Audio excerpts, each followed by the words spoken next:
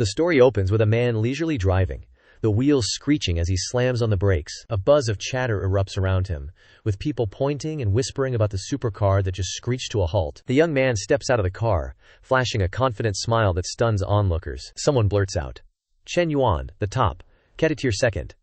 Generation rich kid in school, got another new supercar." From inside the car, a pair of white high heels slowly emerge, followed by a girl with a very ample bosom, stepping out of the car with a smug smile. Seeing this scene, the guys on campus are seething, muttering, "He barely got on campus and already snagged a top-tier babe from the N2 flight attendant program? Chen Yuan, that lucky bastard." A few other guys, faces red with envy, chimes in.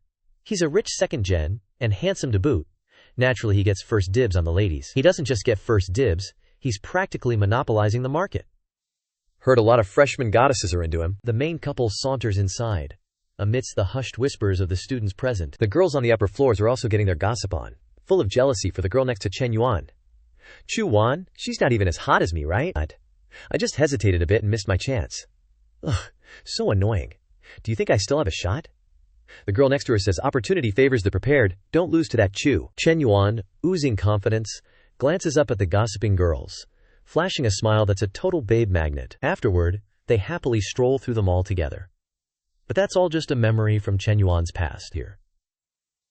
He reflects, it's a pity all that generous spending and enviable life in his third year of university was ended by a disaster. Not only did the 3 tourism companies in his family go bankrupt, but they are 100 million in debt. Back in reality, Chen Yuan walks inside and shouts, "Yo, roomies, anyone up for a late-night gaming session with Lao Zhang?" He turns around, coldly replying, "Chen Yuan, I don't think we're that close." Another guy lounged back, leisurely saying, "You think you are still the young rich man from before. If you ask, we come, and if you want us to go, we leave." Chen Yuan is speechless, swallowing his pride, and goes to the roof to take in the breeze. He thought to himself, all his old friends that partied with him left one by one, avoiding him at all costs. There's no choice.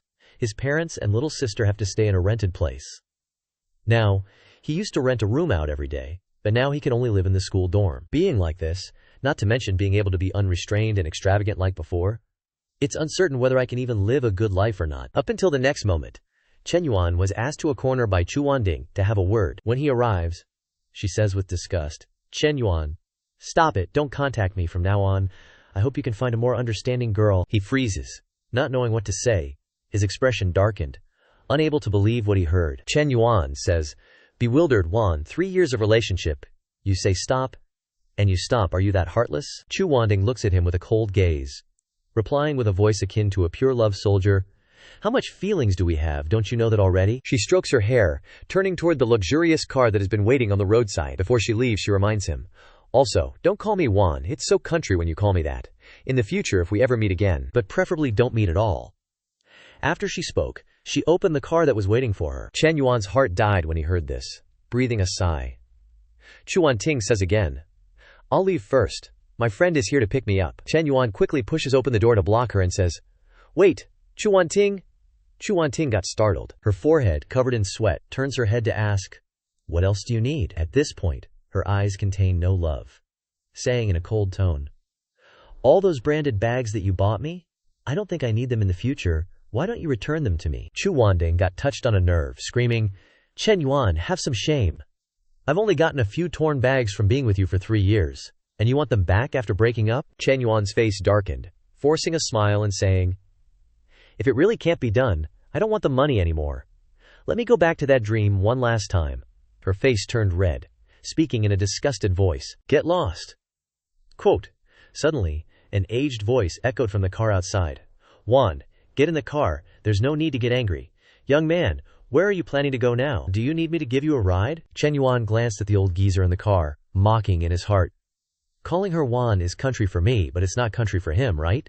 Ridiculous. Here. He replied coldly, "No need. My home is really near." The old man uses a provoking tone. "Juan and I have other things to do. I am worried that you'll be too affected by this, that you can't think straight. Young man, I think I should bring you home to safety." When Chen Yuan hears those words, his heart is hurting more than eating chilies, thinking that you want to kill someone and hurt their feelings. If I don't return the strike, I'd be considered an idiot. Right after thinking, Chen Yuan lowers his head near the car's window, replying harmoniously, "Big brother, you are a good person. I will take the thought. but my home really is near. Walking would only take a few steps. Chen Yuan turns to her and continues. Wandy is a good girl. I hope you can take good care of her from now on. Chu Wanding spaced out, not understanding what Chen Yuan wants to do. After she sat inside the car, the man inside the car also said smugly, don't worry, you can give Wan to me. Chen Yuan started his move at this point. We men must always give women the best things. Wan has a lot of habits, brother should remember them. First, she likes to use Okamoto 001. Second, fishnet stockings. Don't need good quality ones because good quality ones aren't as convenient. Also, nurse and police uniforms are what she likes wearing most during sex. He sat in the car, fuming and pale, sputtering in retort. Lo, now you're just talking for the sake of it. With that, he rolled up the window and sped off. Chen Yuan watched the car speed away, able only to sigh deeply, muttering, Brother, I was just getting to the main point. Chu Wanting, perhaps your choice was right after all. The glaring sun overhead made him squint, shielding his eyes with his hand. Chen Yuan said coolly, Forget it, it's nothing to do with me anymore. Hopefully your choice will give you a perfect life. Suddenly, a robotic voice echoed from nowhere. Indeed, everyone should strive to live their perfect life. Perfect life system downloading. The sun overhead vanished, replaced by a golden-orange system panel that left Chen Yuan dumbfounded. Information began to appear on it. Host, Chen Yuan age, 21 height, 182 centimeters weight, 70 kilograms net worth, 87 health value, 72 fitness value, 75 skills, none. Chen Yuan broke out in a sweat, pointing at himself, puzzled and questioning. Host is me? I wasn't even asking to live or die. Why am I hallucinating? The system panel reappeared, along with a long list of missions. Perfect life system download complete. A perfect life not only needs money as a foundation, but also requires valuing the opposite sex. Mission initiated. Spend money on an opposite-sex person of the same age nearby with a favorability rating exceeding 60 and also gain their regard. Mission reward. Spending money on the opposite sex will be tripled in return. If the opposite sex's favorability increases by 3 points during this spending, the refund will be doubled. Note: spending can only be done using accounts or cash. Chen Yuan couldn't believe what was in front of him, repeatedly scratching his head, thinking, I've got a system? Ha! Is this for real? Hallucination, begone! Suddenly, a soft voice called out from behind Chen Yuan. A girl was looking at him with worried eyes, reminding him, a boy should act like a boy. It's just a breakup, is it really that bad? At this moment, the system also displayed information about the girl. Academic advisor, Li Xiao. The girl walked up to Chen Yuan and said, I saw everything just now. To put it in the words of you guys, bye-bye is bye-bye, the next one will be better, right? Chen Yuan turned to look at Li Xiao in a daze. Suddenly he noticed the pink number 65 above Li Xiao's head, surprised in his heart. Huh? Above Teacher Li's head. The system also chimed in with a notification. Li Xiao. Favorability towards the host is 65. Chen Yuan was now startled, analyzing silently. The number above Teacher Li's head and the explanation.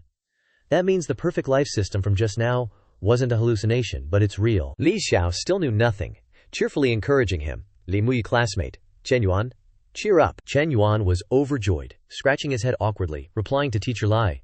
I'm okay, Teacher Lai. He thought to himself. So, I really got a cheat code, listened he. Li Xiao smiled kindly and asked. Yeah, that's right. About the tuition assistance I mentioned last time. Have you thought about it? The application has been submitted early. This is one of the few things I can help you with. Chen Yuan replied honestly.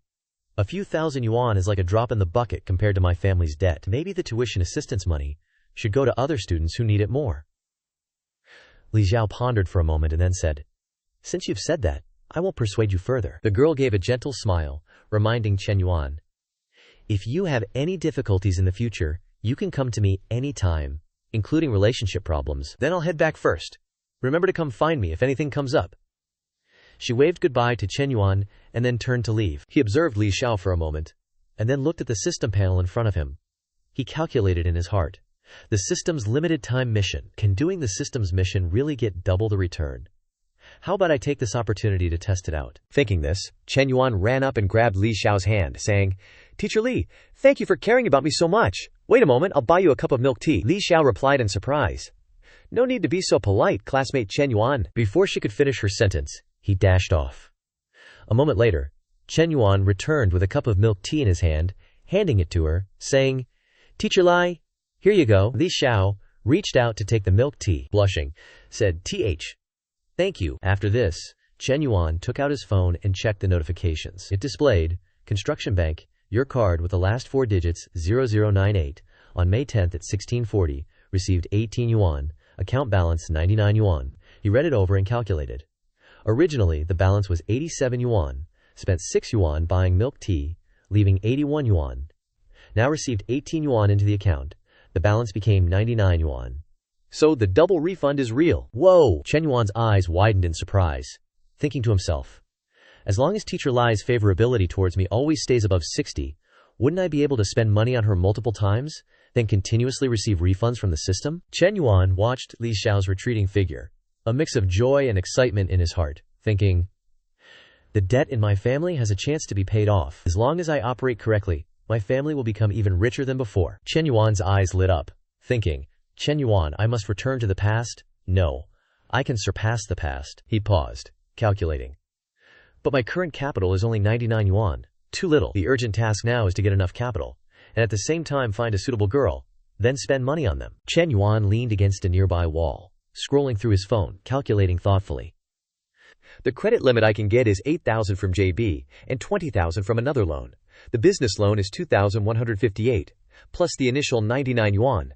Currently, the total money in my hand is 49,684 yuan. Chen Yuan smiled slyly, thinking to himself, Teacher Li, I'm just a poor student from a bankrupt family, wanting her to receive my precious gift, so I have to think of a way. A moment later, an exquisite box lay completely inside a roadside trash can. Chen Yuan looked at the bag in his hand, calculating in his heart.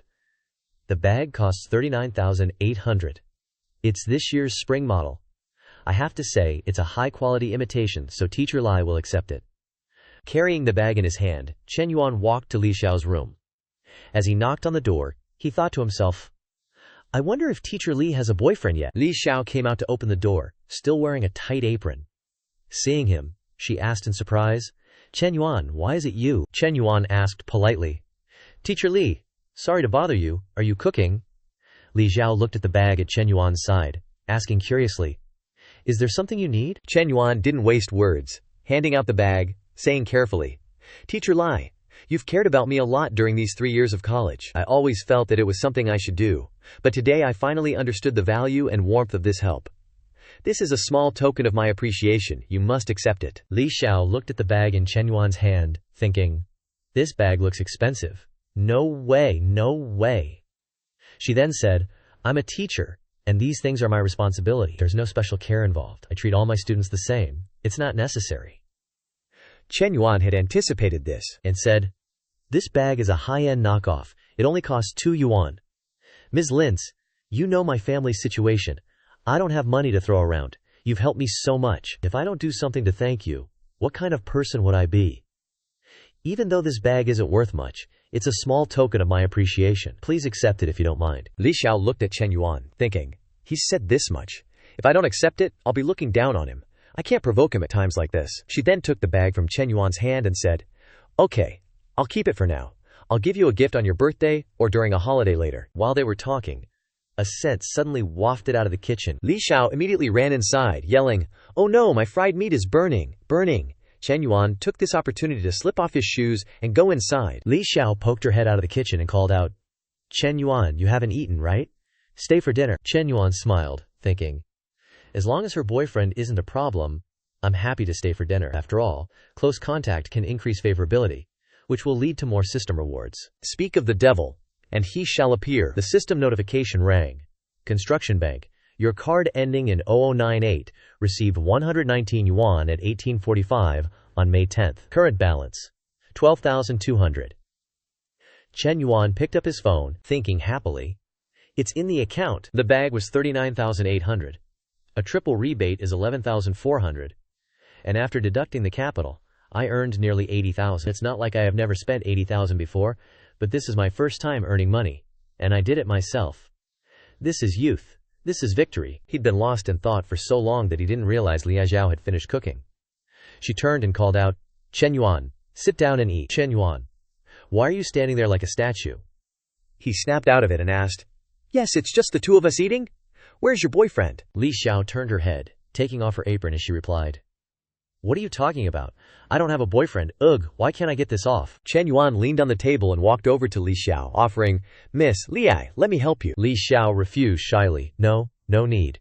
But Chen Yuan was faster, going behind her to help her take off the apron. Chen Yuan looked at the alluring scene of her figure from behind and said, It's okay. Almost done. Suddenly, a loud shout came from outside. What are you two doing?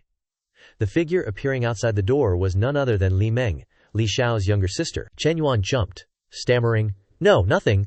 Li Xiao, on the other hand, smiled brightly and asked, Why are you home so late today? Come and eat. After smiling, apron and all, Li Xiao ran to hug Li Meng's arm and introduced, This is my younger sister, Li Meng. Chen Yuan forced a smile, raised his hand, and said softly, Hello. Li Meng looked at him with a dark expression and replied coldly, I'm not good. Seeing that the situation wasn't optimistic, Chen Yuan made an excuse to leave. Li, I ate before I came. I'll go back to school now. Li Xiao watched his retreating figure, a bit surprised, thinking, he ate. But he clearly wanted to sit down and eat just now. Li Meng crossed her arms, watching Chen Yuan leave, and said coldly to Lin Zhao, Sis, I think he has bad intentions.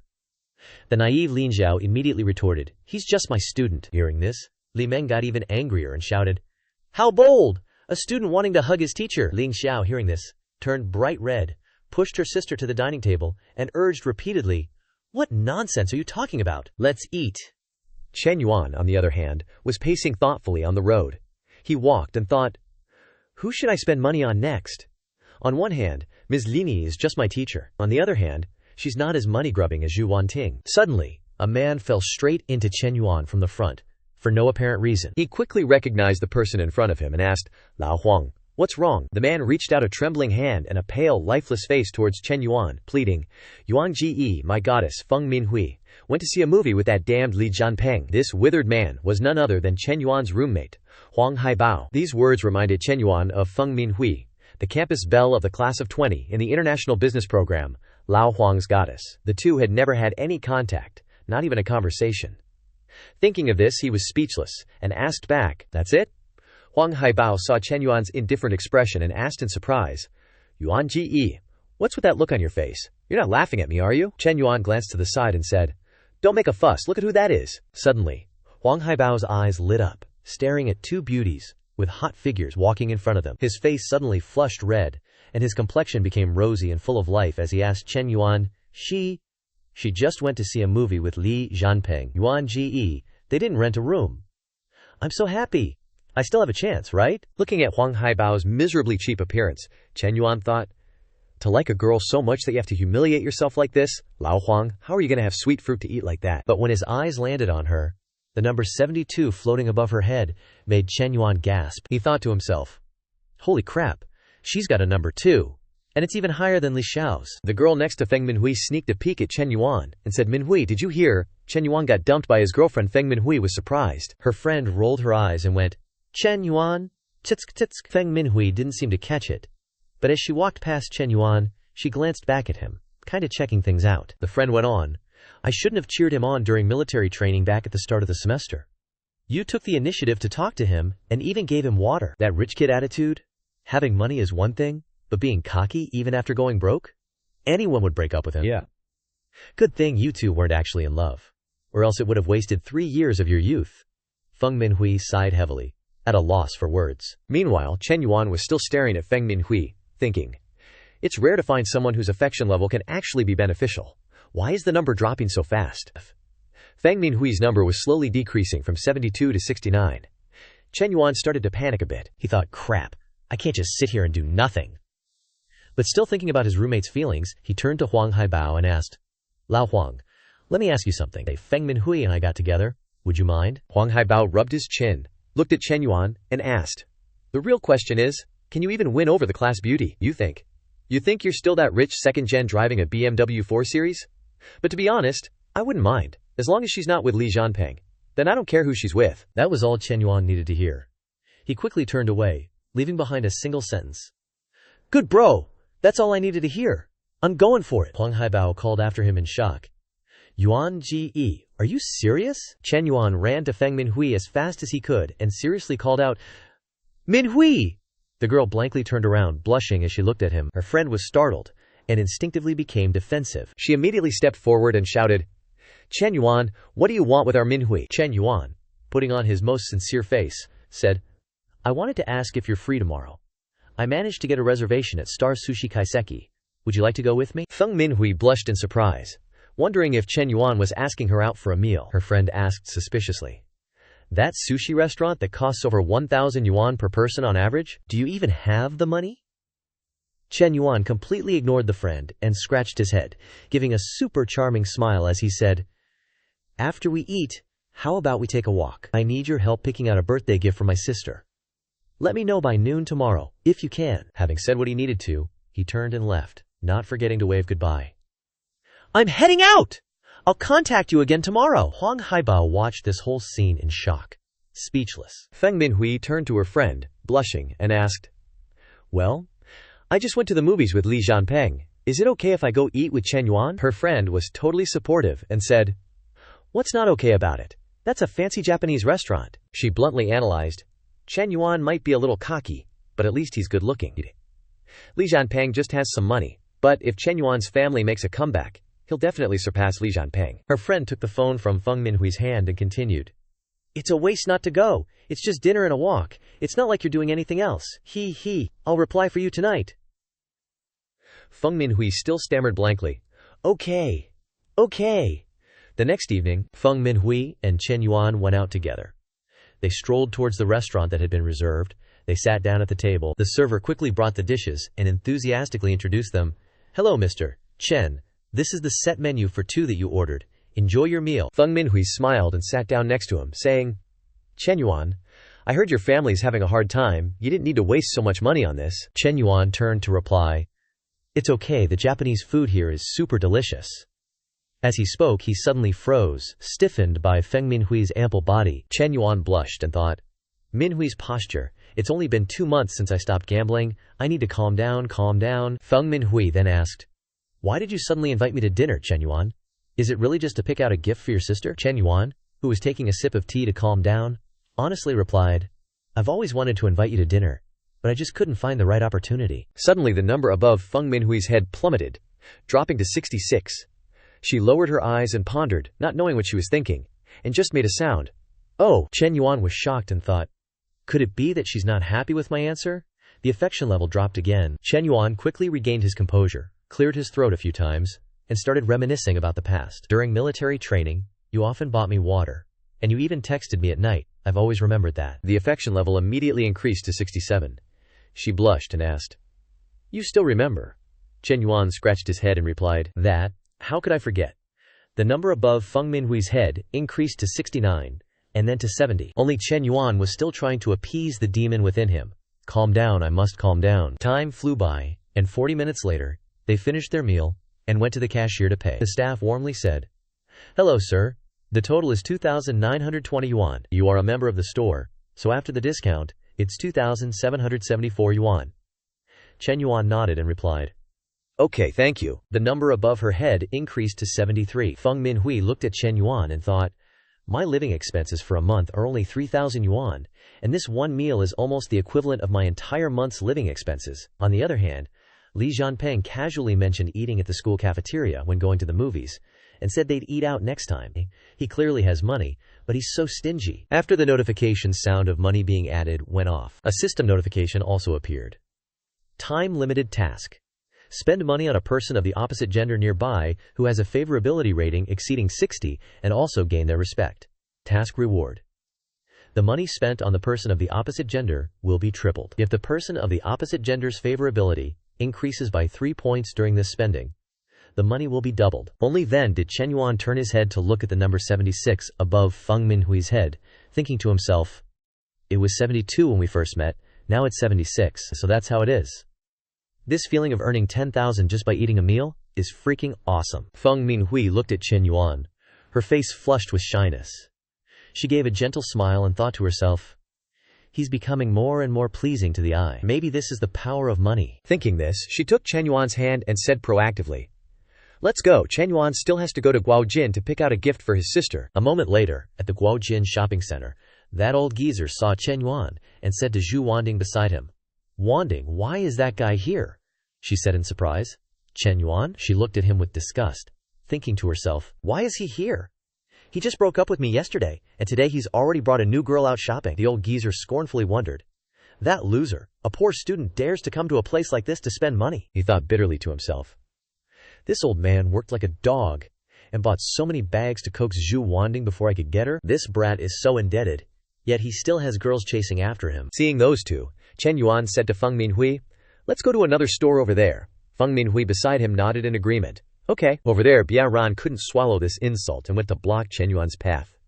Since you're already here, how about we go in and take a look? It doesn't cost money to look, anyway. That woman Wanding beside him also chimed in. Chen Yuan, what are you doing here? Who is she? Chen Yuan replied coldly. What a coincidence. I came to stroll around and pick out a gift for my sister. That old geezer said haughtily. Ha! If you're buying a gift, you should go to the toy wholesale market and take a look.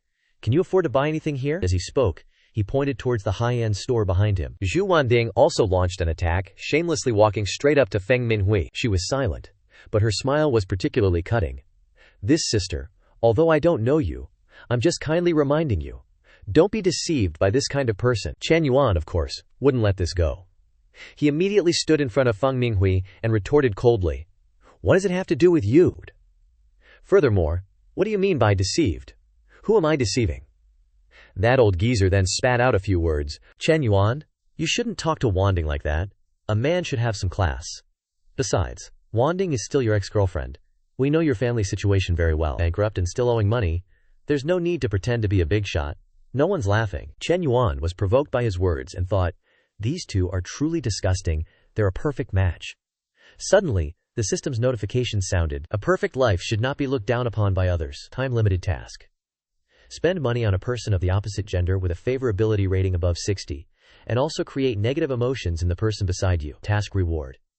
If the value of the negative emotions of the person beside you increases because of the host will be refunded double the amount spent on the person of the opposite gender for every 5 points increase. Note: this task can be stacked with the refund when spending money on a person of the opposite gender. At this moment, the two numbers of that scum couple also appeared, 30 and 35 respectively. Chen Yuan seemed to have found their weakness. He smiled to himself.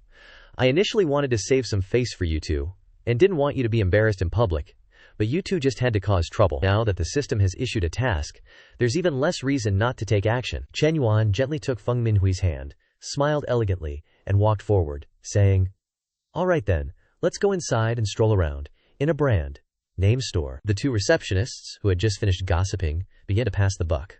Chen Yuan is considered an old customer. You go and greet him. The girl beside her retorted, I'm not going.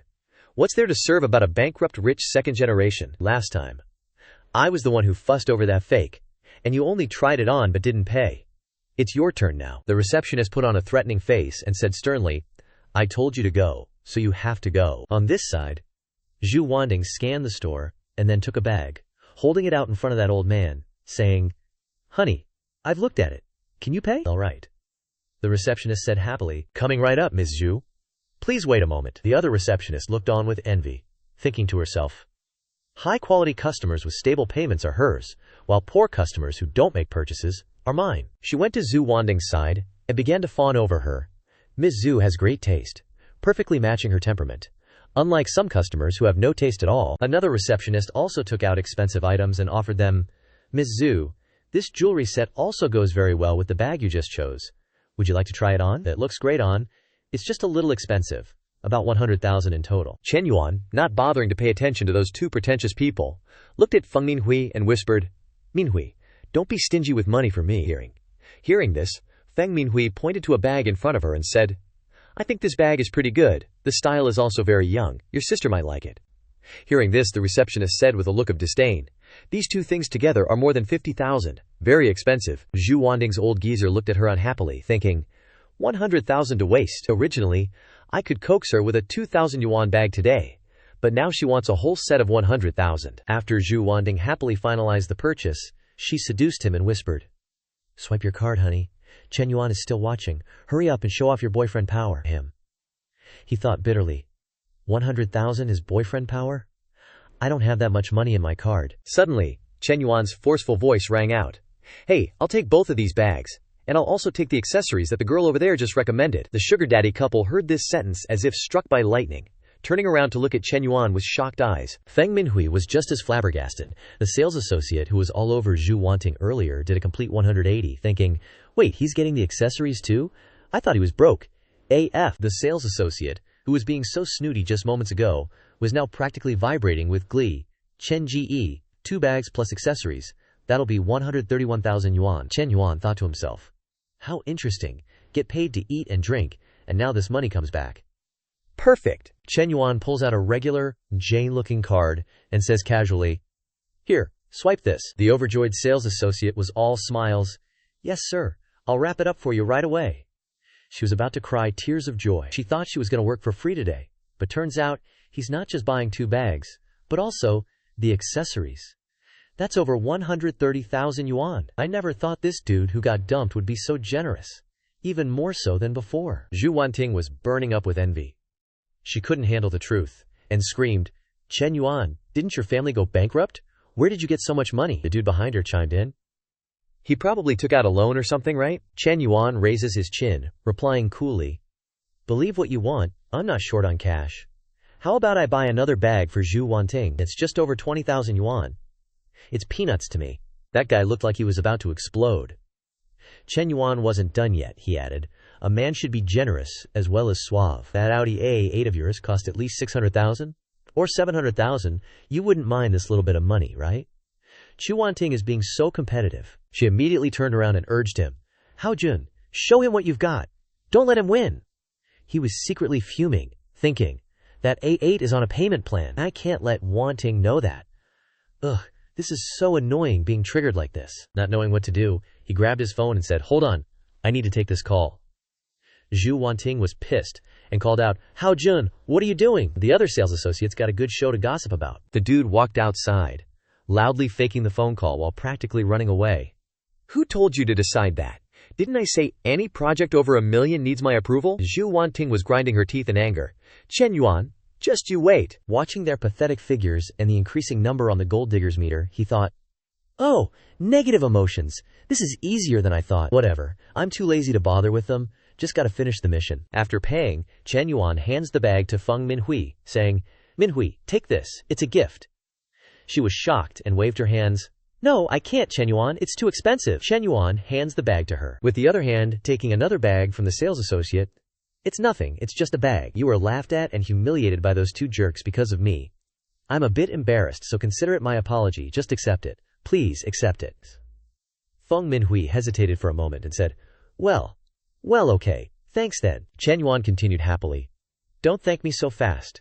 And there is this, and those. All for you. Feng Minhui asked in surprise. Huh. Isn't this for your younger sister? Chen Yuan responded casually. I don't know if she likes them, but I know you at least like this bag.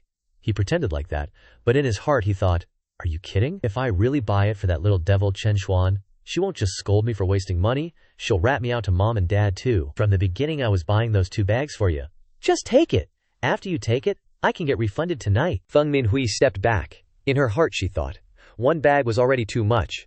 But to accept all of this like this, wouldn't that make a bad impression on him? The girl blushed, embarrassed, and replied, I can't, Chen Yuan. She didn't even have the chance to finish her sentence. He already grabbed Feng Minhui's hand. Smiling, he said, It's okay, this is just the beginning, we still have a lot of time. Just accept it. If you keep refusing, I'll be sad. With the enthusiastic begging, the girl also accepted the remaining bag. Immediately, a system message rang. Congratulations, host! On completing the mission, this mission got a total of 15 negative points, and a triple refund of the money that was spent, in addition to spending money for the opposite sex, for a total of 6 times the refund. Construction bank card number with tailing digits 0098, received 786000 at 21:00 on May 11th. The current balance is 786,356 yuan. Chen Yuan held Feng Minhui's hand and thought, right now, Minhui is my cash cow. I have to protect her well, and not let the drop in affection from just now happen again. He said gently to her, Minhui, let's go back to school, it's getting late. In Chen Yuan's heart, he thought, although I really want to go a round or two, this kind of thing can't be too hasty, It's better to let it happen naturally. Feng Minhui was also moved by this action and thought, Chen Yuan is completely different from Li Jianping. He didn't mention going to a bar, if not I really wanted to. A moment later, Chen Yuan finally arrived at the south dorm. At the same time, a group of youths were coming down from upstairs, repeatedly cheering. Jianping, so enviable, so quietly you got the class beauty. All of us are still single. That's right, I didn't expect you little punk to be a step ahead. This is worth celebrating.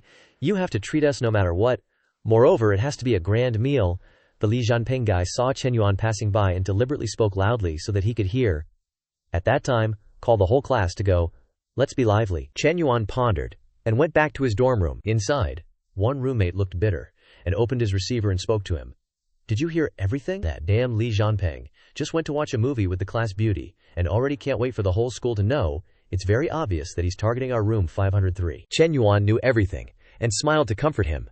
He won't be jumping around for long. Feng Minhui won't be with him. The other side turned around and said to Chen Yuan, don't talk nonsense. Feng Minhui went to watch a movie with him last night. Who knows what else they did. Moreover, didn't she not agree to a date with you today? That shows that she's really with Li Jianping. Chen Yuan simply sat down on the bed, only listened, but didn't say anything else. He turned on the computer, looked at the account balance for a moment and thought, already have new income so fast, maybe I'll go home tomorrow and check things out. Scene changed to Chen Yuan's house. A chubby man sits on a chair.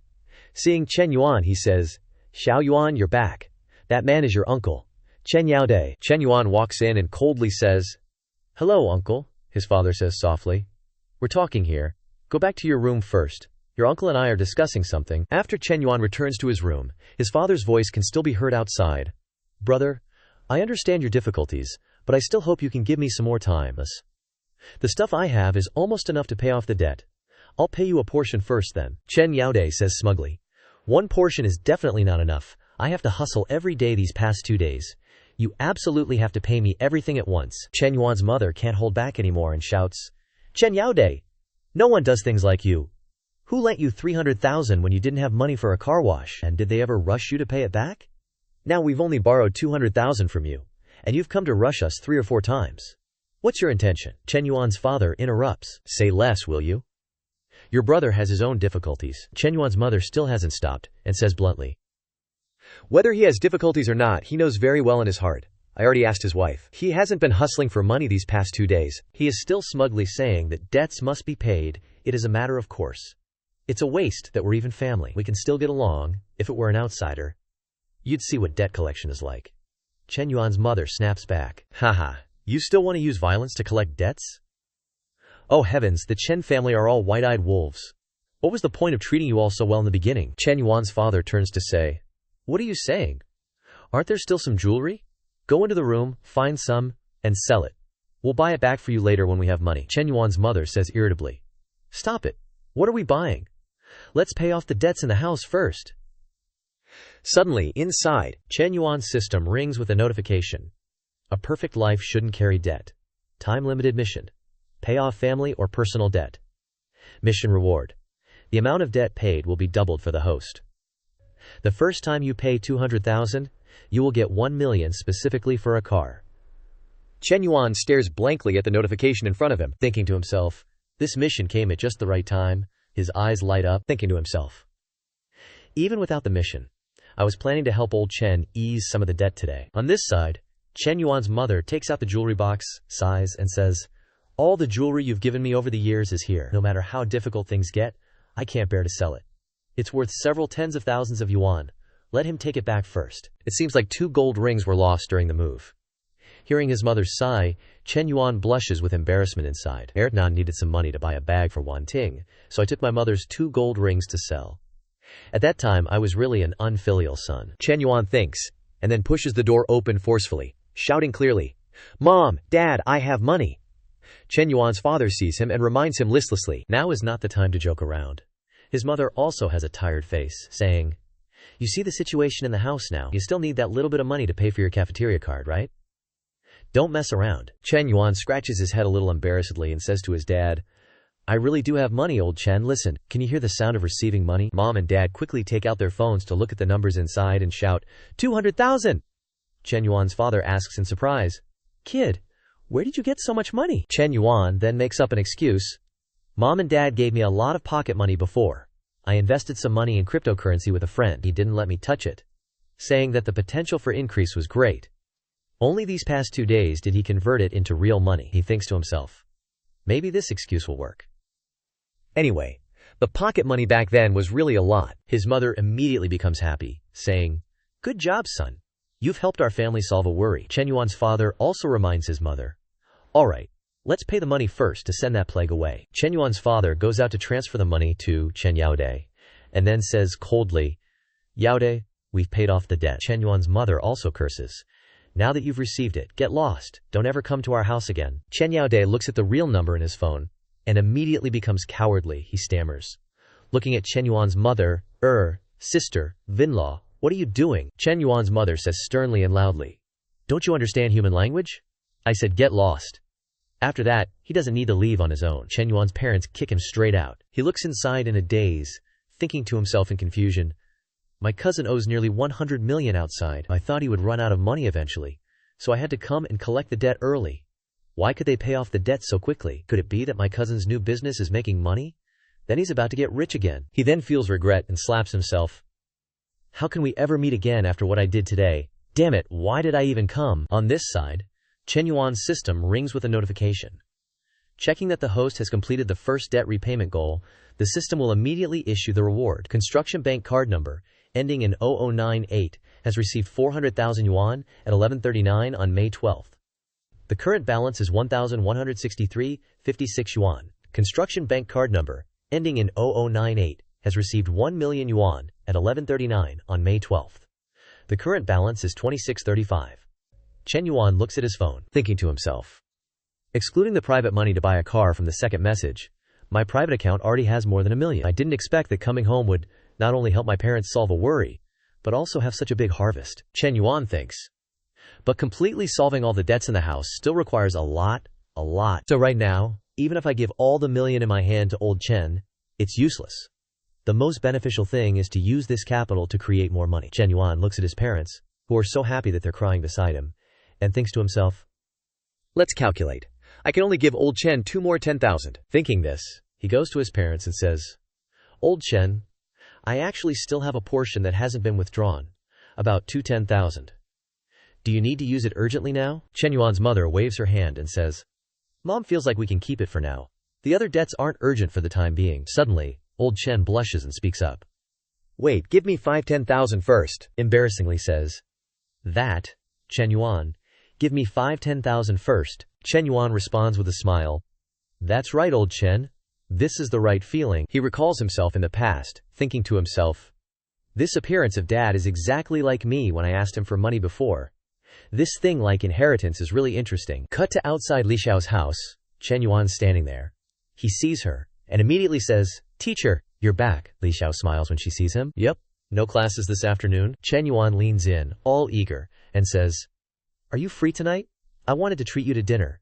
You bought me food last time, so it's my turn to return the favor." The moment he says that, sharp eyes flash behind her, making both Li Xiao and Chen Yuan sweat bullets. Li Meng, her face full of killer intent, appears behind her teacher, making Chen Yuan stutter.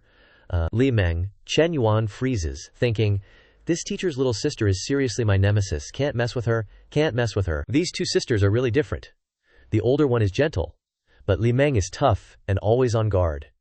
She narrows her eyes at Chen Yuan. Chen Yuan gets super nervous under her gaze, then turns and stammers, "Oh, teacher, I suddenly remember I still have something at school. Might be busy tonight. We'll do the treat another time, okay? I'll go now." And he bolts. Li Meng says to Li Xiao with a serious face, "I told you that kid has ulterior motives." Li Xiao replies softly, "Maybe he really just wants to buy me a meal. Besides, even if he does have other intentions, I wouldn't agree." Chen Yuan's already outside, thinking to himself as he walks, "It's so hot." He absent-mindedly thinks back to the past, driving around in an air-conditioned car with Zhu Xiaoting that was comfortable and cool. Thinking about it still feels nice. Suddenly, he remembers something, takes out his phone, and thinks, wait, I actually have some money set aside to buy a car right now, but I haven't used it. Am I not giving the system enough face? He thinks for a second, then texts Feng Minhui, "Free this afternoon, want to go car shopping with me?" Feng Minhui replies quickly, "Sure, no classes this afternoon anyway." Feng Minhui's friend reads the message and squeals to her, "Aya, you two lovebirds are already going to pick out a car together. That was fast. Are you not coming back to the dorm tonight? Tell me, tell me. Feng Minhui blushes and protests. Don't talk nonsense. We're not even dating yet. Her friend teases. Our Minhui is so lucky to find a rich gold, turtle, and a handsome one at that. That brat Chen Yuan got a steal. She reaches out and gives Feng Minhui's chest a playful squeeze, making her blush and exclaim, "Ah, stop it." An hour later, at a top-tier 4S dealership, an employee sees them arrive and greets them. Welcome, what can I do for you? Are you here to see cars? What kind of car are you looking for? Another guy walks over, face red and dazed, and asks, Minhui, what are you doing here? Feng Minhui turns and says softly, Oh, Senior Qin, she thinks to herself. Qin Yang, the upperclassman who used to chase me in high school. Why am I seeing him here? The guy walks up to them and asks her, Minhui, who's this? Chen Yuan steps forward and introduces himself. I'm her classmate. Xin Xiao asks, Oh, are you two here to see cars? What kind of car are you interested in? Chen Yuan points to the car next to him, without hesitation, and says, I want to learn more about this MCH model. Xin Xiao says enthusiastically. The car exhibits are over there. Feel free to look around, you can also sit inside. In his heart, he's clearly looking down on them, thinking, the lowest MCH is at least 500,000, and it's more than 600,000 on the ground. This kid is dressed so plainly. Ha! If you don't have money, you don't have money. What's the point of bringing a female student to the 4S store and pretending to buy something? He stares blankly at Feng Minhui, thinking to himself, Minhui is still so beautiful, worthy of being the goddess I pursued. I'm different from before.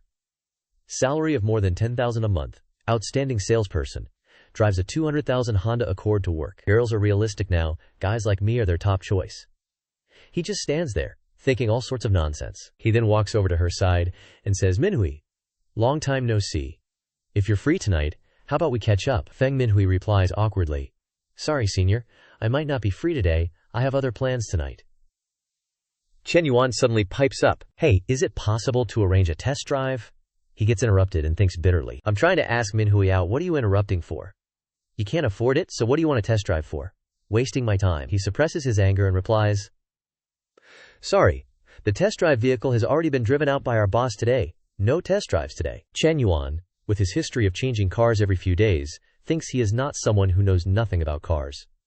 He already saw the MCH in the store when he came in. If you can't arrange it, then change someone else. Without saying much, he gets off the car and shouts loudly to the front desk, Excuse me, could you arrange another salesperson for me? I want to test drive immediately. A girl walks out and says softly, Hello, my name is Chen Na. I am the sales consultant of the store. How can I help you? Chen Yuan looked at the sweet girl in front of him and praised him. Another colleague saw this and asked the guy, Isn't Xin Yang supposed to be handling that customer? Why did you let Chen Na take over? He replied annoyedly, I couldn't be bothered. Let Chen Na work for free. A student saying he wants to buy an M9 and test drive it? Isn't that just bragging? The other colleague said. What if he actually buys it? You'll regret it then. Xin Yang still scoffed. Buy my ass. Just a poor guy bringing a pretty girl along to show off. I've seen this a million times. Meanwhile, Chen Na was enthusiastically introducing the car. Sir, this car mainly features intelligent driver's seat design and is equipped with a 192-line laser radar, enabling full autonomous driving. How does it feel? Chen Yuan quietly assessed the girl's efficiency. Very professional. Her looks and figure aren't any less than Feng Minhui's, he thought. It's just that you often hear stories online about female car salespersons rarely closing deals with male customers. A few impure thoughts about Chen Na popped up in his head. Over there, Chen Na asked, Do you understand all the car's configurations? What's your budget? Chen Yuan casually asked, Do you have a car in stock?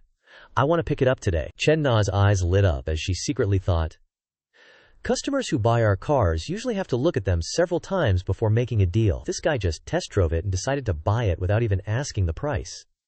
If he really buys it, why did Xin Yang give up on serving him? She checked and said apologetically, Sorry, we don't have the car in stock right now, but another store has a customer who had financial issues and canceled their order. If you need it, we can transfer it here within a week.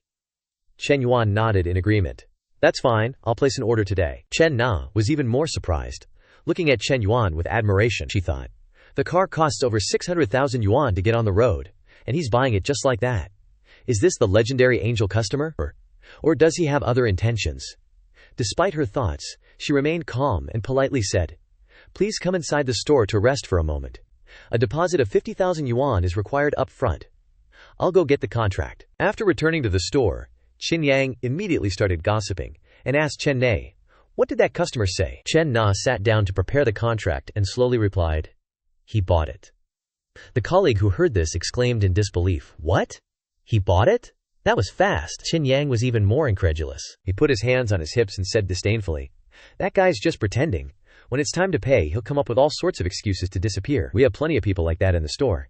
The male colleague seemed enlightened and chimed in, Yeah, that's right. I've been selling cars for so many years, and I've never seen a customer buy so quickly." Chen Na calmly reaffirmed, "I'm telling you, Mr. Chen bought it, and he's even going to pay the full amount." This news shocked the male colleague so much that he lost control of his words. The colleague turned to Chen Yang and said, "You idiot. You let such a big order slip away. You're going to regret this." He couldn't do anything about his frustration and could only clench his fists in self-anger. After completing the paperwork, Chen Na asked with a smile, "Mr. Chen, if you have any issues with the follow-up procedures, feel free to tell me at any time. Where would you like to go later?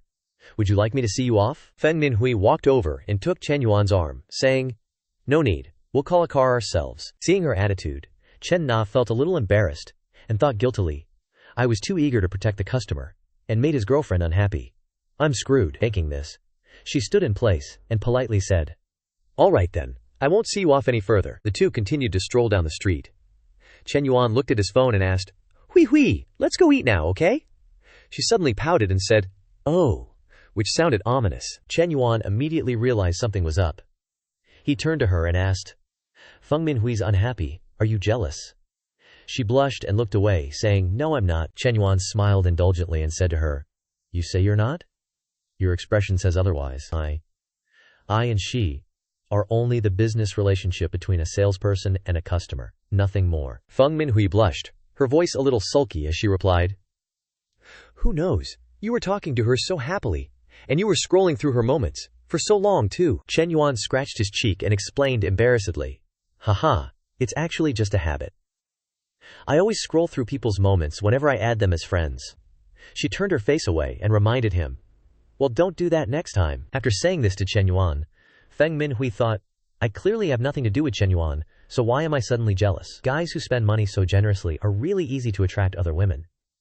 I have to find a way to keep Chen Yuan." As if she had thought of something, she secretly encouraged herself, "I have to hold on to Chen Yuan tightly." Meanwhile, Chen Yuan was still repeating the words from earlier, "I won't do that next time. Let's go eat first, then we'll go shopping. I'll buy you gifts for National Day." He was a little nervous in his heart, thinking, "There won't be anything fishy next time. I'm really not that pure, damn it." Hearing about shopping, Feng Minhui said, "But you already bought me 2 bags yesterday." She thought to herself, Although I'm a little expectant, it's not good to let Chen Yuan spend money like this. What if he thinks I'm a gold digger?" Chen Yuan smiled gently and said, "It's okay, it's normal for girls to have lots of bags.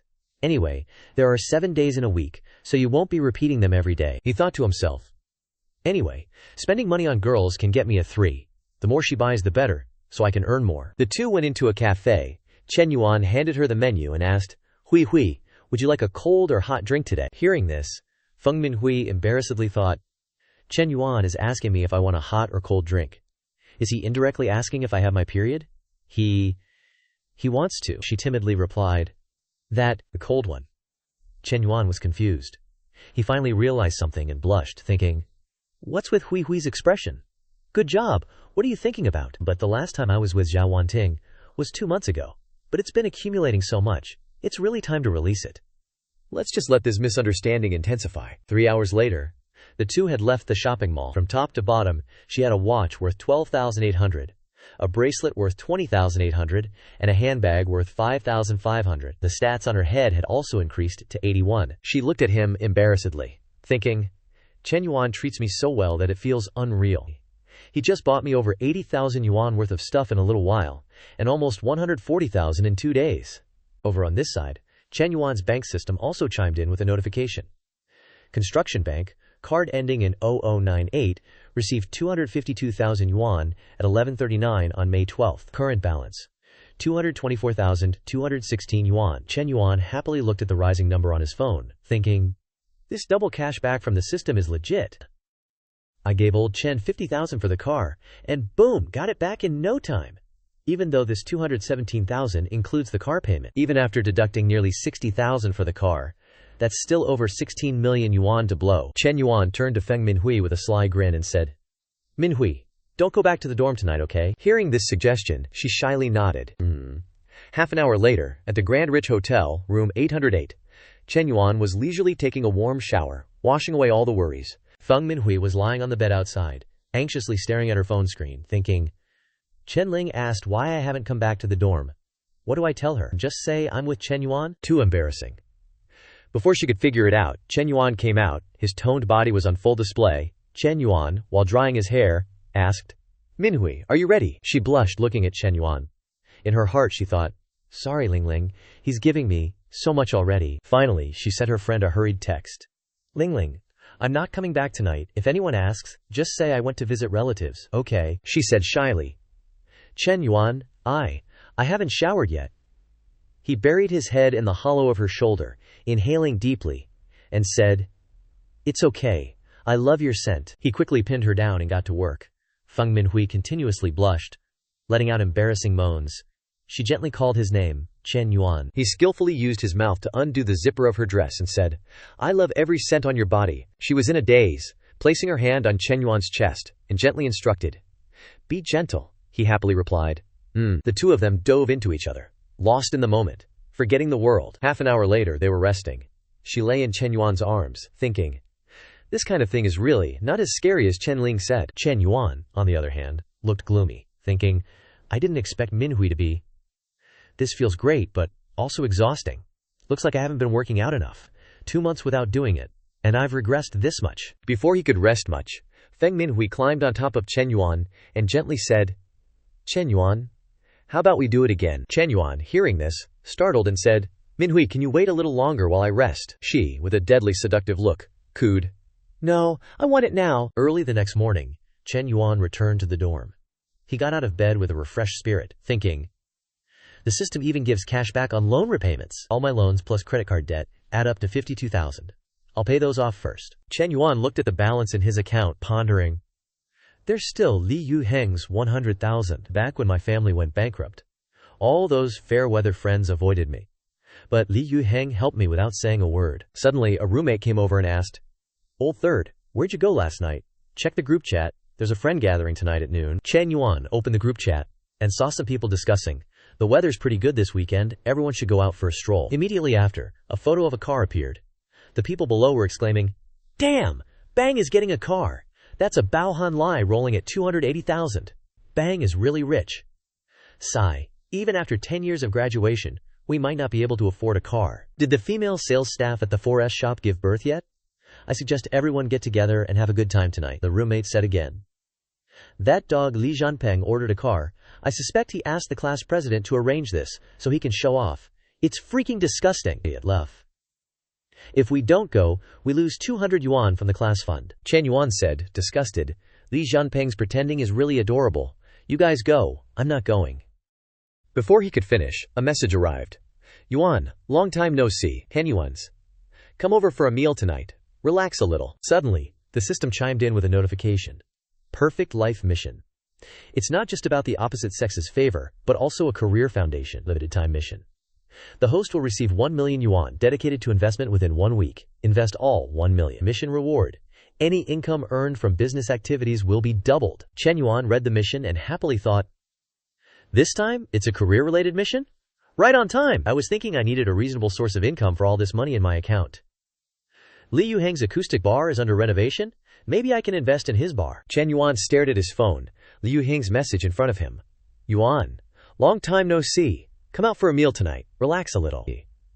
He replied, send the location. Tonight Daddy will show you a change of scenery. At the South Scenery Bar, in a VIP room.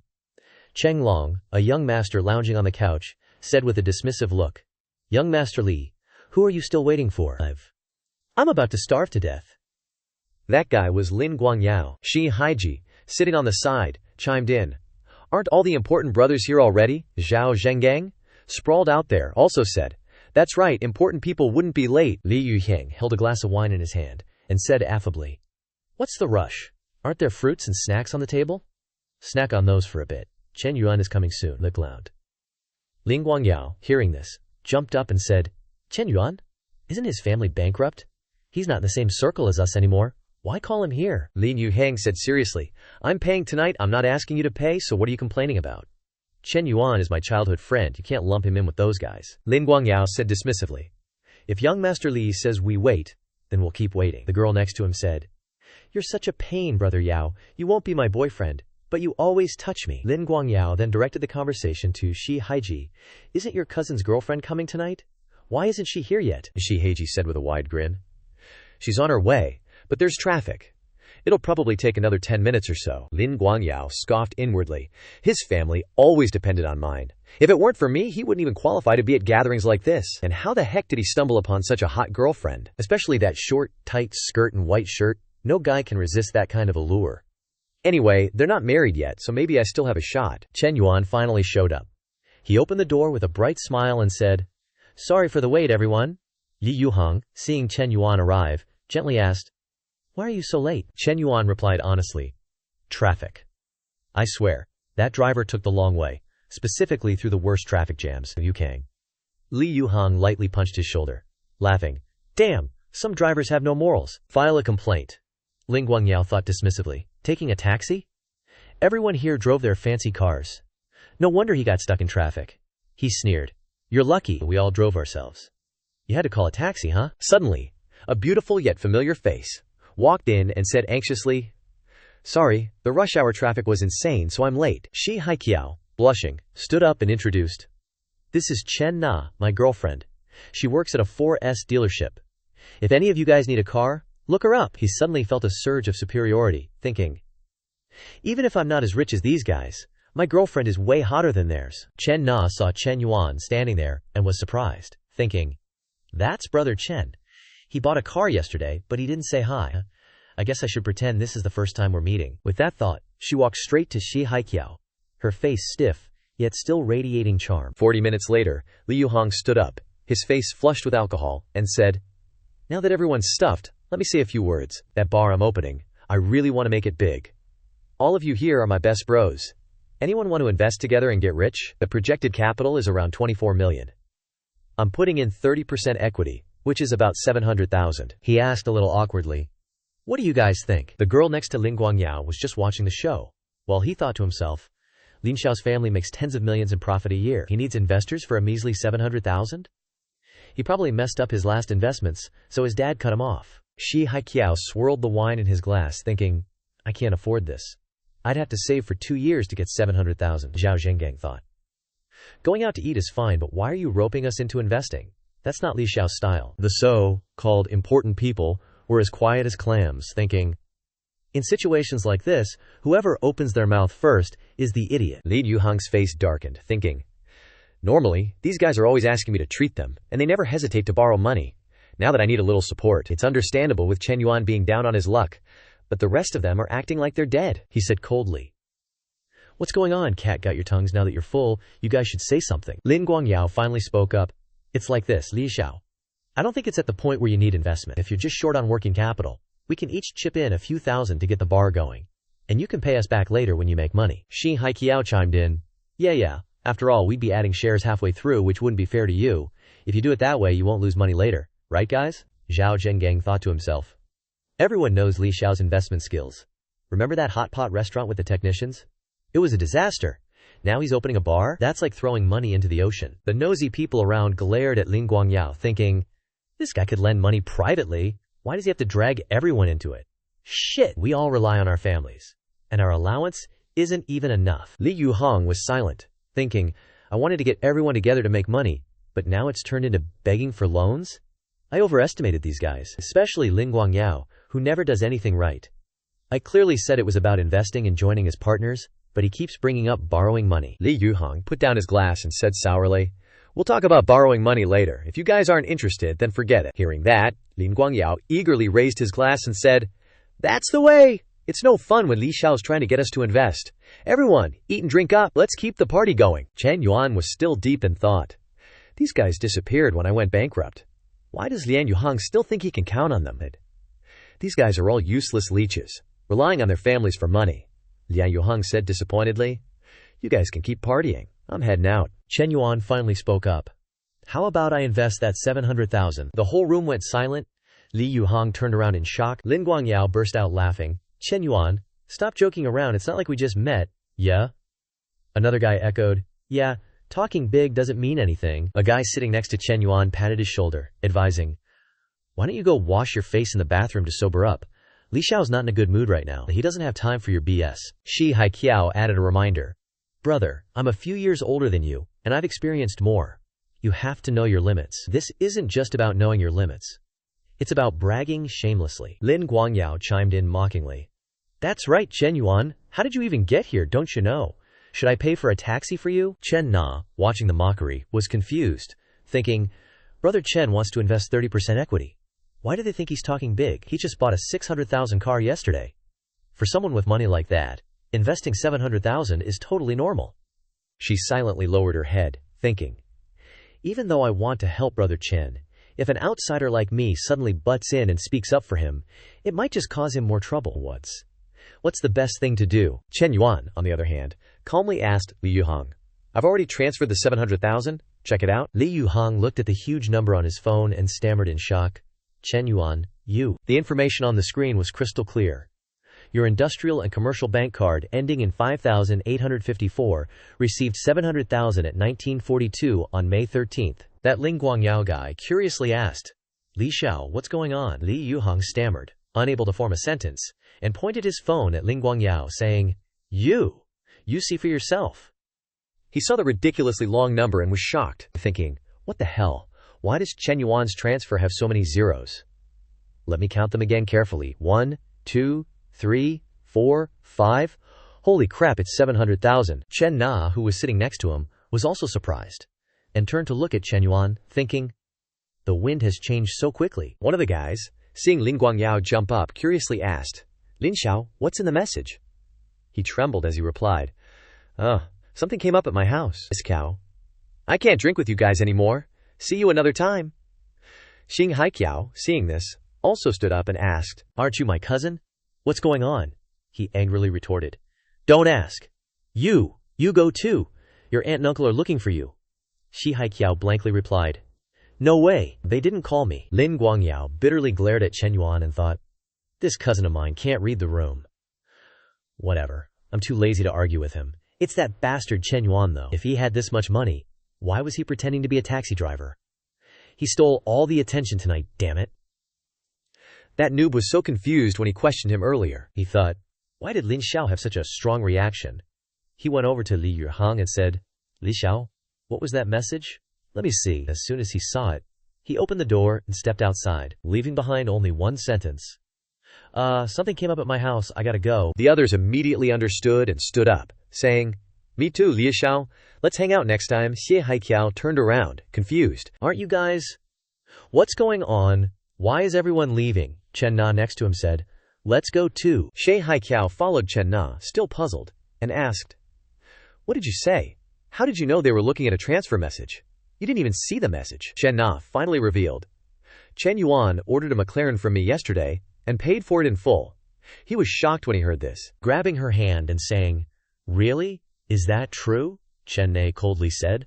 Why would I lie to you? I still have his car purchase contract. He got annoyed when he heard this and scolded her. Nah, I'm not blaming you, but if you know a rich young master like that, you should tell me immediately. It's your fault for not handling this properly. Next time. Chen Na coldly shook off his hand and sharply said, next time what? Shi Haiji? I just realized what kind of person you are. Consider me having met the wrong person. Don't contact me anymore. Scene changed to inside the VIP room. Li Yuhang sat down, put his arm around Chen Yuan's shoulder and said, if I'd known you were this rich, I wouldn't have organized this gathering today. What a waste of money. Chen Yuan poured wine into a glass and said, it's good you know now. None of those guys are trustworthy. They're good for playing around, but they can't do anything when things get serious. Chen Yuan turned and smiled, opening his mouth and saying, tell me about your idea for opening a quiet bar. You ago. Even though I'm just a small shareholder, I still have to participate in the planning of the future. Li Yuhang agreed with a bright smile. Okay, I'll tell you about the plan first. For the next half hour, Chen Yuan discussed the decoration style and operation situation with Lin Yuhang. After a brain dump, Liu Hang rubbed his head in frustration and blurted out, you son of a gun are really something. Going to university wasn't a waste. You're so insightful in business. Chen Yuan stretched and said, This is called business genius. But I don't have time to be at the bar every day to watch over things. And it's even harder to save for you. So we still have to find a store near the school. Li Yuhong immediately replied, Whatever you say. Whatever you say. An hour later, a message from Chen Na arrived. Brother Chen, the car you ordered is about to arrive at the store. You can come on Friday to pay the final amount for the car. Chen Yuan seemed to have an idea and replied, No rush. Are you free tomorrow night? I have some specific questions about the car I want to ask you directly. Chen Na thought when she saw this message. This brother Chen is Chen Yuan. She smiled secretly, thinking, Right now, Manhua is a money-making tree, but the amount of repayment is limited. We have to expand in all directions to fully utilize this sugar daddy system to make money. Moreover, Chen Na's looks and figure are both top-notch. Spending money on such a beautiful woman isn't a loss. Thinking this, he sent the address to Chen Na. Tomorrow, tea restaurant, 4th floor, Guaojin Shopping Center. The next day, she arrived early as scheduled. She sat by the window, resting her chin and thought, Brother Chen hasn't arrived yet, am I early? Suddenly, a pot-bellied uncle walked in from outside, saw her, and thought, Chen Na? Why is she here? And she's wearing the store uniform too. I never had a chance to flirt with this little girl at the store. I finally caught her today. Thinking this, he turned around and said to the people behind him, You guys find a place to eat today. I have some business to take care of. He was the general manager of Chen Na's 4S store, named Zheng Jinyang. The people behind him immediately understood and said, President Zheng, you go ahead with your work. We'll go first then. After that group of people left, they were still discussing among themselves, Do you think Chen Na will agree to President Zheng? I don't think so. Chen Na doesn't seem like that kind of person. Another colleague said, That's not necessarily true. Would a girl come to a place like this alone to eat?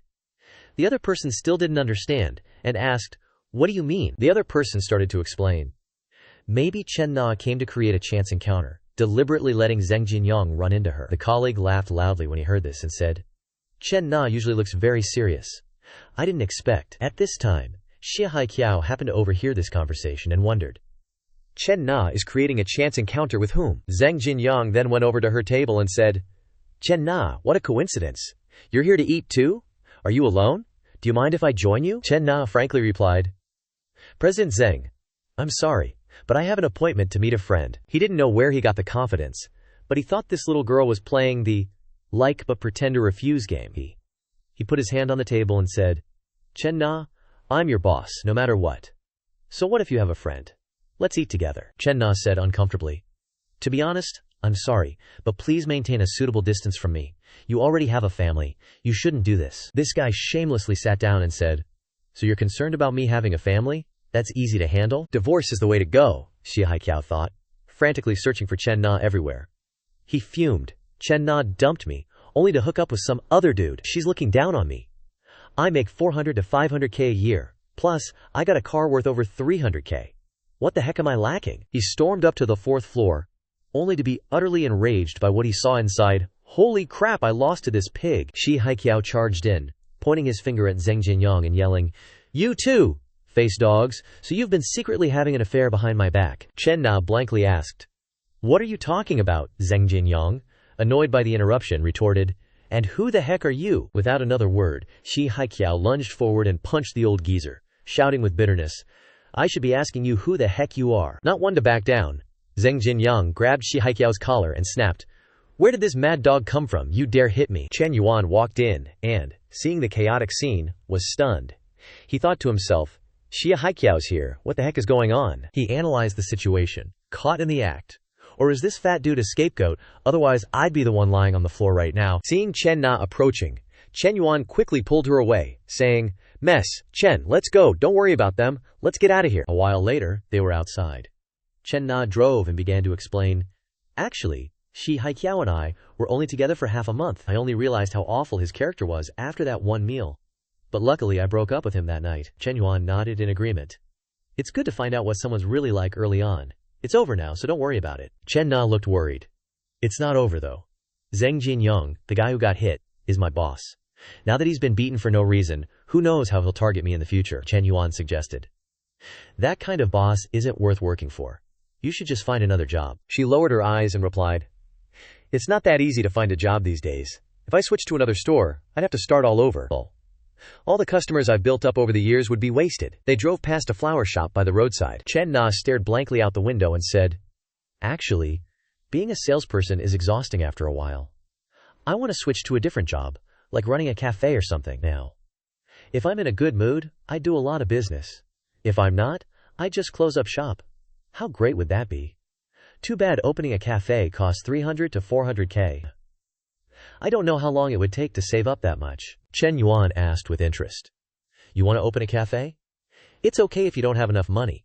What if someone wanted to invest?" In his heart, he thought. "Besides the 700K I gave to Li Yuhang, I still have 300K, specifically for investments." Chen Na didn't take him seriously and laughed.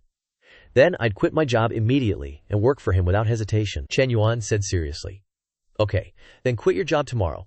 I'll invest 300K to open a cafe, and you can work for me from now on." Zhao Yuan's hand, which had been slapping his thigh, stopped abruptly. The number above Chen Na's head jumped straight to 64, and she gasped in surprise. Chen Yuan, on the other hand, was ecstatic, thinking to himself, "I was a little worried that I wouldn't be able to get her affection all the way here. Here comes a money tree." Chen Na asked in disbelief, "Chen Yuan, are you kidding me?" Chen Yuan smiled and replied, "I'm serious. What's the matter? Don't want to work for me? After we open the cafe, I'll pay you 12,000 yuan a month, plus there's commission. If we're open for 3 consecutive months, I'll give you a car worth 200K. Your car is old, so you should get a new one." Her eyes lit up, thinking in disbelief. No pressure to meet sales targets, and I get a car after working for 3 months. That would make my annual salary exceed 300K. She suddenly remembered something and thought, "Wait a minute.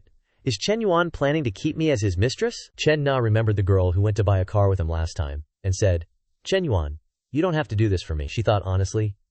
"Even though this offer is very tempting, I don't want to be someone's caged canary, especially as a mistress." Chen Yuan crossed his arms and said, "Don't overthink it. I just plan to open a chain of cafes. The first one is to operate as a pilot project for TH. So we'll just be in a simple boss-employee relationship." Chen Na turned her face away, saying shyly, "Is that so? Then let me think about it." Suddenly, a message from Feng Minhui arrived. "Chen Yuan, do you have time tonight? If you're free, let's go grab some cold drinks." Chen Yuan looked at the message and thought, "Cold drinks? Minhui's needs are so high." He quickly replied, "Those kinds of drinks are okay, but we need to moderate the frequency." After that, he said to Chen Na, "Miss Chen, I have something to take care of, so I'll head out first. Think it over carefully and get back to me soon." Chen Yuan quickly went to the Dafu Hao Hotel, room 808. He went inside and quickly closed the door. Feng Minhui had been waiting for a long time. She rushed over and hugged Chen Yuan tightly, saying, "Chen Yuan, I missed you." He softened and replied, "Hui, I." Before he could finish, Feng Minhui spoke with suspicion. "Wait, Chen Yuan, you smell like another woman's perfume." Chen Yuan was surprised. He sniffed himself and said, "Huh? No way." In his heart, he thought, "Could it be because I rode in Na's car that I picked up her perfume?" Feng Minhui pushed Chen Yuan away and angrily questioned, "Tell me, have you been seeing another woman behind my back?" Chen Yuan quickly went over and hugged her, then explained in a low voice, "How could that be? I only have you. It's just that I went to the 4S store to handle the car paperwork today, so I picked up the perfume smell from those girls. You know, the female staff at the 4S store all wear pretty strong perfume." Feng Minhui was finally manipulated by his sweet talk and said, "Okay, but if you go looking for other women next time, you have to tell me in advance. Also, you have to keep your distance from that female employee, got it?" Chen Yuan laughed it off and said, "Of course." He smiled inwardly. This really wasn't about cheating or not. The system's mission was to spend money on the opposite sex and rely on rebates to make money. There's no way I can just stick to one tree. After giving her instructions, she turned and left, saying seductively, "Okay, I'm going to take a shower first." Chen Yuan grabbed her arm and said suggestively, "Shower later." She said in a sultry tone, "Can't shower, I'm wearing clothes." She was quickly stripped bare. Chen Yuan said in a perverted way, "I like the smell of not showering." Feng Minhui sat on the bed, blushing, and said, "Then we're the same, Chen Yuan. Actually, I also like your scent." Chen Yuan also quickly took off his clothes and threw them in some corner. He pounced on the bed, greedily inhaling her scent, and said, "Isn't that my line, Hui? You've really completely ignited the intense fire in my heart." The two of them wrestled with each other once again. She was brought to a state of ecstasy, and said, "Chen Yuan, I like you so much." 2 hours later, just as the two were about to stop, Feng Minhui spoke up again. "Chen Yuan, I still want more." Chen Yuan said, a little scared. Let me take a shower first. I'm all sweaty and sticky. It's uncomfortable. He walked into the bathroom with weak legs, thinking to himself, Hui Hui's needs are even greater than Wan Ting's. She's having a great time, but I'm being drained dry. He glanced at the number 90 above her head and thought, isn't this kind of exercise increasing Hui Hui's favorability so quickly? Last time it only took one night to increase to 86, and today, 2 times has already reached 90. Suddenly, the system issued a notification. Detected that the host has a member of the opposite sex with a favorability above 90. The favorability mission has been completed, rewarding 1V Silk, a bonus of 1 million, a 1 million consumption card, and 1 accidental ability card. Chen Yuan was shocked and widened his eyes, thinking, 1 million? Winning the lottery isn't even this much. It's easier to explain the source of money with this thing. Moreover, it can be used to pay off debts at home. He looked at the line, 1 accidental ability card. Chen Yuan thought confusedly, wait, accidental ability? There's even this reward? Then, won't I be able to dominate everything in the future? Chen Yuan looked towards Feng Minhui lying on the bed, thinking to himself, sorry Minhui, I have to rise up now. It won't be you taking advantage of me anymore, it'll be me taking advantage of you. With that, Chen Yuan quickly chose the accidental ability card. As soon as he selected it, all the fatigue in his body almost disappeared. He thought in amazement, awesome! I can clearly feel that my nether region is full of energy. This reward for reaching 90 favorability is so great. Chen Yuan thought to himself. It seems that the system's reward distribution is practical, rewarding what's needed.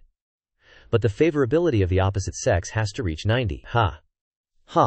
Although Li Xiao's favorability is over 60, it's still a long and difficult road to develop to the same level as Hui Hui. The long-legged Chen Na in black stockings has also exceeded 60. Right now, it seems that I need to proceed step by step. I don't know when the next girl with a favorability of 90 will appear. Let's not think about these things for now. Quickly testing out the abilities of this system daddy is the main thing. A moment later, he walked out aggressively and softly called out her name, Hui Hui. She asked in surprise, what's wrong, Chen Yuan? Weren't you going to take a shower? Chen Yuan grabbed her hand and said, no, I changed my mind. He turned around, and she adjusted her position and said, here, like this. He gently took her hand and got to work. A rush of pleasure overwhelmed her, causing her to jerk back and exclaim, Chen Yuan, why is it a little? At the same time, in another place, Chen Na was lying on the sofa, talking on the phone excitedly. Qian, there's a male student who said he wants to give me 300,000 to open a store, and said that if I work for 3 months, he'll give me a 200,000 car. Do you think this male student wants to take care of me? But he already... The girl on the other end of the line interrupted her. Nah, are you being scammed? However, Chen Na bluntly affirmed, no way. I've met him a few times already. He bought a car for me last time. Qian asked again, how old is he? I remember. The people who bought cars from you were all middle-aged men. Chen Na replied, he's only 21 years old. Qian, who was applying a face mask, also asked in surprise, a young kid like that is already driving a luxury car? So is he handsome? Chen Na sat up, her face flushed red, and replied, he's a little handsome. Qian analyzed again. He wants to give you 300,000 to open a store, and then give you a 200,000 car. A male student who is rich, handsome, and young like this. What's there to worry about? Chen Na went to the window to look at the city outside, and replied blankly, but I'm 5 or 6 years older than him. Chen Jian said, what's that? People all say that a woman older by 3 carries gold, carries silver. Right now, he's rounding up a bit, so isn't that equivalent to carrying 2 lumps of gold? Chen Na added awkwardly. But he has a girlfriend. Qian, who was cutting her nails on the other side, explained, girlfriend, not a married wife. Nah, are you stupid? This kind of condition is fine even if he has a wife. Moreover, with the current situation, you can completely snatch him. Chen Na was shocked by her friend's words and exclaimed, what are you saying, Qian? Qian laughed it off and said, if you're so flustered, then push this little sugar daddy to me. I'll take all the responsibility for you. Chen Na was totally blank, like, didn't you say you had a boyfriend? And Qian, being all real, was like, boyfriend? So what? If some sugar daddy like that was willing to take care of me, I'd drop him in a heartbeat. Qian thought about it for a sec, then went on, nah, I'm just messing with ya. Okay, my boyfriend's back. I'll gossip with you later. Chen Na on her end hung up the phone. Still kinda dazed, she looked out the window, and all she could see was Chen Yuan's face. She couldn't help but think about him. Meanwhile, back with Chen Yuan, 40 minutes had flown by. Feng Minhui was panting and sprawled out on the bed, all tired, and she goes, Chen Yuan, Why was this time different from before? He casually propped himself up and was like, different how? Was it stronger? She just kinda mumbled, all shy, and pulled the blanket up to cover half her face. Feng Minhui, all bashful, said, we did it twice in those 40 minutes. Chen Yuan whispered in her ear, did you like it? Want to go for another round? She sat up, all flustered, asking, Chen Yuan, you can still keep going? He purred, hui hui, remember how you learned to dance up here? This time, how about you take the lead? She blushed and mumbled, me, on top. But I don't know how. Chen Yuan smiled gently and hugged her, saying, you can learn. Isn't it all about gaining experience in real life? Feng Minhui just softly murmured and, like she agreed. Chen Yuan gave her a light kiss, and she immediately turned bright red, calling him a bad boy in a sweet, pre-arranged kind of way. And then, bam, Shay hopped on top of him to continue the battle. The next day, after Feng Minhui went back to school, Chen Yuan was sprawled out on the bed, all comfy, saying, no classes this morning, I can sleep in a bit longer. Suddenly, he bolted upright, holding a piece of paper and his phone, yelling, wait a sec, that lottery ticket from the system? Gotta check if I'm rich? Chen Yuan tried to calm down as he checked each number, muttering, after the red numbers 3, 4, 14, 22, 26, 27, the final blue number is 1. Got 'em all. Then he screamed, holy crap, 68 million! Chen Yuan jumped out of bed. He threw the blankets in the air, shouting, I won! 68 million! Gotta tell Dad and Mom the good news ASAP. They've been living the poor life for way too long since the company went bust. A little later, Chen Yuan was back home, excitedly yelling, Mom, I'm home! Mom Chen Yuan, with her hands on her hips, said, you're home, don't shout so loud. Don't disturb the neighbors. He asked excitedly, where's Dad? Babers. Get him out here quick, Mom. I've got something important to say. Mom Chen Yuan came out too, asking him suspiciously, what's so important that it can't wait for your dad?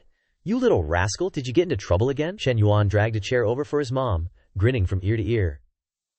What are you thinking, Mom? It's good news. Come on, you two sit down first. Once everyone was settled, he held out the lottery ticket and announced, we're rich. I 6 million won. Mom Chen Yuan's face went blank as she asked, son, have you been under too much pressure at school lately? Dad Chen Yuan chimed in, kid, just focus on your studies. I'll take care of the family's debts. Don't worry too much, and go thinking about weird stuff. Chen Yuan shoved the lottery ticket and his phone in front of his dad, saying, Dad, take a good look before you say anything else. He quickly muttered and checked each red number on the lottery ticket and on his phone. His eyes lit up as he stared at the ticket, and he yelled, honey, we really won! Mom Chen Yuan gasped. Really? Seriously? Dad Chen Yuan, super excited, confirmed, it really is 68 million. Chen Yuan added, even after taking out 20% for taxes, we'll still get over 5 million. With this money, we can not only pay off all our debts, but our family's life will be so much better. Mom Chen Yuan exclaimed happily, son, your contribution will be written in our family's history books. No lunch today. Let's go out and celebrate our lottery win. Chen Yuan scratched his head, looking a bit shy, and said, oh yeah, I'm a junior now, and I'll graduate in a year. I want to go out and start my own business to get some experience. Dad Chen Yuan was happy to hear that and said, starting a business isn't easy these days, but it's great that you have this ambition. Young people need to hustle. The prize money is yours anyway, so it's best if you spend it yourself. But my personal suggestion is that your mother and I keep some of this money to help you when you fail. Chen Yuan said awkwardly, Mom, Dad, I'll only take 1 million. The rest is for you to keep. Do whatever you want with it. Dad Chen Yuan chuckled and nodded. Okay then, Mom Chen Yuan added, son, go for it. Your mother and I support you. Scene changed to that dude Zheng Jinyang. After the brawl the other day, he pointed to his bruised face and said, Chen Na, you probably know why I called you up here, right? Take a good look. This is your boyfriend's masterpiece. Chen Na replied coldly, Director, I've already broken up with him. We don't have any relationship. You should go find him for your injuries. He was obviously not having it, saying, Chen Na, that's not right. The debt has to be repaid to the right person. If it weren't for you, would I have been beaten up for no reason? Zheng Jinyang looked at her body and couldn't help but have dirty thoughts, like, this woman is so smooth I can definitely get her by using this incident. Chen Na was still tough, responding, what does your fight have to do with me? Besides, yesterday, I said that I had an appointment with someone else. You were the one who insisted on sitting there, he said with a dark face. Enough with the excuses. Yesterday afternoon you left your post without permission, which meant no one was there to greet the customers in the lobby. As punishment, you're suspended from greeting customers for this month. Wait until you figure things out, then come see me. Feeling wronged, Chen Na argued to the end. Based on what? I already asked for leave yesterday. Hearing this, he burst out laughing. Ha ha ha, good question. Based on what, you ask? Is this your first day working in society? It's based on the fact that I'm the general manager of this store. Everything in this store is up to me. This capitalist logic made her furious but helpless. Zheng Jinyang, on the other hand, smugly thought. Suspending her from greeting customers is the same as cutting off her commissions. If she only gets her base salary for a month, that's only 1,200 yuan. Not even enough to pay for her rent. Chen Na finally saw through it all. She resolutely turned around, leaving behind only the words, acting all high and mighty just because you're a lousy general manager? It's just a job. At worst, I just won't do it anymore. Hearing this, he panicked so much that he jumped up and called out, Chen Na, don't leave so quickly. I advise you to think it over carefully.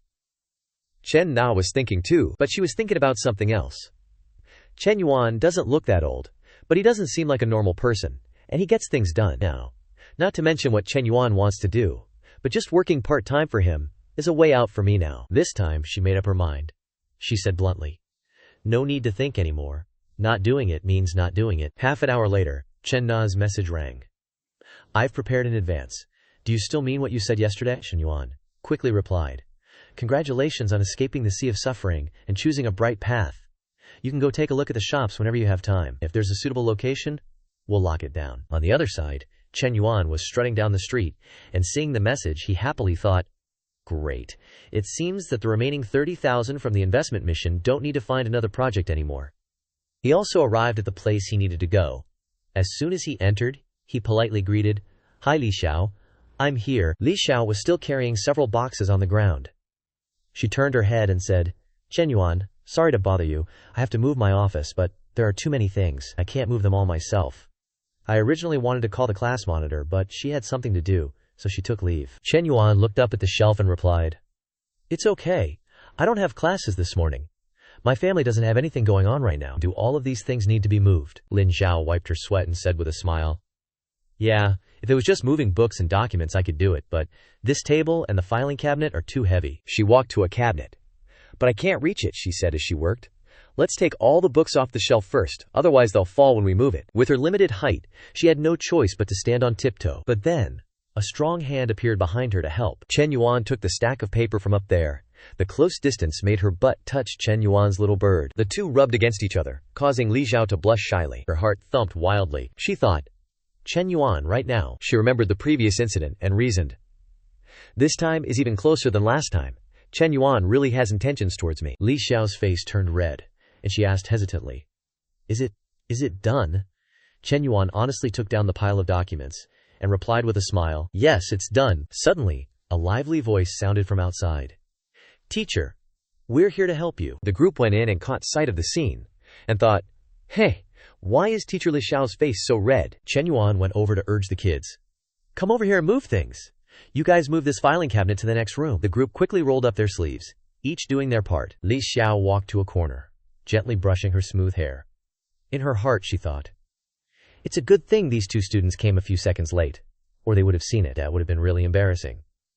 Chen Yuan is getting bolder and bolder.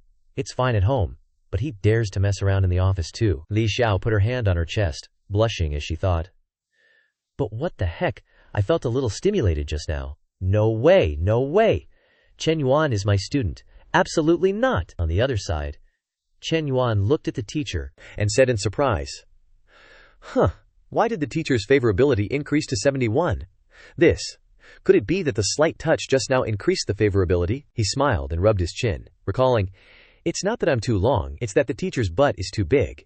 If it were a thinner girl, it wouldn't be possible. But I didn't expect the teacher's favorability to increase. Maybe I can go to her place more often to cultivate our relationship. Cut to Saturday. 800 meters from the south gate of the school, in a dreamy pink cafe, several beautiful girls inside excitedly asked, Zanpeng, I heard that you paid 280,000 for that car all at once? You're driving a BBA before you even graduated. You've surpassed 9,999 of your classmates. Li Zhanpeng, acting all high and mighty, thought, Screw it. Feng Minhui is pretending to be pure and rejecting me. With my conditions, I don't lack women kneeling down to lick my balls. He burst out laughing and said, Ha ha, some people even look down on BBA. The long-haired girl heard that and said, No way! You're still complaining? Look at how well off your family is. The girl next to her chimed in. Right, some people don't know the situation. Even if they work for 3 to 5 years, they probably still can't afford this car. Li Jianpeng was feeling himself. Then he looked outside and froze. His face flushed red, and he even spat out his tea. In his heart he blurted, "Holy crap, that girl is gorgeous!" That girl was none other than Chen Na, and she was leisurely sitting outside. Li Jianpeng kept looking at her from inside and commenting, "Those legs are amazing now. I'd give up 10 years of my life for them. I wonder what kind of person could get a perfect girl like that." Suddenly, a girl looked down at a car below and couldn't help but exclaim, "Look, that driverless car is so high. Pend, what kind of car is that?" Li Jianpeng looked down. He replied calmly, "It's a top Mayline M9. Suddenly, Chen Yuan appeared next to the car, startling everyone. The long-haired girl looked down and asked, "Hey, isn't that Chen Yuan?" Li Jianpeng blankly thought to himself, that's weird. Why is he driving this car? Didn't his family go bankrupt? Chen Na saw him from afar and waved, calling out, "Chen Yuan, over here, over here." The loud call made Li Jianpeng turn his head quickly, hoping to get a glimpse. He stood up in surprise and thought to himself, "This beautiful girl is waiting for Chen Yuan." Chen Na smiled gently and asked, "The boss just sent me a message. She'll be here soon. How is the car to drive?" Chen Yuan sat down, took a sip of his drink, and said, "Not bad." The long-haired girl leaned over to Li Jianpeng and whispered, "Li Jianpeng, look. It seems like Chen Yuan and her have something going on." Li Jianpeng gritted his teeth in jealousy, thinking, "That damn Chen Yuan, he just broke up with that senior, and now he's already hooking up with a hot girl from outside the school." At this moment, a slender hand touched their table. A beautiful girl with green hair walked over and said, "Hello, Miss Chen. I was picking up my child, so I'm a bit late." This was the cafe owner, Lin Yuchang. Chen Yuan stood up and politely shook Lin Yuchang's hand.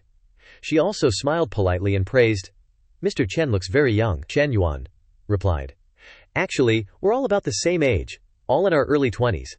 Miss Lin, let's sit down and talk." Lin Yuchang calmly sat down and got straight to the point. "I'll keep it brief. My cafe is doing okay and it's pretty good for catering to the students from the school. But mainly, my family has too much going on right now. Too many things to handle. There's no other way, so I can only transfer the shop. The transfer fee is 300,000. Chen Yuan smiled as he listened, calculating in his mind. "Although I have 300,000 for investment, after deducting the transfer fee, I still need to keep 50,000 as initial funding, and Chen Na's first month's salary. More." Chen Yuan smiled and said, "How about this? I won't haggle with you anymore. Let's settle at 250,000. Lin Yuchang pondered. The price he offered was indeed a bit lower than her expected 270,000. But if she didn't transfer it this time, there might not be someone so decisive again. All right. She thought for a moment and asked, "If it's this price, can we sign the contract and pay the transfer fee today?" Chen Yuan smiled and said, "Yes, we can. After signing the contract, I'll transfer 250,000 to you." After receiving a definite confirmation, Lin Yuchang called the staff member next to her, Xiao Chua. "From now on, this Mr. Chen is your new boss. Later, take him around to get familiar with the situation in the shop." Xiao Chua quickly walked up to him and bowed politely. "Boss, hello." Chen Yuan pointed to Chen Na and said to the employee, "Just take Miss Chen Na around to get acquainted. I don't come to the shop often, so she's in charge of everything in the shop." The blonde girl at Li Jianpeng's table overheard the whole conversation and said to her friend, "Did you hear that?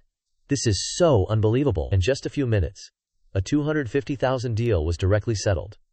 Her friend added, "Moreover, it's obvious that Chen Yuan is buying this shop for the girl next to him." Li Jianpeng felt jealous when he heard this, but there was nothing he could do. Suddenly, Lin Yuchang's phone rang. She said apologetically as she took her phone and walked away, "Mr. Chen, Miss Chen, I'm sorry, I'll take this call outside." Chen Na leaned over to Chen Yuan and whispered, "It seems like this Ms. Lin is Zheng Xiang's wife." Zheng Xianyong is the guy who fought with Xie Haiji at the Guojin shopping center, the boss of the 4S store. Chen Yuan was surprised to learn this and asked, "What a coincidence."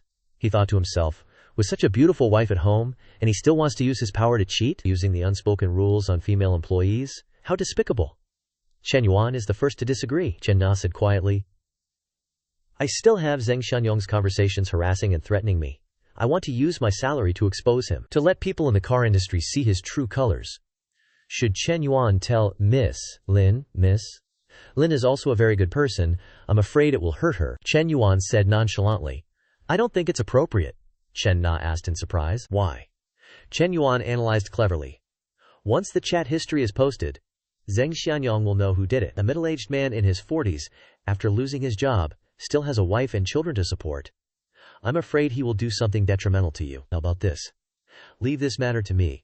I promise to bring him down, and it won't affect you. Chen Nei felt relieved when she heard this, and said, Chen Yuan, thank you. Chen Yuan took out his phone and said, I've already transferred 250,000 to Ms. Lin, and I've also transferred 50,000 to you, including 24,000 as your first 2 months' salary, and the rest is capital to run the shop. At the same time, the system rang with a notification.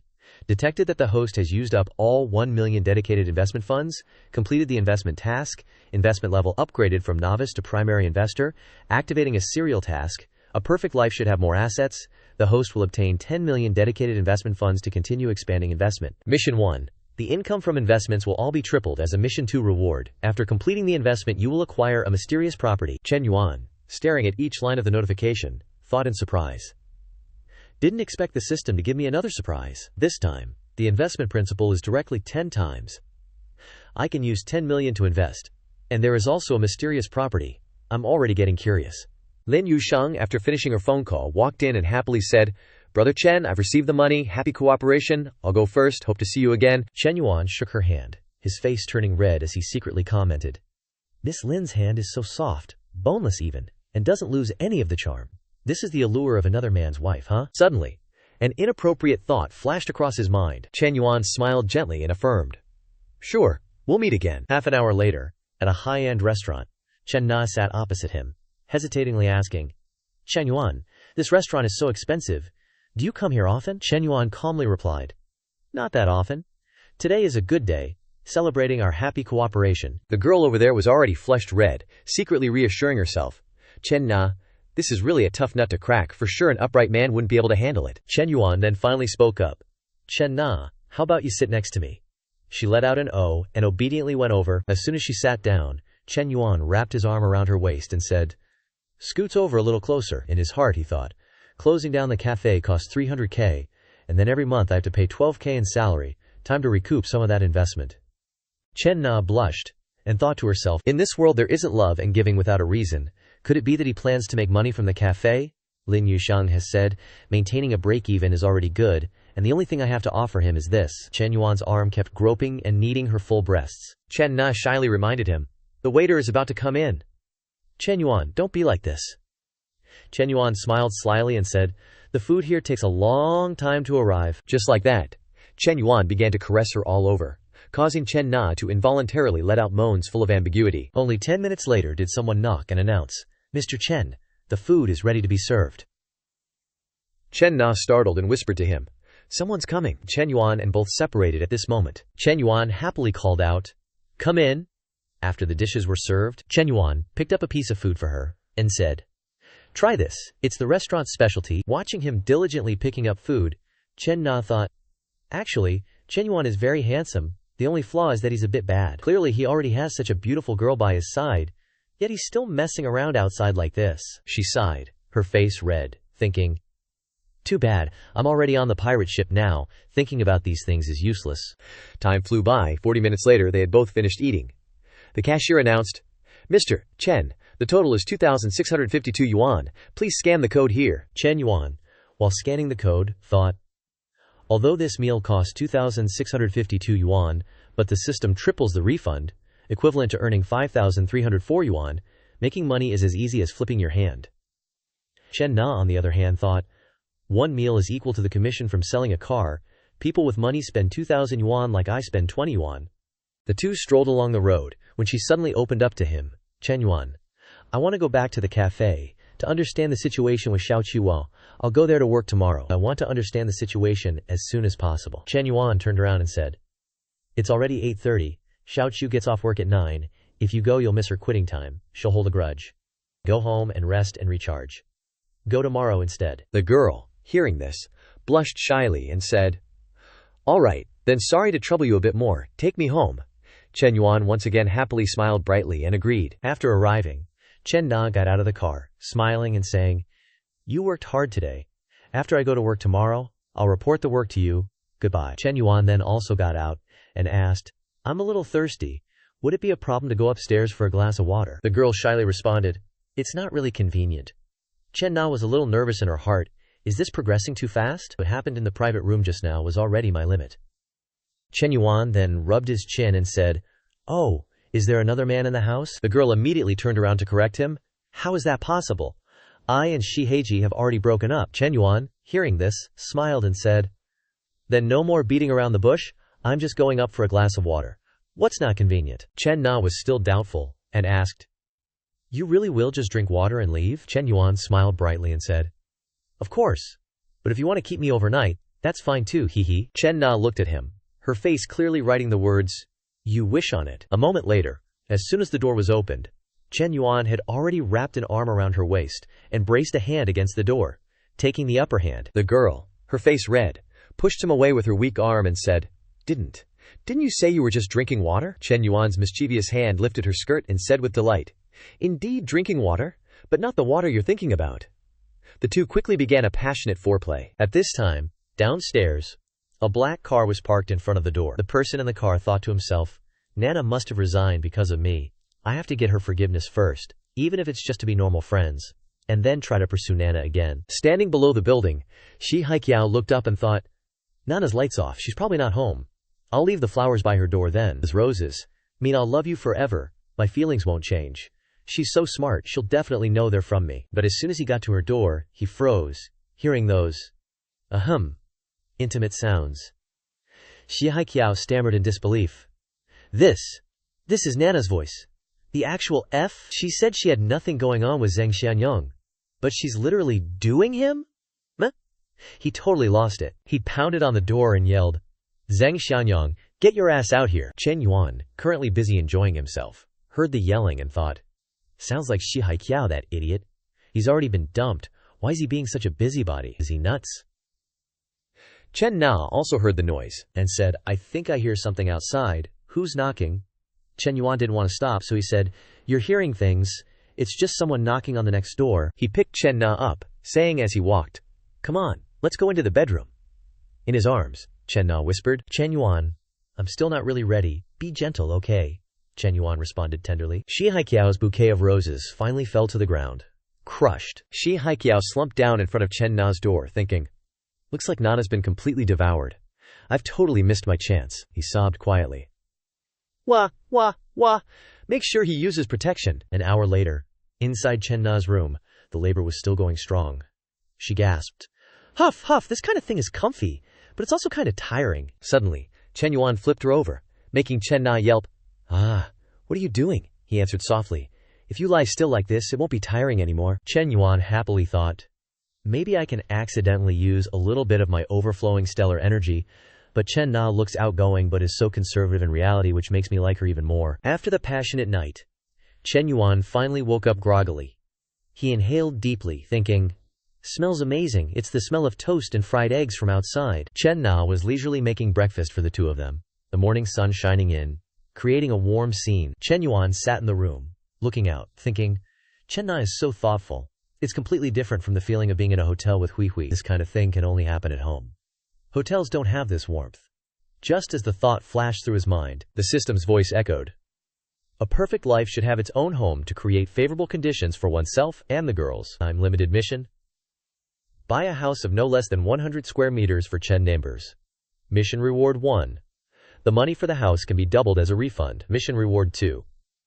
After purchasing the house, the host will receive a secret house. Note: the mission reward 1 can have its refund stacked based on the level of favorability. Chen Yuan exclaimed in his mind, "Damn!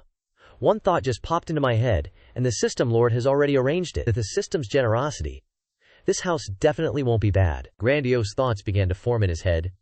Maybe the mysterious house is a huge villa, and there will be frequent pool parties. Looks like I'll still have to find some high-quality girls in the future. This surprise rate will be even higher. At this moment, Chen Na turned her head to look at Chen Yuan sitting on the bed and said, "Oh, you're awake. Breakfast will be ready in 2 minutes." Chen Yuan got up and walked outside, leaned against the wall, crossed his arms, and thought to himself, "I wonder what kind of rewards I can get if Chen Na's favorability reaches 90. He smiled slyly and asked, "Could it be that today's breakfast only has breakfast?" Seeing Chen Yuan come over and start groping, Chen Na blushed and exclaimed, "Huh?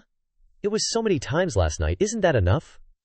Moreover, it's broad daylight." Chen Yuan said with pleasure, You make your breakfast? I'll eat my breakfast. The cooking utensil in Chen Na's hand fell straight to the ground. Chen Yuan leaned close to her ear and whispered, "If you don't have anything else to do later, let's go buy a house. I'll give it to you as a gift." Chen Na was shocked by this answer and exclaimed. Chen Na was stunned by Chen Yuan's offer, thinking to herself, he already spent 300,000 on helping me open my cafe, and now he wants to buy me a house? Even though Xingcheng isn't a top-tier city, a house here still costs over $1 million.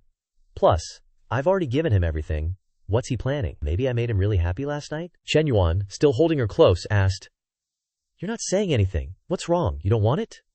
Chen Na stammered, "It's not that, it's just so sudden and too precious.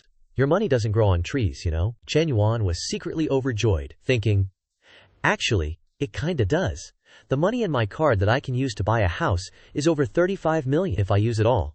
The system will reward me with a cumulative 5 times cash back, and my balance will instantly exceed 17 million. He held Chen Na tighter, whispering, "Don't save money for me. What's wrong with buying a house for my woman? Choose a place that's 120 square meters or bigger. I don't want to treat my woman badly." Chen Na was moved to tears, exclaiming, "Chen Yuan." Seeing her tears, Chen Yuan gently wiped them away and said, "Look, last night we made such a big commotion. The soundproofing here isn't great. The neighbors on both sides probably heard everything. We can't keep renting this place." Hearing this, she pouted and said, "It's all your fault." He grinned, slyly saying, "I admit I'm partly to blame, but your moans were really loud." Chen Na turned her head away, incredibly embarrassed, and said, "Jerk." Suddenly, Chen Na looked up, seriously saying, "Oh shoot, Chen Yuan, I almost forgot. 2 of my besties want to check out the cafe. I told them to come at 10 a.m. How about we go house hunting later?" Chen Yuan nonchalantly replied, "Buying a house isn't like buying veggies. Choosing the right one and doing all the paperwork takes time. One afternoon might not be enough. We should give ourselves more time." Chen Na nodded, stepping out of his embrace, and said, "Well, okay, let me tell them." She quickly grabbed her phone and texted, "Qian Qian, something came up, I can't make it to the cafe. How about we reschedule for tonight? What do you think?" Qian Qian quickly replied, "What's up? Menglu and I are already at the cafe." Qian Qian, sitting in the car, read the message and said, "Lulu, Nasana said something came up, and she can't make it." Lulu asked confusedly, "Huh, why?" "This girl is Chen Na's best friend, a top fitness trainer, Liu Menglu." Qian Qian looked at her phone and said, "I feel like the cafe thing is a lie. Nami Na is probably lying. Men aren't that easy to fool. How could he spend 300,000 on her just like that?" Lulu nonchalantly replied, Na isn't the type to blabber nonsense. I feel like she's not lying. Why don't you ask her for the reason?" She thought to herself. "It's been years since I met a man who's young and rich. I didn't expect Chen Na to get one first. No matter what, I have to meet him once." Qian Qian looked at the phone, constantly typing on the keyboard, and said, "Okay, let me ask more." Suddenly, Lulu's brake pedal was suddenly stepped on hard, followed by a loud shout of surprise. "Oh my god, is that real? He said that the man wants to take her to buy a house." Lulu's steering wheel quickly swerved. She was extremely shocked, and blurted out, "What?" Liu Menglu, with a surprised face, secretly thought, "It's not a bag or cosmetics that can be bought. It's a house. Just a 40 square meter apartment costs 50 to 60,000, plus the cafe. The man has only known each other for less than half a month, and is willing to spend 80 to 90,000 for her. I must meet this man. Even if Na follows him, there must be more than one woman for this kind of man. If it comes to the ability to make men happy, I am much better than Na. Sisters are just stepping stones for each other." Liu Menglu thought, and then said, "Qian Qian, you ask them which building they are going to, and tell her that we will go there to help her. After all, we have nothing to do today. It is better for another person to help her choose than for her to choose herself." As she spoke, she thought, "Nana, I'm sorry for this time. Instead of letting those female goblins outside benefit, it's better to let our sisters benefit." Qian Qian quickly did the same. "Okay, let me ask." 40 minutes later, at the Songhu Tiandi sales center, Liu Menglu got out of the car and was immediately surprised, secretly thinking, "Oh, Songhu Tiandi. The smallest house in this building costs more than 1 million. It directly gives a house of more than 1 million to keep a mistress. When will this wealth fall on my head?" Qian Qian looked around for a while and waved forward and said, "Nana, long time no see." Chen Na quickly replied, "That's right, I miss you so much." Qian Qian walked over to take her hand and asked, "Nana, who is the handsome guy next to you? Why don't you introduce him?" Chen Na happily walked to his side and enthusiastically introduced, "Chen Yuan, these are my 2 best friends. Her name is Liu Menglu. She is a fitness teacher. And she is Hao Qianqian, a sales clerk at Farala." Menglu, Qianqian. He is Chen Yuan. The two girls were also very enthusiastic about their friend's man. Menglu ignored her image and went over. She put her hand on Chen Yuan's chest and flirted. Hello, Chen Yuan. Your body looks a little thin. You need to gain muscle. If you have time, you can come to my GM gym to train. She secretly thought. I didn't expect that Nana's young gold owner, who looks less than 25 years old, is rich, young, and handsome. It really makes people jealous. Chen Yuan smiled and replied coldly. Forget it. I am afraid that I cannot concentrate if I practice in your GM gym. Liu Menglu sized up the situation and thought, if he doesn't resist my teasing in front of Nana, they probably aren't dating. Nana's bruised knees already tell the story. Last night must have been wild.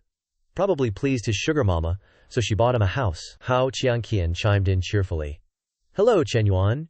When you're thinking about getting a new car, you should check out Farala. Chen Yuan replied gently. Sure. If I want to change cars, I'll look for you. Chen Yuan glanced at the affection points above the two girls' heads. Liu Menglu's was 68, and Hao Qianqian's was 67.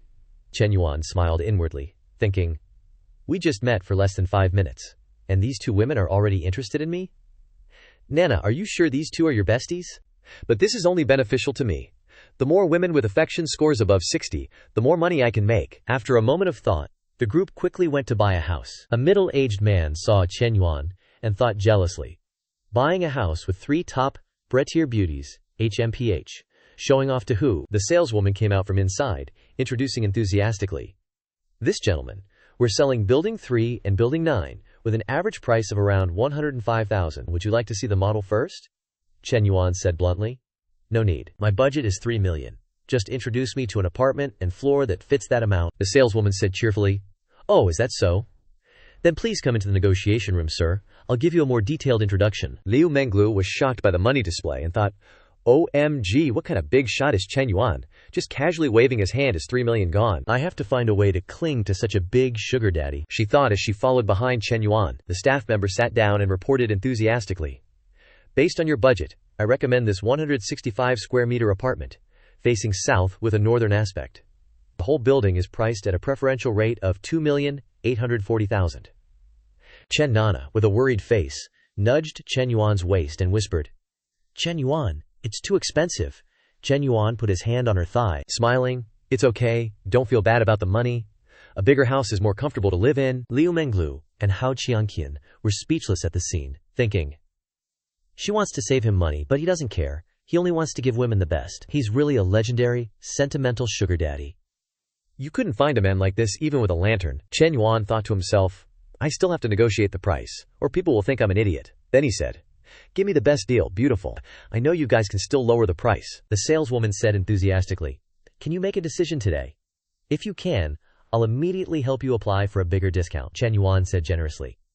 We don't need the other discounts. Just change it to 2 parking spaces.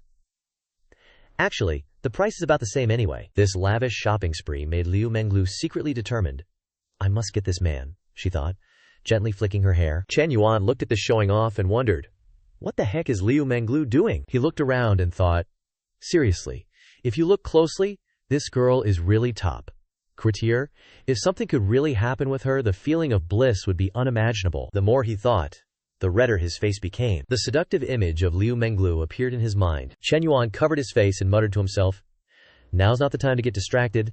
I should still focus on finishing the house thing first. Cut to half an hour later, the salesperson handed Chen Yuan a pen and paper, saying, all the discounts have been applied. Mr. Chen, the total payment is 298 million. This is the contract. Please sign. He casually picked up the pen and signed decisively. Liu Menglu was shocked and thought to herself, casually buying Chen Na a 3 million house, and more importantly, writing it solely in Chen Na's name? When will this kind of wealth ever come my way? Just as he finished paying, a notification popped up on Chen Yuan's phone from Construction Bank. Card ending in 0098 received 149 million yuan at 11:40 on May 22nd. Errand. Current balance is 153 million yuan. He smiled to himself thinking, the money in my card has exceeded 150 million.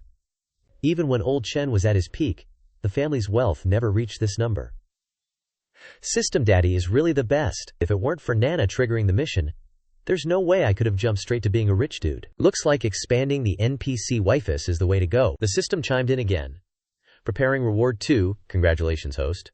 on acquiring a green bamboo lake villa in Lu City. Please go to the real estate office at 9 a.m. tomorrow to collect. Chen Yuan was surprised and expectant, thinking, holy crap, a huge villa, and one of the top houses in Xing City. Awesome. The real estate agent was now looking at Chen Yuan like he was a god of wealth, thinking, the real estate market is down right now, yet Mr. Chen can buy a house, pay in full, and gift it to Miss Chen. Plus, they're not even married, maybe not even boyfriend and girlfriend. I gotta latch onto this golden goose. She adjusted her glasses slightly and said, Mr. Chen, the contract has been signed. I'll contact Ms. Chen about the other procedures. Do you think we should add each other on WeChat? If you need anything in the future, you can always find me. Chen Yuan readily pulled out his phone, saying, sure, I'll scan you. Liu Menglu watched the two add each other on WeChat, feeling irritated in her heart, thinking, where did this fox spirit come from, daring to touch my pie? She immediately stood up and said, Chen Yuan, I've been thinking about buying a small apartment recently. When the time comes, I'll still need someone with rich experience like you to help me out a little. Plus, if you need to go to the gym in the future, you can also look for me. She happily brought her phone over to Chen Yuan. He was also very relaxed, saying, no problem. Chen Yuan stood up, patted the girl's head, and said with a smile, Nana, I have things to do this afternoon, so I won't be joining you all. Just so happens to not bother you three gathering. You can go have lunch, or go to a cafe. Chen Na smiled and replied, all right. Liu Menglu stood there blankly, thinking, leaving now? Not even eating together. I've already given so many green lights. Why? Chen Na turned to her two scheming friends and said, Menglu, Tianqian, let's find a place to eat first. Then I'll take you to a cafe. How?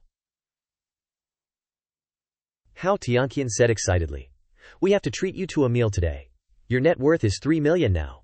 We're both so envious. Liu Menglu echoed, that's right, that's right.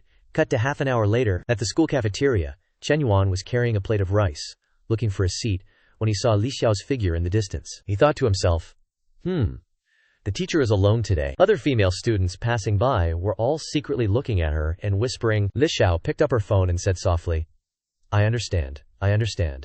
I'll prepare the documents later. I can probably finish the report tomorrow. Of course, I've already inquired. The University of Science, the Agricultural University, and the Business School all have this base now. Tomorrow evening? I don't have time tomorrow evening. Secretary Lu, I'm really sorry. I really have something to do this time. Yes, goodbye. She seemed flustered, glanced at Chen Yuan who was walking over. He quickly sat in front of Li Xiao and asked curiously, what's wrong, teacher? She calmly replied, our school is about to establish a startup base for students. I'm a member of the group, and I was just talking about this. Chen Yuan asked curiously. Startup base, Li Xiao enthusiastically explained. The school plans to provide support for students with startup ideas, which can provide investment, locations, and startup guidance. But there are some difficulties at present. The investment funds are not enough, and we must cooperate with other enterprises outside the school. Chen Yuan sensed an opportunity and asked, what conditions can our school offer to the enterprise?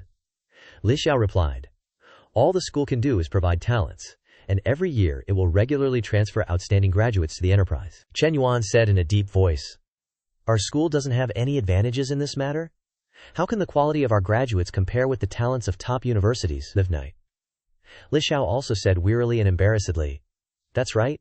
If the enterprise doesn't get what they want, they certainly won't come to invest. Recalling what happened before, Li Xiao blushed shyly, thinking, a university teacher like me was even called out by Secretary Lu to drink with the CEO of the enterprise. Just thinking about it, Chen Yuan observed Li Xiao for a while and thought, looking at the teacher's distressed appearance, although I have 10 million yuan dedicated to investment, I also have to consider the profit situation.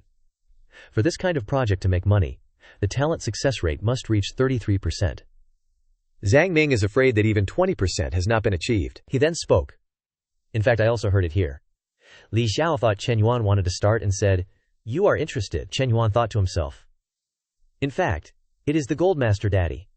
He said calmly, a little bit, but not much. Li Xiao said with a smile. It is good to have this idea, but the project is not yet determined. It may be difficult. At the same time, the system also showed a new task notification.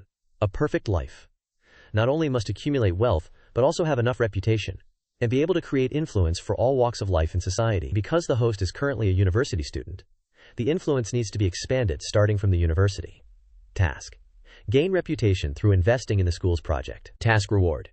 Every time you accumulate 500 reputation points, you get a chance to draw a reward, with a chance to get attribute points and special abilities. Note: reputation points refer to the reputation of being worshipped by people, representing the recognition and respect of others for the host. Reputation points. This time, only teachers and students in the university are counted.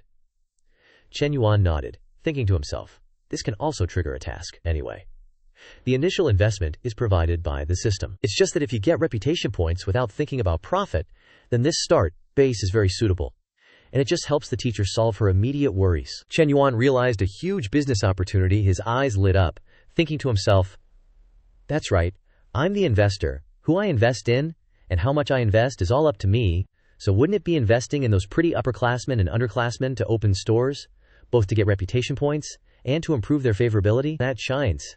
I'd be raking in so much dough my hands would cramp. He cheerfully asked the teacher, if a person or a company wants to invest, will the investors evaluate the students who receive the investment? Or will the school evaluate them? He thought to himself, I still have to decide in advance. Don't let the money I invest be taken by the school. Li Xiao replied honestly. In theory, the school evaluates them, but the current situation is that we can't attract investment, so there's a lot of room for negotiation. Why are you suddenly asking this? Chen Yuan went straight to the point. I want to invest, but I have a condition. I must be the one to evaluate the students who receive the investment. The list. Li Xiao thought he was joking and said, Chen Yuan, don't joke around. Didn't your family go bankrupt? You even have to apply for financial aid. He quickly held his phone in front of Li Xiao and said, this is my account balance, teacher. Count how many zeros there are here. He thought to himself, now there's no need to be humble at all. This is the only way to get reputation points. Li Xiao was surprised and counted. 1, 2, 3, 9 zeros, more than 15 million. She exclaimed, Chen Yuan, how do you have so much money? He made up a reason and said, when my family was still doing well, I invested in Bitcoin and Forex trading myself. This is all the money I earned. Li Xiao was sweating, thinking to herself, this is too unbelievable. My student is actually a multimillionaire? Chen Yuan looked at her for a while and said, teacher, maybe you don't know. He said something that surprised her. What? Chen Yuan stood up and offered, come with me. We'll travel the world together in the future. I guarantee you'll eat and drink your fill. The scene of the two of them being happy flashed in Chen Yuan's mind. Li Xiao shyly brushed her hair and replied, blushing, don't talk nonsense. Are you sure you want to invest in this project? As far as I know, very few school startup bases are profitable. I suggest you think carefully. This is not a small amount of money. Chen Yuan said seriously, I have my own plans for this, but it doesn't matter. The main thing is that I want to contribute to the development of the school. Looking at his face, Li Xiao thought Chen Yuan was very serious. She suddenly imagined a series of different scenarios, but then she quickly shook her head repeatedly to get rid of the dark thoughts in her head. Li Xiao thought to herself, could it be that what he said just now about me going with him was also serious? Li Xiao, he's your student. What are you thinking? She shyly stood up quickly and said, I'll talk to Secretary Loop about this when I get back. I'll go first. You take your time eating. We'll talk again later. Seeing her hurriedly turn away, Chen Yuan called after her, hey teacher, think about the eating and drinking luxuriously thing too. Cut to 4 p.m. Chen Na took a picture and texted Chen Yuan, this is the coffee I made myself. Come over and try it if you're free. Chen Yuan quickly replied, just looking at it, I can tell it's not made right. Let me come over and train you. Chen Yuan looked at the second photo, rubbed his chin, and thought to himself, the coffee is terrible, but this outfit, it looks very sexy. A moment later, a girl named Song Xiaoyi appeared. She was a classmate from the international business class next door. In the same grade as Chen Yuan, another voice rang out. Xiaoyi, Chen Yuan is no longer a rich second generation. He's become a penniless pauper. Why do you think about him every day? He might even have to work part-time to earn tuition now. That's yupping talking. Hey hey. But why do you want to date Huang Hai, who shares a room with Chen Yuan? A spoiled girl said. Don't mention it. I've refused him so many times, but he's still shamelessly clinging to me. That's right. You guys have to come with me when he invites me to dinner, the spoiled girl said. Well, even if it's Huang Hai's invitation, at least we can get a free meal. But if we go with Chen Yuan, we'll only have to spend more money. Xiaoyi, you really have to think carefully before you do anything. The short-haired girl glanced behind her and whispered, shh, keep it down. Look over there, Chen Yuan is coming over. The spoiled girl saw him and said, what were we just talking about? Look, isn't he really working part-time? It's after 3 o'clock now. Just in time for the restaurant's preparation time. The short-haired girl giggled and said, hee hee. How about we go see which restaurant he's working at?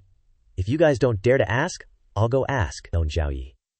Song Xiaoyi anxiously said, that's not very good. We're all friends. There's no need to do that. The spoiled girl looked down with a superior air and said loudly, Chen Yuan, why haven't we seen you lately? Are you busy working part-time? Which restaurant is it at? We'll go visit you too. Chen Yuan looked up at her like a country bumpkin. He thought to himself, what is she asking? Part-time? Me have to work part-time? Forget it. For the sake of old Huang pursuing Tian Yuping, I won't bother with them. But this anger has to be vented. Let's tease them a bit. He smiled and said, that's right. I work part-time at a coffee shop. You guys want to go? Then let's go together.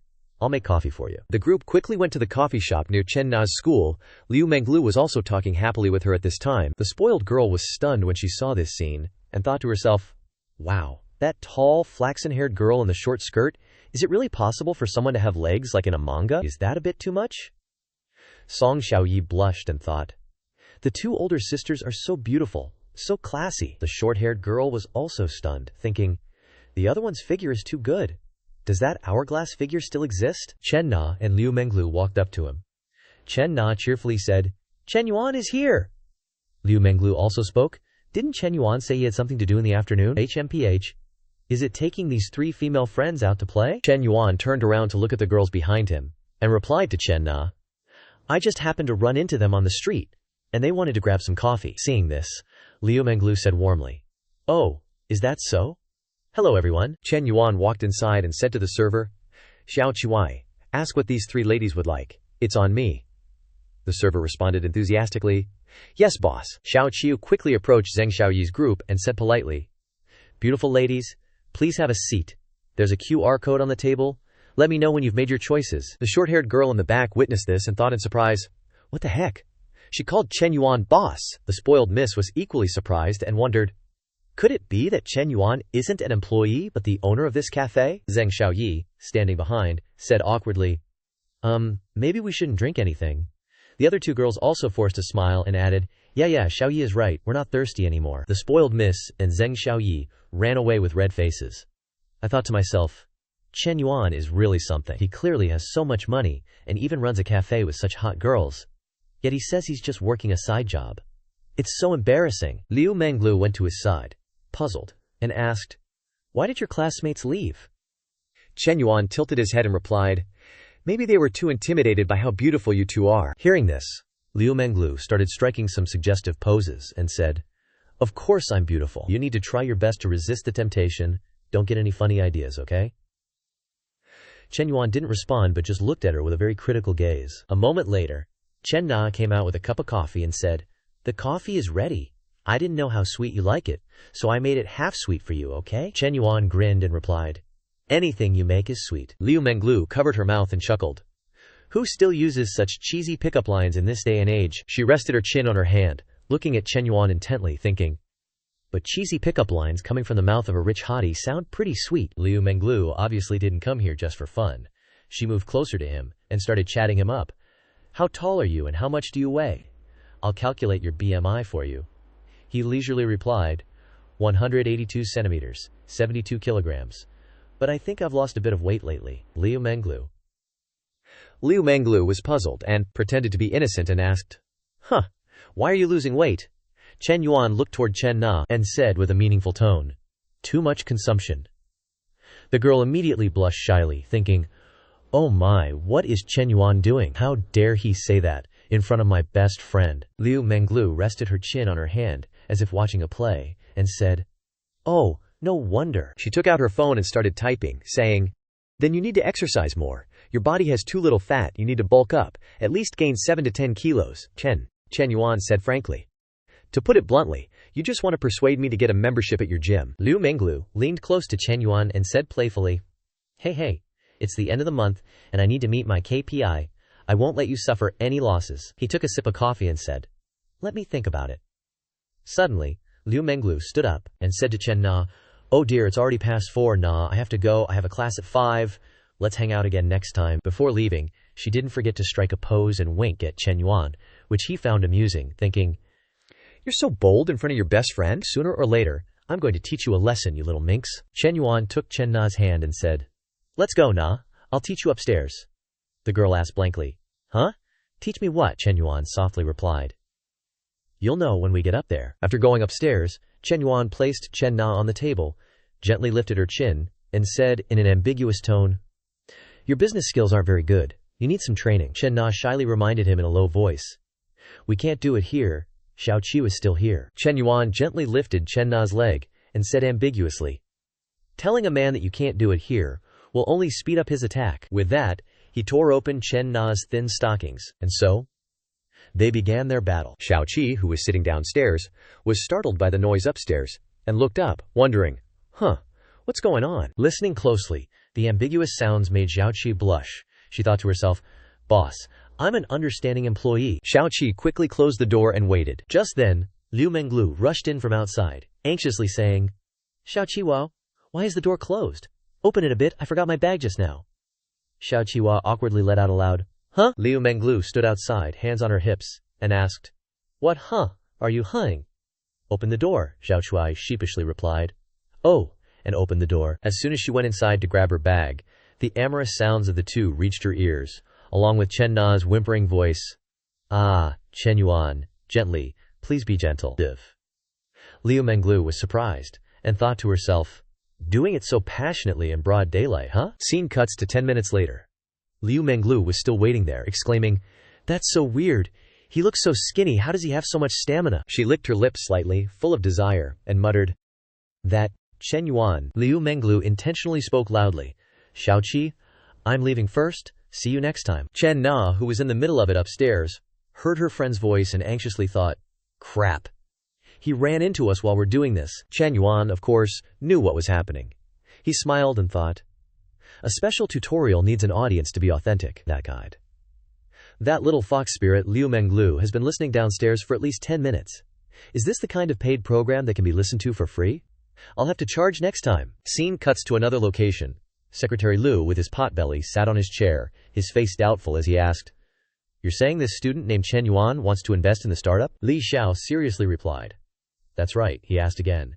"Does he have the means? Has the capital been verified?" Li Xiao calmly replied, "I didn't believe it at first, but I saw his account balance, and it's 10 million. Secretary Liu exclaimed in shock. "How much did you say? 10 million? Are you sure the money doesn't belong to his parents? Does he have the authority to use it?" Li Xiao nodded and replied, "It's his, he can use it freely." Secretary Liu said excitedly, "That's great! If that's the case, we don't need to cooperate with a third party anymore." Shamelessly, he ordered Li Xiao, "Tell this Chen Yuan to come to my office for a visit. I want to hear his report in person." Feeling that something wasn't right, she asked the secretary, "Although Chen Yuan is a student, if we want him to be an investor, shouldn't we be a little more courteous?" He said smugly, "Don't worry about it, just do as I say." He thought to himself, "He's a student from our school, we can't let him get out of line. No matter what, we have to suppress his arrogance first." Meanwhile, Chen Yuan was still in action.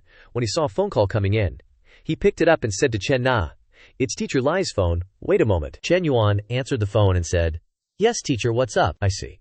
After hearing what Li Xiao said, he thought that the school's current attitude towards investors was not right, and they were trying to find fault with him. Moreover, even if he conceded this time, it would be difficult to guarantee that they wouldn't take advantage next time. Of course, he wouldn't let himself suffer losses, and directly said, "Teacher, turn on the speakerphone. I have a few words to say to Secretary Liu." After turning on the speakerphone, Chen Yuan's serious yet slightly arrogant voice sounded, "Hello, Secretary Liu, can you hear me? I've been quite busy lately. I have several investment projects to evaluate. Let's schedule a time when I'm free. I'll have Teacher Lai give you my phone number." He stood up abruptly, not expecting this. "Hey, wait!" Li Xiao, witnessing this scene, exclaimed in her mind, he actually dared to hang up on the secretary. Unexpectedly, he's so decisive. After the phone slammed down, Secretary Luca's office was quieter than a graveyard. The dude was grinding his teeth, thinking, he hung up on me. Every student official trips over themselves bowing to me. Is it just because of some measly cash? Whatever. This project can't be delayed any longer.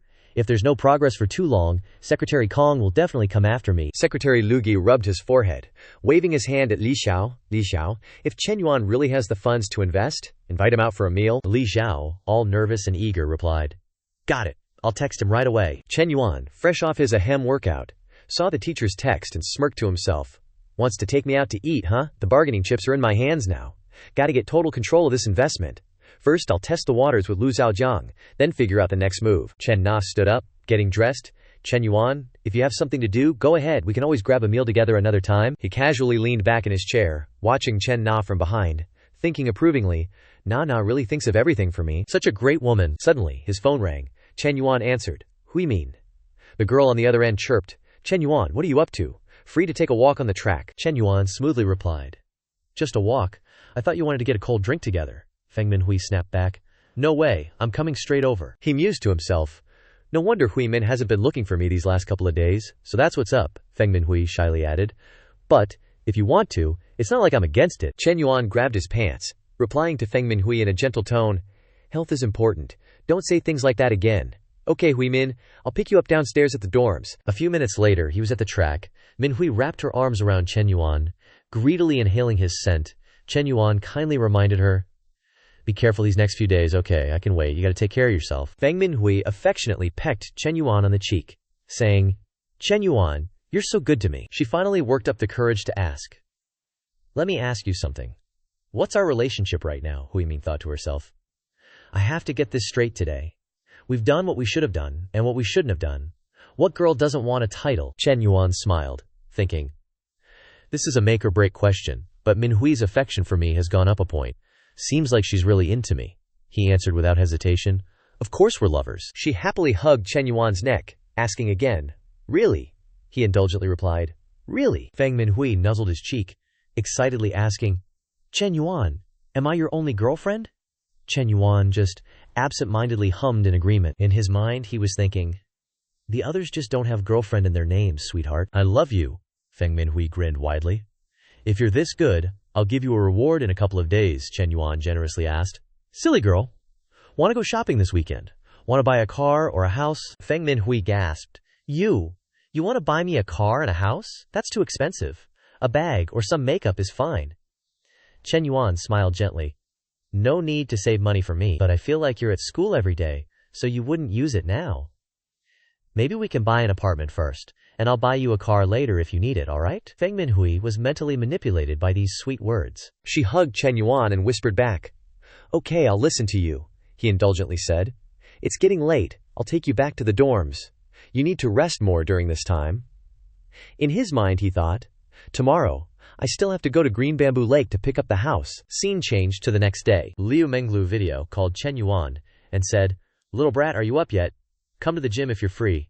Chen Yuan frowned and asked her, when was I ever scrawny? Is this video of yours appropriate? Liu Menglu on the other end replied, HMPH, only indecent men think this is indecent. Tell me, are you having indecent thoughts? She looked at the phone, thinking to herself, this tone of his, it doesn't sound like he's treating me like an outsider. Let's see how many more days you can hold out. Suddenly, a voice pipes up from behind. Hey, Mess, Liu Menglu. Turns around and smiles at the girl with the red hair walking up to her. Hey, Zhao Zhu, you're here. Zhu Wanding, being all nosy, asks, what's got you so smiley this early in the morning? Liu Menglu just giggles. Nothing much, just thinking about a really interesting friend. Zhu Wanding plops down in a chair, drawling, spill the tea. Class hasn't started yet anyway, so Liu Menglu starts her story. I have this girlfriend, right? She managed to snag herself a sugar daddy, and get this, the guy's a total baller. Bought her a 3 million yuan house. Zhu Wanding gasps. 3 million? Just like that, her. A mahem? Price tag must be at least tens of millions. Then, Liu Menglu rests her chin on her hand, sighing. Totally. That's why I'm so jealous. Zhu Wanding starts scheming. Someone with that kind of cash, the sugar daddy must be ancient, right? Thinking to herself, even an old geezer is better than that cheapskate Hao Jun. He wants the benefits without the spending. Time to find myself a better sugar daddy. Liu Menglu shakes her head. Nope. He's in his early 20s, even younger than my girlfriend. Zhu Wanding is even more curious now. So what does he look like? Gotta be ugly, right? Liu Menglu gets all excited. He's super handsome. Tall too, Zhu Wanding exclaims. Damn, Liu, so your girlfriend must be drop-dead gorgeous to snag a guy like that. She must be an absolute goddess. Images of two hot girls instantly flash through Liu Menglu's mind. After a beat, she says, actually, we're pretty similar, just different advantages, you know. Zhu Wanding nods thoughtfully. To be on par with McKinn's, Liu, no wonder she can make men fall head over heels. Chen Yuan on the other side also sends a text. No more small talk, I have to go to Green Bamboo Lake to pick up the house. Liu Menglu asked immediately, so you go alone? Do you need a little sister to accompany you? Chen Yuan replied bluntly, I'm going alone. If you're free, you can come along. She texted back, well then you have to pick me up. I'm at the training room now. I've sent you the location. I'll wait for you. She just couldn't stop smiling while texting. Zhu Wanding sees her acting all weird and asks, girl, what's got you so giddy? You're grinning like a Cheshire cat. Liu Menglu jumps up. Sorry, Zhao Zhu. Gotta ditch you today. I'll double your lesson fee, okay? My, sugar daddy is going to Green Bamboo Lake in Lu City to pick up a house and wants me to go with him. So sorry. Zhu Wanding thinks. Green Bamboo Lake. That's like super fancy. One of the top rich people neighborhoods. Wait a minute, isn't that supposed to be her friend's sugar daddy? Why is she going to pick up his house? Watching Liu Menglu walk away, Zhu Wanding thinks, I get it now. Leave it to Mez, Liu, to be so ruthless, stealing your friend's man. But if I met a guy like that, I don't know if I'd hesitate either. Suddenly, a young guy comes up to Liu Menglu, looking all excited. Menglu, where are you going? Aren't you supposed to have class soon? This dude is Han Lihai, the fitness instructor. Liu Menglu just rolls her eyes, doesn't even acknowledge him, and keeps walking. 10 minutes later, Chen Yuan arrives, and Liu Menglu is already outside waiting. Han Lihai watches from the training room, muttering, Can driving an M9 get you, Menglu? Even that last member who drove a Mercedes didn't get her. Zhu Wanding, standing next to him, says, Don't just look at the car, honey. The guy can casually buy his girlfriend a 3 million yuan house. Han Lihai is shocked. 3 million? How many years would I have to grind to make 3 million? Zhu Wanding suddenly gasps. Wait a sec, that guy looks familiar. Watching the young man get out of the car, she exclaims in disbelief, Chen Yuan. It really is Chen Yuan. She can't believe it. Thinking, the tall, handsome sugar daddy that Mixi, Liu was talking about, is Chen Yuan. Watching the two of them being all lovey-dovey, she's stunned, realizing her ex-boyfriend is a millionaire, and she dumped him just 2 weeks ago. She just stands there, frozen, unable to process what's happening. Chen Wanting clutched her head, face darkening, and thought to herself, I actually dumped Chen Yuan for Hao Jun. Was I out of my mind? Han Lihai, clueless as ever, asked, Miss Chen, why are you crying? Is everything all right? Suddenly, her phone buzzed with a text. The text was from a dude. Ting, you're off today, right? Want to come over to my place tonight? Chen Wanting saw the message and fumed internally, cursing. Who does he think he is, always skipping the foreplay and going straight for the goods? Does he think I'm that cheap? She then typed back a blunt reply. Piss off, you moron. The guy on the other end was stunned and texted back, Is this the real you? Chen Wanting replied in a rage, I'm your mom. The guy sent another message, clearly disbelieving this situation. However, a cold system notification popped up. Message sent but recipient declined. The guy in shock texted again, Ting, what happened to you? Hao Jun stared at the cold system notification on his screen and exploded. WTF. Blocked. What in the world is going on? Chen Wanting was trying her best to calm down, thinking, I wonder if Chen Yuan and I still have a chance. We had something, right? The problem now is whether Chen Yuan has too many girls around him. She mentally calculated. There's that Bei Liu schoolmate from Guojin, plus BT Liu's bestie, and then there's me. Is that too many? Scene change.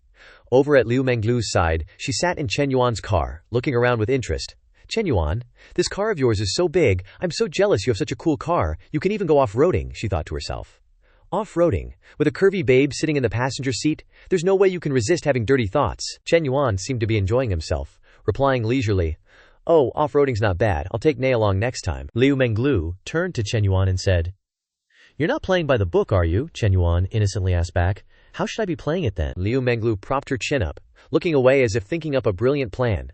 Suddenly, Chen Yuan spoke up. How about this? He looked over, grinned, and said with a hint of teasing, BT Liu, I want to polish you up. Liu Menglu smiled widely, playfully slapped Chen Yuan's shoulder, and said, Aya, you're such a tease. 30 minutes later, Chen Yuan and Liu Menglu finally arrived. As soon as he entered, Chen Yuan politely greeted, Hello, I'm here to pick up my house. I'm Chen Yuan.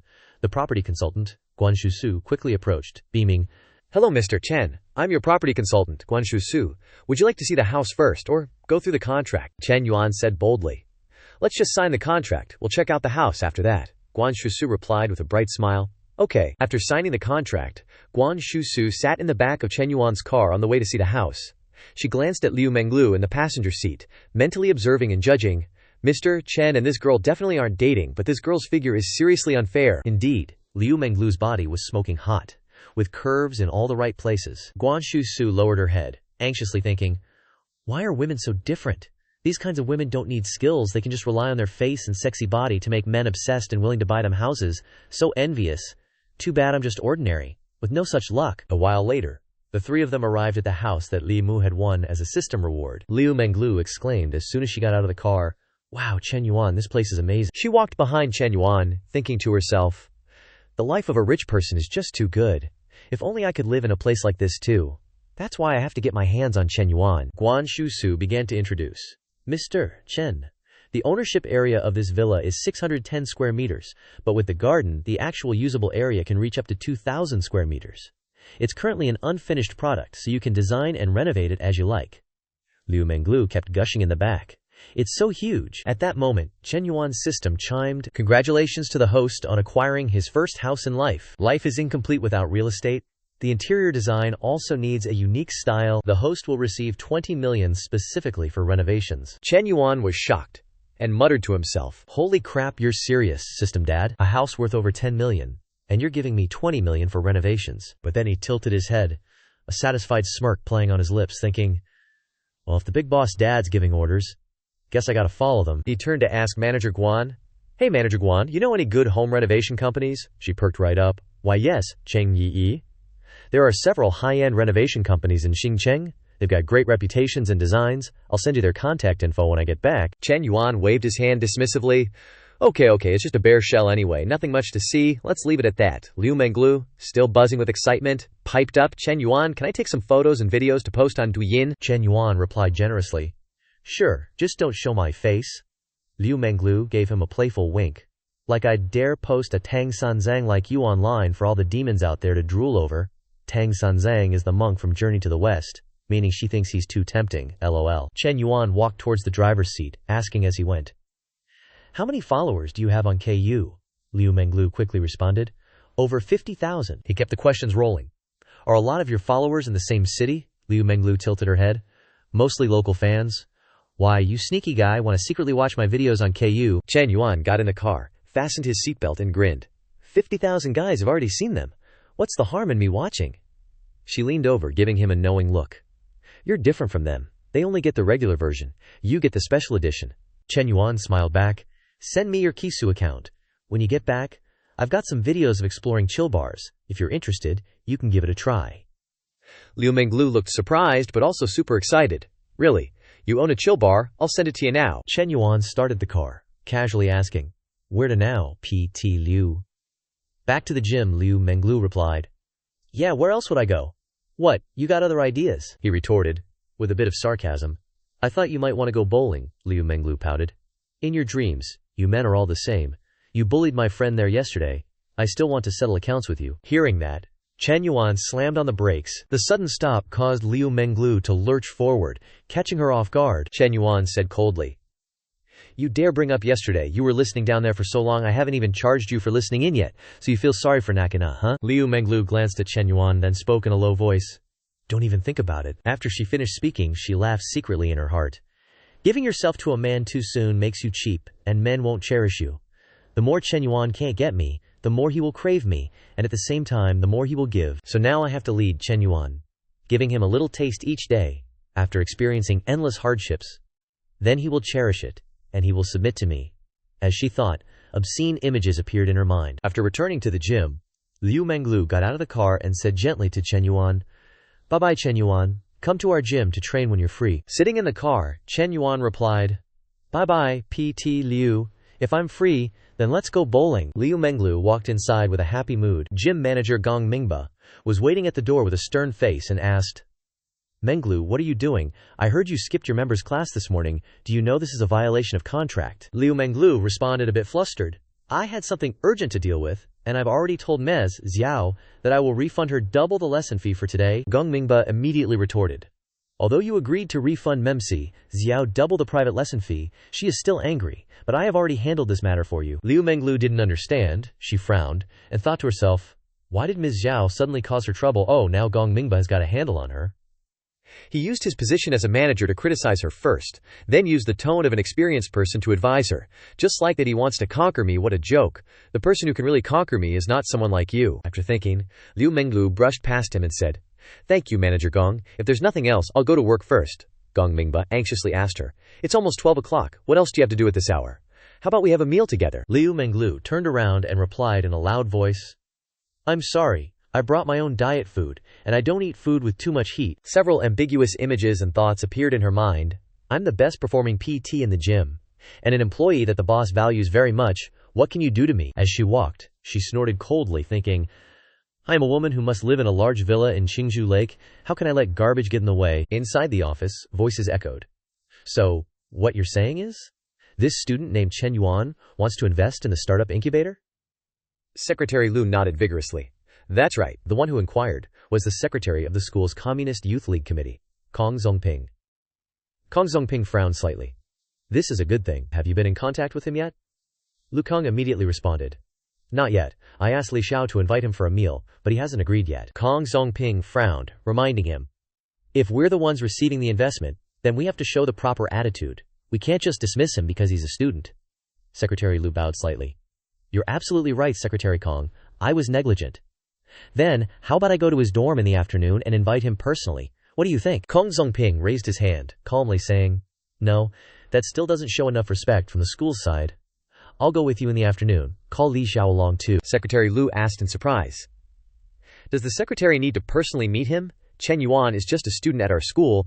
Isn't this a bit too much fanfare? Scene change, 5 p.m. at the South Dormitory. A male student shoved his phone in front of Chen Yuan's face, pleading, Lao-san, I've been chatting with Tian Yuping on WeChat for so long. Can you help me see how much longer it'll take to win her over? The general content of the messages seemed very superficial. One side messaged, Good morning. Do you need me to bring you breakfast? Quote, the other coldly replied, No need. Messages of concern kept coming. It's raining today? Remember to bring an umbrella to school? Those messages of concern just kept going on. Good night. Don't set the air conditioning too low. Remember to cover your legs properly. Where do you want to go this weekend? How about Yuelu Mountain? You don't seem well today. Are you uncomfortable anywhere? Do you need me to buy medicine for you? The reply was always short and concise until that point. No need. Chen Yuan was speechless looking at those messages, thinking, Lao Huang has been so warm for more than 3 years but hasn't made a single step forward. Lao Huang asked Chen Yuan leisurely, Lao-san, what do you think? She replies to every one of my messages, completely unlike the class beauty from before. It's a huge leap. I can feel the progress is very steady. He sat up, handing the phone back to him, silently spitting out a few complaints in his heart. Lao Huang, if you really understand it that way, what else can I say? As long as you're happy. Chen Yuan smiled, saying, You should still ask Lao Cao to come up with a plan for you. Lao Huang turned to look at his brother and made an assessment. Lao Cao is a true person. What does he know? Lao-san, you're the most experienced in our dorm. Being poked, Lao Cao immediately turned back to question him. Lao Huang, I haven't offended you today. Finally, he bowed down and asked for Chen Yuan's opinion. At least she's willing to reply to my messages, and even agreed to go out with me this weekend. Isn't that proof that Tian Yuping has feelings for me? What do you say, Lao-san? Not knowing how to explain, he could only smile wryly and say, Oh, right, indeed. Hearing that, he screamed excitedly, Oh, damn, Lao-san thinks so too. Then it must be true, Ni. Yu helplessly thought to himself, Damn, a simping dog in heat is so scary. Suddenly there was a knock on the door. Lao Huang went to open the door while muttering, Who the hell is it knocking so loudly? As soon as the door opened, Lao Huang was stunned, looking at the two secretaries and the teacher in front of him and asked, Secretary Kong, Secretary Lu, teacher, Why are you all here? Li Xiao asked gently. Is Chen Yuan here? Lao Huang hesitated and replied, Yes he is. Please come in, teachers, he thought in panic. Oh damn, these three came to find Lao-san. Could he have committed some big crime? Other students, seeing this, also started to make a fuss and discuss. Why are the two leaders here at the dormitory? What's going on? They're here to find Chen Yuan. Chen Yuan's family has gone bankrupt, but he still bought a car. Has he done something illegal? Suddenly a clear voice rang out. Definitely. Otherwise, where did Chen Yuan get so much money? There must be something wrong. A student heard this and asked, Brother Bang, what's the specific matter? Do you know something? Tell us quickly. Li Jianbang took the opportunity to add fuel to the fire. Chen Yuan's money came from an improper source. It's normal for the leaders to come to the door. Maybe they're controlling Chen Yuan first, waiting for the police to come. Lao Huang couldn't stand it anymore and roared angrily, Li Jianbang, you bastard, what nonsense are you talking about? Li Jianbang replied confidently. Whether I'm talking nonsense or not, everyone will know when they wait. Li Xiao walked in and introduced seriously, Chen Yuan. These two are Secretary Kong and Secretary Lu of the school's league committee. Chen Yuan stood up and went to Kong Zongping, opening his mouth warmly. Hello, Secretary Kong, he said amiably. Student Chen Yuan, I'm Kong Zongping of the school's league committee. Are you free tonight? Would you like to have a meal together? Chen Yuan happily replied, Tonight? Sure. Receiving his agreement, he immediately said happily, Okay, I'll book a restaurant immediately. It's getting late. Let's go together now. Then, discuss the incubator properly, and so the three Kong Zongping surrounded Chen Yuan and left. That was what the gossiping students heard. Looking at Chen Yuan leaving, they said suspiciously, Looking at the way these three are, it doesn't look like they're controlling Chen Yuan, but a bit like they're meeting a leader who came to inspect the work. Li Jianbang naturally didn't agree. He said uncomfortably, I guess it's to save face for Chen Yuan. Everyone watched the news. Don't they have to cover the head of the prisoner during the escort? Lao Huang came out of the room, feeling itchy when he heard these words, and contributed information. Just say you're talking nonsense. The two secretaries found our Lao San to invite him to dinner. Unexpectedly, the student next to him exclaimed in surprise. What? The two secretaries came to invite Chen Yuan to dinner? How big must his face be? Lao Huang, with a punchable face, muttered in Li Jianbang's ear. That's right. What big thing did Chen Yuan do? The school leaders have to lower themselves to invite him like that. He couldn't say anything. Those curious students couldn't help but exclaim, Chen Yuan is too scary. He's not in the same class as us anymore. Scene change. A restaurant named Nanjing. Kong Zongping spoke first. Chen Yuan, what requirements do you have for your plan? Tell me. I want to fully understand your expectations. Chen Yuan calmly said. Secretary Kong wants me to invest. Then he has to meet my two conditions. Of course, this won't cause any loss to the school's interests, Secretary Kong heartily replied. No need to be so polite. Just speak your mind. Chen Yuan started to make his demands. Secretary, I want complete autonomy, meaning I get to decide who the startup incubator invests in and how much. The school can't interfere. Secretary Lang immediately jumped up, exclaiming, What are you saying? There's no such rule. Kong Zongping had to remind him, Lao Lang, quiet down. He turned to Chen Yuan, gently saying, Chen Yuan, the university's startup incubator involves many parties, especially the Ministry of Education, which will ask questions. If we just follow the investors' wishes, it'll be hard to explain. Besides, no matter what, the school has to consider the success rate of the students being supported. Chen Yuan remained unhurried, saying, Secretary, without money, things like success rate are just empty words. You can think of me as the person in charge of the incubator. The success rate is whether the supported students can make money, and the money I invest definitely hopes they can make money. Our requirements are the same. Chen Yuan finished speaking, and took a sip of his wine. Feeling refreshed, he thought to himself, I'm just telling the truth. System's mission is to have me accumulate wealth and reputation, and then gradually become a tycoon. In the future, I'll definitely need a lot of professional talent to manage this matrix of industries for me. Instead of going out to find them then, I might as well use this startup incubator to try and cultivate direct relationships now. And more importantly, System's mission. A large number of female NPCs. Those women out in society aren't as easy to conquer as university girls. And the quality of the girls at our school in Xing City is the most famous. Kong Zongping raised his glass, tactfully saying, I'll have to hold a conference with the leaders of the Ministry of Education regarding your request before I can give you an answer, Chen Yuan casually replied. All right, Secretary. Amidst the toasting and polite conversation, the meal came to an end. Late at night, the group quickly departed. As he got into the car, Kong Zongping reminded Li Zhao, who was standing outside, Mems, Li Zhao, Chen Yuan can't drive after drinking. You take him home. We'll head back first. Li Zhao got into Chen Yuan's car, buckling her seatbelt, and said, Chen Yuan, this new car of yours is really spacious. Chen Yuan leisurely replied, I was used to driving sedans before, so I wanted to try an SUV this time.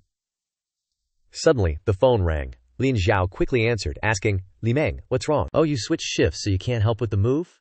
It's okay, I'll contact a moving company myself. Okay, don't worry, I still have some things to do. I'll hang up now. Chen Yuan curiously asked, Teacher, are you moving? Li Zhao nodded, replying, That's right, I'm moving in 2 days. The lease on my previous apartment is up, so I'm preparing to move in with my sister. Chen Yuan offered. Do you need me to help you move?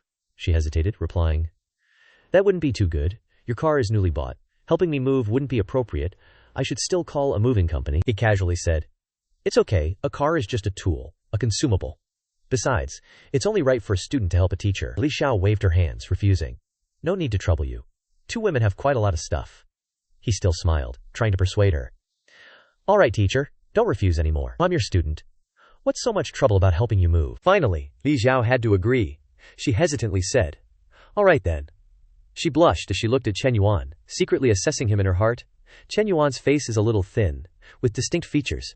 If I remove his identity as a student and look at him from the perspective of someone of the opposite sex, he's actually quite handsome. Suddenly realizing something, she covered her mouth and shyly thought, Wait, he's so eager to help me move. And there was that bag he gave me before. Maybe Li Meng is right, he has feelings for me? Speaking of that bag, he said it was a high-end fake before, but with his real financial strength, maybe it's real. She immediately turned to him, asking, Chen Yuan, that bag you gave me before, do you remember it? Chen Yuan nodded, replying, I remember. What's wrong? She hesitantly said, You said last time it was a high-end fake. He blurted out without hesitation. Actually, it's real, but it doesn't matter. Anyway, your student isn't short on money to give to the teacher he likes. No, I mean, it's okay to give it to a teacher you respect. Chen Yuan suddenly became flustered, causing Li Zhao to also blush slightly. She shyly thought to herself, As expected, but it's not appropriate. First, there's the age difference. I'm older than him. Moreover, we have a teacher-student relationship. She thought for a long time. then opened her mouth. Chen Yuan, but he quickly interrupted. Shh. Okay, drive, teacher. No need to say any words of refusal anyway, I won't give up. A while later, Li Xiao and Chen Yuan arrived. Getting out of the car, Li Xiao immediately asked, Are you going home to sleep tonight? Chen Yuan calmly said. I'm not going back. There's no room for me up there. I'm going back to the dorm. Li Xiao shyly said. Then I'll park the car here. You can come here tomorrow to drive it back. Here, the keys. Chen Yuan walked over, leaned close to her face, and softly replied. Li Xiao clutched her cheek, her face flushed as she thought. He's getting bolder and bolder. Last time it was a meal at home, and now he dares to kiss me in the office, you bad guy. With that, she immediately turned and ran away, her face burning red. She yelled, Chen Yuan, you're a naughty student. Just as Li Xiao left, Chen Na called, sounding flustered. Chen Yuan, are you at school mess? Lin Yusheng left something at the cafe, can you help her open up? She's almost there, and Xiao Qiu and I are too far away to make it in time. Chen Yuan replied leisurely. Sure. A little later, Chen Yuan arrived at the cafe to open the door.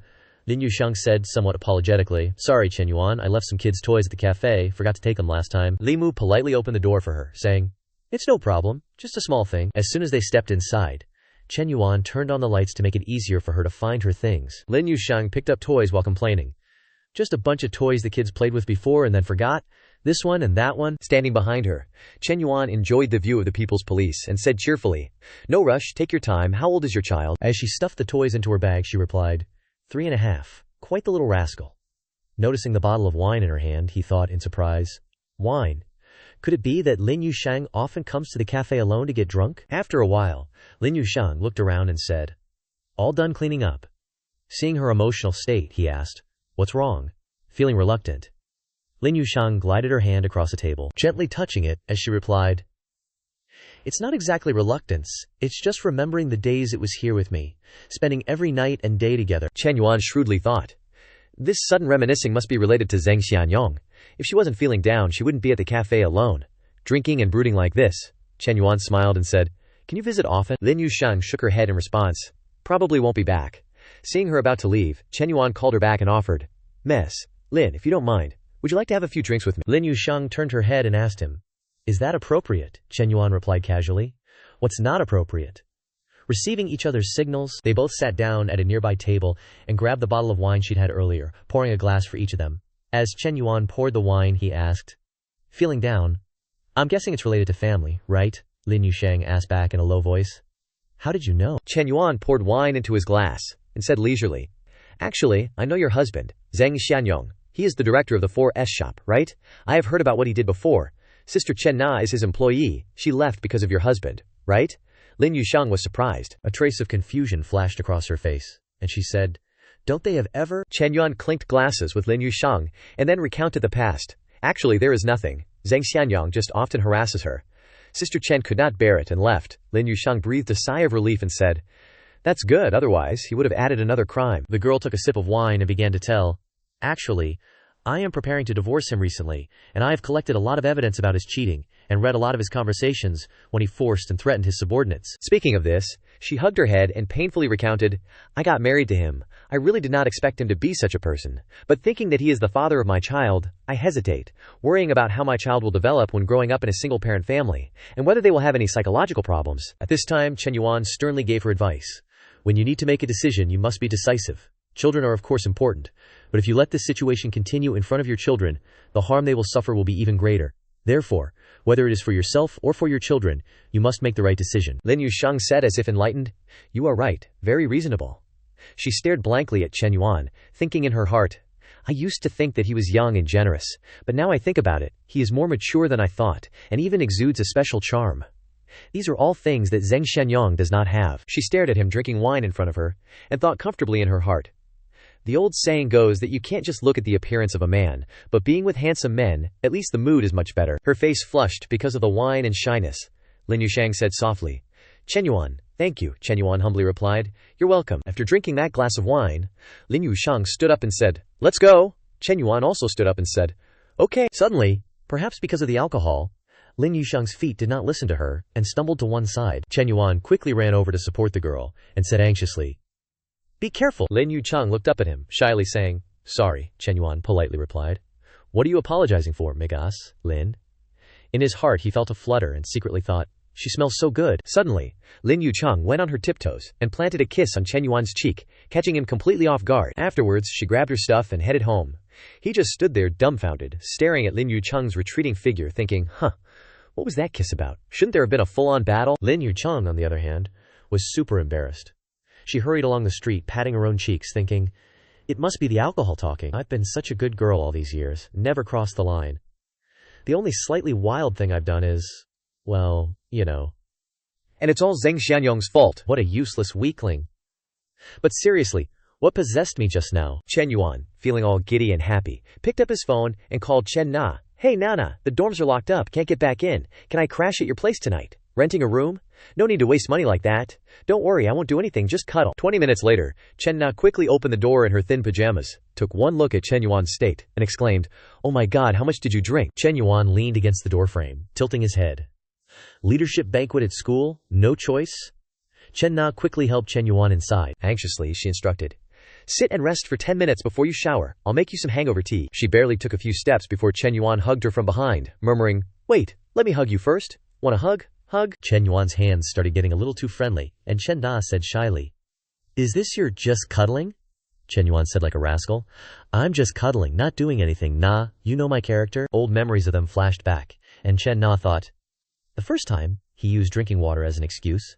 The second time it was training, and this time the reason is even more ridiculous. He even said that, I will just cuddle and do nothing. She said speechlessly, your character, do you even have any? Chen Yuan said innocently, nah. Do we not even have a little bit of trust between us? Chen Na blushed and said, you said it. Then you sleep with that blanket, even if we just cuddle. We can cuddle without sharing a blanket. Chen Yuan looked at Chen Na buried in the blanket and couldn't help but smile, thinking, even though it was a bit forced the last 2 times, I thought Na had accepted it in her heart. I didn't expect she's still keeping her distance. However, the night is long, and there are still many methods. No sooner thought than done. Chen Yuan's sneeze made Chen Na wake up worriedly. He curled up in the blanket, muttering, cold, so cold, Na. Chen Na asked worriedly, what's wrong, Chen Yuan? He said weakly. The air conditioner is too cold. She hurriedly got out of bed, saying anxiously, let me adjust it. Like a fish taking the bait, Chen Yuan grabbed Chen Na's fair arm, and then said, no need to bother. He pulled Chen Na into his arms, body to body, and said suggestively, no need to adjust it. We won't be cold if we share a blanket. She was then attacked by Chen Yuan from behind, and could only endure silently, while he said happily, see? Not cold anymore. After a passionate night, the next morning, Chen Yuan woke up and didn't find Chen Na beside him, but a letter left by her. I'm going to the coffee shop, you pervert. I've washed your clothes for you, but they're not dry yet, so I bought you a new set. Breakfast is in the steamer. Reheat it if it's cold. Reading the note, Chen Yuan felt so warm and happy, thinking, damn, where can you find such a good girl? I have to reward her. I must reward her. Find time to buy her a car. Suddenly, the phone rang. Liu Menglu appeared on the screen, with her hot body and energetic voice. Little Yuan, when are you coming to the GM's office with me? I'm waiting for you. Chen Yuan quickly put the phone aside, closed his eyes tightly, and thought to himself, watching this thing in the early morning, isn't this Na's bestie? No see? No see?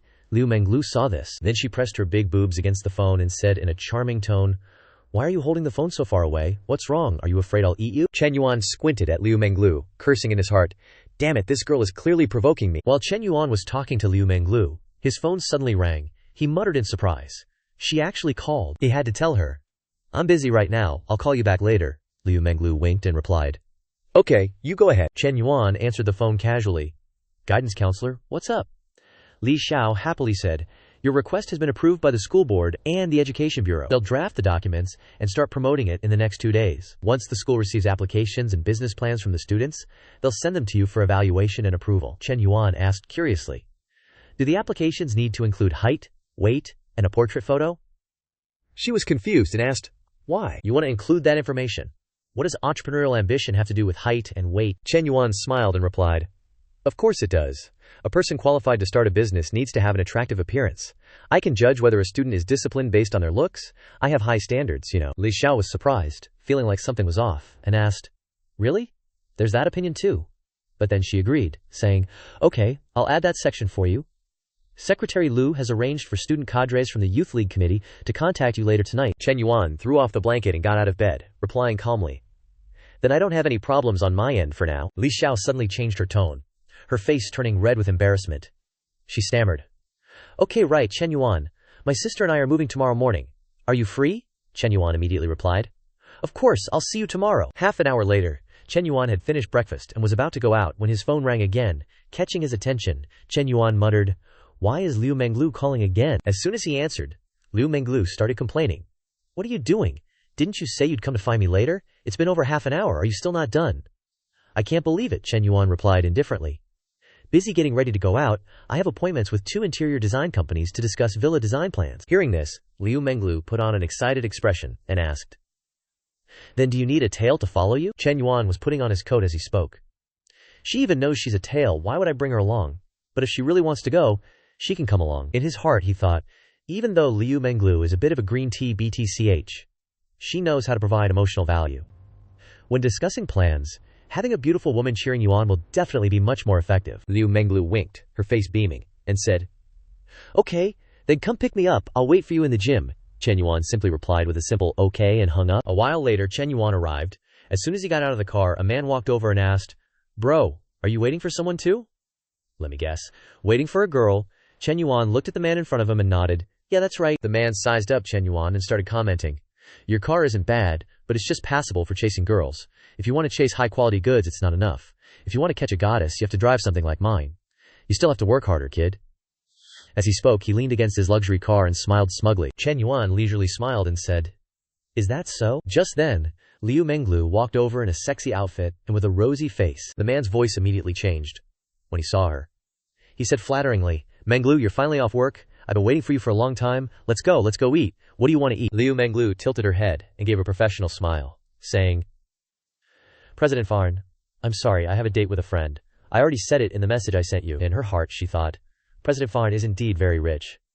But all that money was given to him by his parents. He himself has very limited control over the money.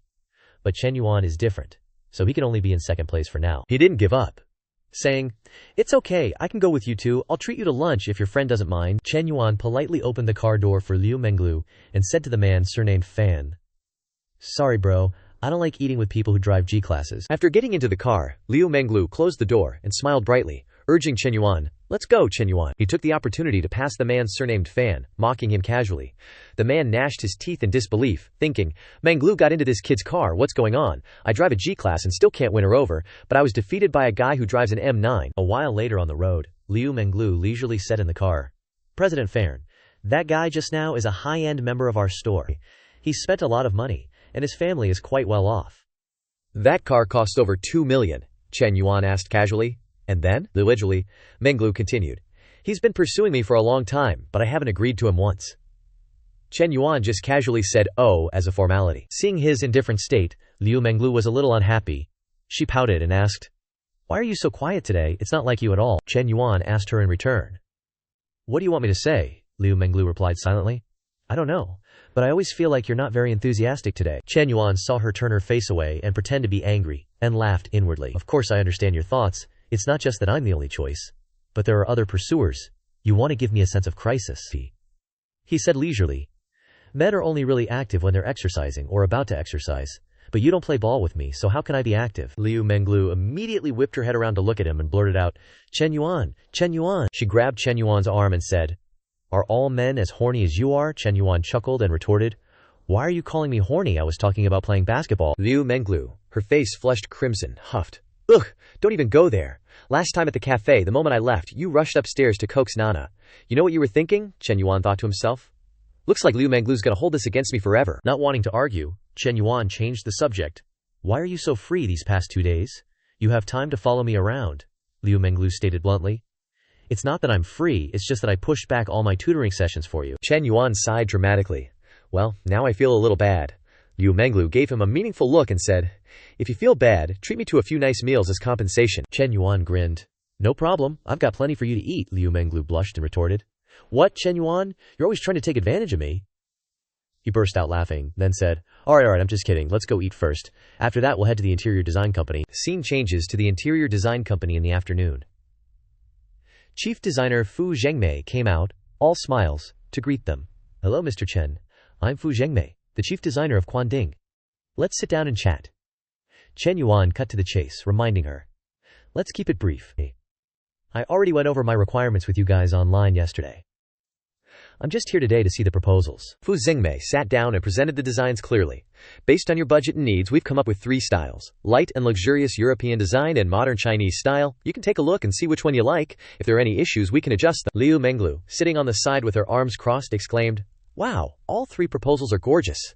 She asked Chen Yuan curiously, "What's your budget?" Chen Yuan casually dropped, 20 million. Liu Menglu gasped in shock. "What did you say?" She started calculating. A villa of over 1,000 square meters, with 20 million yuan for decoration, and he can just throw around 30 million yuan like that. Then his assets must be at least over 100 million yuan. Looks like I underestimated him. No, the previous tactics are still not enough. I have to intensify it.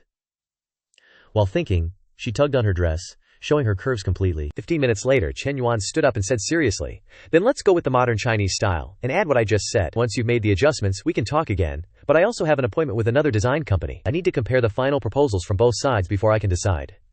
Fu Zhengmei also stood up and said with a smile, "No problem, it doesn't hurt to compare all 3. Oh. Right, Mr. Chen, are you free tonight? Wanzong, we would like to invite you to dinner. Whether the contract is signed or not, he just wants to get to know you." Chen Yuan took out his phone and pondered. "I haven't signed a contract with you guys yet. Isn't it a little inappropriate to have dinner?" Fu Zhengmei replied with a bright smile. "Mr. Chen, don't worry, Wanzong simply wants to make friends with you." Chen Yuan finally agreed. Seeing this, Fu Zhengmei happily said, "Then I'll add your WeChat and send you the restaurant address so we can easily exchange ideas about the proposals later." Chen Yuan nodded. "Okay, then we'll head out first." As he left, Fu Zhengmei waved goodbye with an adoring and admiring look. She thought to herself, 20 million yuan for interior decoration is even more expensive than the villa itself. This order alone is enough to support the whole company. This kind of big boss isn't your average rich kid. We have to treat him with the utmost care. After seeing Chen Yuan off, Fu Zhengmei went back inside. She stood in front of a man and announced cheerfully, "Wanzong, Mr. Chen has agreed to dinner tonight." Wanzong is the general manager of Quan Ding, named Wan Renduo. He tilted his head and analyzed seriously, then asked Fu Zhengmei, "If we can have a meal together, the chances of closing the deal will be much higher. We absolutely can't let such a big client fall into the hands of our competitors. Is he going alone?" Fu Zhengmei immediately replied, "No, he's with a girl, but she doesn't look like his girlfriend." Wan Renduo pondered for a moment, then smiled and said, "It's good that she's not his girlfriend. Remember to call Su Wei to entertain the client tonight. A big client like Chen, worthy of our company to launch the trump card." Switching to Liu Menglu and Chen Yuan, she blushed, pulling her clothes and said with meaning, "Chen Yuan, is the air conditioner on in the car?" "It's too hot," Chen Yuan asked leisurely. "Really? Why, I don't feel it's hot at all." She showed flirtatious look and asked, "Really? By the way, where are we going next?" Chen Yuan said calmly, "Aren't you going back to work? Or do you want to stick to me for a free dinner?" Liu Menglu leaned over to Chen Yuan and said, "Anyway, it's good to follow you and do nothing. Today I want to be your tail all day." Chen Yuan laughed and said, "My tails are very well behaved. If you follow, you must follow one day and one night. How can you only follow during the day?" This sentence of him made her head appear with an ambiguous scene immediately. Liu Menglu covered her face and shouted shyly, "One day and one night, what are you talking about, you pervert? I don't care, I must go with you, I won't get out of the car." The phone rang in the car, Liu Menglu answered, and the person on the other end asked cheerfully, "Lu Bao, what are you up to?" Liu Menglu replied happily, "Qianqian, I'm in the car." Hao Qianqian on the other end asked curiously, "Whose car? Is it Fanzong's glass car?" While putting on her clothes, she thought, although Fanzong isn't like Chen Yuan, spending 3 million to buy a house, it's no problem for him to buy Menglu bags and cosmetics. Liu Menglu replied calmly, "No, I'm in Chen Yuan's car." Hao Qianqian was shocked and frowned. "Who, Chen Yuan? When did you two meet?" Liu Menglu smirked and recounted, "No, I went out with him today to look at the decoration plan. You don't know, he bought a villa for over 10 million, and he's spending another 20 million on the decorations." Hao Qianqian gasped, barely able to breathe. "What? This is too extravagant. Just spent 3 million, and in the blink of an eye, another 30 million. Hao Qianqian couldn't help but think, Chen Na's luck is too good, isn't it, finding such a rich sugar daddy? We said we'd suffer together, but she secretly got ashore. No, Menglu seems to have boarded this luxury yacht too." Hao Qianqian gripped her phone and cried, "One bestie is fine, but now another one is better than me. Is it because their boobs are bigger than mine?" Scene change. Afternoon at Nanying restaurant. A young man walked over to greet. "Wan Shushu, are you eating here too?" Wanzong walked over and said warmly, "Zhao Hui. What a coincidence, I'm waiting for a guest here." Xiao Hui walked over to shake his hand and said, "I also have a dinner invitation here. I'll come over to toast you later," he thought. It seems this guest is very important, otherwise Uncle Wan wouldn't be waiting here in person. When leaving, he noticed the naive girl following behind Wanzong. He wondered, since when did Uncle Wan have such a beautiful girl by his side? If Wan Shushu wasn't my future father-in-law, I would have found a way to ask for her number. A moment later, Chen Yuan arrived. His employee came out respectfully and introduced Wan Zong. This is Chen Xiansheng. Wan Zong walked over warmly and said, "Hello, Chen Zong, you're indeed young and promising." Chen Yuan walked over and politely shook hands with Wan Renmin, saying, "Hello, Wan Zong." He glanced at Liu Menglu and asked, "This is probably your girlfriend." Chen Yuan quickly waved his hand and explained, "Please don't misunderstand, we're just normal friends. She just happened to come with me today. Her surname is Liu." After confirming the information, he politely greeted her. "Hello, Liu Xiaoji." Liu Menglu also replied, "Hello, Wan Zong." Liu Menglu pouted and glanced at Chen Yuan with some discomfort, thinking, "Damn, Chen Yuan, why so agitated? If you're not my boyfriend, what are you? No one forced you to say no. Annoying." Wan Renmin then said, "Chen Xiansheng, please, let's go upstairs." He also said magnanimously, "Please, Wan Zong." A moment later they entered the private room. Wan Renmin opened his mouth and pointed to the orange-haired girl next to him and said, "Chen Zong, I forgot to introduce you. This is our company's design assistant, Su Shuiwei." The girl said shyly and softly, "Hello, Chen Zong." Chen Yuan reached out his hand politely and said, "Hello." In his heart, he thought, her skin is so soft and full, and her jade-like hands seem boneless. Especially her pure and innocent nature. Su Shuiwei's temperament is completely different from the girls he knew. Seeing Chen Yuan's attitude, Wan Renmin raised his glass and thought, "Very good, it seems. Su Shuiwei has left a good impression on Chen Zong, so the distance has been shortened." He said happily, "Chen Zong, today we won't talk about business, just about making friends. I'll toast you first." Fu Zhengmei frowned, and reminded Su Shuiwei, who was sitting still, "What are you spacing out for? Quickly toast Chen Zong." Finally, Su Shuiwei awkwardly picked up her wineglass and said shyly, "Chen Zong, I'll toast you." Chen Yuan raised his glass and happily accepted. Liu Menglu leaned close to Chen Yuan jealously and said, "Little Chen Zong, let's drink together, let's have a glass too." Chen Yuan held Liu Menglu's glass and said with a smile, "You still shouldn't drink, or who will drive back later?" Liu Menglu felt happy all over, and replied softly, Okay, I'll listen to you." In her heart she thought, "I wonder if Chen Yuan will take the opportunity to take advantage of me. But this feeling of us being together is really great." Su Shuiwei walked to Chen Yuan's side and said softly, "Chen Zong, I'll toast you again." Chen Yuan smiled gently and said to her, "Have some tea, it's okay." His words stunned Su Shuiwei. At this time, Wan Renmin also spoke to Su Shuiwei. "Listen to Chen Zong, he cares about you so he won't let you drink. Shuiwei comes from Nanzhong University. She is a senior and has not yet graduated. You are both young, you probably have similar hobbies, so please communicate more." That old fox is at it again, telling Su Shuiwei to friend Chen Zong on WeChat. A catch like him, never a bad thing to network. Liu Menglu, sitting next to her, frowned, thinking, the old fox is finally showing his tail. He says it's not about business, but everything is business. This girl is clearly still a virgin. Forcing her to connect is basically pimping. That Xiaohui guy, holding a glass, stumbled into the room shouting, "Wan Zong, I'm here to toast you," Wan Rendan happily said. "Xiao Miao, you're too kind." He took the chance to introduce him. "This is my nephew, Ling Guangyao." Wan Rendan told his nephew, "This is Chen Zong, actually about the same age as you. Why don't you go toast him and get to know him?" Ling Guangyao nodded. Okay. He thought to himself, Uncle Wan is introducing this VIP to me, he must think highly of me, and for Uncle Wan to personally wait on him, he must have a ton of money, definitely someone worth getting to know. He might be useless in reality, but he loves to show off at parties. He went up, all smiles. "Hello, Chen." He was cut off by Chen Yuan's face, shocked. "Chen Yuan, what the hell is he doing here?" Chen Yuan smiled, raised his glass and said, "Come on, let's have a drink." Lin Guangyao stuttered, confused. "Why is Chen Yuan Uncle Wan's VIP? Uncle Wan wants me to toast him. Isn't that like telling me to lick Chen Yuan's stinky feet? No way, absolutely not." Wan Rendan noticed their odd expressions and asked, "Chen Zong, Xiao Miao, do you two know each other?" Chen Yuan calmly replied, "We've met, I guess." Wan Rendan patted Lin Guangyao's shoulder, laughing. "What a coincidence, Xiao Miao. You probably don't know this, but your friend here bought a Qingzhou Lake villa in Lu City and spent another 20 million to renovate it with us." This info made Lin Guangyao's face twitch. What? He couldn't believe it. That country bumpkin bought a villa and spent 20 million on renovations. How much money does Chen Yuan have? Does his family mine diamonds in Africa? Chen Yuan was now a big shot in his eyes, and he was just an ant, Lin Guangyao thought. Uncle Wan, who I'm trying so hard to please, is actually trying to please Chen Yuan. In an instant, the gap between Chen Yuan and me has become so huge. Realizing the situation, he thought, forget it, I'll lick. If Uncle Wan wants to lick, I'll lick too. What's the big deal? With that, he bowed and said obsequiously to Chen Yuan, "What a coincidence. Congrats. Oh no, I should call you Chen Zong now." 3 hours later, Wan Rendan suggested, "Chen Zong, would you like to hit a bar or do some karaoke?" Chen Yuan cheerfully turned to Liu Menglu and asked, Coach Liu, are you coming? Liu Menglu hesitated, thinking, I got this figure from discipline. I've never had a habit of staying up late or drinking. Seeing Liu Menglu's hesitation, Chen Yuan said, you probably shouldn't go. Early to bed, early to rise, good for your health. Liu Menglu looked at Su Shuiwei, thinking, if I don't go, Chen Yuan might get seduced by those other vixens.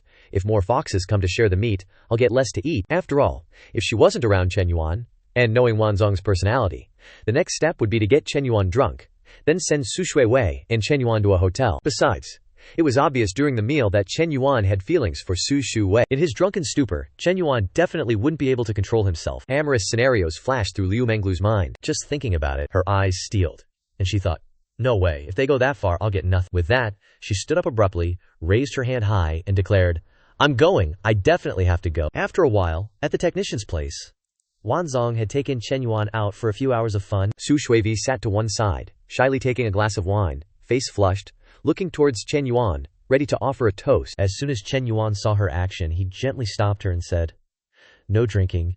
You've had a bit too much tonight. You don't usually come to places like this, right? If you don't want to come in the future, just don't. It's just part of the job anyway. Su Shuivi smiled bashfully upon hearing his words and replied, thank you, Chen Zong. Chen Yuan sensed Su Shuivi's helplessness and offered some advice. For a girl from an ordinary family to be able to intern at a big company like Wanting is already very difficult. You can't just give up easily. Liu Menglu, sitting next to him, nudged Chen Yuan's shoulder and asked, Chen Yuan, why don't you care if I want to leave or not? Without a second thought, Chen Yuan replied, does Coach Liu even need me to worry? You've got too many fish in your pond? Has Big Shot Fan Zong already sent you a WeChat message or something? Hearing this, Liu Menglu guiltily tucked her hair back and retorted, oblivious to the timing, she thought with some annoyance. All my usual tricks are ineffective attacks. Chen Yuan doesn't care at all. I was originally planning on catching him, but now he's caught me instead. Su Shuivi, who was sitting next to them, also turned to him and asked, Chen Zong, what song do you want to sing? Do you need me to help you pick one? Chen Yuan happily replied, anything is fine, go ahead and sing. You can choose any song you want. Liu Menglu nudged Chen Yuan again and said, you're acting differently. That little girl's got quite the captivating gaze. Chen Yuan turned and casually replied, really? I think your eyes are looking at me the same way. Also pretty captivating. Liu Menglu blushed and retorted, no, your eyes looking at me only have desire, not affection. Chen Yuan tilted his head and said, that's your advantage, isn't it? No matter how women attract men, the end result is still the same. Liu Menglu asked curiously, what's the end result? Without hesitation, Chen Yuan leaned in and whispered in Liu Menglu's ear, of course it's getting into bed. That one sentence caused her face to turn bright red, and her favorability rating shot up to 68. Liu Menglu thought to herself, how annoying. This man always traps me whenever I talk to him. But Chen Yuan is also honest, unlike some men who clearly want my body but call it love. Having said that, Chen Yuan reached out and fondled Liu Menglu's thigh, causing her to flinch and whisper, enough. There are people around. Wan Renmin, having finished his song, turned around and handed the microphone to Chen Yuan, saying, Chen Zong, Shuivi has chosen another song for you. Come on up. Finally, the whole group sang until 11 o'clock. When they went outside and stood in front of the car, Wan Renmin warmly shook Chen Yuan's hand and said, Chen Zong, Chen Laodi, I never thought I could make a friend of your age. Let's get together often in the future. After a pause, he continued, that's right. Guanting's decoration will definitely be professional. I hope we can cooperate. As your older brother, I'll arrange the best service for you. Chen Yuan also replied warmly, I'm only looking at 2 companies. Your design is very professional. At the same price, I'll definitely give you priority. At the same time, Fu Zhengmei supported a tipsy Su Shuivi as she walked over and said, Chen Zong, we'll head back first. See you next time. Chen Yuan pointed to Su Shuivi and said. Then Fu Zhengmei gave a professional smile and replied, Shuivi is my student. I'll take her home safely. Watching the group leave, Chen Yuan turned to Liu Menglu and asked, should I call a car for you? She asked. What about you? Chen Yuan looked in another direction and replied, I'll rent a room here. Just get some sleep. Liu Menglu asked in surprise. Why rent a room? Don't you have a place to sleep? He tilted his head and stared at her, asking, so, are you taking me in? This question made Liu Menglu blush. She thought to herself awkwardly, I wasn't planning on giving myself away so quickly, but my intuition tells me that if I don't act, this Tang Sunzang meet Chen Yuan will be split up by everyone else. Thinking this, she took Chen Yuan's arm and said, don't think that. I don't easily take men home. I'm a proper girl. Saying this, her favorability rating steadily rose to 75 points. Chen Yuan was surprised and exclaimed, is that so? He thought to himself, I don't think I did anything special tonight. How did Liu Menglu's fondness for me increase so much? Chen Yuan didn't overthink it. He pulled out his phone and said, so where are you? I'll call you a ride. Li Xiao immediately protested, I don't want to go home. He frowned and asked. Not going home? Then where are you going to sleep? Li Xiao's face turned completely red as she flailed her hands around, saying, You're so dense, I've been this forward, and you're still acting like this. Chen Yuan stopped teasing her. He opened the car door, ruffled Li Xiao's hair, and said, Let's go, we'll switch to a different hotel. They both quickly got into the car. Drunk and dazed, she leaned on Chen Yuan, feeling a bit nervous, thinking to herself, I wonder if Chen Yuan will be gentler, and not as rough as he was with Nam at the cafe. The driver, seeing this scene in the rearview mirror, thought, That figure, that face, this fancy car, damn, being rich must be awesome. A while later, at the most luxurious Junyu hotel in Xincheng, Chen Yuan stood at the reception desk and calmly said, I want a presidential suite, and I'd like to book it for a month. The receptionist quickly completed the procedures and announced, Sir, the presidential suite is 368 per night, so a month will be 110,640. Li Xiao blankly tugged at Chen Yuan's sleeve and asked, Booking for a month? Chen Yuan didn't waste any time, immediately telling the receptionist, It's just 110,000, swipe the card, I want room 1 on the 52nd floor. He thought to himself, Li Xiao's affection level is over 60 now, plus there's the triple cash back, so I'm still making a profit. No loss at all. Li Xiao's face flushed when she heard the room number, thinking, 521. Chen Yuan is really something. They both quickly entered the room. She happily walked to the window, looked outside, and exclaimed, The night view is so beautiful, Chen Yuan, look. She felt nervous in her heart, secretly thinking, This situation is a bit unfair to Naba, but I genuinely hope to have a good start with Chen Yuan. He also quickly got down to business. Chen Yuan gently bit Li Xiao's neck and said, I can only see you in my eyes right now. Can we start playing badminton now? Seeing how eager he was, Li Xiao said, Chen Yuan, I haven't showered yet, let's wait until after I shower. Before she could finish, Chen Yuan had already pulled down her panties and said, If we wait, we'll have to shower again later. Li Xiao's face turned red as she worriedly said, Chen Yuan, you haven't drawn the curtains yet. Chen Yuan started to get busy while analyzing, This is one-way glass, and it's the 52nd floor. There aren't any buildings around that are taller, so even if they see, it's fine. Let them watch, what's the big deal? In a gecko-like position against the glass, Li Xiao trembled and scolded softly, You're such a bad person. And so, the two of them went through all kinds of poses and positions in one night. The next morning, Chen Yuan opened his eyes, woke up, and looked at his phone thinking, Damn, it's hot, I slept until 12 o'clock. He sat up, looked at the girl next to him, and thought to himself, I didn't expect Li Xiao's body to be so sensitive. I was afraid she'd get dehydrated last night. Just as Chen Yuan's arm started to wander, Li Xiao also woke up, whining, Chen Yuan, why do you want more again? We only went to sleep after 4 a.m. Don't you feel sorry for me at all? She thought to herself. Maybe I need to train more specifically in the future. How can a dignified fitness coach be controlled by a puppy like this? Chen Yuan hugged her tightly and said, Lulu, how could I not feel sorry for you? I can usually go all night, but I held back for you. Li Xiao blushed and replied, You're amazing. Let me sleep a little longer. I'll give it to you when I'm awake. Also, don't call me Lulu, I don't want to be like that, nah. Chen Yuan gently stroked her cheek and replied, Okay.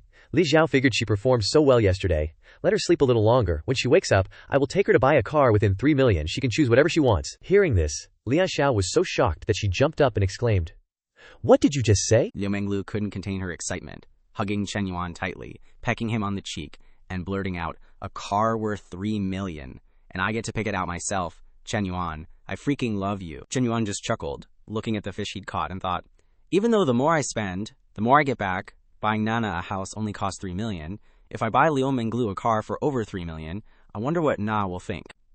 Liu Menglu paused, looking at Chen Yuan with stars in her eyes, and asked, Awesome, I've been crushing on Porsches for ages, and I think they're around 2 million.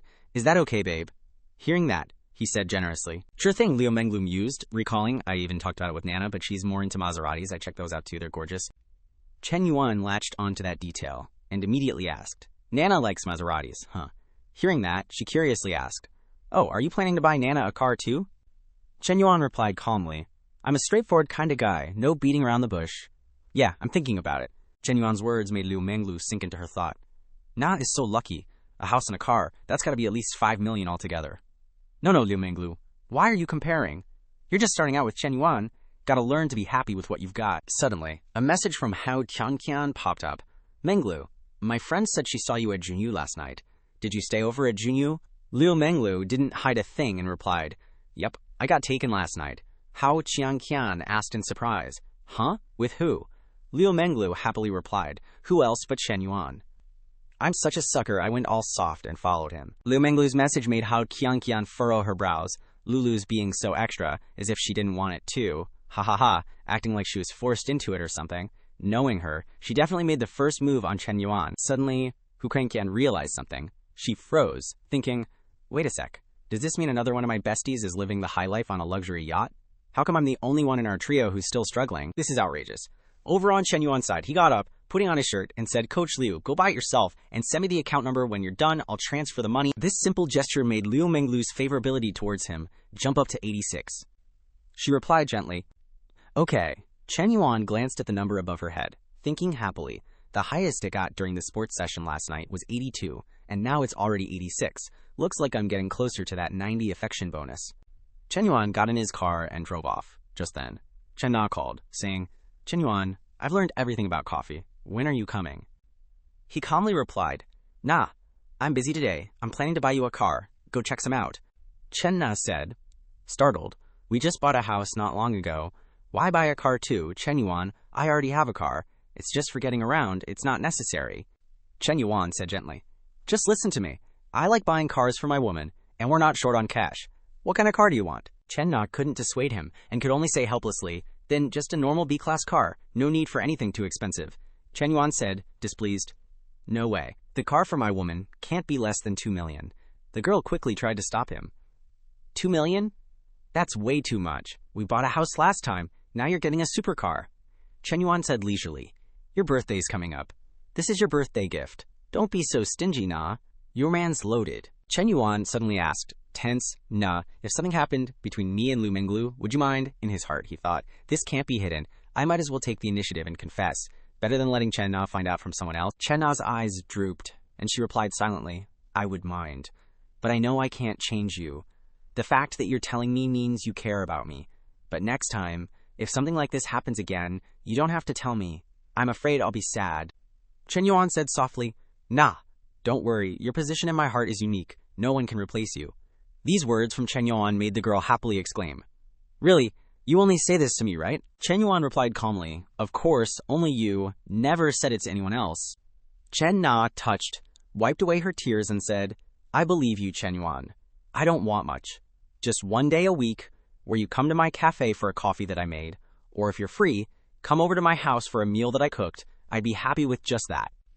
He fiddled with the steering wheel, thinking to himself, Na really is a rare find of a good woman, so good to me, always saving money for me. Finally, he concluded, want to hang out with me tonight? Let me make it up to you, Chen. Na cheerfully asked back, for real this time? Right, Chen Yuan replied with a smile. Definitely, you know my character. Chen Yuan's words made Chen Na burst out laughing. Your character? All right, I'm not talking to you anymore. Gotta get back to work at the shop. As soon as Chen Na hung up, Chen Yuan, still driving, started scratching his head, thinking to himself, being a player is so hard. How do those other playboys juggle so many girls? Cut to Li Xiao's house, where she's carrying 2 big bags downstairs. As soon as she saw him, she greeted him. Chen Yuan, you're here. He quickly went up to her, saying, teacher, let me help you. He took the box from Li Xiao's hands, saying, let me carry it for you. Unfortunately, the box on top lost its balance and fell open. Chen Yuan exclaimed in shock, oh crap. The things that fell out were Li Xiao's underwear, and just as they fell, a big gust of wind blew, sending them flying everywhere. At the same time, a bunch of suggestive images started popping into Chen Yuan's head. He just stood there, dumbfounded, staring at Li Xiao. She shyly picked up the items and put them back in. Chen Yuan stood there frozen, holding the box, thinking to himself, if only it were true, Li Xiao said awkwardly. Chen Yuan, I can pick these up myself. You go move the other stuff. A little later, the stuff was loaded into Chen Yuan's car. Li Xiao's younger sister, closing the trunk, said, 1 trip won't be enough. We'll probably have to make 2 trips. You 2 go first. She went closer to her sister, staring intently at Chen Yuan with a super suspicious look. Li Xiao fastened her seatbelt and said to him, Chen Yuan, set the GPS to Dongsheng apartment complex. He obediently replied, yes, teacher, let's go. After they'd been driving for a while, Li Xiao said apologetically, Chen Yuan, don't take it to heart. My sister's always been like that. She's not being rude or anything. Chen Yuan casually replied, it's nothing. She seemed friendlier than the last 2 times. Li Xiao leaned her head against the car window, looking outside, and quietly recounted. Actually, she wasn't like this at first. When she was in college, she dated a boyfriend. I saw his picture. He was pretty handsome, wore glasses, looked all sophisticated. They were really into each other, but it was long distance. One year for Christmas, Li Meng went to see him, but she saw him hugging another girl. about to go into a hotel room. Li Meng was really upset then, and after that, she gave up on men. After hearing that story, Chen Yuan said indignantly, "That damn scumbag? Guys like that are the scum of society?" Li Xiao was amused by his words and asked, "What about you? Aren't you a player too?" Chen Yuan blushed and replied, "Of course not. I'm the most innocent and naive kind of guy. What about you? What's your attitude towards men?" Li Xiao cheerfully replied, "Me? Just a normal attitude? Since I haven't been through what my sister has, I don't really have any issues." Seizing the opportunity, Chen Yuan immediately asked, "So what do you think of me?" Chen Yuan's question made Li Xiao pause. Her face quickly flushed as she looked at him, her heart suddenly beating faster. Li Xiao was caught off guard by what he said, and immediately turned to ask, "Chen Yuan, what did you just say?" With a chill face, Chen Yuan cheerfully replied, "Nothing, just kidding. Why so tense?" Hearing that, Li Xiao felt a little disappointed. She leaned her head against the car window, thinking, so it was just a joke. If Chen Yuan really meant it, I wouldn't know what to do. A while later, they arrived at Li Xiao's new place.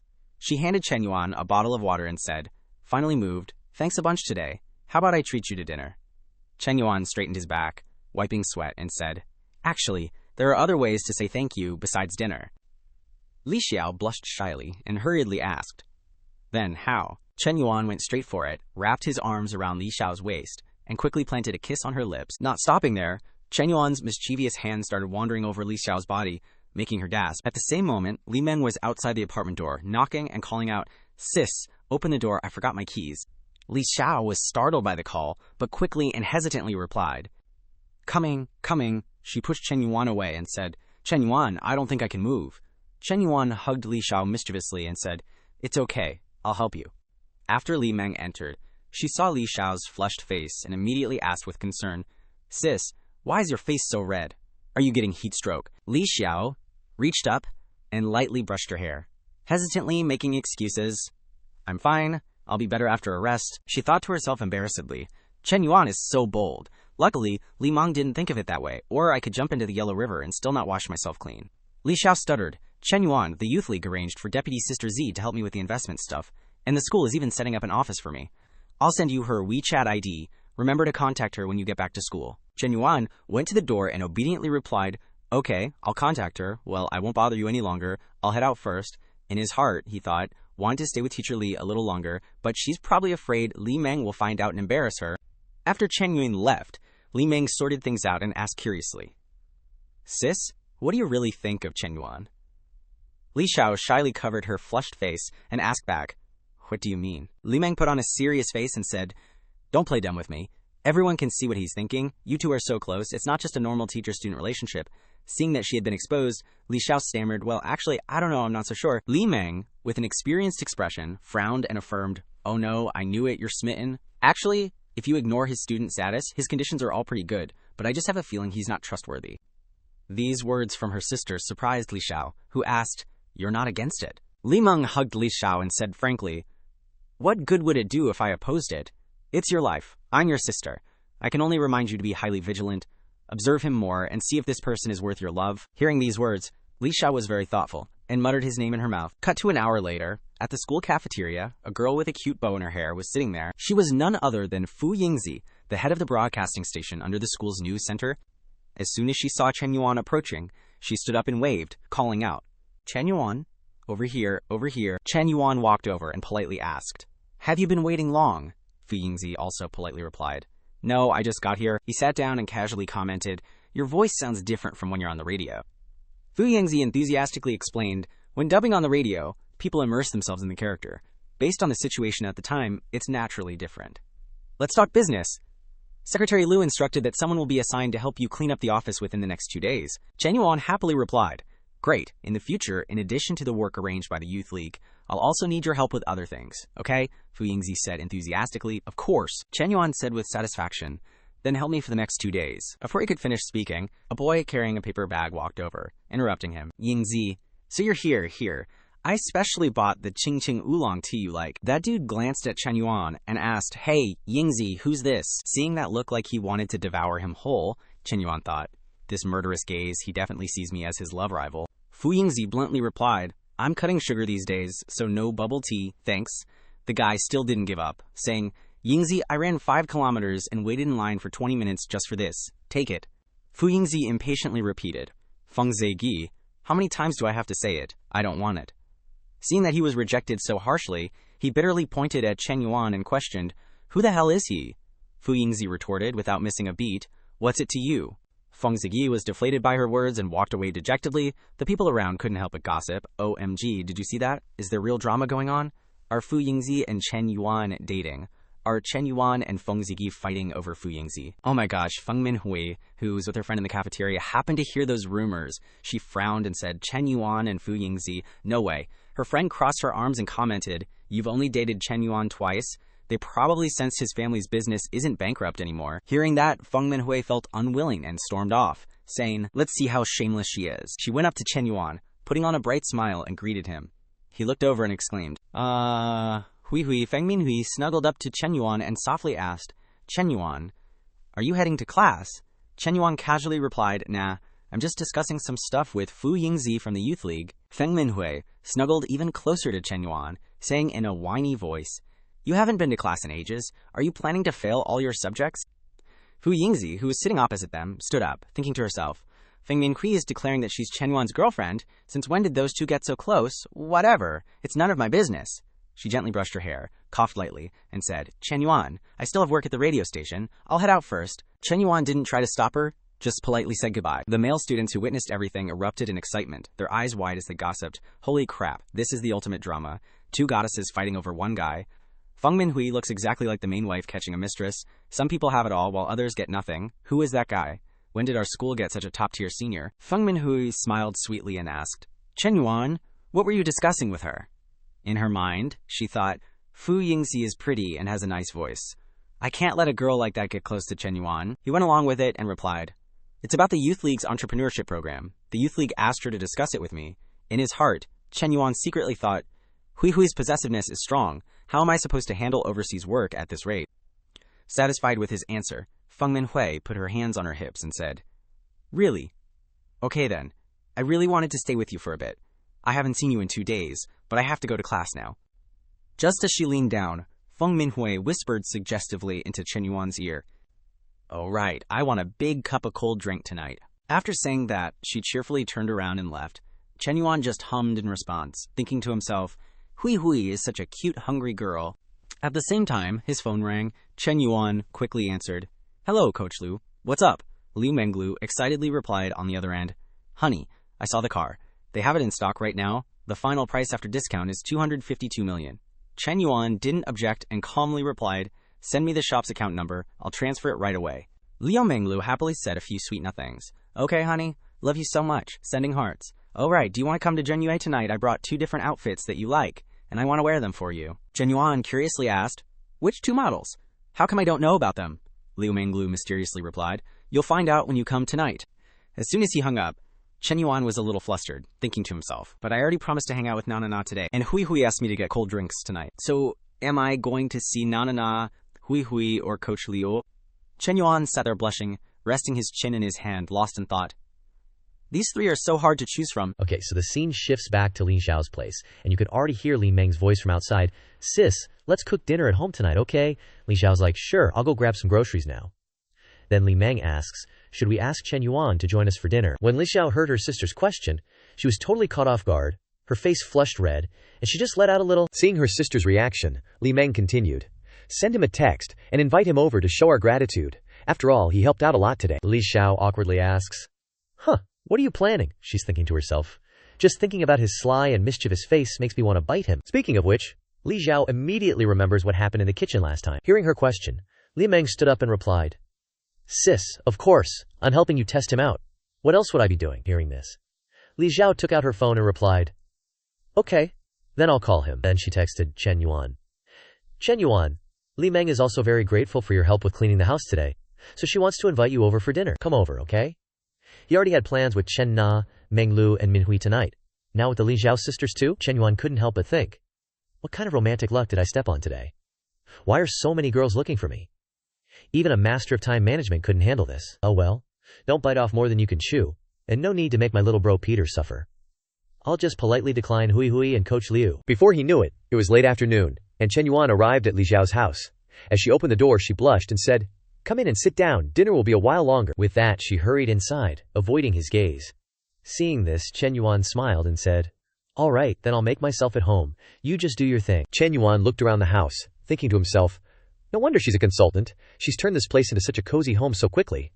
Then he walked into the kitchen and asked, "Where's Li Meng?" Li Xiao avoided his gaze and replied, "She's taking a shower," Chen Yuan oed, in response, and then he started inching closer to Li Xiao. Seeing this, she blushed, and frantically waved her hands, saying, "Chen Yuan, don't come over here." Chen Yuan replied with a smile, "Why are you so worried? I'm just here to see if I can help with anything." Seeing him inching closer and closer, Li Xiao quickly replied, "No need to come over, the food's almost ready. Just go wait in the living room." Chen Yuan continued to inch closer, saying, "It's all right, I'll just come to the kitchen and chat with you." Li Xiao blushed and looked away, replying, "Okay, this distance is enough to talk." Chen Yuan said with a sly look, "Is it really that close? We're still half a meter apart?" Seeing him getting closer and closer, Li Xiao became even more flustered. "Chen Yuan, what do you want to do now?" Chen Yuan reached out and pulled her into his arms, grinning mischievously. "Not doing anything." Li Xiao trembled, her voice faltering. My sister's here." Chen Yuan leaned in close to her ear and said, "Isn't she taking a shower? Girls usually take longer showers. She won't be out anytime soon." As he spoke, Chen Yuan slipped his hand under Li Xiao's pants. His large hand squeezed her butt hard, causing her to panic. "No, Chen Yuan, not there, not there." Ignoring her, Chen Yuan planted a silencing kiss on her lips, and his hand began to slip under her shirt. Li Xiao could only moan a soft, Just then, Li Meng, being the party pooper that she is, called out, "Sis, I'm done showering, isn't dinner ready yet?" Hearing this, Li Monzhao panicked and pushed Chen Yuan away, her face as red as a beet. Chen Yuan smiled reassuringly. "It's okay, don't worry." Li Xiao adjusted her shirt, and said with dissatisfaction, "Don't do that again. If you do that again, I'll—" Before she could finish, Chen Yuan interrupted. "You understand my heart, consultant." A moment later, they sat down at the table to eat. Looking at the dishes on the table, Chen Yuan immediately started buttering her up. "Consultant, your cooking is amazing. Earth on the Tongue needs to film an episode here."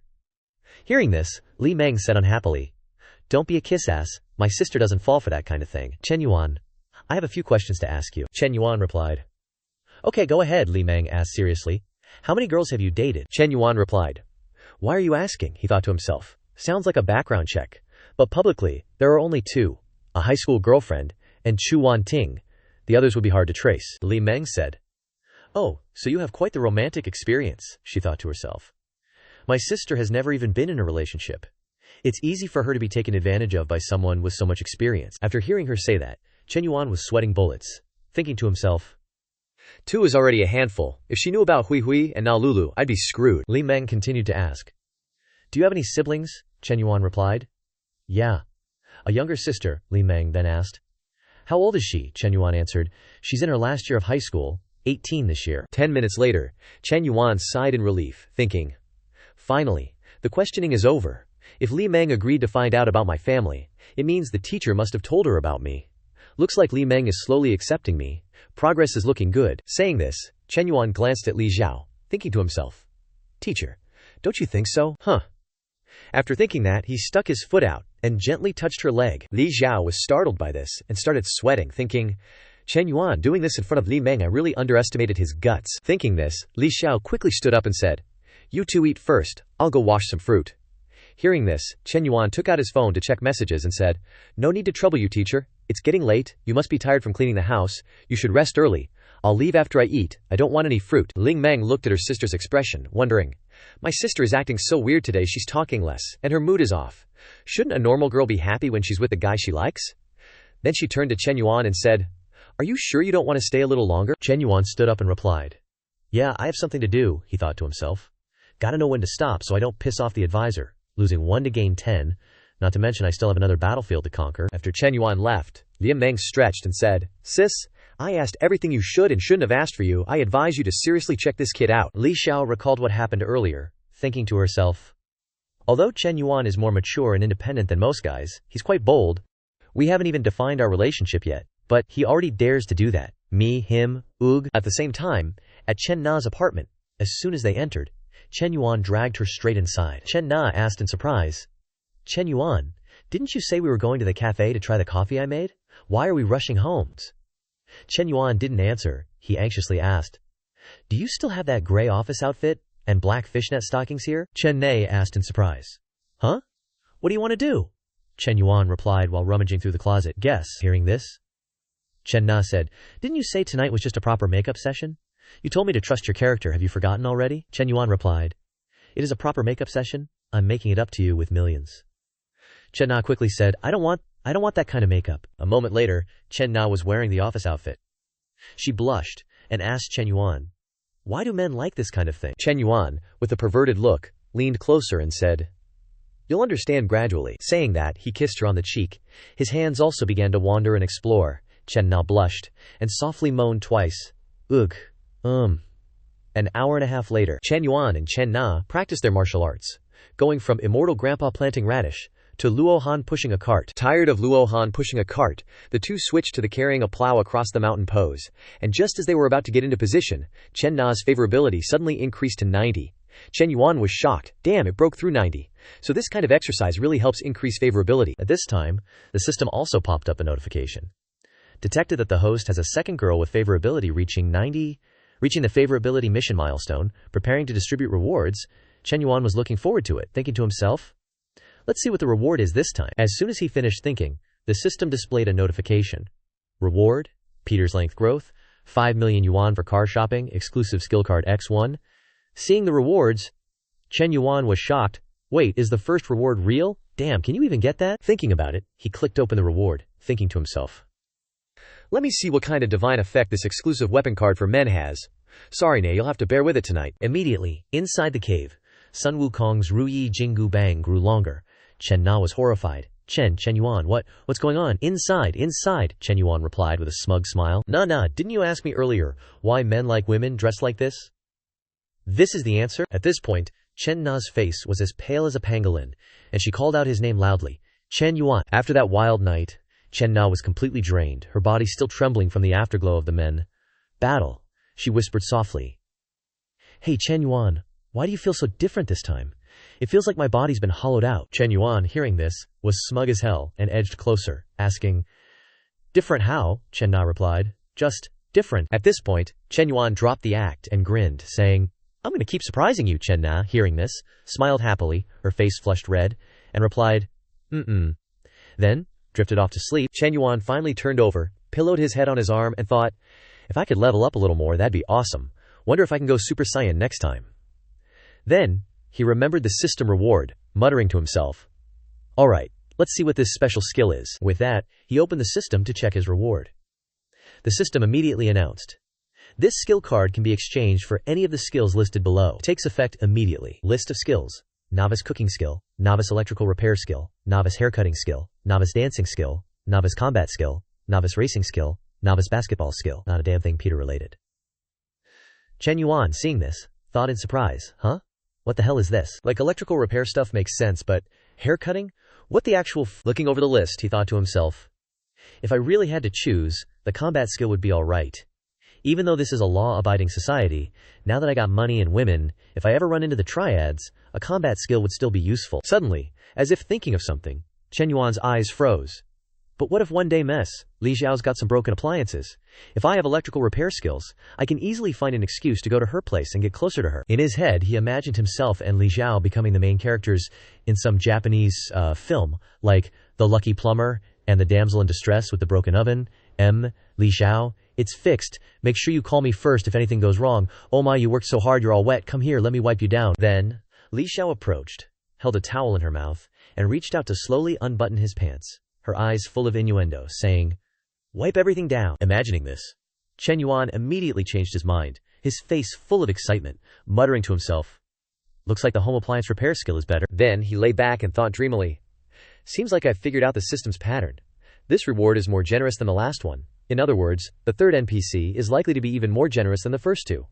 Who's the next one to hit 90 favorability? I'm kinda looking forward to it. Suddenly, Chen Na's phone rang. She jumped up, answered the call, and said, hello, Mom. Who knows what her mom said on the other end? But her eyes became full of worry, and she said in a panic, what? It's that serious. Is there enough money? Do you need me to transfer some? I'll do it right away. After a moment of listening to the other end, Chen Na said in a low voice, okay, well, let me know right away if anything happens. The phone hung up, and Chen Yuan finally spoke up, asking, Na, what's wrong? Can you tell me about it?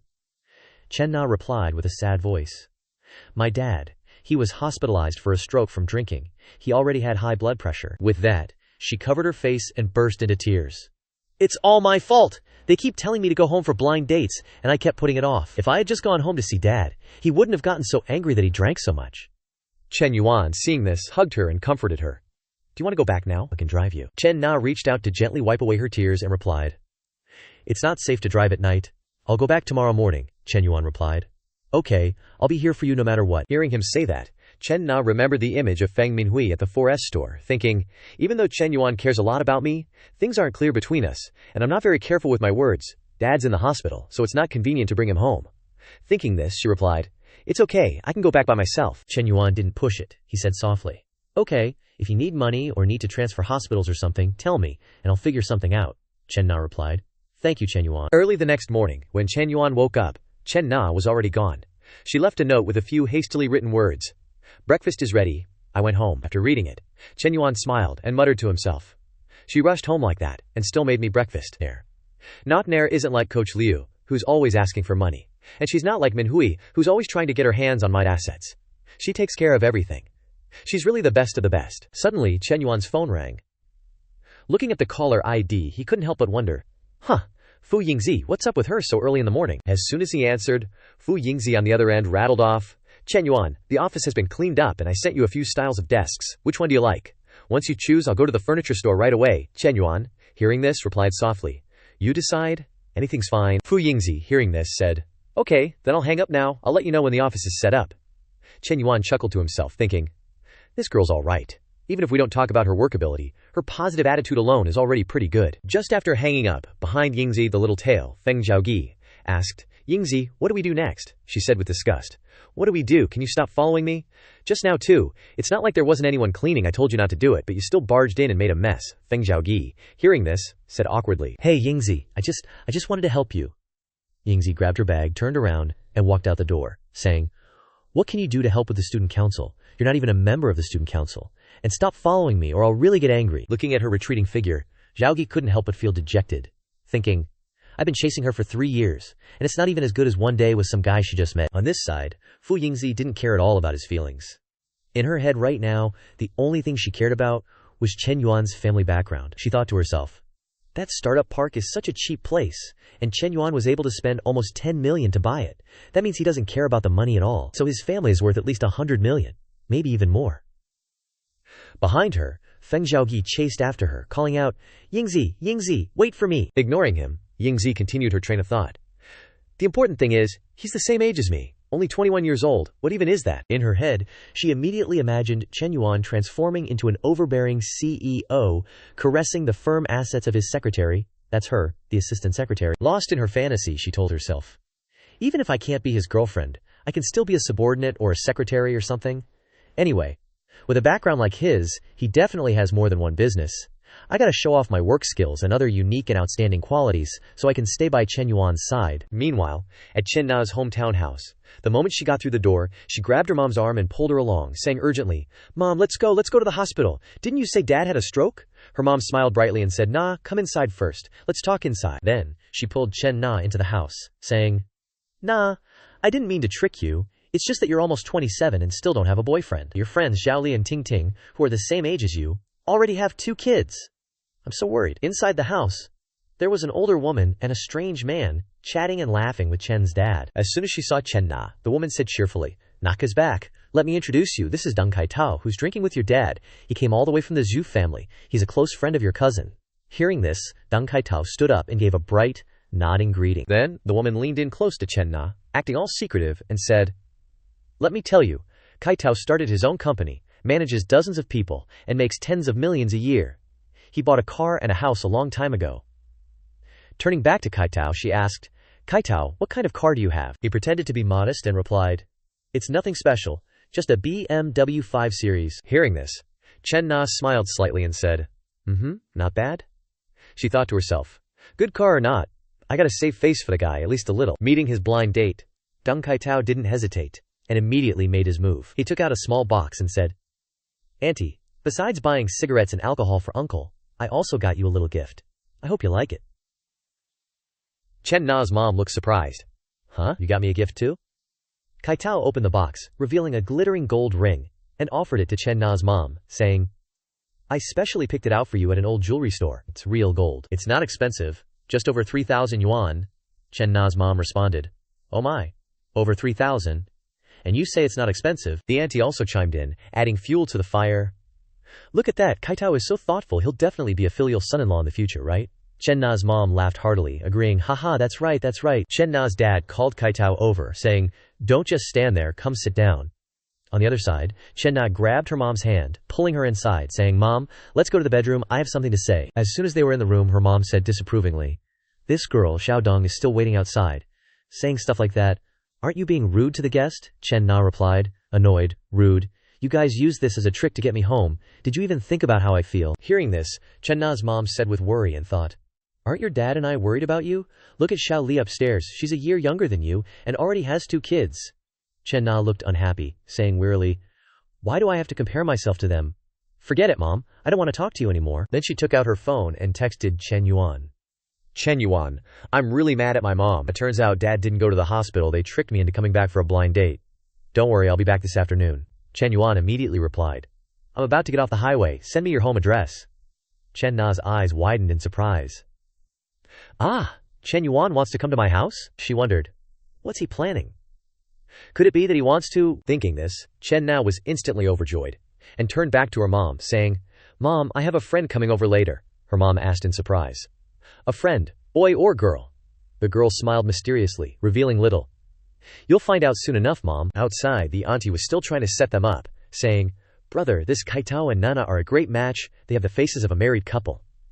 Hearing this, Chen Na's dad raised his glass of wine, saying, Drink, drink, it's all in the wine. Kaitao raised his glass in response. Here, uncle, I'll toast to you. Time flew by, and 15 minutes later, Chen Yuan arrived at Chen Na's house. Seeing him loaded with gifts, Chen Na asked, Chen Yuan, why did you buy so much stuff? Chen Yuan smiled and replied, It's my first time visiting your parents, I can't come empty-handed.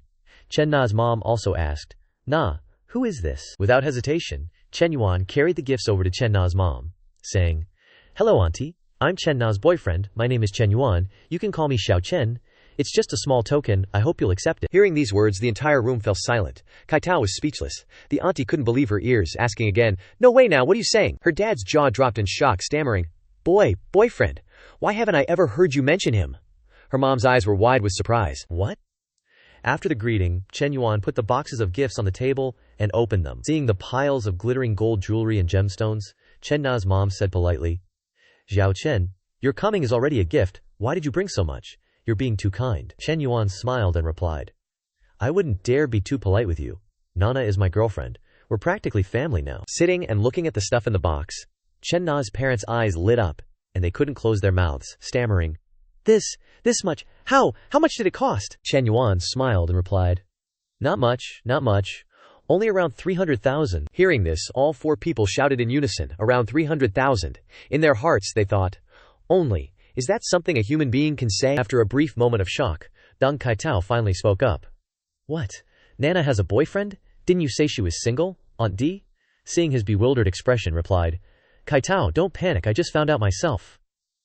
Why didn't Nana bring home such a rich boyfriend sooner? Why now of all times? Kaitao thought to himself, bringing a gift worth over 300,000 yuan on the first visit makes me feel like a clown.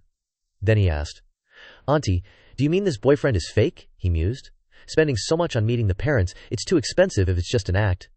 The aunt covered her mouth and whispered, Let me check his background. With that, she approached Chen Yuan and said, Hello, Xiao Chen, I'm Nana's aunt. You look younger than Nana. How old are you this year? Chen Yuan smiled and replied, Hello, auntie, I'm 21 this year. Hearing this, she leaned closer to Chen Nana's mother and whispered, Only 21? Isn't that 6 years younger than our Na? She thought to herself. It's looking more and more like an act. A 27-year-old finding a boyfriend 6 years younger who's also super rich. Who would believe that? Hearing these probing words, Chen Nana's mother couldn't help but worry. She then looked at her husband with a meaningful glance. Chen Nana's father was also deep in thought, his eyes twitching. Seeing their attitude, Chen Yuan continued to introduce himself. I'm still in university, but I have a side hustle, investing in both finance and real businesses. Hearing this, Aunt Dai felt secretly pleased, confirming her suspicion. She thought, what a load of bull! Everyone can claim to be in finance these days. As if I believe that. Then she laughed loudly and said, I heard you say earlier that you're planning to marry Naba, right? To get married, you need to have a house at least. Have you bought one yet? Chen Yuan calmly replied. Of course. We have two. One is in my name, and one is in hers. Both are in the Star City district. Hearing these words, Deng Kaitao gritted his teeth and glared at the aunt with annoyance.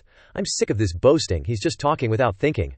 Understanding his thoughts, Aunt Di glanced at him and replied, Kaitao, don't get worked up, keep your cool, I'll take care of exposing the lies. Then she covered her mouth, smiled sarcastically, and said, Xiao Chen, there's nothing wrong with having high self-esteem, but pretending to be strong when you're not capable is really unnecessary. In a relationship, the most important thing is sincerity. She confidently thought. A house in a big city costs at least over 1 million yuan, even if you have money. You definitely wouldn't buy one for Chen Nana before getting married. Hearing her probing, Chen Nana's parents continued to stand there, speechless, exchanging glances. Without wasting any time with her, Chen Nana immediately showed a photo of the property deed and said, Aunt Di, Chen Yuan already bought me a house. I did the online contract signing yesterday, and I took photos of the purchase contract and the receipts. Take a look. With that, the aunt and Chen Nana's parents huddled together to look. The aunt continued to sneer, HMPH, what a good actor, you even prepared the purchase contract. If you have money, play the game like you have money. Chen Yuan didn't bother to explain further. He took out his phone and said, Nana, you should be receiving the house soon, right? I'll transfer you 1 million yuan for the interior decoration. Let me know if it's not enough, he thought to himself. She probably thinks I'm a con artist, but they're Nana's family after all, so it's best to put their minds at ease. Chen Nana was surprised to hear this and asked, 1 million yuan. But do we really need that much for soft furnishings?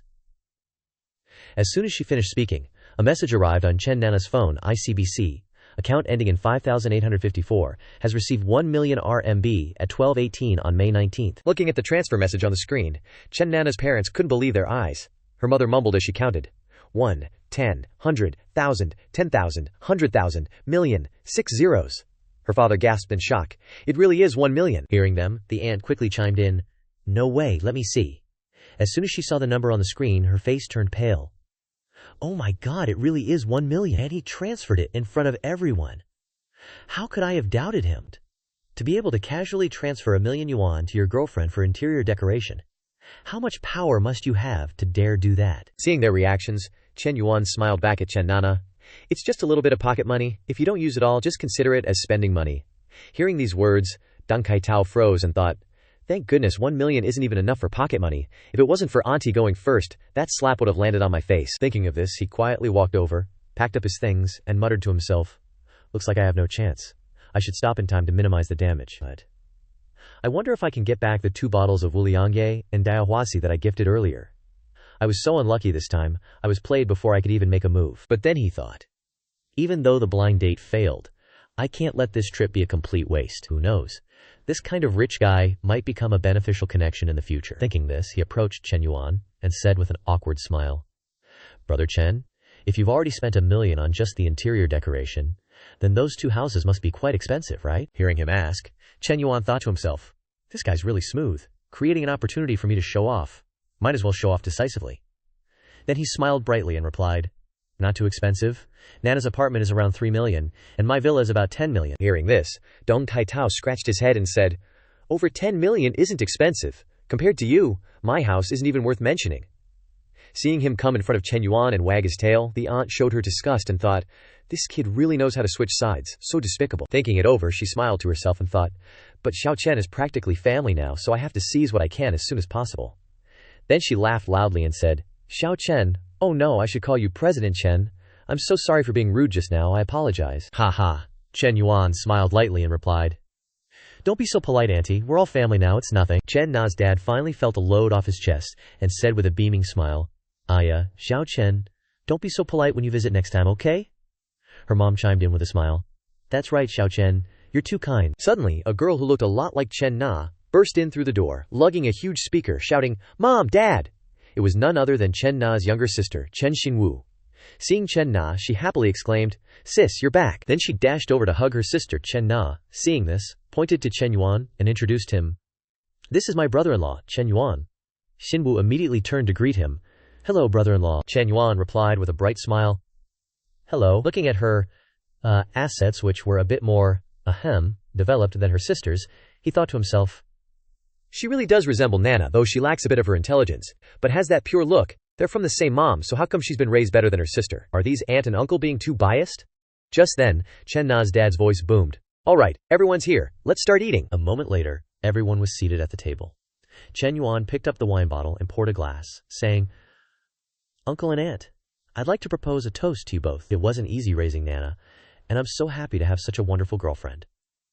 After dinner, let's go look at cars and houses together, okay? Chen Na's aunt couldn't help but break out in a cold sweat, thinking, no way!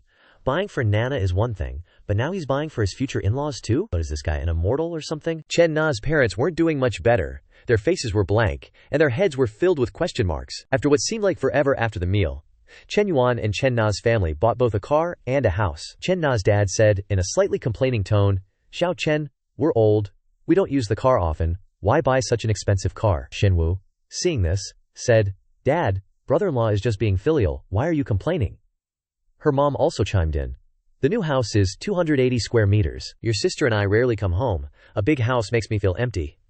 As she said this, her voice was a little choked up. Chen Na, seeing this, went over and took her mom's hand, saying, Mom, I'll come visit you often in the future. Seeing the two of them being all lovey-dovey, Chen Na's dad said with a laugh, My daughter was always muttering when she didn't have a boyfriend, and now she's crying because she has one. Oh. Gosh, don't cry anymore. Go upstairs and cook dinner for Xiao Chen. After dinner, Chen Na took Chen Yuan to a room, arranging a place for him to sleep. She leaned her head on his shoulder, smiling happily, and said, Chen Yuan, thank you, Chen Yuan replied. Thank you for what? You're mine. Why do you need to thank me for this? I only have one question. Hearing him say that, Chen Na became a little worried, looked up, and asked, What is it? Chen Yuan replied. Tonight, your parents aren't going to let us sleep in the same room, are they? Chen Na couldn't help but blush. You sleep in the guest room. After my parents go to sleep, I'll sneak over to you. With the plan set, at 11 p.m., as soon as her parents went to bed, Chen Na sneaked over to him. She gently nudged him, calling, Chen Yuan, are you asleep? Chen Yuan suddenly turned around and grabbed her hand, whispering, Haha, we haven't had a deep conversation yet. How could I be asleep? He pushed her down on the bed, slipping his hand underneath her, saying, Nan, you're not wearing anything, you really understand me. With that, Chen Yuan slipped his hand into the cave to explore. Feeling the rush, Chen Na trembled all over, hurriedly covering her mouth, moaning softly, At the same time, Xinwu woke up, groggily and sleepily stumbling towards the bathroom. Hearing the moaning, she couldn't help but be suspicious. Then she leaned closer to the door, hearing the soft moans coming from within. Chen Yuan? As soon as she peeked inside, her eyes widened in shock. What caught her eye was the scene of Chen Yuan and Chen Na practicing the Jade Maiden Heart Sutra, with all 72 moves. She blushed, thinking, although I've watched movies like this with friends, the sound of heavy collisions at such a close range, brother-in-law, he's so strong. After witnessing Chen Yuan's cannon, Xinyu clutched her skirt with one hand, feeling the heat and moisture down there, and used the other to cover her massive assets, gulping audibly. After a moment of inner turmoil, she spun around and ran off, muttering, Can't look anymore? Nope. An hour and a half later, after feeding the birds, Chen Na returned to her sister's room. She tiptoed onto the bed. Just then, Xinyu turned and wrapped her arms around her. Startled, Chen Na asked, Xinyu, you're not asleep yet. The younger sister whispered, Sis, I want to hug you to sleep. Chen Na, hearing this, lay down next to her sister, held her close, and stroked her hair, saying, Okay, come here, sleep tight. Xinyu snuggled into her sister's embrace, their twin peaks pressed together. Chen Na blushed, thinking, This kid's getting bigger and bigger, huh? Cut to the next day at noon. Chen Yuan was back at school. Fu Yingzi led him to the office, saying, Chen Yuan, is this arrangement okay? Any adjustments needed? Chen Yuan plopped down in the chair, looking around, and replied, No need, everything's fine, he thought to himself. Looks like Fu Yingzi is not only beautiful but also efficient, and always has clear feedback. A truly excellent secretary candidate, everything is great. Immediately afterwards, Fu Yingzi handed him a stack of documents, saying, These are the startup applications and business plans from the first group of students I received from the Youth League this morning, about a dozen or so. Do you want to take a look first? Chen Yuan took them, replying, All right, let me see. Chen Yuan flipped through a few pages, stopping at a girl's resume, mumbling, Gender, female, height 156 centimeters, weight 70 kilogram. Author's note. 1 kilogram in China is only equal to 0.6 kilograms, so 70 kilograms here is equivalent to about 41 kilogram. Otherwise, 156 meters and 70 kilograms would be a pig. Haha. Looking at the ID photo, he thought, What's this? Even ID photos are photoshopped this much now? Thinking this, he clicked his tongue and said, Forget it, too lazy to look at the photos, let's just look at the startup plans. then skimmed through them. The more he read, the more his face fell. Opening a coffee shop on campus, opening a pet store, an esports cafe. Really. Flipping through them, Chen Yuan stopped at one plan. Opening a sexy lingerie store on campus. Reading this, Chen Yuan immediately wanted to throw it in the trash, saying, "What kind of genius idea is this? Who would dare to buy it? Wouldn't you die of embarrassment if your classmates caught you?" After reading for a while, he couldn't help but clutch his head in frustration, thinking, the quality of these proposals is completely unstable. Even though we're using 10 million from the school's funds to do this startup center project, we can't just mess around. I'm not here to play children's games at school. Thinking of this, Chen Yuan imagined himself as an 80-year-old man in a wheelchair chasing after a girl, muttering to himself, "Right now, I can rely on gaining favor with girls to get high rebates, but am I going to do this my whole life? When Chen Yuan is 80 years old, do I still have to work hard on the beach to entertain the girls in bikinis? I don't want to just be an old man who flirts with girls all day, the school's startup base and Nana's coffee shop. These two projects must be taken seriously and start to implement and accumulate startup experience. Once the conditions are ripe, I must plunge into the business world, turning small companies into big companies. Must operate my business into a massive multinational corporation like Samsung, Apple, Tesla. I, Chen Yuan, can never just be a playboy. I must become a legend of the times with contributions to society and the country." Thinking this, he frowned and said seriously, "Friend Fu, it seems I overestimated your foreign language students. These unrealistic proposals. Without considering the target market and consumer group, I don't need any of them. You have to seriously replan from the beginning." Yingzi replied hesitantly. "This is probably because there were too few people interested from the start." Chen Yuan nodded in agreement. Maybe. Then he asked, "So, can the school and the youth league strengthen publicity efforts?" Yingzi replied, "Sure. Secretary Lau himself has asked me to fully cooperate with you." Then suggested, "I'm in charge of the school radio station. Starting tomorrow, it will be broadcast twice a day in the morning and evening. At the same time, we will synchronize publicity on multiple channels, such as the school's WBO account, public account, and Quisu channel." "Do you think this plan is okay?" Chen Yuan, hearing this, added, "Then let's do it this way. In addition, submit another set of applications for the second round of review. The exam will include majors such as business administration, investment studies, marketing, psychology, and international trade. Those who pass the preliminary round will be focused on the second round of testing." Hearing Chen Yuan's words, Yingzi immediately took out a notebook, noted it down, and replied, "Okay, I will implement it as soon as possible." Chen Yuan said with satisfaction, "You've worked hard." In his heart, he thought, "Since getting this system, I've only felt the joy of spending money and making money. This is the first time I've felt the joy of controlling others to do things according to my will." Sure enough, money not only brings houses, cars, and women, but also brings power. Thinking about it, his eyes landed on Fu Yingzi. Only with more truly capable talents like Fu Yingzi would he have the key to his future. Right now, he not only needed to develop relationships with the opposite sex, but also quickly find some capable subordinates. At the same time, at the fitness center, where Liu Menglu worked, a man approached her and said loudly, "Liu Menglu, do you even know what time it is? Coming to work this late, do you even want this job anymore?" Menglu turned around and replied unhappily, "I already sent you a message to ask for leave, and I also greeted the members who have classes today." The man continued to nag annoyingly, "You dare mention asking for leave? Did I approve your leave?" Hearing him say that, Menglu coldly replied, "Do you want to review the message you sent? Have lunch with me, and I'll approve your leave, Manager Gong. Besides this trick, do you have any other moves?" Manager Gong was so angry that he couldn't speak. You, he stammered, then said, "Anyway, I don't agree. You're quitting without permission." He loudly threatened. "Do you know how much money will be deducted for quitting without permission, according to company regulations?" Menglu calmly replied. "Deduct my salary if you want. I'm not working here anymore. I quit."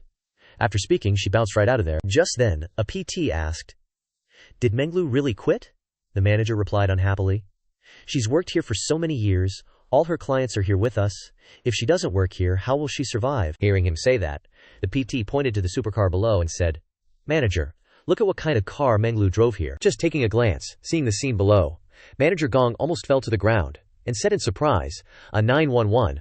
Holy crap, did she hit the jackpot?" At the same time, Menglu had already sat in the car. She immediately pulled out her phone and called Chen Yuan, saying with a grievance, "Chen Yuan, I lost my job. The boss fired me. Aren't you coming to comfort me?" Chen Yuan replied calmly, "That's great, Coach Liu. Wouldn't it be perfect for you to be my personal trainer?" Hearing that, Menglu blushed and asked, "Is there a reward for being your full-time trainer?" Chen Yuan replied, "Reward? I'll find you later to exercise, and by the way, I'll reward you with a few dozen small goals to eat." Hearing him say that, Menglu made a heart shape with her hand, winked playfully, and said, "Okay, I'll wait for you in the VIP room, love you." Time flies like a dog running in a field. Just after hanging up, it was already 8 p.m., Chen Yuan finally showed up. Hearing the knock, Menglu walked over, cracked the door open, and sulked. "It's this late already, and you still think you can come in?" Hearing these words, Chen Yuan thought to himself, "This girl is really stubborn and playful. Okay, you want to know what flirting is, right? Then let me teach you what flirting really means." Afterwards, he turned around and left, saying, "You won't let me in, then I'm leaving." Seeing that, Menglu panicked and quickly opened the door and ran after him, saying, "Oh honey, don't go." Chen Yuan pretended to be angry and said, "Didn't you say you wouldn't let me in?" Menglu grabbed his arm and said coquettishly, "Oh my gosh, Chen Yuan, I just wanted to act a little angry, don't leave, okay?" Chen Yuan glanced down at the pair of large assets in her thin silk dress and said slyly, "Then you have to beg me. I want to see if your attitude is sincere or not." Seeing his gaze, Menglu rubbed her 2 melons against his arm, blushed, and said, "Isn't my attitude sincere enough like this?" At this point, Chen Yuan's little brother perked up in protest. He swallowed hard and replied, "All right, I guess I feel a little bit of sincerity. Okay, for your sakes, I won't leave." After speaking, Chen Yuan, like a wild beast, dove straight into her ticket area and started sniffing. After shoving her face into Menglu's ticket booth, Chen Yuan continued to put his hands on her backside, kneading and squeezing as he pushed her towards the bed, then sat down. Menglu, flaunting her 2 big, round assets, looking incredibly tempting, teased, "Daddy, I wasn't a good girl just now. Are you going to punish me?" Hearing these words, Chen Yuan's little bro immediately reacted. He leaned in and said, "What did you just say? Say it again for me." Menglu's cheeks flushed red. She leaned her cherry lips close to his ear, her breath tickling him as she whispered, "Papa." As soon as she finished speaking, Chen Yuan pinned her down, inhaling deeply at her neck and saying, "I really like this address. Today Daddy will increase the intensity for you." Menglu trembled all over, moaning softly, Daddy. Just like that, Chen Yuan pulled out his staff and attacked Menglu. Menglu wasn't going to take that lying down, and quickly unleashed her tide, her clam engulfing Chen Yuan's staff. And so, an intense battle raged on for a full hour. At this point, Menglu's whole body was numb, her eyes glazed over as she thought. Putting aside the money issue, just that thing alone is enough for Chen Yuan to attract others. Barely 2 minutes after exiting the gate, Chen Yuan wiped the corner of his mouth, flashed a wicked smile and said, "Hey, aren't you supposed to be my personal trainer? I'm ready to go again, don't give up on me now." As soon as he finished speaking, Chen Yuan chose a small gap between the 2 mountains and thrust his staff in. Menglu's eyes widened in shock. "No way, how can you be so fast after just finishing? You can go again already." This isn't scientific at all. They continued drilling the well for another hour, until the water in the well was overflowing, then they finally stopped. Menglu was soaked in sweat, panting, "Oh my god, I'm gonna die. Is this how you treat me? What happened to the gentleness you promised?" Chen Yuan heard this and smiled smugly. "I was already being very gentle just now. I only used 5 parts of my strength compared to when I'm with Nana." Menglu retorted, "Don't lie! I heard you at the cafe. There's no way that strength can compare to just now? 5 parts? HMPH. You clearly wanted to use all 12, and the difference compared to last time was too big." Hearing what she said, Chen Yuan was a little doubtful. He looked down at his body and thought, "Inadvertent X ability. This divine skill can operate endlessly without getting tired, but the energy in my body seems to be depleting. I feel like I've gotten a little thinner recently." Thinking of this, Chen Yuan ordered, "System, check my stats." Immediately, the system displayed a notification. Height 182 centimeters, weight 70 kilograms, health index 69. Looking at these stats, Chen Yuan broke out in a cold sweat. As expected, my weight has dropped by a whole 2 kilograms compared to half a month ago, and my health index has also decreased by 3 points. I'm 182 centimeters tall but only weigh 70 kilograms. This is not good. After checking, he turned to Meng Lu and said, "Coach Lu, let's work out tomorrow morning." Meng Lu heard this and replied, "Do you have to decide about tomorrow right now?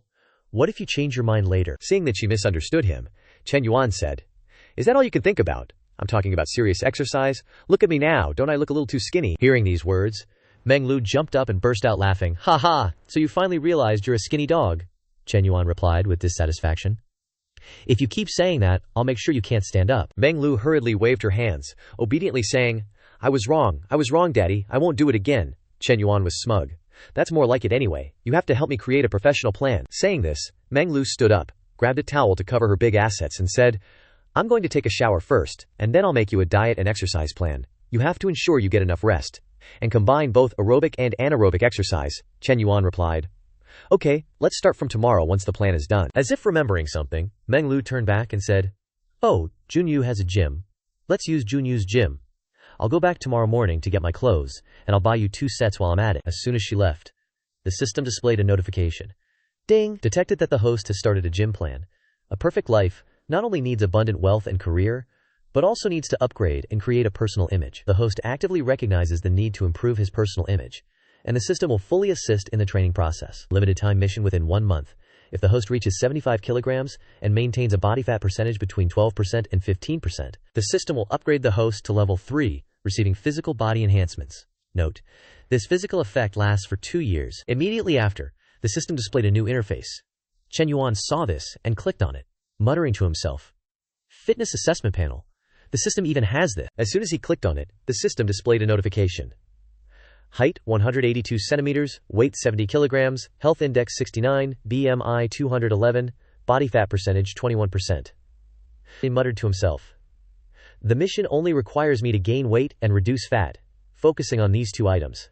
Just then, Chen Yuan's eyes stopped at the enter button below the notification. This button. As soon as he clicked it, a long list of options appeared. Display, business management, investment management, commercial negotiation, human resource perception. Looking at these functions, Chen Yuan was overjoyed, so fitness is just one of them. There are so many other panels, it seems that as long as I complete the system's mission requirements, I can possess these abilities. Damn. Things that others have to spend years learning, I can master in just 1 month. Awesome.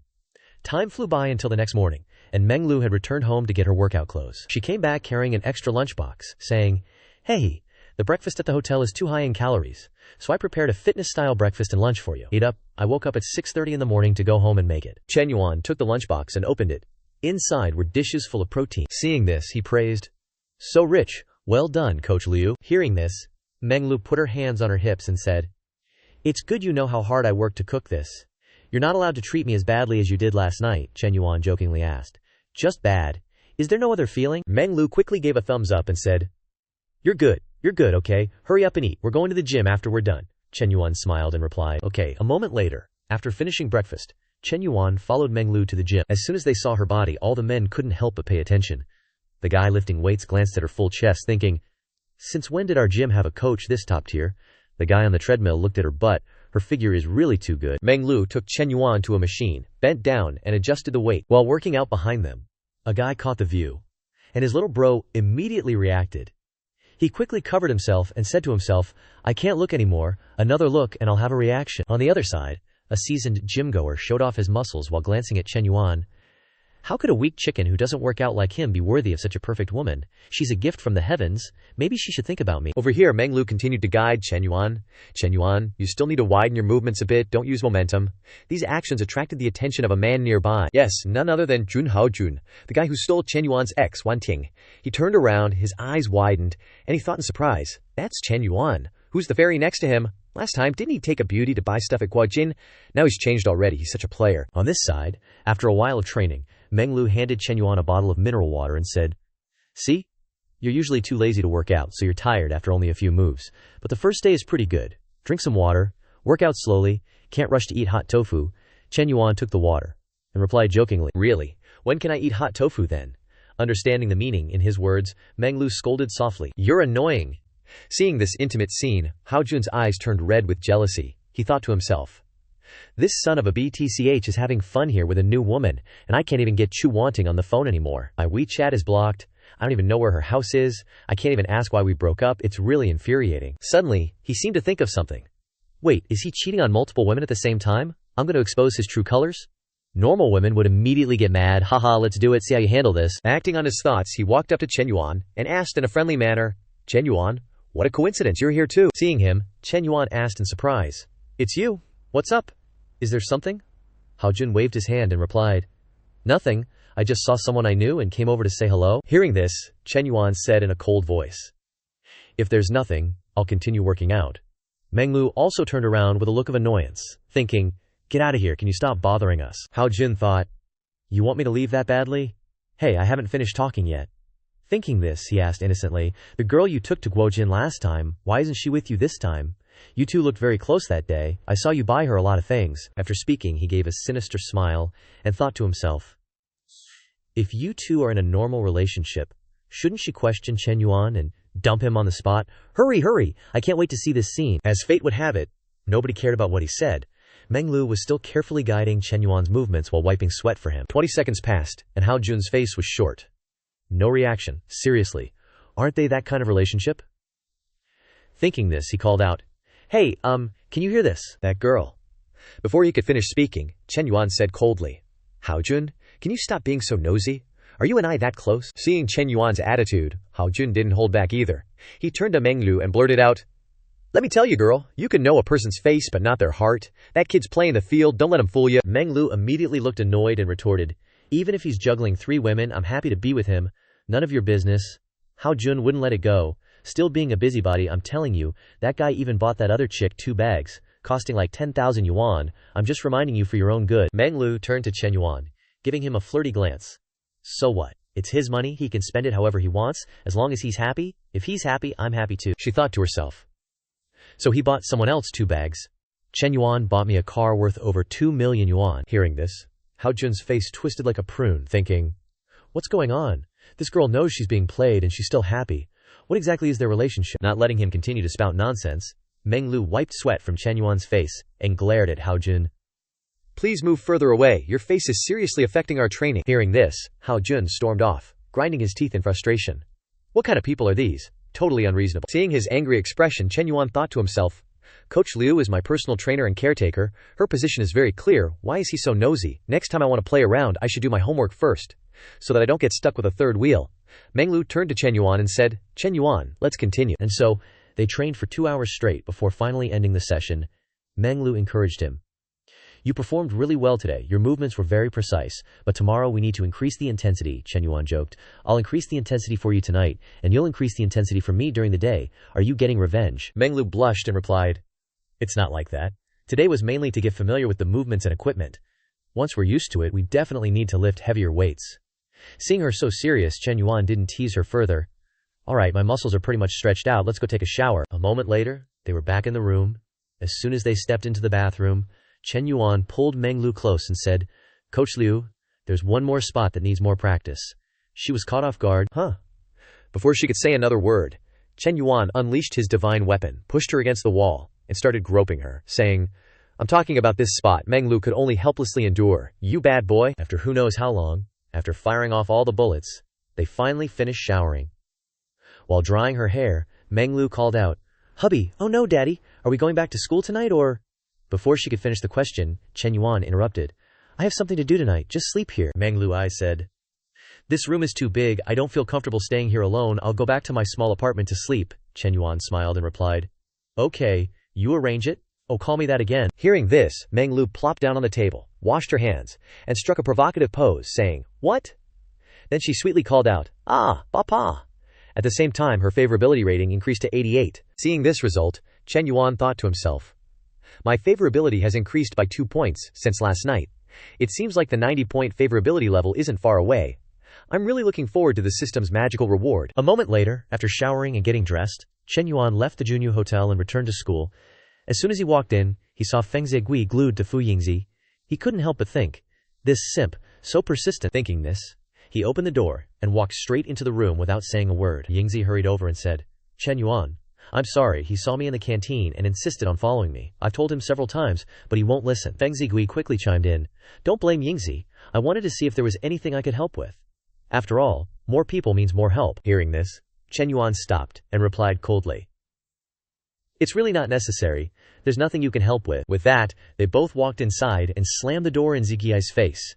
Not only that, but the curtain next to the door was immediately drawn shut.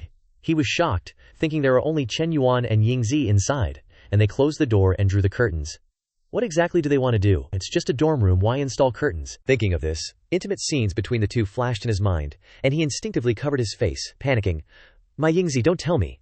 At the same time, inside the room, as soon as they sat down, Chen Yuan asked, How's the promotion going? Yingzi looked down at a report she had written, saying, The posters and promotional content have all been posted. The public account, WBO, Quisu, and even the school's confession wall all have it. The views and interest are good, but the new business plan still needs more time. Hearing this, Chen Yuan said, I plan to create another wave of promotion to increase the popularity even more. Yingzi asked in surprise, How exactly do you plan to do that?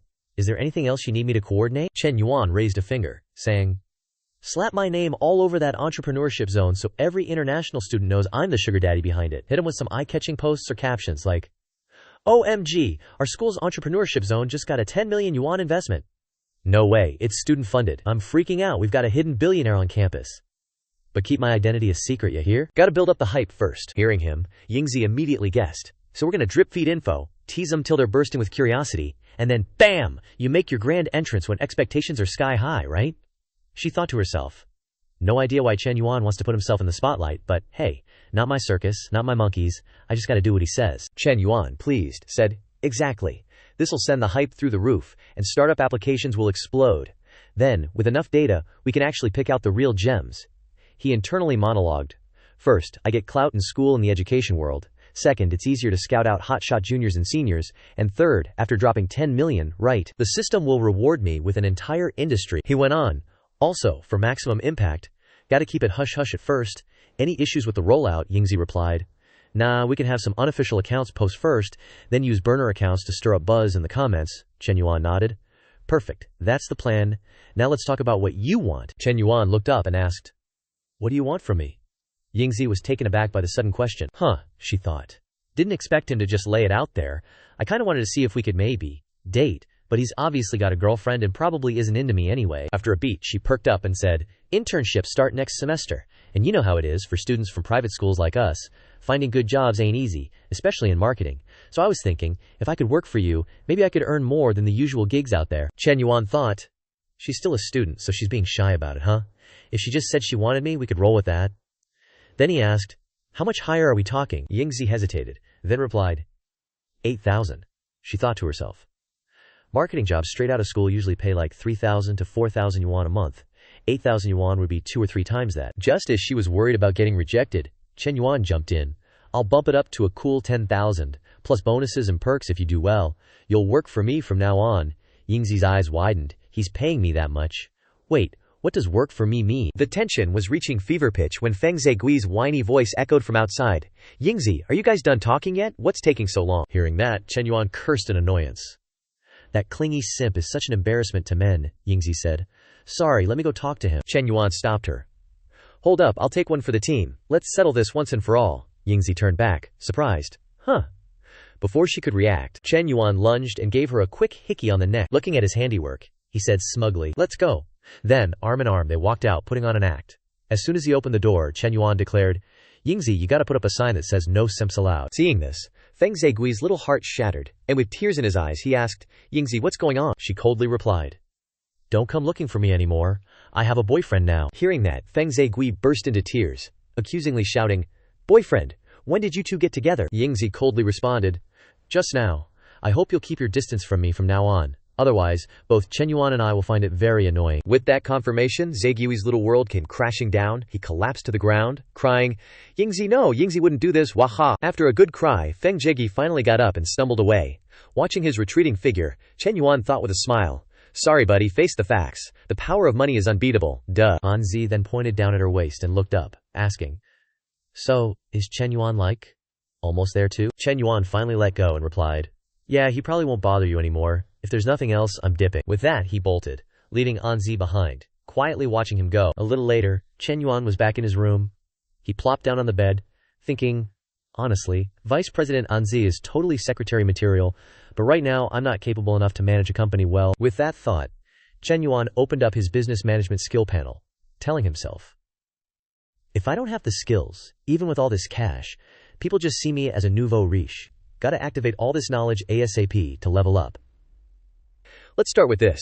Even though required courses at school have management foundation and an introduction to management, when recalling what I have learned, I can't help but feel lack of confidence. Just then, the system chimed in. Ding! Detected that the host has started a business management learning plan. To manage a business well, you need to master a lot of specialized knowledge. The host actively recognizes the need to improve themselves, successfully activating the business management control panel. Limited time task for 1 month. If the host masters the key knowledge in the management foundation, the system will inject the entire MBA program's worth of knowledge. Advanced MBA from the Chinese University of Hong Kong directly into the host's brain. Chen Yuan listened, rubbing his chin, thinking, MBA emphasizes the combination of theory and practice, and it's from the Chinese University of Hong Kong, one of the top business schools in Asia. But to master all this essential knowledge in a month, that's going to be tough. Thinking of this, Chen Yuan suddenly remembered Li Xiao. Right, my study buddy is a super student with double degrees, and her first degree is in business management. Just then, Chen Yuan's phone got a text. Looking at the sender, he was a bit surprised. "It's Miss Lin," she texted. "Are you there? Want to grab a few drinks tonight?" Chen Yuan read it and chuckled. Knew that last time wouldn't be the last. But then he texted back, "Got plans tonight? Maybe tomorrow?" Yu Sheng read it, feeling a bit bummed, fiddling with her wine glass, and said to herself, "Tomorrow? Gotta wait another whole day." Back at Chen Yuan's room, time flew by, and an hour later, Manhwa arrived. She winked playfully, saying, "Chen Yuan, finally caught you. Do I look good in this outfit today?" Chen Yuan, hearing that, reached out and gently stroked her hair, replying, "Of course. My Manhwa looks good in anything." With that, Manhwa threw herself all over Chen Yuan, squeezing him in her arms and kissing him like crazy. Chen Yuan thought of Yu Sheng's text, telling himself, "No can do, Miss Lin. Date request gotta get in line here." Then, they both started making out intensely. Who knows how long it had been. All that could be seen was Manhwa passed out, her clothes disheveled, and her fondness points increased to 93 points. Chen Yuan smiled, thinking, Hui's fondness went from 91 to 93 already. Seems like I've discovered a pattern. After passing 90, increasing fondness gets slower and harder. But if you think about it, the harder it is, the richer the rewards will be, just like dungeons in a game. Thinking of that, he leaned down, massaging her mountains while placing a kiss on Manhwa's cheek, saying, "I said I'd help you check out some houses, right? If you're free this weekend, I'll take you." Manhwa jumped up, hugging him tightly, saying, Okay, love you." Scene changed to the next morning at school. Just as she opened the door and stepped inside, Manhwa heard the chatter and saw the posters and promotional articles about the entrepreneurship zone that the school account was posting. The girl in the red shirt, hearing that, said, "Are you kidding me? The rich kids in school are the type who use their parents' money to party. How could they invest in an entrepreneurship zone?" The girl in the blue shirt agreed. "I don't believe our school has a student good enough for that. A rich kid with a multi-billion-dollar background actually applying? That's insane." Being the one who knew the truth but not being allowed to gossip, Chen Ling was full of discomfort, her whole body was itchy, and she said softly, "I really want to tell them. What should I do?"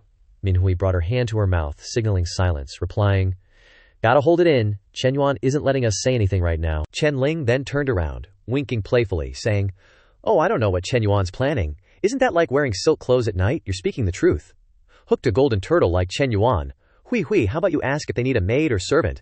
I don't want to work hard anymore." Manhwa, hearing that, patted her shoulder and said with a laugh, "Are you talking about the live-in type of intimate nanny?" Chen Ling, hearing that, replied, "Good job, Manhwa. Did you think I wanted to be a mistress? I want to, but they wouldn't even look at me." Saying that, Chen Ling reached out and poked at Manhui's twin peaks, joking in a playful voice, "You're still number one, Da Hui. I can totally imagine it. He must have been ecstatic last night, huh?" Manhwa, hearing that, blushed and replied, "No way, stop it." Chen Ling didn't stop, rubbing her twin peaks against Manhui's, saying with a sly smile, "You tell me, isn't that right?"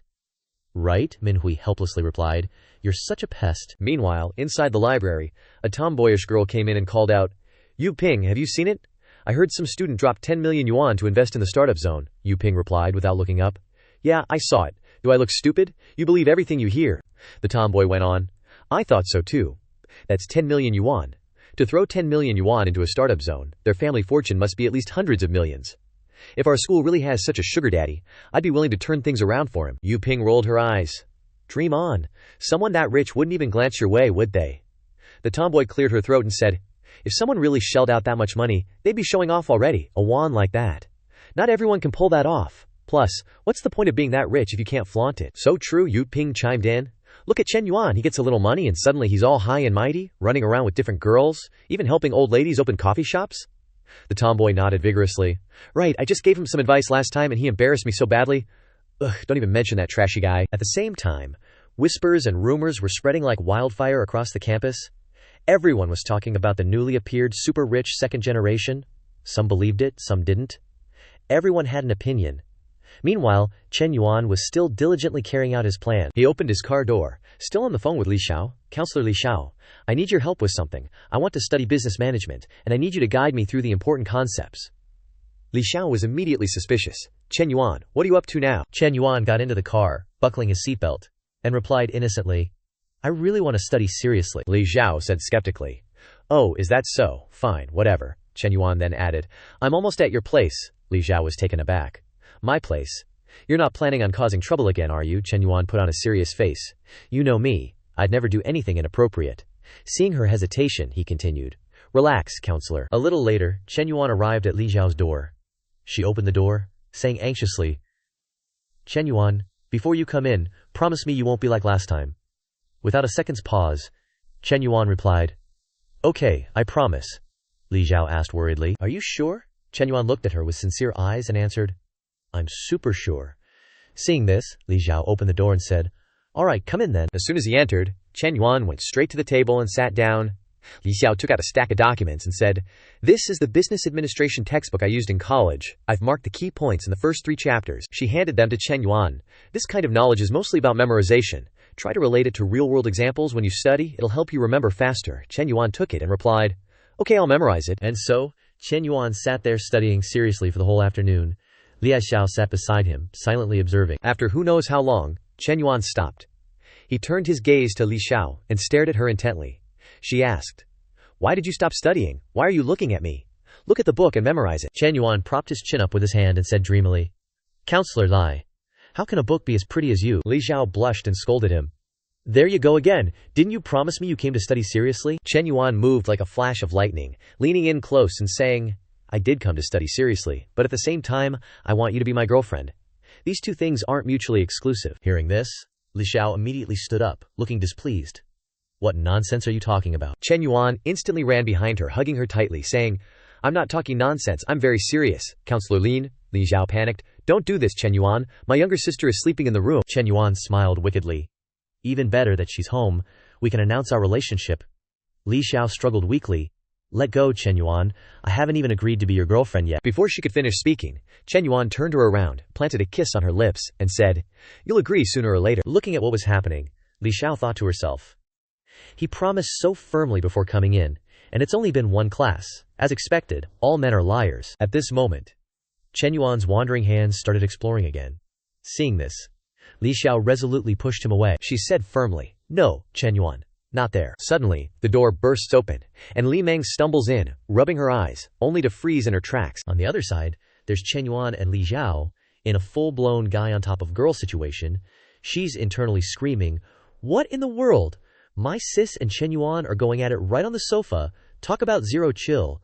When did my sister get so liberated? With that thought, she slams the door shut faster than you can say awkward. Li Xiao, now flustered, shoves Chen Yuan off, exclaiming, What do you think you're doing? My little sister saw everything. Chen Yuan, unfazed, leans in to reassure her. If she's gonna find out sooner or later, isn't it better to just tell her now? Li Xiao retorts, clearly annoyed. Not better. When, Chen Yuan, adding when to your name there to scold your mother's brother's son, implying that you're evil and degenerate. She continues, I haven't even agreed to be your girlfriend yet, and now I don't even know how to explain this to my sister. Hearing this, Chen Yuan pulls her around to face him, getting all up in her space, and asks, point blank, Study advisor, do you like me or not? Caught off guard, Li Xiao's a little flustered, unsure how to answer, and stammers. Ugh, she thinks. If she were to say she liked him, she kinda does, but between them, it is a teacher and student relationship. At the same time, her affection level increases to 71 points. Seeing this, Chen Yuan secretly rejoices. Her feelings for me have improved a little. Gaining 2 points isn't bad, no need for gifts or money, just sincerity and persistent effort, and sooner or later she'll understand my heart. Then, without pressing further, he says, It's okay, I won't give up. Hearing these words, Li Xiao is a little surprised, her cheeks flushed, unsure what else to say. Seeing her reaction, Chen Yuan can't help but feel happy. He gets up, heads towards the door, and says, Then I'll head out first, see you later. As soon as Chen Yuan leaves, Li Xiao calls out, No need to hide in the bedroom anymore, come on out. Hearing this, Li Meng hesitantly pokes her head out. She walks over and asks, All done. Li Xiao bends down to pick up the stack of documents and answers, Li Meng then leans in and asks, Sis, are you and him, official now? Should I start calling him brother-in-law? Li Xiao, a little embarrassed, clenches her fists and stammers, Not really. Li Meng, surprised, asks, Not yet. How can you guys be doing that without being official? Li Xiao stammers, We haven't reached the final step yet. Li Meng presses on, So what do you really think? Li Xiao's heart is in a tangled mess. And she replies with some embarrassment, I don't even know anymore. Seeing her expression, Li Meng is like, Duh, and thinks to herself with a smirk, she's totally fallen head over heels and doesn't even realize it. Before they knew it, evening arrived, and Chen Yuan had already arrived at MS Cafe. Yu Chang had already been there from who knows. When preparing for tonight, she chose a flimsy 2-strap dress, showing off her set of D-cup knockers. As soon as she sees Chen Yuan, she says, Chen Yuan, I wonder if it's convenient. I've been in a bad mood lately and wanted to chat with you a little. Won't bother your time, right? Chen Yuan plops down across from her and replies, It's okay, Mez. Lin, what's the matter? You don't look too happy. Yu Chang lowers her head slightly, a look of melancholy on her face, and hesitates a moment before saying, Zheng Shanyong is becoming more and more outrageous, often not coming home overnight. Recently, he doesn't even bother to hide it anymore. Every time he comes home, he brings the scent of women from outside. She slowly opens up, thinking, if he does shady things outside, I can also go out for drinks and chats anyway. I won't do anything too outrageous, even if I put a green hat on him, so what? His head is already green anyway. After thinking about it, she asks, Chen Yuan, is Chen Na your girlfriend? Chen Yuan nods and replies, just consider her that way. Yu Cheng asks again, you're going out for drinks with me, does she know about it? Chen Yuan replies, she doesn't know, but even if she did, she wouldn't have any objections. Hearing this answer, Yu Cheng thinks to herself, then I understand. In that case, I won't feel guilty anymore anyway. I don't want to affect other people's feelings. Then she lowers her face, her cheeks flushed, and cautiously says, Chen Yuan, can you hug me? Just for a little bit? Chen Yuan doesn't hesitate, lightly scoots over to one side to leave some space on the seat, and says, then come over here. Hearing that, Du Cheng jumped up, looking at her now, her figure even more bewitching. Immediately after, she walked over to Chen Yuan.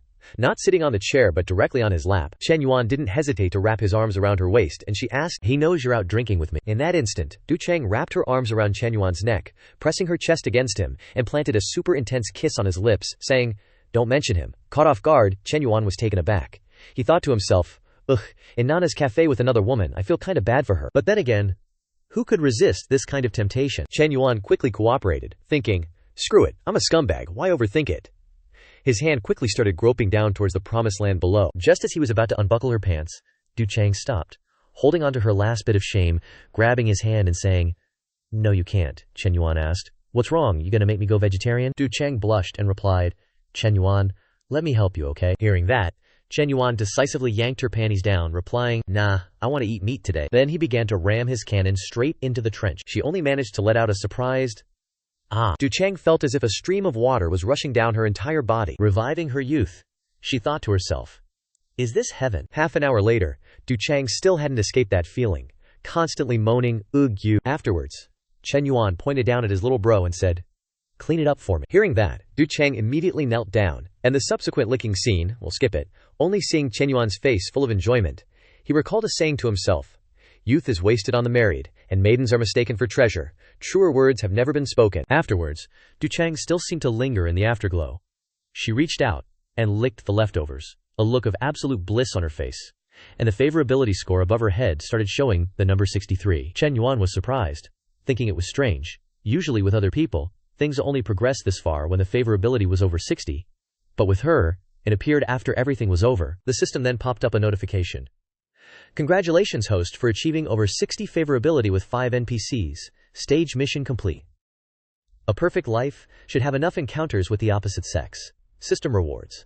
Effective study card X2. Special skill pack exchange card X1.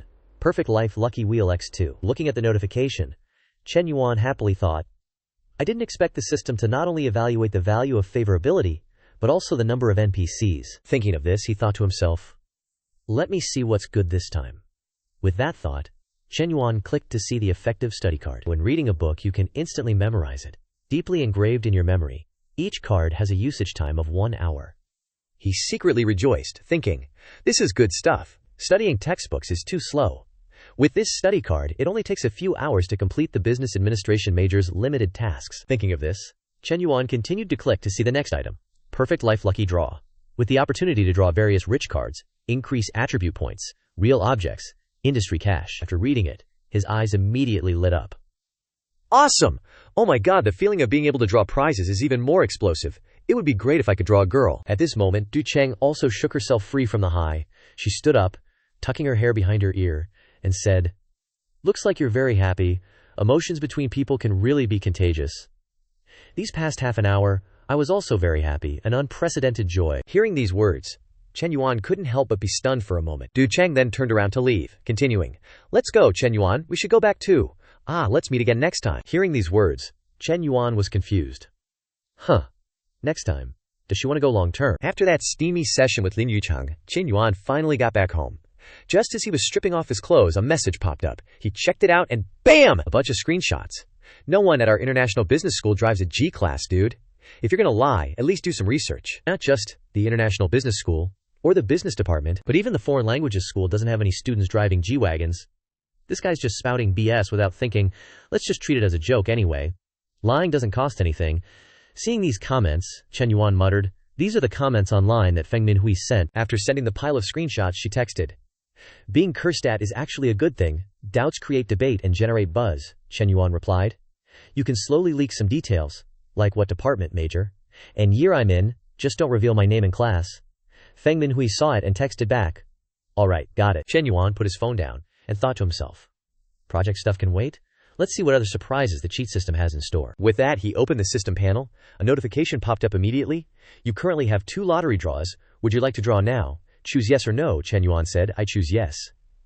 Instantly, the system announced, Congratulations, host, you've received a 500 square meter shop in Yunqi Yawen urban area. Reward collection instructions. Please go to the Yunqi Yawen Business Center within 1 week to claim your reward. Looking at the reward, Chen Yuan's eyes instantly lit up. He exclaimed happily. Whoa, it's a street-facing shop in Yunqi Yawen. That's the most high-end residential area in Xinjiang. Getting this street-facing shop is like getting another source of income. Even if I don't open a shop, I can just rent it out. After celebrating himself, he tapped the screen again. Still got 1 more draw. Continue. The system notified, again, congratulations, host, you've received 2 physique attribute modification chances. Chen Yuan stroked his chin and thought. Modify physique attributes, so if I modify body fat or weight, won't the physique mission be completed immediately? Thinking of this, Chen Yuan opened his personal attribute panel. Information on the physique board. Height 182 centimeters, weight 706 kilograms, health index 70, body fat percentage 195%, he mused. It's harder to gain weight when you're skinny like me. Let's modify weight then. The system instantly notified. Adjusting stats for host. 1 attribute point increases 2 kilograms of weight. Adjustment progress 1%, 2%, 3%, 99%. At the same time, Chen Yuan's reflection in the mirror started to change. After a moment, the system notified, attribute modification complete. He grinned and thought, done, let me see. Plus the weight gained from Coach Liu's feeding earlier, that's like gaining 10 kilos of muscle at once. It's still a little bit off from the physique goals, but the changes are visible to the naked eye. Attribute points are awesome. Thinking of this, Chen Yuan started to summarize. Currently, based on observation, the cheat system has 2 rules. 1. Increasing favorability will get big rewards. 2. When the number of NPCs reaches a certain level of intimacy, it will definitely trigger rewards. In other words, I still need to continue expanding the harem. After thinking it through, Chen Yuan went to check out the system rewards. Originally, I planned to study and try to get to know the consultant. But now that I have this high-efficiency study card, I'll have more topics to talk about with the consultant. In the following days, Chen Yuan continued to study with Li Zhao and work out with Meng Lu. In addition, he also bought Chen Na AMC-20 and bought a G63 for himself. Soon it was time for the job fair for international students. People came either out of curiosity or to look for an opportunity. Someone said, there's no one like that in this whole school. That car costs like 300 million. Another person said, did you guys see? They said the investor of the startup area is an international business student from the business department, driving a G-class. Just like the previous comment, lying doesn't cost a thing. Why would someone who drives such an expensive car come to a second-rate private school like ours? Stop joking and focus on the job fair, the person next to them replied. But the companies at the job fair at our international school aren't big enterprises or state-owned groups. They're all local, small and medium-sized enterprises in Xinjiang. At the same time, inside the school's small auditorium, Yu Ping and the short-haired girl from the other day appeared. The girl looked at someone and asked, Brother, doesn't your family have a company? Why are you participating in the job fair? On the other side, a blonde-haired youth in a suit, with a face as flat as the road, replied, To learn about the experiences and strategies of other companies. After all, managing a company can't be done by closing yourself off. You have to keep up with the times. The tomboyish younger girl next to him also came forward to chat. She asked, Senior, if I can't find an internship, can I come to your company? The guy heard that and replied confidently with a smile. If you are interested, you can submit an application. With my help, it will not be a problem. Hearing these words, both girls' eyes turned into hearts and said in unison, Really, thank you so much, senior. Hearing that, the blonde guy pointed to the other younger girls and said with his head held high, If you guys haven't found a place to intern yet, you can also try submitting an application to my company. We're all classmates from the same school, and I'll definitely try my best to take care of you. Hearing him act so arrogant, Li Jianping and the others standing next to him were visibly angry. The person on the right gritted his teeth and said, What's that Biao doing at the job fair? He's clearly here to flirt with girls. The other two agreed. Yeah, this jerk is pretending to be a senior, showing off is annoying, and he still wants to drag us down. If Lao San was here, he would have definitely given him a beatdown. At this moment, the tomboyish girl whispered to Yu Ping, Our senior is both good at his major and humble, unlike that Chen Yuan who only knows how to open a coffee shop and flirt with girls.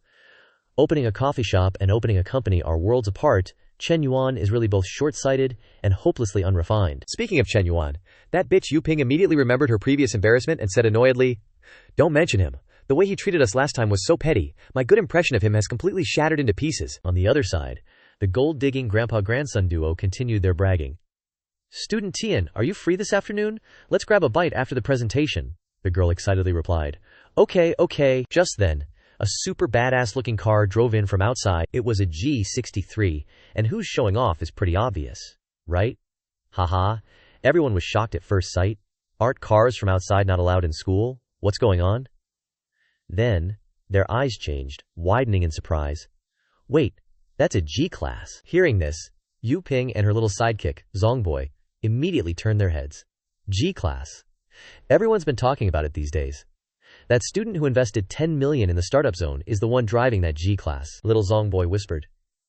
If that sugar daddy is really a student at our school, he's even more worth befriending than the senior, Yu Ping thought to herself. If I can get to know him, I'd ditch the senior this afternoon in a heartbeat. Just as she thought this, Chen Yuan lowered the car window, stuck his head out, and said, "Lao Huang, Lao Cao, what are you two doing? Let's go, hop in, I'll take you back to the dorm." As soon as they saw who it was, the two girls' jaws dropped. Yu Ping thought, Chen Yuan, how is Chen Yuan driving? Then they both exclaimed in unison, "The luxury car driver is Chen Yuan." The happiest person at this moment was none other than Huang Haibao, who had been enduring that old guy's bragging for so long he had had enough. Seeing Chen Yuan, he almost cried tears of joy.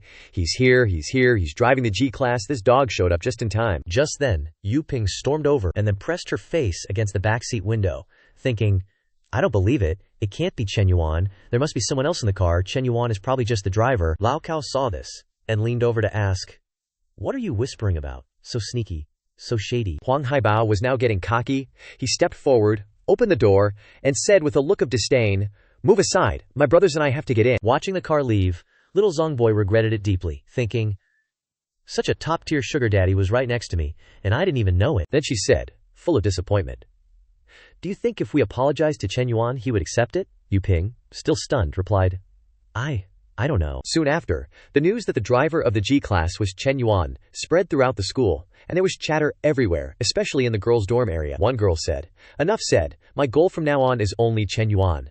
The person behind her replied, "Do you even need to say it?" If it were an old man in his 50s or 60s, maybe many girls would hesitate. But Chen Yuan is a young, handsome, and successful 21-year-old. What's there to think about? Just go for it. In another room, another girl excitedly showed off, "I found his WeChat, watch me seduce him." Her roommate asked, "Don't you have a boyfriend already?" The girl casually replied, "So what, if I can be with Chen Yuan, I'll immediately turn my current boyfriend into my ex and tell him to GTFO. At the same time, inside Fu Yingzi's room, a girl came over and gently called out, "Sister Yingzi." This girl was Long Jinghan, Yingzi's junior. Seeing the girl, Yingzi asked, "Jinghan, what brings you here?" The girl lowered her head and asked with a blush, "You're currently working with Chen Yuan on the startup zone, right? Can you introduce us?" Yingzi heard this and asked, "You're only a sophomore. Shouldn't you be focusing on taking over the radio station and doing well as the successor station manager? Why are you thinking about starting a business?" Jinghan replied, "The job market isn't good now, so I have to prepare in advance." How could Yingzi not see through these words? She thought to herself, "Yeah, right, I almost believed you." Then she thought, "But Jinghan is known as the little dragon girl, 168 meters tall, curvy where she needs to be, slender where she needs to be, with delicate features and a great aura. She's actually very suitable to be Chen Yuan's girlfriend." In her mind, she imagined Chen Yuan as the emperor sitting on the throne, Jinghan as the delicate and graceful empress, and herself as the eunuch standing beside him serving them. And then she couldn't help but feel helpless at this imagination, and said to herself, "Wait, why did I turn myself into a eunuch, picking concubines for Chen Yuan?" After the news spread, Chen Yuan's phone kept ringing.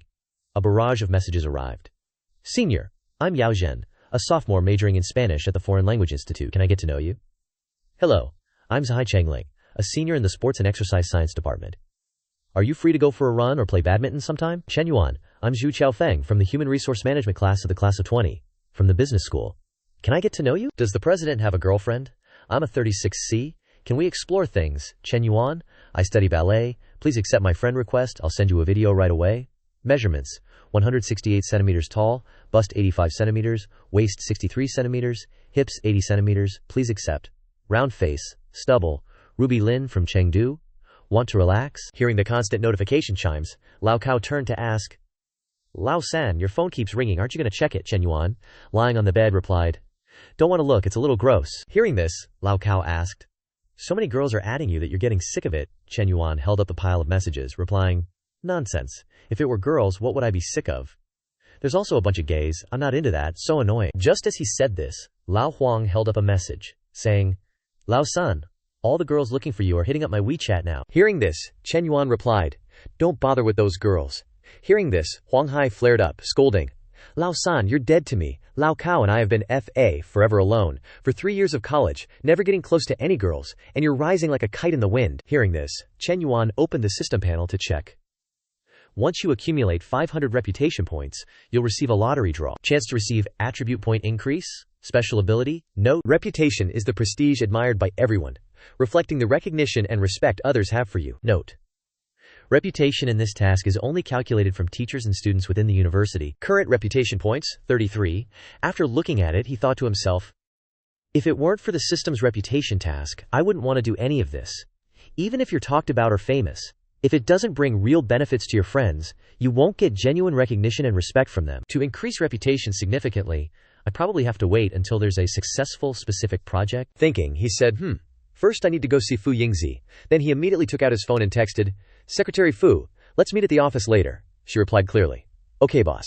Just at this moment, Chen Yuan's phone rang. It was Manhua calling. He answered, asking, Babe, what's up? Manhua replied, Chen Yuan, I heard you're at school. Where are you? Are you free to hang out with me today? Hearing this, he said, Come to my office at our school and wait for me there, he thought to himself.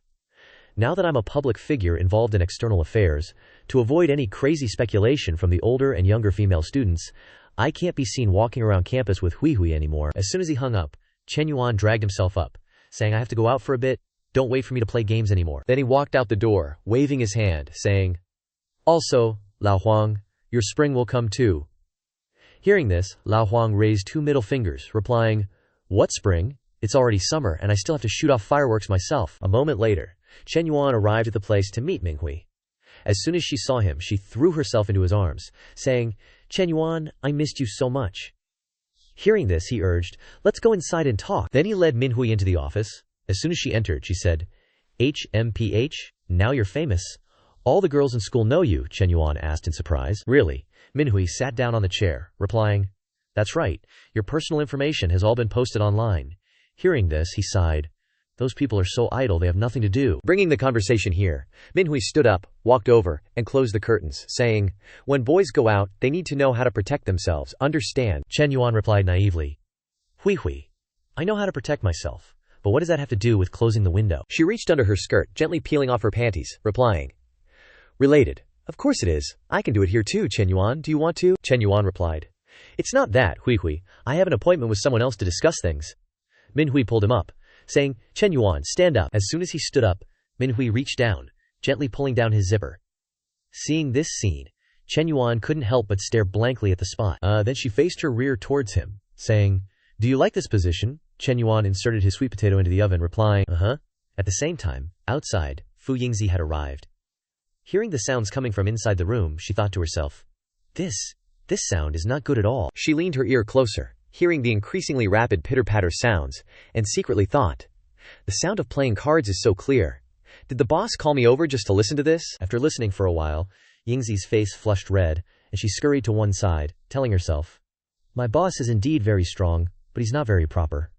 At a time like this, a secretary's duty is to keep careful watch to ensure no one hears the boss. This went on until a class period was over, and by then, Yingzi's legs were completely aching. She hunched over, thinking, Is the boss still not done? He's truly incredible, my legs are completely numb. Just as she thought this, the office door finally opened. Manhua walked out. As soon as she saw Yingzi, she cleared her throat and let out 2 coughs. Khuu. Then walked straight over to Yingzi, smiling smugly. You heard everything just now, didn't you? If you did, then you should know, Chen Yuan is mine. Stop daydreaming about nonsense. After Manhua left, Yingzi also entered the room. She asked, Boss, what do you need me for? Chen Yuan replied, You've done very well these past few days, creating quite a buzz. Hearing this, she humbly replied, It's mainly thanks to your excellent leadership, boss. Otherwise, I couldn't have come up with those ideas myself. Chen Yuan nodded and said, With this level of popularity, many people will surely apply to the startup zone. But when you receive those applications, please help me pre-screen them. That way it'll be easier to select projects that can be launched quickly. Yingzi asked hesitantly, Who needs to be filtered out? What are the criteria? Chen Yuan smiled and replied. Select the outstanding ones. Choose those who can showcase our school's new image. Although our school is a second-tier private school, and our teaching quality and student performance are not as good as key universities, compared to them, we have a huge advantage. Hearing this, Yingzi asked again. What advantage? Please elaborate, boss, Chen Yuan replied. The female students at our school, they are very beautiful. Hearing these words, Yingzi couldn't help but widen her eyes in astonishment, thinking, good heavens, is the boss spending so much money just to invest in beautiful, attractive university students?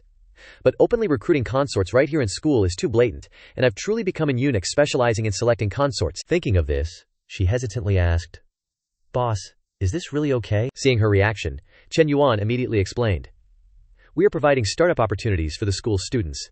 This is a great opportunity that can change their prospects and fate.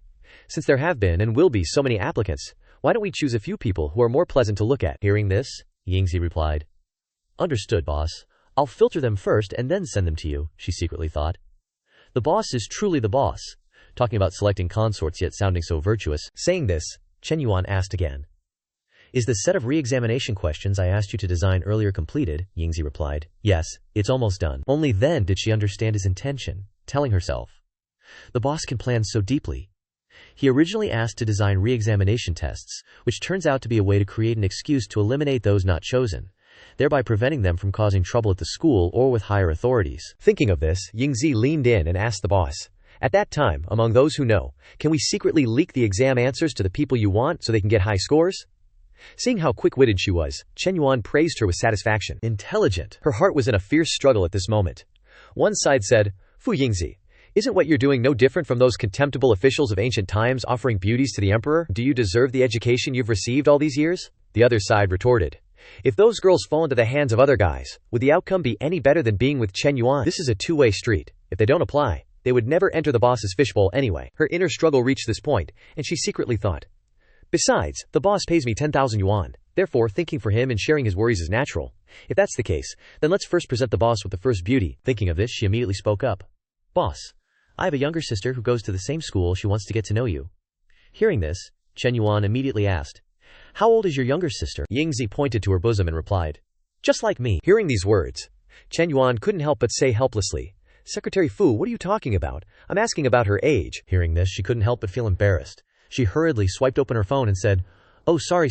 Then she handed the phone to him and introduced, Boss, she's a second-year student, 19 years old, and her nickname at school is Little Dragon Maiden. As soon as he saw the photo on the screen, Chen Yuan's gaze froze. He secretly thought, there's even a chance to experience being a dragon knight. Then he said, you can add this girl first. Send me her WeChat. Suddenly, his phone chimed with a message from Lin Yucheng. Chen Yuan, are you free tonight? Let's grab a drink. After reading the message, Chen Yuan thought to himself, she said she'd continue next time. Didn't expect it's been a few days already. He chuckled to himself. It's definitely just about wanting a drink, right? Then he quickly texted back, 9 p.m. Seeing how fast he replied, Yu Cheng couldn't help but be surprised. This, Chen Yuan actually replied instantly. She happily thought, I didn't expect that just drinking with Chen Yuan twice would lead to that. And I even found that high school romance feeling with him again. Thinking of this, she lay down, touching her body, eagerly thinking, I wish time would fly by, hurry up and be 9 p.m. At the same time, after finishing things with Fu Yingzi, Chen Yuan left the school office.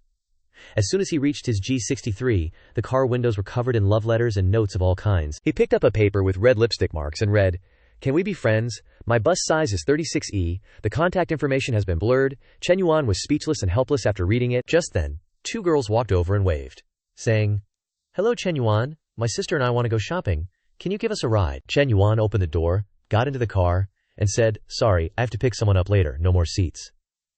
The girl with the ponytail heard this and asked, Oh, can we add each other on WeChat then? We can hang out next time. Chen Yuan lowered the car window and replied, Sorry, too many people add me on WeChat, can't add any more friends right now.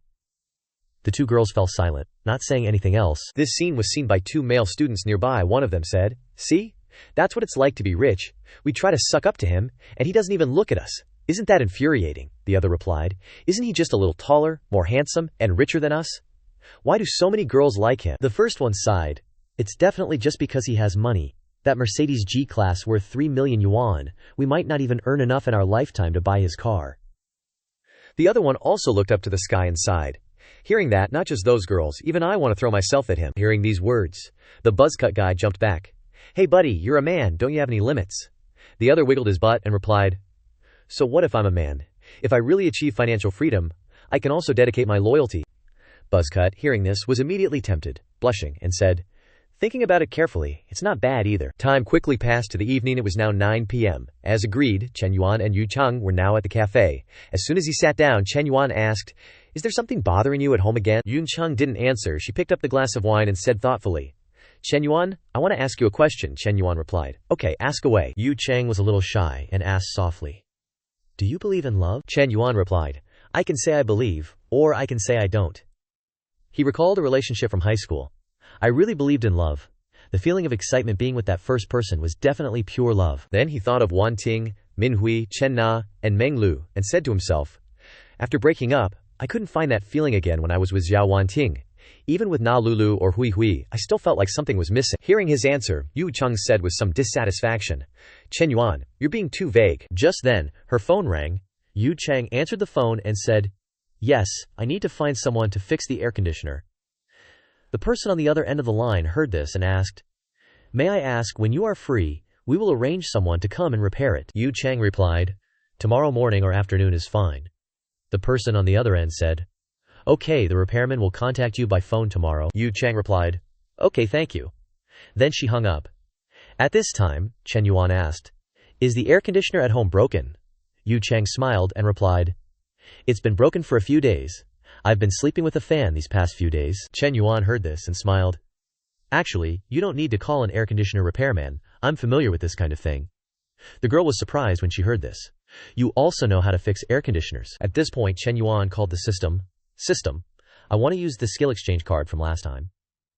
The system immediately displayed a notification. Host can choose from elementary cooking skill, elementary wrestling skill, elementary household appliance repair skill, elementary race car driving skill. Chen Yuan decisively chose the elementary home appliance repair skill, then pressed to exchange.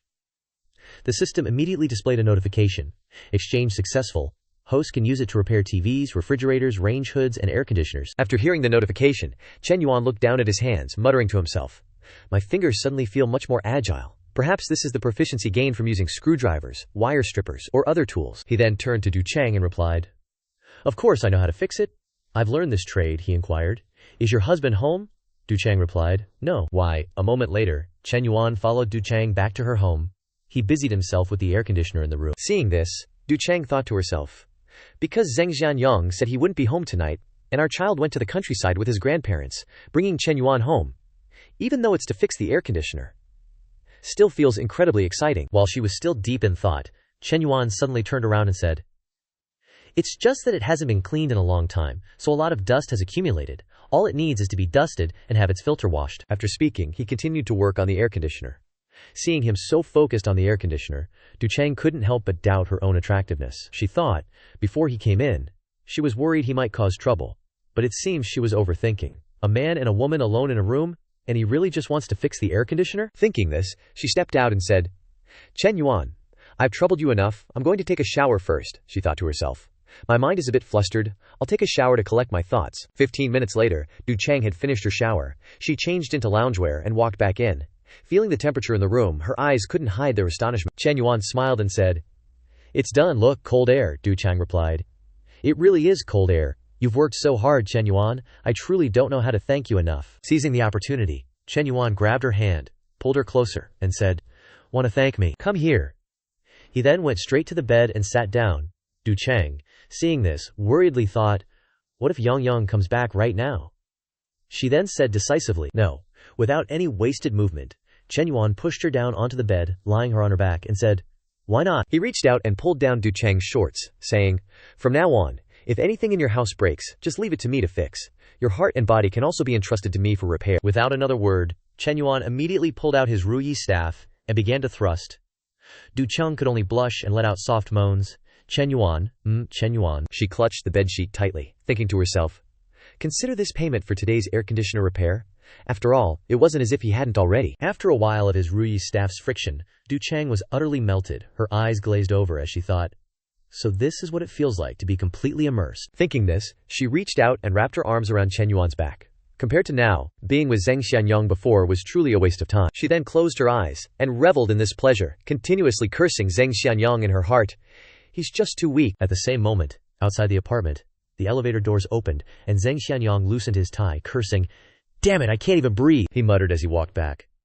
Going out for drinks and still playing hard to get, wouldn't even accept more money. As he said this, he had already reached the apartment door, reaching out to open it. Hearing the sound, Du Chang's eyes immediately froze. Oh no, that's the sound of the door opening. Both of them immediately stopped. She looked towards the door with worry. Zheng Xianyang really came back, as Li Ying was dragged away by Zhu Wanting. On the other side, in room 521 of the Junyu Hotel, Meng Lu stood by the window, the very place where she and Chen Yuan first became intimate, gazing out with a distant look. Chen Yuan then emerged from the bathroom, and seeing her standing there in a daze, he asked, "What's Coach Liu doing?"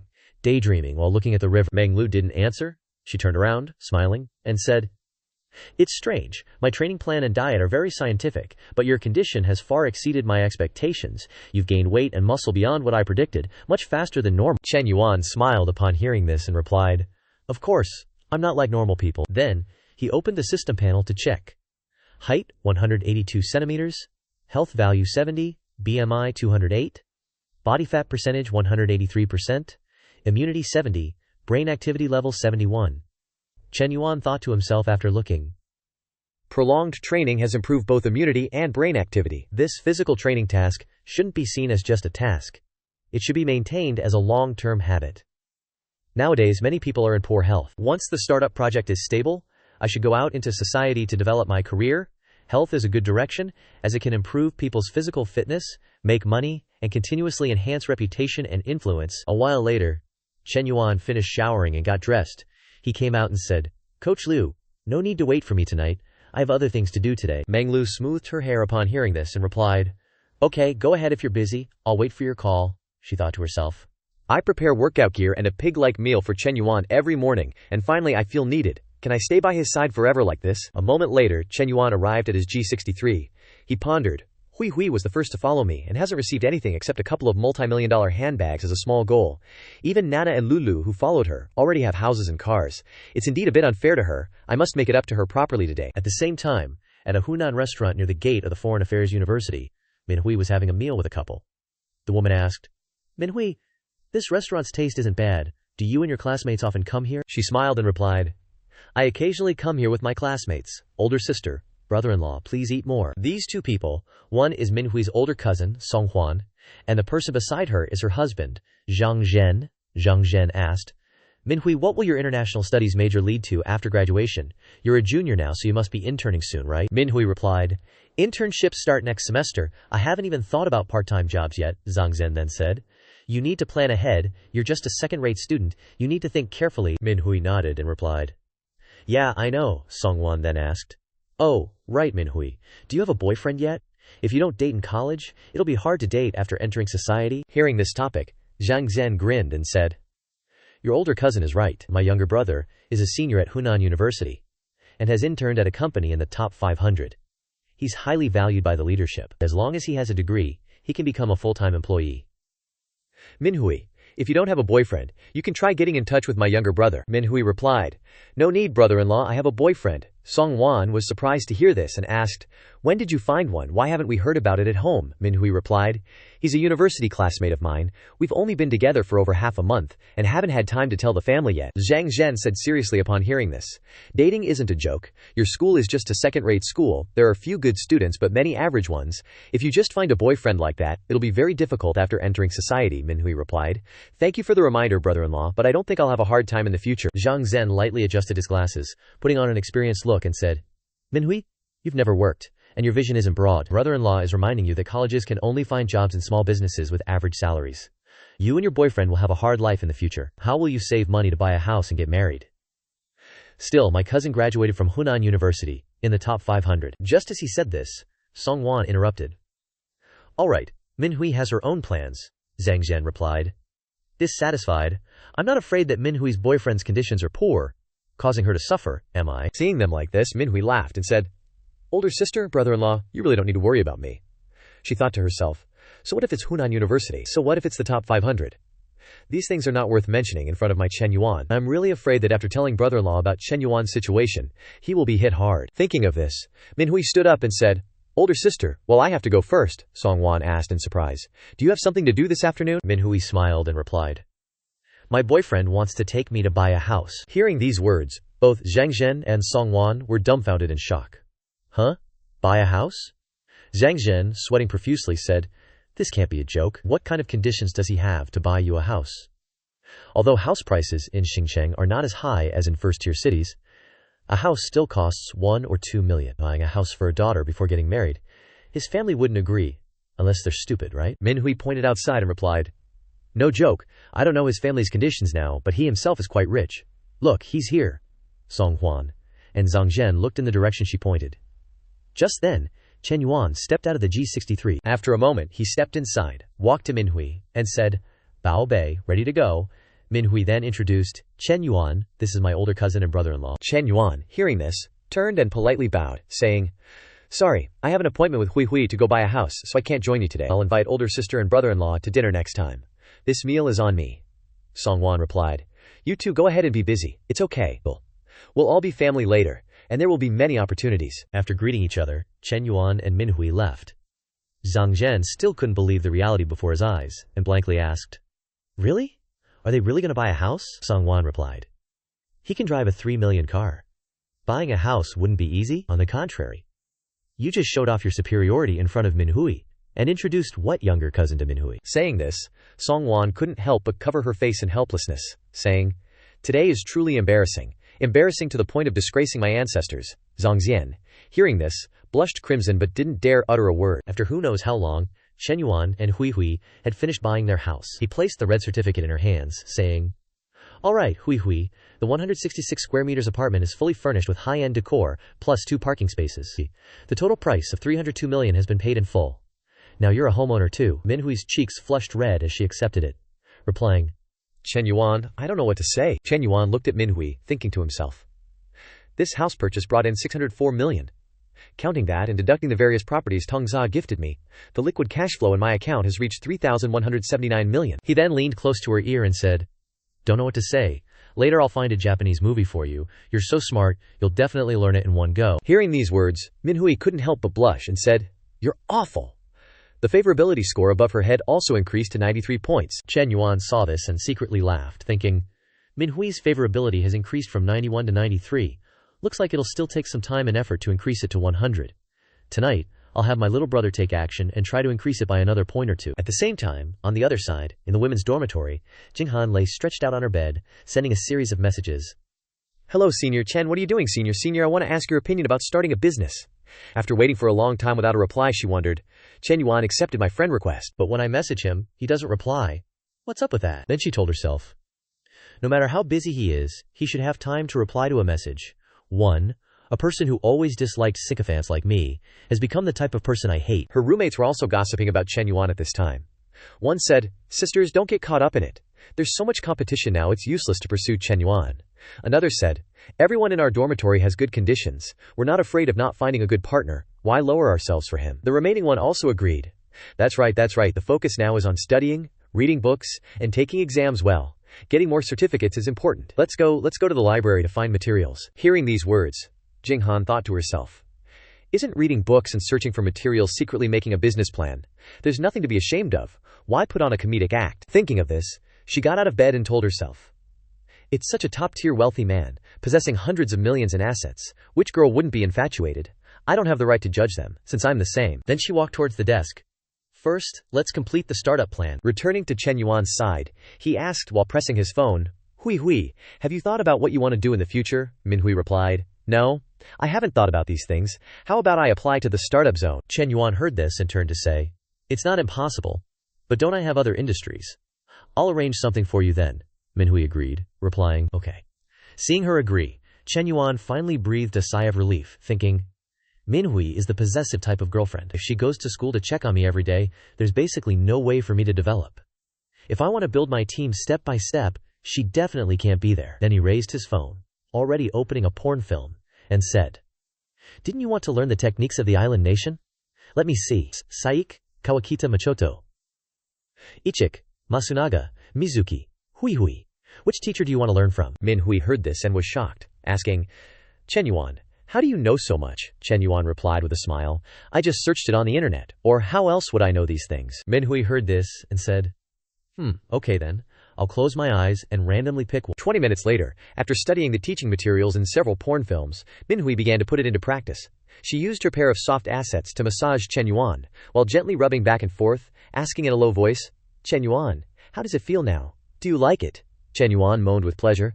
Baby, don't stop. Looking at his expression, Minhui happily thought, I didn't expect I could actually learn it, hey, that way he'll look for me more, right? Chen Yuan saw how hard she was trying, and also thought to himself, is she putting in so much effort for me? Give me another dozen girls like this? The next morning, while still sound asleep, Chen Yuan's phone rang. As soon as he answered the phone, Liu Hong's voice rang out from the other end. Chen Yuan, hurry up, come here quickly, Chen Yuan asked with his eyes still closed. Liu Hong, aren't we brothers? What's the rush? What's wrong with you? Liu Hong replied. Stop talking nonsense, the location has been sent to you. Just come here as soon as possible. Seeing his attitude, Chen Yuan couldn't help but worry. What's going on? A little later, after receiving a call from Liu Hong, Chen Yuan got into his car and headed to their meeting spot. Suddenly, Liu Hong called again. Yuan, we changed locations. I'm at Shuyunjian now. Come here quickly. Hearing this, Chen Yuan grumbled. I was almost there and you just now told me to change the location. Liu Hong replied, I just got off work, and my friends dragged me along. I'm not really interested though. Annoyed, Chen Yuan said. Don't explain. Hurry up, I'll be waiting for you downstairs at Shuyunjian. If you take more than half an hour, I'm leaving you behind. A little while later, Chen Yuan arrived at the spot. He glanced in a direction and thought, Shuyunjian is very close to Advisor Li's place. It can't be such a coincidence, can it? Just as he was thinking this, Li Yuhong came downstairs. As soon as he saw Chen Yuan, he grinned and said, Aya, why are you waiting outside? Come on up for a service. Technician number 98 is really good. Chen Yuan crossed his arms and replied indifferently, Not interested. I have my own private technician. Why would I bother with this place? It was then that Li Yuhong noticed the car in front of him. In a surprised voice, he said, Wait, Yuan, is this your car? What's going on? Chen Yuan replied, What do you think is going on? I just bought it. Hearing this, Yuhong leaned on his shoulder and said, You son of a gun, did you strike it rich? You even bought a GC glass? This is my dream car. After listening to his rambling, Chen Yuan impatiently said, Stop with the nonsense, what did you call me out for? Yuhong gave him a thumbs up, winking meaningfully. Come on, you're one of the shareholders after all. Do you really want to be a simple errand boy? The interior decoration will be finished in 2 days. Let's go! We can talk while getting a service. Technician number 98 will drive you crazy with pleasure, guaranteed. At that very moment, behind him, 2 familiar figures appeared. Just as he was afraid of something happening, it did. It was Li Xiao and Li Meng. As soon as she saw him, Li Meng immediately recognized him. She said loudly, Sis? Is that Chen Yuan? Li Xiao's eyes were filled with contemplation as she replied, It's him all right. On this side, Yu Hong was still babbling on, Look at the change on your face. Are you smitten with number 98? Number 98? But Chen Yuan's expression wasn't changing because of some technician number 98. His face was frozen in place as he looked in their direction and thought, Damn it, it's the advisor. You really get what you hate. Hearing what Li Yuhong said, Li Meng and Li Zhao had different expressions on their faces. Li Meng was utterly furious, while Li Zhao looked completely disappointed. Seeing this situation, if he didn't explain, everything would be ruined. Chen Yuan hurriedly ran over, forcing a strained smile, and said, Advisor, what a coincidence. Seeing this, Yu Hong asked in a low voice, Yuan, who are they? They're so pretty. At this moment, Li Meng didn't say a word. She just pulled Li Xiao's hand and walked away. Seeing this, Chen Yuan panicked and called out, Wait! He ran after them and said, Are you going home to cook? Could you cook me a portion too? I can help. Li Meng couldn't hold it in anymore. She turned around and scolded him. Help with what, Chen Yuan? Do you have no shame? You dare to come to a place like this?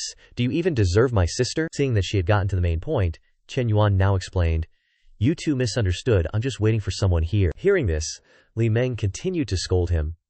You can even make up an excuse like that. My sister has been trying to accept you for the past 2 days. She even bought a gift to reciprocate the bag you gave her last time. And yet you, I don't want to talk anymore. Go to hell, you scumbag. With that said, she pulled Li Xiao's hand and walked away. Sis, let's go. And she didn't forget to scold him one more time.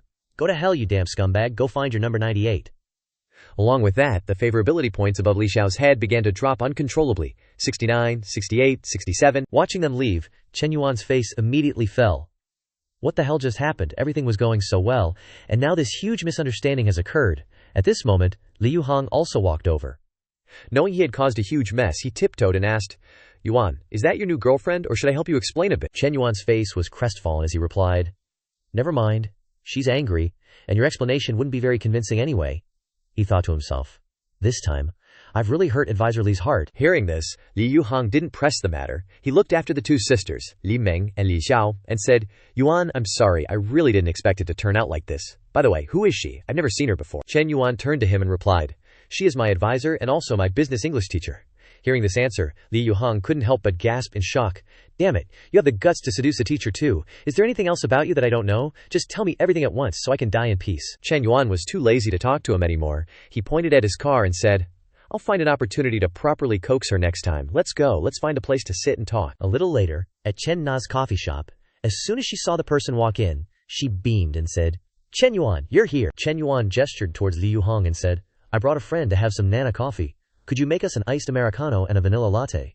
Hearing this, Chen Na replied, sure. With that, Chen Yuan and Li Yuhang went to a table to sit down. The latter asked, feeling a sense of déjà vu, hey, I think I've seen this woman somewhere before. Hearing this, Chen Yuan said, did you forget? Hearing this, Yuhang asked in surprise, who? It was then that Chen Yuan said, that day at Nanjing restaurant, she was the girlfriend my cousin Ling Guangyao brought. Hearing this, Li Yuhang suddenly realized, isn't she the saleswoman from the 4S shop? Why is she working here? No way did you hit on someone else's girlfriend again? Chen Yuan gave a wry smile and replied, hit on. That's not hitting on. This is called mutual attraction. At this, Li Yuhang's face went completely blank and he said, incredible. You hit on a teacher and stole someone else's girlfriend. Yuan, you're a goddamn legend. Saying this, Chen Yuan stopped him. Enough with the nonsense, let's talk seriously. From now on, I won't interfere anymore. You can handle things yourself. Hearing this, Li Yuhang asked in surprise, why so sudden? Without a genius strategist like you making plans, I'm genuinely afraid I can't handle the pressure alone. Listening to his complaints, Chen Yuan concluded with one sentence, I trust you. In his heart, he thought, if I interfere too much in a business between brothers, it's inevitable that there will be disagreements on business matters or other aspects. I can't let this affect our good relationship. Hearing these words, Li Yuhang said with determination, I will try not to let you down. Just then, Chen Na brought the drinks over. She placed them on the table and said, your coffee is ready. Seeing this, Li Yuhang quickly said, thank you, sis-in-law. Hearing this form of address, Chen Na was overjoyed. She blushed and replied, Suddenly, Chen Na pointed at Chen Yuan's shoulder and said, Chen Yuan, why is your shirt so wrinkled? Hearing her say this, Chen Yuan asked in surprise, where Chen Na reached out and straightened his shirt, replying, here, there we go. Watching this scene, Li Yuhang felt a little jealous and thought, this is way too lovey-dovey. Damn it, why does life feel so different when I'm around my friends today? A little later, after they finished talking about the bar that was about to open, Liang Yuhang left. Chen Yuan took Chen Na back home. As soon as they walked in, Chen Na said, Zhao Yu will finish her university entrance exam next week. She wants to go out and work during the summer break. I think she could come to the coffee shop to help out. What do you think? Chen Yuan replied, that's great, I don't see any problem with that. Hearing this, Chen Na smiled and said, hey, I'm gonna take a shower first. I was a bit busy today and got all sweaty. As soon as she left, Chen Yuan took out his phone and said to himself, maybe I should call the advisor and explain a little. Thinking this, he pressed the call button for Li Zhao. Nobody answered, only the endless beeping sounds. Seeing this, Chen Yuan became even more worried. She's not answering the phone, not replying to WeChat. I don't know how the advisor is doing. At the same time, at Li Xiao's house, she was sitting curled up next to her phone. Seeing the incoming call, Li Meng said with annoyance, how annoying! How does he even have the face to call? Sis, just block this kind of man's number so he won't keep bothering you. Li Xiao didn't reply. She continued to silently look at the phone as it vibrated over and over. Seeing this, Li Meng sat down beside her and put an arm around her sister to comfort her. Sis, Chen Yuan is not a good person. He's not worth you being sad over. Luckily, you saw the scoundrel's true colors today. Looking at it from another perspective, this is actually a good thing. It was then that Li Xiao spoke up. She turned and asked, tell me, why do boys like to go to places like that? Li Meng replied, do you even have to ask? 9 out of 10 men are lustful. They go to places like that simply for physical desires. Li Xiao asked again, why do those men become so blind? Li Meng replied with a knowing look, they have physiological needs. If they aren't satisfied, they'll go looking for stimulation. I heard that women who work in places like that are very good at pleasing men. Hearing this, Li Xiao remembered the times they were close in the past, and thought, he hugged me, he kissed me, but I always pushed him away. Thinking this, she blamed herself, saying, maybe I made him endure too much. He did that to satisfy his needs. Saying this, she curled up again. It's all my fault, it's all because of me. Seeing this kind of thinking from her older sister, Li Meng couldn't help but panic. She quickly stopped her. Oh my god sis, what are you thinking? Why do you have such a weird idea? Tang Meng hurriedly gave her older sister a pep talk. Sis, look at me, and remember how I ended up when I was blindly in love. After a moment of hesitation, Li Xiao softly replied, yeah. She thought to herself, Tang Meng is right. I can't be blindly in love. I have to restrain myself. Restrain myself. At the same time, on Chen Yuan's side, a series of messages arrived. Yi Qingyang messaged. Chen Yuan, does your project have potential? Gao Hongwei messaged. Yuan Ge, let's go out for barbecue. I even invited some girls from other schools to chat about the project. Waiting for you, Liu Mingda. Handsome, made you a gas card. Tonight waiting for you in the cafeteria, friends eat a meal. Zhao Long NV has sent a picture. Looking at the pile of messages on the phone, Chen Yuan rubbed his chin and thought to himself, these are all messages from former classmates who don't usually contact me. Wanting to pull me to open a back door, no need to read. Didn't expect Zhao Long NV to message me so much. Thinking of this, Chen Yuan opened Long Jinghan's message to read. Hello, senior. The weather is so nice today. Senior, you must be very busy usually, right? Remember to eat on time. Good morning, senior. Today is another day full of energy. There was so much wind last night. A lot of leaves in the schoolyard. Only. She also sent a provocative selfie. Looking at the assets in the photo, Chen Yuan secretly assessed. Indeed, the assets are white and soft, but it's photoshopped. Have to meet the real person to conclude whether this junior has the potential to become a backup. Observe for a while longer. Admiring to hear, Chen Yuan messaged back. Quite busy, talk when I'm free. In his heart thinking, Junior still sending messages steadily even after a few days without a reply. The shorter the content the better. Weighing the pros and cons will give her a feeling of being ungraspable, but still having hope. Just at this moment Chen Na came out, calling sweetly, Chen Yuan. She came out in a business outfit. Black stockings. With a vest half open, showing off a bouncy chest without protection. Then she softly asked, Do you like it? Chen Yuan hurriedly put the phone in his pocket, stood up and replied, Nah, today you've disturbed my Dao heart. Saying this, Chen Yuan reached out and tore the stockings on Chen Na's bouncy thighs. She put her arms around his shoulders, whispering, Into the room, okay? Chen Yuan stroked her thighs and replied, Can't wait another second, nah, you're amazing today. As soon as he finished speaking, he leaned down to sniff her neck vigorously. Chen Na hesitated and said, Chen Yuan, you seem to have changed again, Chen Yuan asked. Changed how? Chen Na replied, Seems more muscular. Then asked, Have you been hitting the gym lately? Chen Yuan replied, Indeed. Saying this, Chen Yuan lay back on the bed and asked, Naga, do you know horse riding techniques? She hesitated and replied, No. Hearing this, Chen Yuan pulled her hand.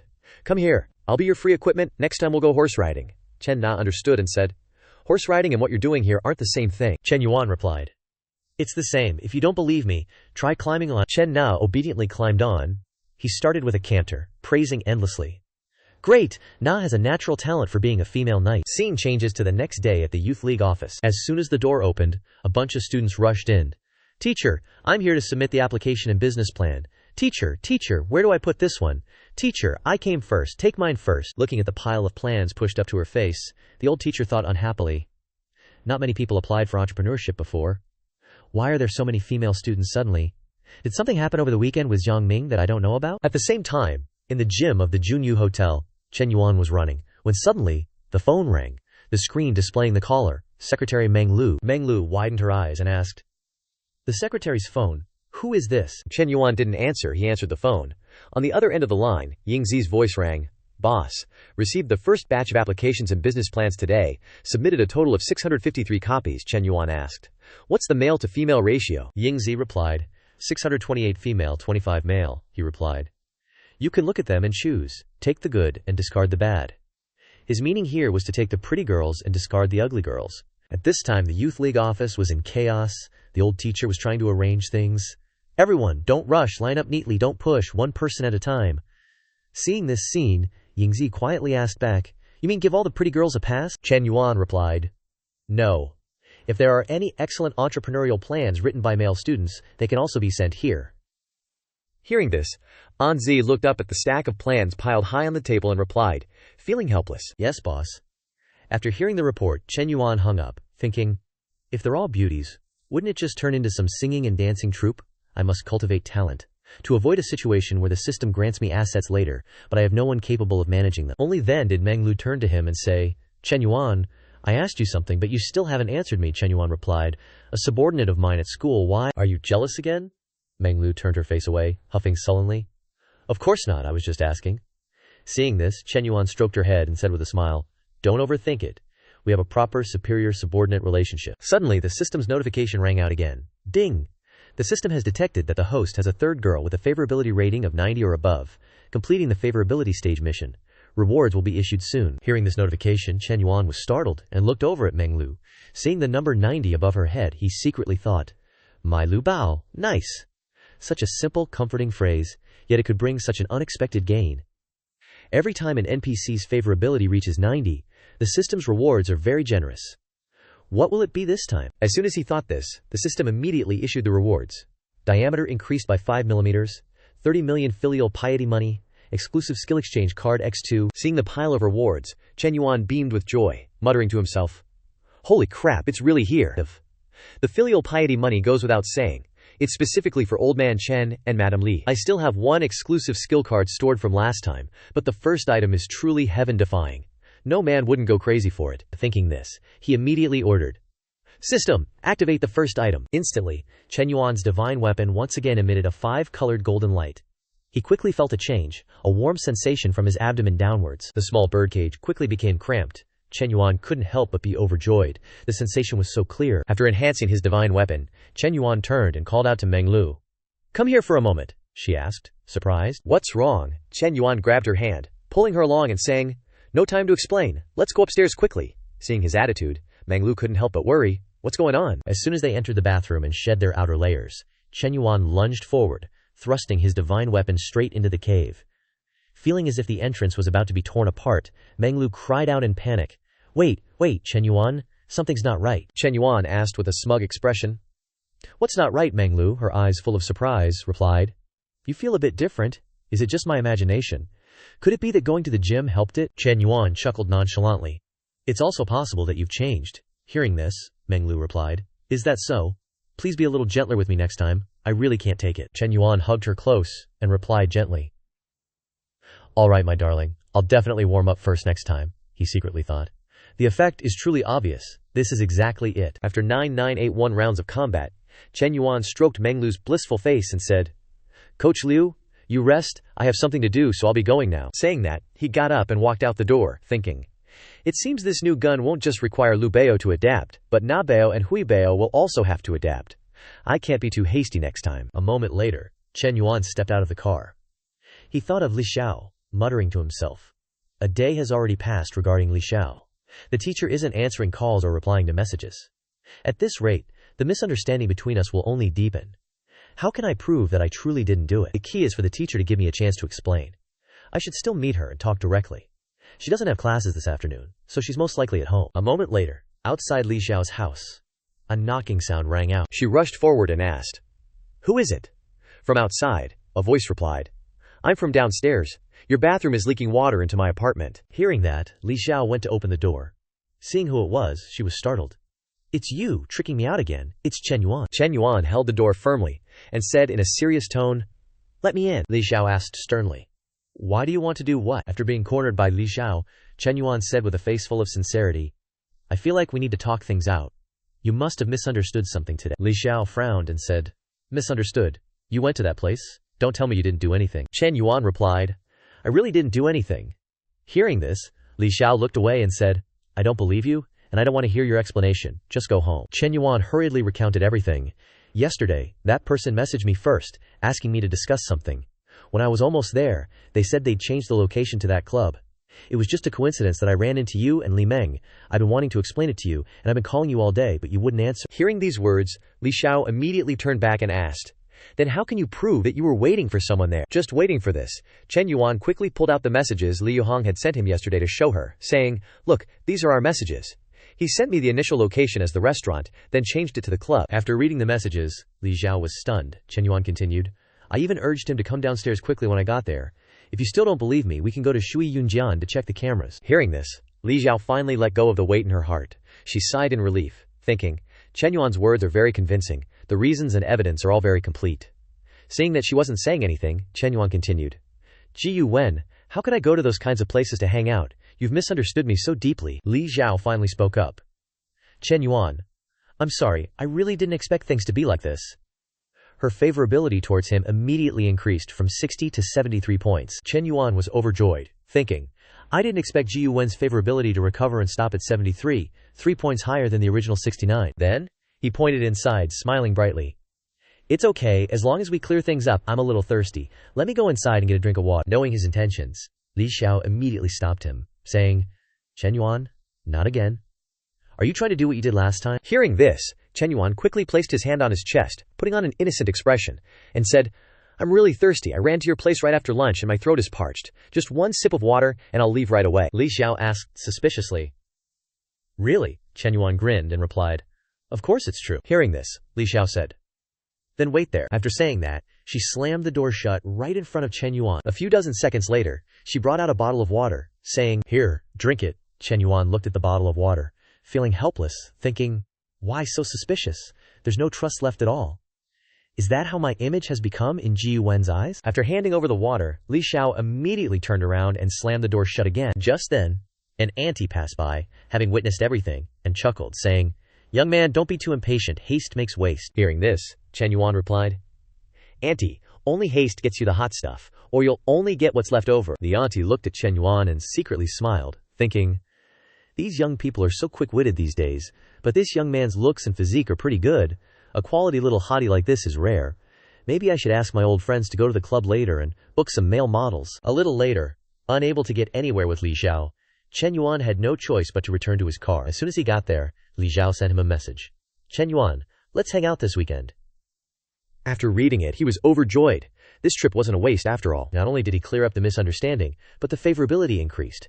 And Ji Yuan is also willing to try to go further with him. As soon as he sat down in the car, Su Shui called via video. Chen Yuan immediately answered. On the other end of the line, Shui Wei spoke. Chen Zong, the plumbing and electrical work is complete, and it's ready for handover. When do you have time to come and take a look? Hearing this, Chen Yuan replied, I have time now. Wait for me. I'll be right there. Time flew by, and half an hour later, Zhu Wei was sitting and picking leaves from the mossy stone stairs in front of the villa. Chen Yuan stepped out of the car, saw the scene, and walked over to ask, Have you been waiting long? Zhu Wei hastily stood up and replied, Not at all. Seeing her reaction, Chen Yuan asked again, Why are you so flustered? I'm not going to eat you. He pointed inside and said, Take me in to have a look. Hearing that, Zhu Wei turned and walked inside, replying, All right, Mr. Chen, please come in. I'll explain everything, one by one. Chen Yuan chuckled inwardly, thinking, When it comes to her area of expertise, she calms right down. Haha, this is what they call professionalism. Zhu Wei led Chen Yuan inside and said, The waterproofing and the installation of basic utilities are complete, Mr. Chen can choose the flooring tiles next. Then she led him to the backyard and said, The garden design has also been implemented according to Mr. Chen's requirements. Chen Yuan followed behind, nodding in response. Good. A moment later, after the project inspection was complete, Chen Yuan said softly, With you supervising, I feel very assured. Now I'm not afraid to live here anymore. Tonight, I'd like to treat you to a meal, Shu Wei replied awkwardly. I'm sorry, Mr. Chen. I have plans to go home tonight. Hearing that, he cast a glance back and asked, What plans? Shu Wei lowered her head and replied, To cook for my mother and younger brother. Upon hearing this, Chen Yuan suddenly stopped. Turning around, Shu Wei, by inertia, bumped straight into his firm chest. Feeling the soft impact of her ample curves as they collided with him, Chen Yuan couldn't help but widen his eyes in surprise. This little girl has quite some potential, doesn't she? At this moment, Shu Wei's face was as red as a ripe tomato. She slowly looked up, stammering, Mr. Chen, you. Before the words fully left her lips, a sudden downpour began, and the only sounds left in the surrounding space were the rapid pitter-patter of rain. Seeing that, Chen Yuan smiled and said, It's raining heavily. Let's quickly go inside, Shu Wei replied shyly. With that, both quickly turned back into the villa. Chen Yuan considerately shielded her from the rain with his hand. At this moment, under the effect of the rain, Shu Wei's shirt had become see-through, revealing her full, rounded bosom beneath the red bra. Seeing this, she quickly covered herself with her hands, saying loudly, Mr. Chen, don't look. Seeing that, Chen Yuan crossed his arms over his chest and calmly replied, I don't want to look, but it just keeps hitting my eyes. Hearing that, Zhu Wei could only fall silent, her whole body shivering intermittently from the cold, and immediately after, she let out a loud sneeze. Instantly, a pair of arms wrapped around her from behind, and Chen Yuan softly said, This way, you probably won't be cold anymore, right? Zhu Wei couldn't help but widen her eyes in surprise. She looked up, thinking inwardly, I've never been this close to a boy before. My whole body feels numb. I kinda want to push him away, but he's Mr. Wan's important client, and if I offend him... Just as she thought this, Chen Yuan spoke up.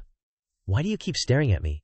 Is it because I'm handsome? Hearing that, Zhu Wei thought again, is Mr. Chen being narcissistic, or is he joking? How should I answer this? My teachers never taught me about these kinds of things. On his side, looking at Shu Wei's expression, Chen Yuan chuckled inwardly, thinking, so naive, really easy to tease. Thinking further, he imagined holding Xu Wei tightly in his arms. Her cheeks were still red, even as she tried to tell herself otherwise. That means she doesn't hate my teasing? Then I have plenty of room to develop this. Half an hour later, the sun began to set, casting a fiery red glow after the rain shower. Chen Yuan reached out to feel it. He looked up and said, the rain stopped, let's go, I'll take you home, Xu Wei then whispered. Chen Zong, could you please take your hand off me? It's been half an hour already.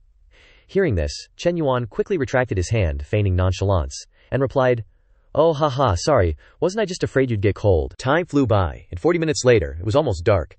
Chen Yuan's G63 stopped in front of a residential area. Xu Wei got out and said, Chen Zong, I'm here. Thank you for the ride, I'm sorry for the trouble. Chen Yuan saw this and said, can I come up for a bit? Carrying some of the items, Chen Yuan followed Xu Wei into the residential area. Looking at the surroundings, Chen Yuan couldn't help but sigh. I had imagined her circumstances weren't good, but I didn't expect them to be this bad. This place could be considered a condemned building about to collapse, right? Seeing him resolutely following, Xu Wei finally turned around and said, sure, you can come up, but I have to help my family cook dinner, so I won't have time to entertain you, Chen Yuan replied. You go ahead and do what you need to do. I'll just sit for a bit and then leave. As soon as they passed by, the human-powered camera crew immediately focused on Chen Yuan's G63, whispering amongst themselves. One auntie asked, what kind of car is that? Doesn't look cheap at all. The uncle next to her puffed on his cigarette, pretending to be knowledgeable, and replied, that's a glass car, has to be at least 3 million won. The remaining auntie couldn't help but break out in a cold sweat when she heard this. That expensive? So, is that young man Xu Wei's boyfriend? The auntie next to her laughed heartily and replied, he's already brought a, coming to meet the parents, gift to her house. I think this is probably 8 or 9 parts true. Auntie Dai covered her mouth with her fan, smiling in agreement. This Xu Wei has finally had her day. She won't have to live a hard life anymore. As soon as she finished speaking, her face immediately changed, and she said with a dangerous look, that's not for sure. Rich people value matching social status. How could they take a fancy to a family like this? The other auntie immediately agreed. I think so too. Those rich kids are just playing around. There are plenty of innocent and kind girls out there. Why would they look for someone with a dead father and a crippled mother, who also comes with a burden? Hearing their comments, the uncle next to them immediately left, spitting on the ground and saying, Tui, you two should watch your mouths and speak with some decency. Back to Chen Yuan's side, as he approached an apartment, a little boy happily ran out as soon as he saw Xu Wei and called out, Sister, you're back! She crouched down and patted the boy's head, gently asking, Xiaoji, are you hungry? I'll go cook dinner now. Seeing this, Chen Yuan spoke up and asked, is this your younger brother, Xu Wei? Then turned around and said, Xiaoji, this is my friend, say hello to him. This little boy's name is Su Jingji, Xu Wei's biological younger brother. Seeing a stranger, the boy immediately hid behind his sister. Looking shy, Xu Wei smiled apologetically and said, sorry, my brother is a bit timid. Just then, from behind, a woman with a labored gait walked forward, leaning on a cane. As soon as Xu Wei saw her, she rushed over to support her, and said, Mom, why did you come out here? The woman smiled kindly and replied, it's okay, I just came out to walk around a bit. Then she asked, Xu Wei, this young man is... Xu Wei turned to introduce, my friend, Chen Yuan. After the introduction, Chen Yuan then spoke up, hello auntie. Xu Wei's mother thought with suspicion, Xu Wei has never brought a boyfriend home before, could it be? Then she turned to Chen Yuan and said, Xiao Chen, you even bought so many things, you've spent too much, come in and sit down. Chen Yuan politely replied, yes auntie. With that, Chen Yuan followed the three of them into the house. As soon as they entered, Xu Wei rushed towards the small kitchen and said, Chen Yuan, please have a seat, I'll go cook dinner. Her mother also turned to her young son and said, Xiaoji, go pour your brother some water to drink. Time flew by, and 30 minutes later, after chatting about everything under the sun, from Thailand attacking Cambodia to Russia attacking Ukraine, Xu Wei finally came out of the kitchen, carrying several plates of food, and said, dinner is ready everyone, let's eat. In just a moment, the food was laid out on the table. The little boy Xiaoji looked at his sister and smiled, saying, hooray! The food you cook is the best. Xu Wei's mother also turned to Chen Yuan and smiled kindly, saying, it's just a simple home-cooked meal. Next time Xiao Chen comes, auntie will prepare in advance, and then I'll treat you to a feast. Chen Yuan smiled and replied, you're too kind, auntie. I'm overjoyed to be able to taste Xu Wei's cooking. Xu Wei's mother heard this and said, is that so? If you like it, eat more. Looking at the family's circumstances, Chen Yuan couldn't help but feel sorry for Xu Wei. No wonder Xu Wei's temperament is so different. At such a young age, she's already the pillar of the family. She has no choice but to make herself capable. After the meal, Chen Yuan didn't stay long. He said goodbye to the family and turned to leave, still feeling a bit melancholy in his heart. Just as he reached the door, Xie Wei chased after him and called out, "Chen Zong, please wait a moment. You bought so many things when you came. Let me transfer the money back to you." As she was raising her phone to prepare to scan the QR code, Chen Yuan reached out and took the phone from her hand, saying, "Let me borrow your phone for a moment." Xu Wei couldn't help but be surprised. After a series of operations, he returned the phone to Xu Wei, turned and left, waving his hand and saying, "I'll go first. Goodbye, see you next time." Only then did Xu Wei notice the notification on her phone. ICBC, your account ending in XXXXX has received 50,000 yuan at 1942 on May 13th. After reading the notification, Xu Wei was shocked. He transferred 50,000 yuan to me. After a moment of blankness, Xu Wei quickly stuck her head out the window and called out, "Chen Yuan, wait." Ignoring her, Chen Yuan pretended not to hear and walked straight to the main road. Stopping the car, he thought to himself, 50,000 yuan is nothing to me, but it's enough to temporarily improve Zhu Wei's family's life. I just don't know if she'll accept it, since I don't see any favorability points above her head. Sing. What if she doesn't want it when the time comes? Chen Yuan got back in the car, his mind still racing. But I have a vague feeling that something that left me is coming back. What could it be? Just then, the phone rang. Seeing who was calling, Chen Yuan answered, "Little secretary, go ahead." On the other end, Fu Yingzi immediately rattled off, "Boss, the list is filtered. From 653 applications, we've selected 12 people. The ratio is 1 female and 11 males. I've sent the electronic file and candid photos of the female applicant to your mailbox, boss." Chen Yuan replied with satisfaction, "Well done. Bonus this month." Anzi happily said, "Thank you, boss. Then you continue working. Call me if you need anything. I'll hang up first." After talking with Anzi, Chen Yuan calculated to himself, Friday is Lao Chen's birthday. I have to go prepare a gift for him tomorrow. After all, there's 30 million for filial piety. Lao Chen and Mother Lai are truly blessed. Then there's Hui Hui. Nah, Coach Liu, 1 night each, no more, no less. A master of fairness must do it this way. Back at Xu Wei's house, as soon as Chen Yuan left, the aunt with the fan from before came over to gossip. As soon as she saw Xu Wei's mother, she asked, "Is that young man who just came to your house Xu Wei's boyfriend?" Her mother replied, "I don't know. Xu Wei hasn't said anything to me." Hearing this, the aunt leaned closer and whispered, "That young man is really rich. The car he drives must be worth 2 or 3 million yuan. Xu Wei's mother's eyes widened in surprise. That expensive. The aunt covered her mouth with her fan and chuckled. "If Xu Wei can become a couple with him, your and Zhao Ji's lives will also improve. So you have to give Xu Wei a good talking to." Xu Wei's mother listened, her eyes thoughtful. "This is a major event in Xu Wei's life. I don't want to be a burden to her, forcing her to marry someone she doesn't like. I'll let her decide for herself." The auntie then said, "I don't know what Xu Wei thinks, but that young man definitely has feelings for her, since he even came to her house to visit. So even if Xu Wei doesn't like him, you have to give her a good talking to." After speaking, she didn't linger long and left. Just a few steps away, another woman who had overheard the conversation spoke up.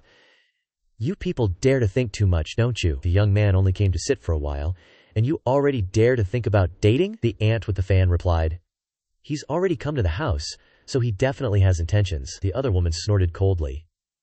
"Maybe he had those intentions at first, but once he sees the family circumstances, those intentions might have vanished into thin air." All these words reached Xu Wei's mother's ears behind the door.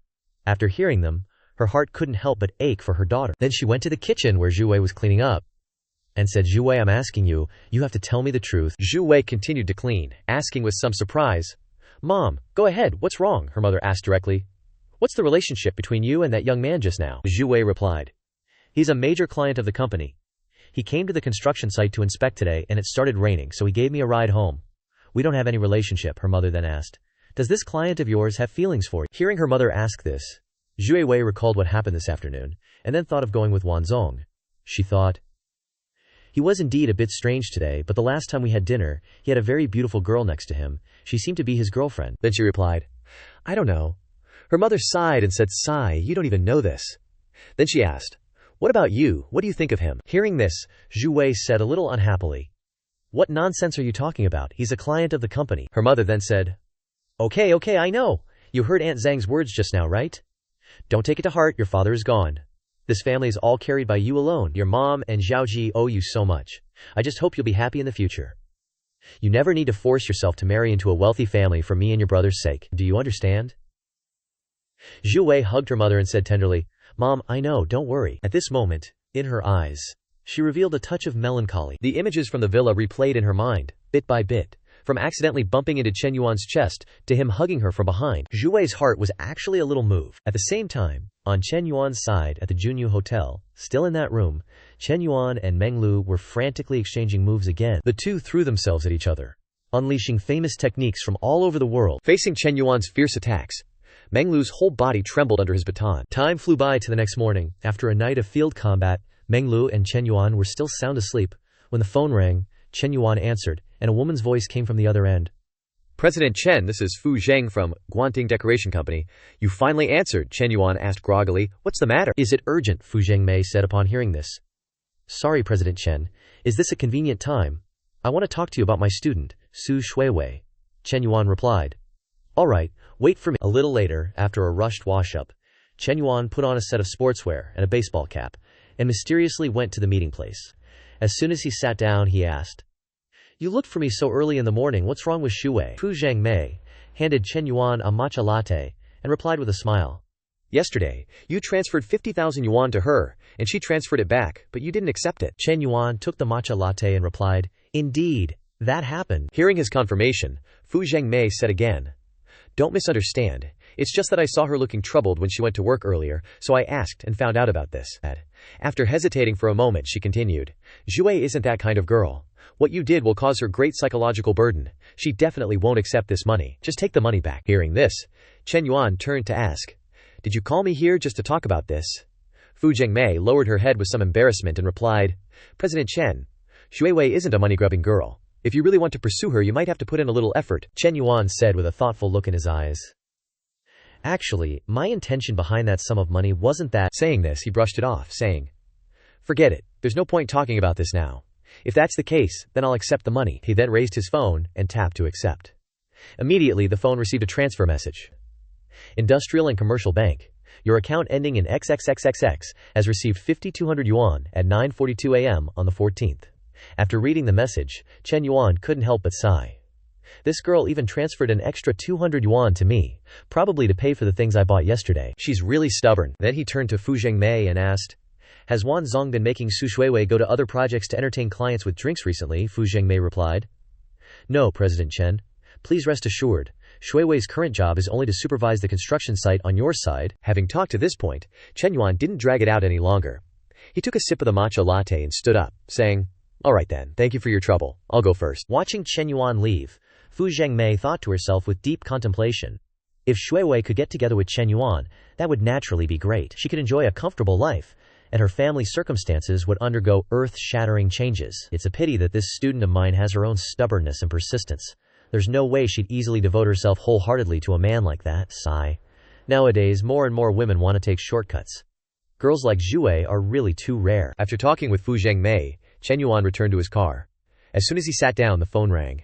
As soon as he answered, Yu Cheng's soft voice came from the other end. Chen Yuan. Are you free tonight? Let's go to a cafe for a drink? Chen Yuan replied with a smile. I'm free, just come straight to my place. Hearing this, Yu Cheng replied, But my husband might come home in the evening. Having experienced the feeling of both nervousness and excitement once, becoming addicted, Chen Yuan immediately interrupted, saying, Wouldn't that be even better then? Yu Cheng hesitated for a moment and then replied, Then come over. Hearing this, Chen Yuan said with a wicked voice, I haven't eaten yet. I need to eat my fill before I have the strength to fix the air conditioner. Yu Cheng immediately understood what he meant and replied, I'll cook for you. A day passed just like that. Time flew by like a dog running in the fields. Before long, it was already 6 p.m. Chen Yuan was already at Yu Cheng's house. Watching her cook in the kitchen, he asked, What are you cooking? Yu Cheng turned around and replied with a smile, Duzhong pig kidney soup. Hearing this, Chen Yuan thought with a wicked expression. She even deliberately prepared this kind of ingredient. As expected, married women are the most understanding. Then he went behind Yu Cheng, wrapped his arms around her, and asked in a low voice, Have you ever cooked this for your husband before? Hearing these words, Yu Cheng replied with some displeasure, I've never cooked it before. This is the first time I've learned how to make it online. Seeing her expression, Chen Yuan slipped one hand under her clothes, grabbing her breasts, and moved the other hand down to the fork below, asking, What time will your husband be back? Yu Cheng replied, Probably around 9 o'clock. Hearing this, Chen Yuan immediately pulled out his weapon from his pocket, directly inserting the sword into Yan Cheng's wet sheath, saying, That means there's still an hour and a half until that time. As soon as the sword was inserted, it felt a little tight. Yu Cheng turned around, her voice a little doubtful. It feels a bit different today. Last time, it should have been. Hearing this, Chen Yuan nibbled lightly on her shoulder, thrusting the sword deep inside, asking, "Do you like it?" After that, only the sounds of remained in the small kitchen. Time passed quickly to an hour later. After the spelling lesson, Yu Cheng scooped a bowl of nourishing pig kidney soup for Chen Yuan. He took a sip and said, "Even though it's the first time you've cooked it, it tastes pretty good." Hearing this, Yu Cheng said happily, "You like to drink it? It can often stew it for you in the future." Chen Yuan hesitated a bit and turned to say, "Wouldn't that be a little inconvenient?" Yu Cheng replied, "No. I've already decided to divorce him. I want to pursue true happiness." Hearing this, Chen Yuan put on a serious look of congratulation. "This is a good thing. Congratulations to you, Lin. Congratulations that you can bravely take this step." In his heart, he thought, although I still want to experience the pleasure of being KO a few more times, Lin's happiness is still more important. Let me explain a bit. Cao refers to Cao everyone. The Holy Emperor likes to take other people's wives, famous for saying, "The beauties in the world are all mediocre to me. Only the enemy's wife interests me." Haha. Back to the topic. After hearing that, Yu Cheng turned to Chen Yuan and said, "Thank you, Chen Yuan. It's because of your appearance that I was able to make up my mind." Her favorability towards him also increased to 66. Seeing this, Chen Yuan reached out and pinched her cheeks. "I can't take the blame for this. I'm not a third party who ruins your marriage." This action of Chen Yuan actually increased Yu Cheng's favorability to 69, she replied. "That's not what I meant, you understand." Hearing this, Chen Yuan chuckled to himself, thinking, "This is indeed a good thing for me. Now that she's divorced, I can justifiably spend money on her to farm favorability points.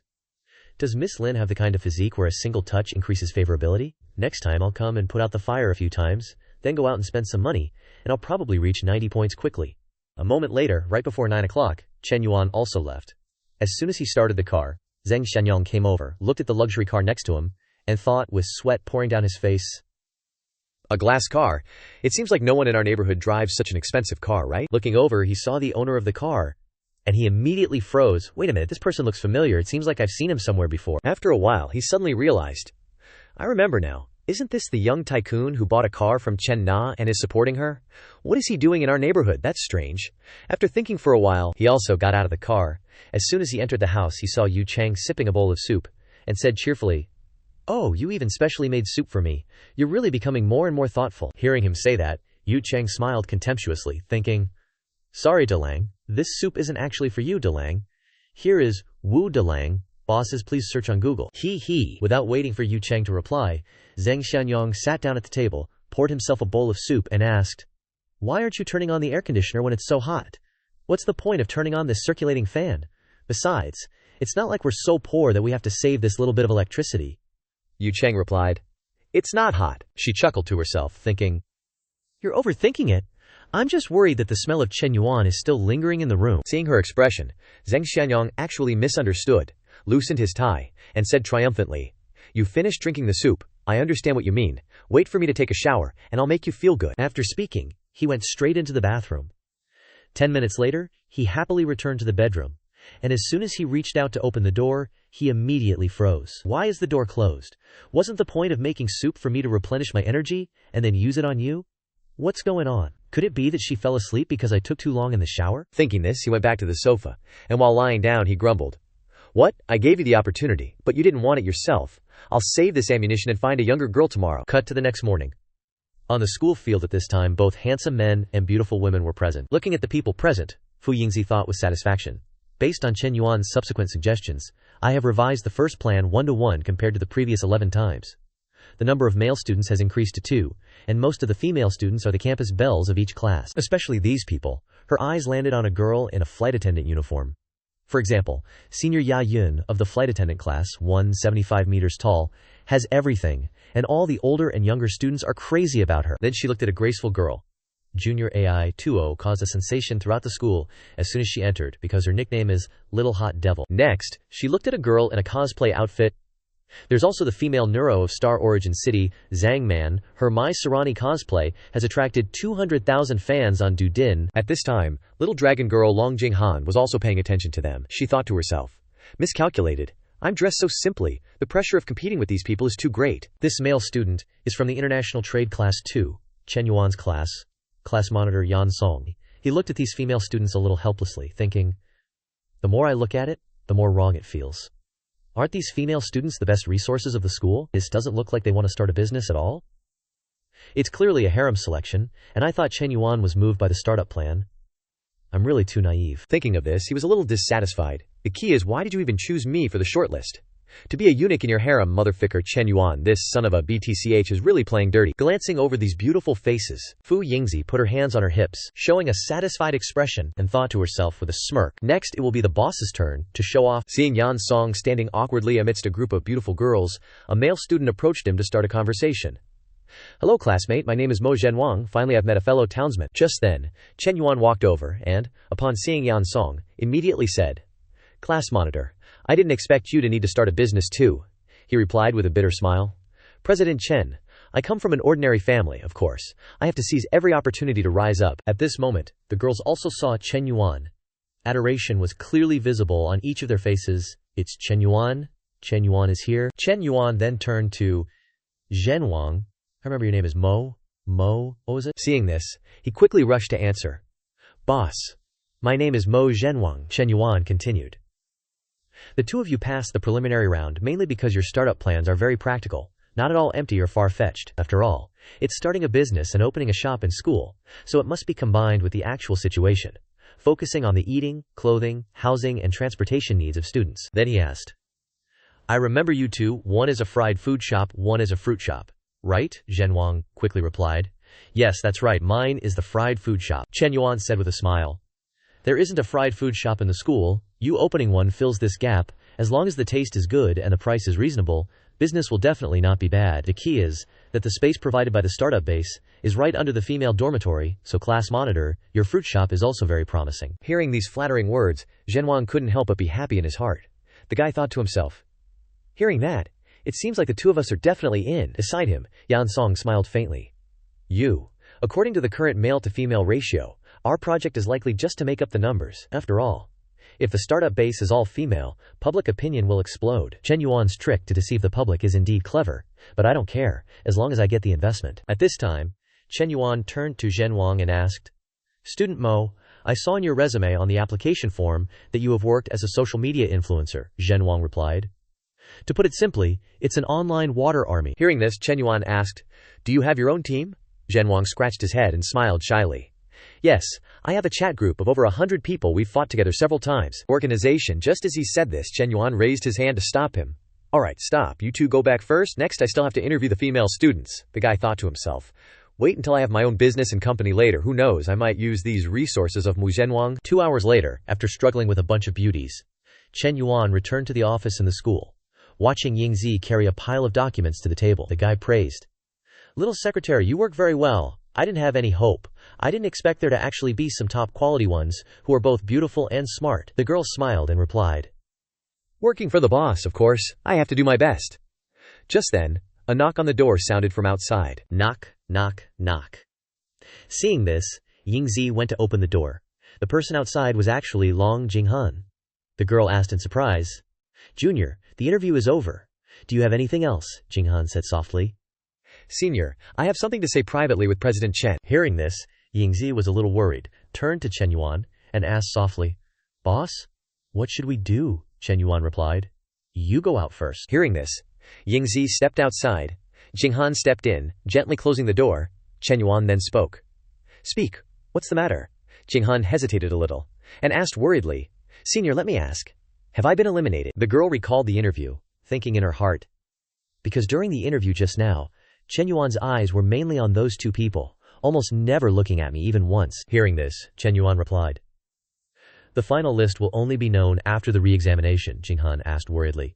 Then do I have a chance? Chen Yuan smiled dangerously and replied. Haven't I given it to you already? Hearing this, Jinghan thought to herself. That's right. Being allowed into the room again, this is the opportunity. Then she began to speak earnestly. Senior, I currently have a primary accounting certificate and an international certified public accountant certificate. I'm also in the process of taking the primary economist certificate. Although I don't have practical work experience, tasks such as cashier, preparing financial reports, arranging transaction data, and calculating costs for the startup base are all no problem for me. After listening, Chen Yuan replied, Wouldn't it be better to find an experienced accountant to do these tasks? Hearing these words, Jinghan couldn't help but be stunned, not knowing how to continue. In her mind, the girl thought, The number of guys pursuing me can line up from the front gate to the back gate of the school, but all of those guys are broke and pathetic. None of them are worth looking at. After 2 long years, it was difficult to discover a big fish like Chen Yuan.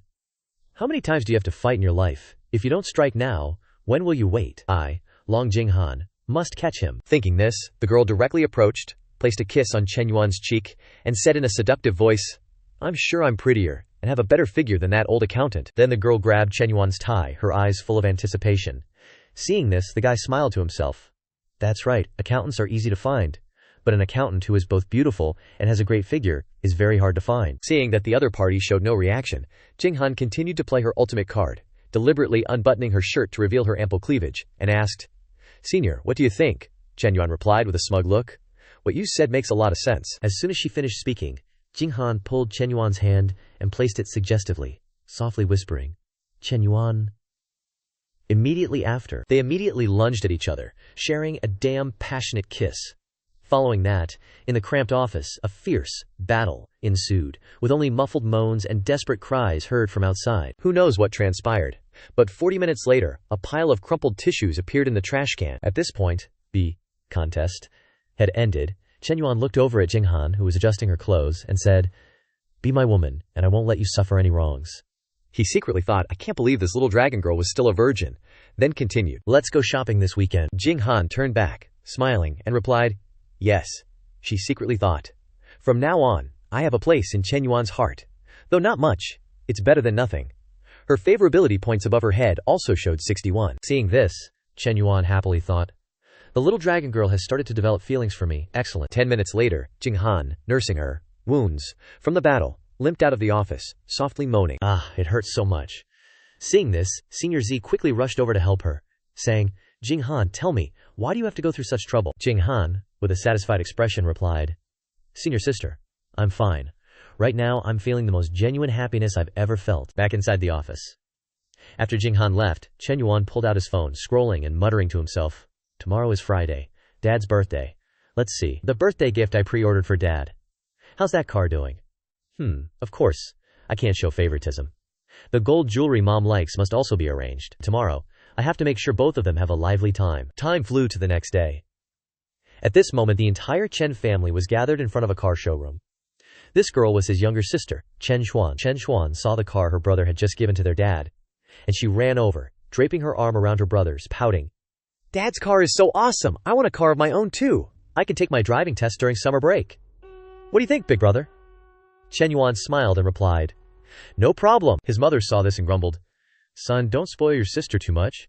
She just finished her college entrance exams. Is she already slacking off? She still has a long way to go." Hearing this, Chen Yuan chuckled and replied, "Mom, Xuan just wants a car. It's nothing," he urged.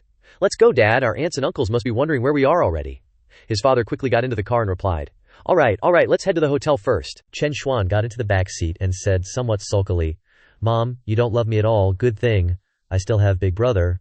Her mother heard this and replied, "Good heavens, a girl should act like a girl. This isn't home. Let's go, get in the car." At the same time, in the dining room inside the hotel restaurant, Chen Yuan's aunts and uncles had all gathered. Seeing that it was already past the appointed time and the Chen family still hadn't arrived, a short-haired aunt showed her dissatisfaction.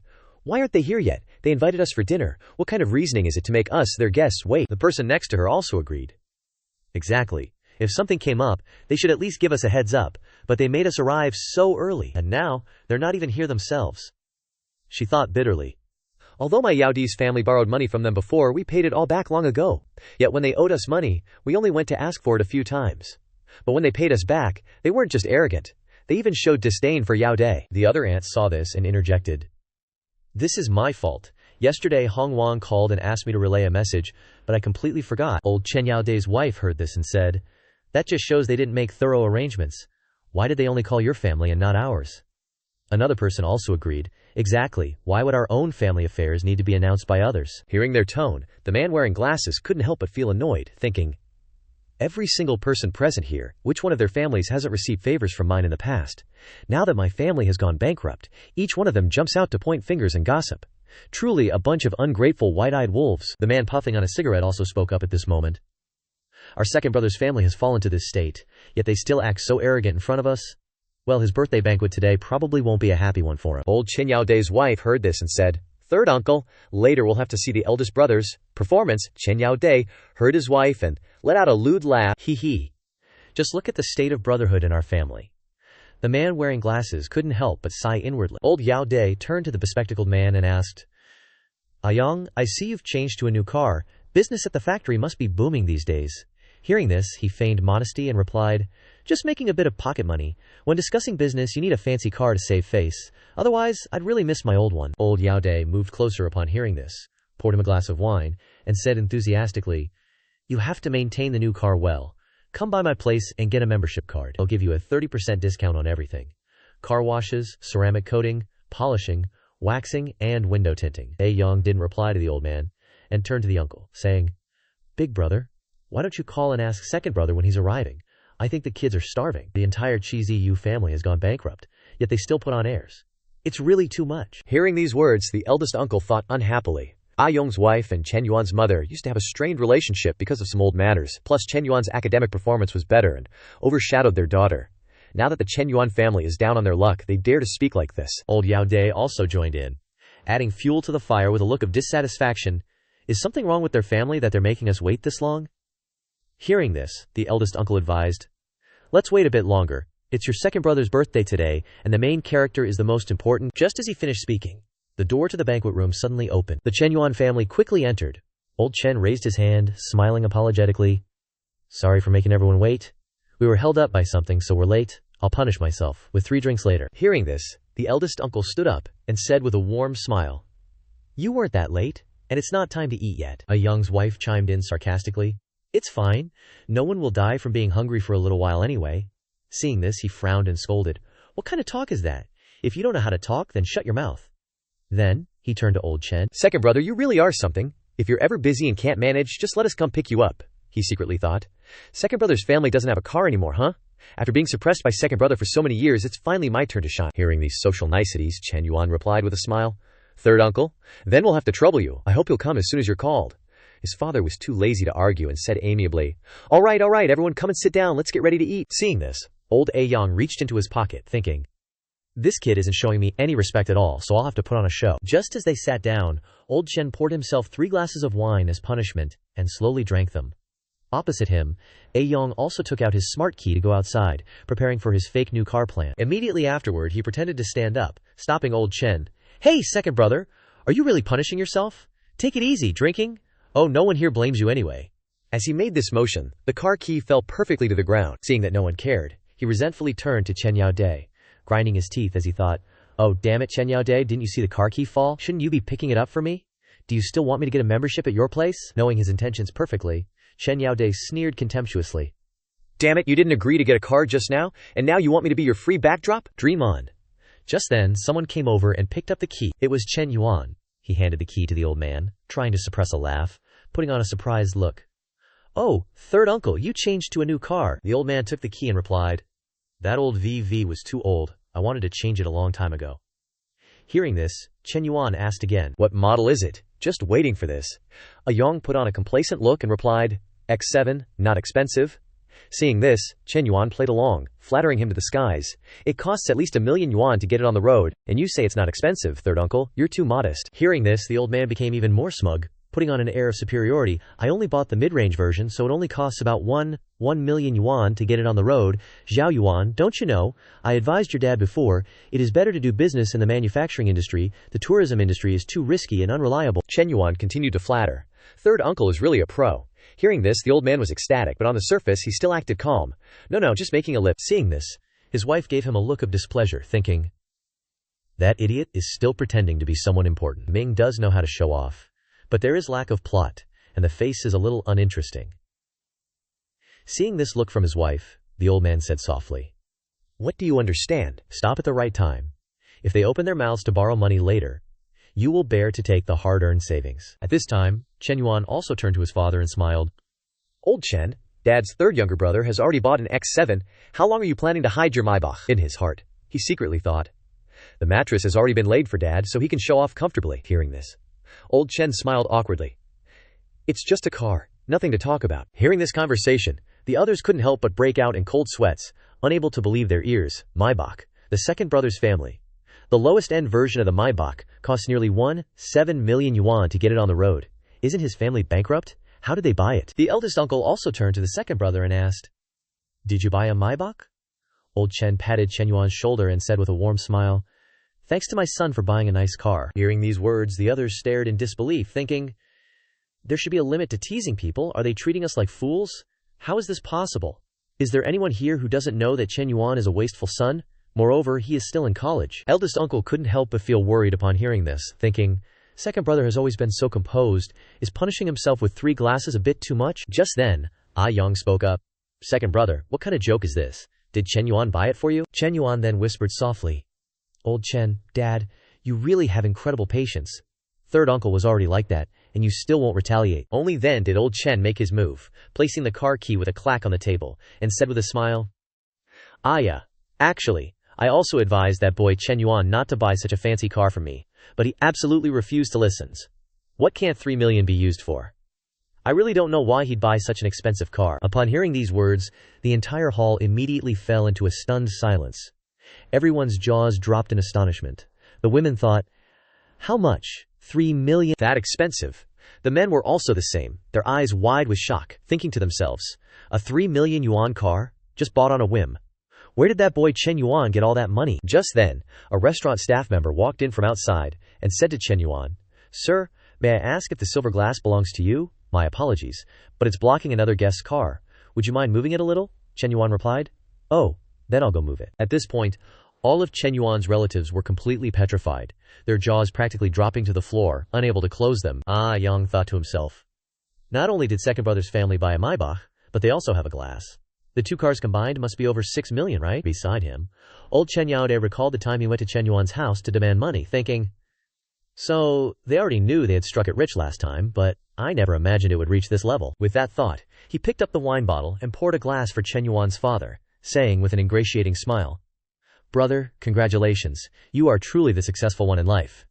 New cars need careful maintenance, so come by my place anytime to get a membership card, and I'll give you a 30% discount on all services. Seeing his attitude, Chen Yuan's mother thought to herself, how does Chen Yaode still have the nerve to say such words? Before, he completely disregarded our old friendship, coming to our house repeatedly to demand money, and now he's crawling back to promote membership cards. On this side, Ah Young's eyes were still glued to the Maybach key. He never expected second brother's family to have prospered to this extent. Second brother didn't even intend to flaunt it.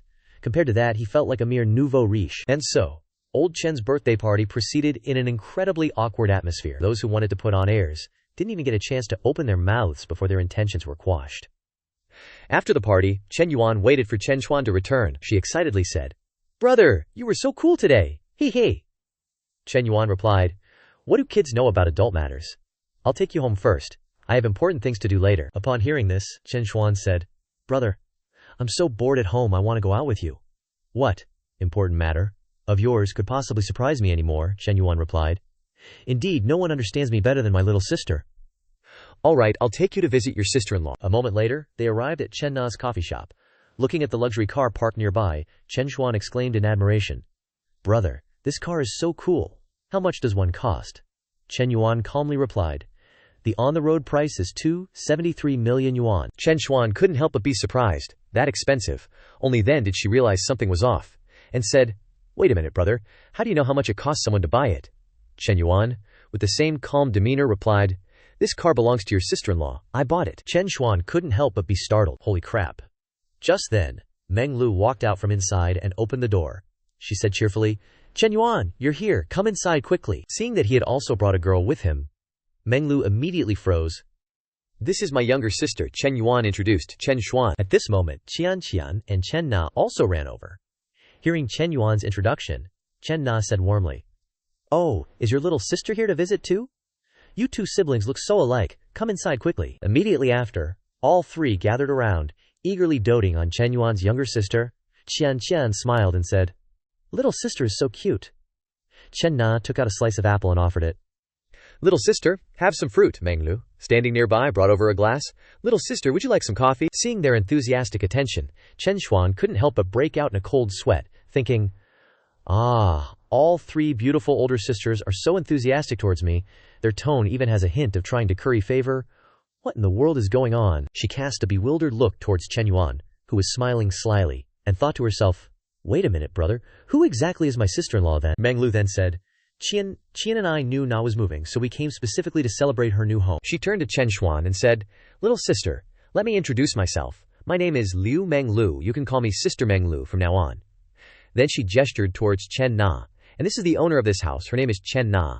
You can call her Sister Nana, okay? Hearing this, Chen Xuan's eyes lit up, and she looked at Chen Na and asked, so, you're my sister-in-law, right? Startled by this unexpected question, Chen Na couldn't help but feel flustered. She looked at Chen Yuan for help, softly calling, Chen Yuan. Beside her, Meng Lu wore a smug expression, thinking to herself, let's see how you explain this. Chen Yuan didn't hide anything, calmly replying, actually, both of these ladies are her sisters-in-law. Hearing this answer, Chen Xuan was shocked and stunned. Both of them are my sisters-in-law. She thought to herself, is this really my brother? This is so messed up, and they can actually get along in the same house like this. Seeing her expression, the three women each had a different look. Meng Lu was extremely smug. Chen Na blushed shyly, while Qian's eyes showed a hint of helplessness. Chen Xuan still couldn't believe her ears, her eyes darting between the three women, and she hesitantly asked, is what my brother said true? Both Meng Lu and Chen Na nodded in unison, confirming, that's right, little sister. Hearing this, Chen Xuan immediately turned to her brother and scolded, brother, you're such a damn playboy. Chen Yuan smiled to himself, thinking, my dear Xuan, this is just the beginning. You can't even accept two people. What will happen when my harem expands in the future? Won't your worldview completely collapse? You might as well get used to it gradually. After the introductions, Meng Lu and Chen Na stepped forward. Meng Lu took Chen Xuan's hand, smiling warmly, and said, Xuan, is there anywhere you want to go? Just tell us, and we'll go together. Chen Na then spoke up. My sister also just finished her college entrance exams, and she'll be coming to Star City tomorrow. You all will probably have a lot to talk about, but my sister is quite introverted. Chen Xuan smiled in response. Don't worry, sister-in-law, she'll open up after hanging out with me for a few days, I guarantee it. Qian, who had been standing aside as a guest celebrating the housewarming, witnessed this classic scene. Qian sighed, thinking, I didn't expect them to become so close so quickly. Sure enough, birds of a feather flocked together. In Chen Yuan's family gathering, I'm really just an outsider. She remembered when she first spoke to Meng Lu. Qian asked in surprise. You two are already like this, and you can still get along in the same house, Meng Lu calmly replied. Men are men, best friends are best friends. In ancient times, there were many cases of sisters serving the same husband, let alone best friends sharing a husband. Hearing these words, Qian couldn't help but feel helpless. If you two are really still the same as before, then just talk to each other directly, okay? Why do you always make me the messenger? The key point is that Chen Yuan bought supercars for the two of you to enjoy, and I don't even get a whiff of it, yet I have to endure this fatigue. Thinking of this, Qian couldn't help but sigh. Hi, you two are really terrible sisters. Just then, Chen Yuan got up and went upstairs, saying, you guys keep talking, I'm gonna rest for a while. Hearing this, Chen Na took Chen Xuan's hand and said, Xuan, your brother wants to sleep? How about we go shopping, buy you some clothes, shoes, and bags? What do you think? Chen Xuan said with some worry. Although my sister-in-law's fashion sense is top-notch, can I even pull off the same vibe as you? Meng Lu smiled and replied, don't worry, Xuan, I'll teach you all my styling secrets. Chen Xuan's eyes lit up. Wow, that's great. With that, the four of them headed down to the garage. Suddenly, Meng Lu turned to Qian and said, I forgot my bag upstairs, Qian. Can you wait for me a moment? Qian replied, oh, okay. With that, Meng Lu went back inside the house. After Qian had been waiting for a good 10 minutes, Meng Lu sent a message. Qian, just take a taxi ahead, we're a bit busy, and then didn't forget to send a red envelope as fare. Looking at this message, Qian couldn't help but think with dissatisfaction. What important business could you be doing at Nana's house? She's going shopping with her husband's sister? And you're taking the opportunity to sneak around for some secret rendezvous? Unbelievable. You get to go have fun alone, and you leave the explanation to Nana to me. The most important thing is to think of some excuse, which is really tiring. At the same time, upstairs in the house, Chen Yuan had just fallen asleep when Meng Lu slowly approached and gently sat on top of him. Afterwards, that girl gently used her wicked tongue to do something to Chen Yuan's ear. He startled awake, thinking, what's pressing against my face? This feeling.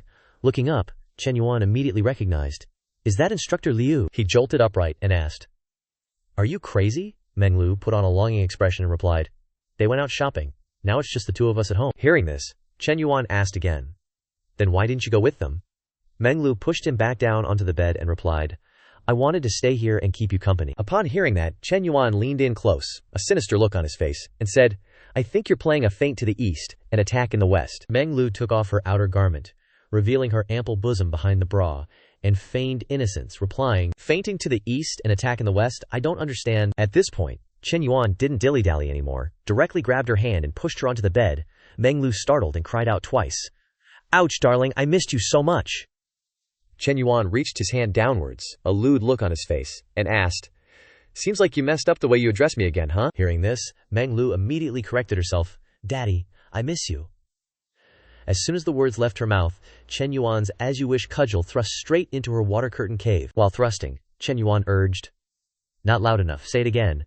Meng Lu's cheeks flushed red, and she shouted, "Daddy, Papa!" Time flew by to an hour and a half later. On a certain street, Chen Xuan, carrying several bags of items, called Chen Yuan and said, "Bro, Sister Qianqian went ahead. She said sister-in-law Lulu has other things to do with her. Nana and I are almost done shopping too. When will you arrive?" Chen Yuan was almost there at this time, and he replied, "Wait for me, I'll be right there." His G63 stopped in front of a store. The clerk inside saw it, and couldn't help but sigh in his heart, "What a fancy car." Suddenly realizing something, his eyes paused. Wait a minute. Seeing the person getting out, he thought to himself, "I'm impressed with that boy. Let me think back." In his memory, the image of Chen Yuan quickly appeared, the time he bought a bag for Li Zhao. The clerk thought to himself, "I remember now. It's that kid who came to me 3 months ago to withdraw cash." He drained all the money from Huawei, buyout, credit cards and stuff, then ran to the Guojin shopping center to buy a bag, and even thanked me profusely when he left. Thinking of this, he thought to himself, "That guy hasn't even met for a month, and he's already driving a G-Class. How did he make money so fast? Did he go to the Golden Triangle or Northern Myanmar to do big business and strike it rich?" At this time, outside, Chen Yuan had also met Chen Na and Chen Xuan. Seeing the pile of things they were carrying, he smiled and said, "Looks like you've spent quite a bit of my sister-in-law's money, huh?" Having overheard the story for a while, the clerk continued to speculate. "Oh, so he met a rich older woman. Well, being young and handsome is really great." In his head, the classic image from those femdom genres immediately appeared. Chen Yuan knelt on the ground. Chen Na gently lifted his chin with the toe of her high heel. Then it was the scene of Chen Yuan turning into a good dog, licking Chen Na's thick soles, thinking, "Find an older sugar mama, serve her well, and you'll have everything." Hearing his ex-girlfriend Li Meng's words, Chen Yuan lightly adjusted his glasses and replied, "Isn't that just stating the obvious?" Seeing his attitude, Lu Bin became even more resentful. He thought about how he'd been with her in university, loved her for 2 years but never got her, and this bastard got her instead. He had thought Li Meng wasn't dating because she still remembered him. Damn, she's worse than a dog. Just as he thought of this, Chen Yuan suddenly raised his hand and called out, "Counselor, over here, over here." Li Xiao walked over, looking displeased, and replied, "Wait a moment." After saying that, she walked straight towards Li Meng's ex-boyfriend, saying in a serious tone, "Lu Bin, from now on, don't come around anymore. My sister will definitely not see you again." Having said that, Li Xiao walked straight towards Chen Yuan. "Let's go, Chen Yuan." Lu Bin was stunned. "Huh, aren't you Li Meng's boyfriend? Why does it feel like something's off? Why do you look like a couple with her sister?" Chen Yuan turned his head back and replied with a sly smile, "Don't ask so much about rich people's business. Haven't you heard the saying? A good treat can even please the ancestors. Goodbye, country bumpkin." Watching Chen Yuan and Li Xiao get into the car, Lu Bin still couldn't believe his ears. What the hell, is this for real? He howled with resentment. With money, you can do whatever you want, do whatever others can't. The highest level of playing is 1 emperor with 2 empresses, 2 sisters serving 1 husband. This is insane. Turning back to Chen Yuan's side, Li Xiao turned around and questioned, "Chen Yuan, what nonsense are you talking about? 2 sisters serving 1 husband?" The guy smiled sheepishly and replied, "Counselor, I just don't want that idiot to bother your sister anymore. Affecting your sister-in-law's mood, wouldn't that also affect your mood?" Li Meng blushed shyly. "You're talking nonsense again. Who's your sister-in-law? I haven't agreed to anything with you yet." But after being dealt with by you like that, he probably won't dare to pester Li Meng anymore in the future. Without him, Li Meng will definitely get out of the darkness soon. Chen Yuan listened and smiled, saying, "Well, alright, let's not mention that spoil sport anymore, counselor. Let's go shopping at Guojin first, then go have dinner and watch a movie." Li Xiao, hearing this, replied with some worry, "Don't go to Guojin anymore, it's too expensive there, I can't afford it. Daixinqin is fine." Chen Yuan listened and said, "What's expensive or cheap, I'll buy it for you." Li Meng quickly refused, replying, "No need, I don't want to spend your money. Besides, you've already bought me such an expensive bag." Seeing her refuse, Chen Yuan then made up an excuse. "Actually, my sister's birthday is coming up. I want to surprise her, so this time going to Guojin is to ask you to help me choose a gift," Li Xiao asked with some surprise. "Really?" Chen Yuan replied with a smile. "Of course." The girl listened and said, "Anyway, we've already made it clear. Okay, if you still buy it for me at that time, I definitely won't accept it." Chen Yuan replied with a smile, "No problem." Although he said that, in his heart he thought, HMPH. When we get there, I'll naturally have a way to make you accept the gift. Time flew by, and a moment later, Chen Yuan and Li Zhao appeared in a fashion store at Guojin.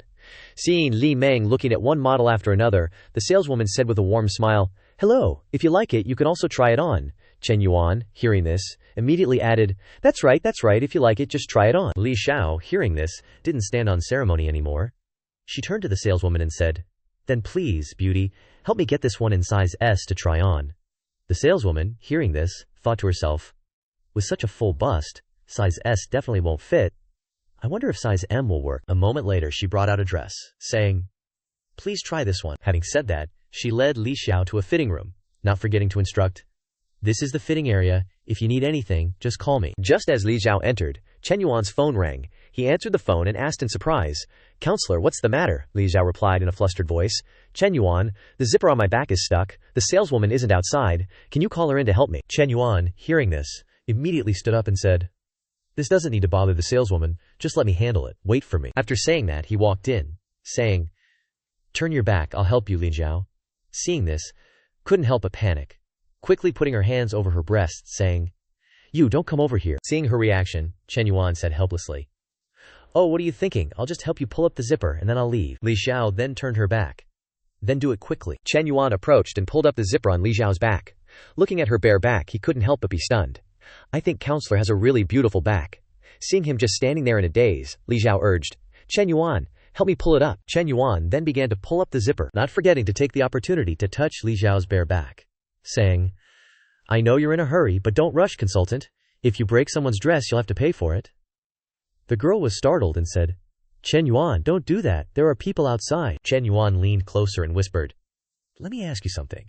Do you like me calling you teacher or consultant?" Li Xiao blushed shyly and replied, "Don't call me teacher, and don't call me consultant either. Just call me by my name when we're dating." As soon as she finished speaking, Chen Yuan snapped her bra open, startling her. "Chen Yuan, you!" Chen Yuan hugged her tightly and said, "Li Xiao, this is the first time I've called you by your name like this. You have to remember this feeling, because I'm remembering it carefully too." The two stayed like that for 5 minutes, before Li Xiao's reason kicked in. She pushed him away and said, Stop. If you keep going, I'll. Chen Yuan then let go, covering his eyes with one hand and patting his little brother with the other, muttering to himself, "I understand. Continuing to play with fire will get me into trouble. It's starting to hurt. It's really tense and painful as hell. And I can't do anything to relieve the pain here." Li Xiao turned her back and urged, "Hurry up and zip me up, then get out of here." The guy covered his mouth and coughed softly. "I understand."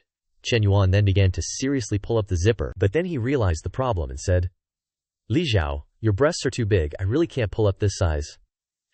Li Xiao then said, "So just now you, oh Chen Yuan, get out." Saying that, she pushed him out. Chen Yuan walked out, still dazed, not understanding what was going on. A moment later, Li Meng brought the dress back to the saleswoman. The saleswoman saw this and asked, "Beautiful lady, is this style not fitting?" "Should we try another one?" Li Xiao replied. "Thank you.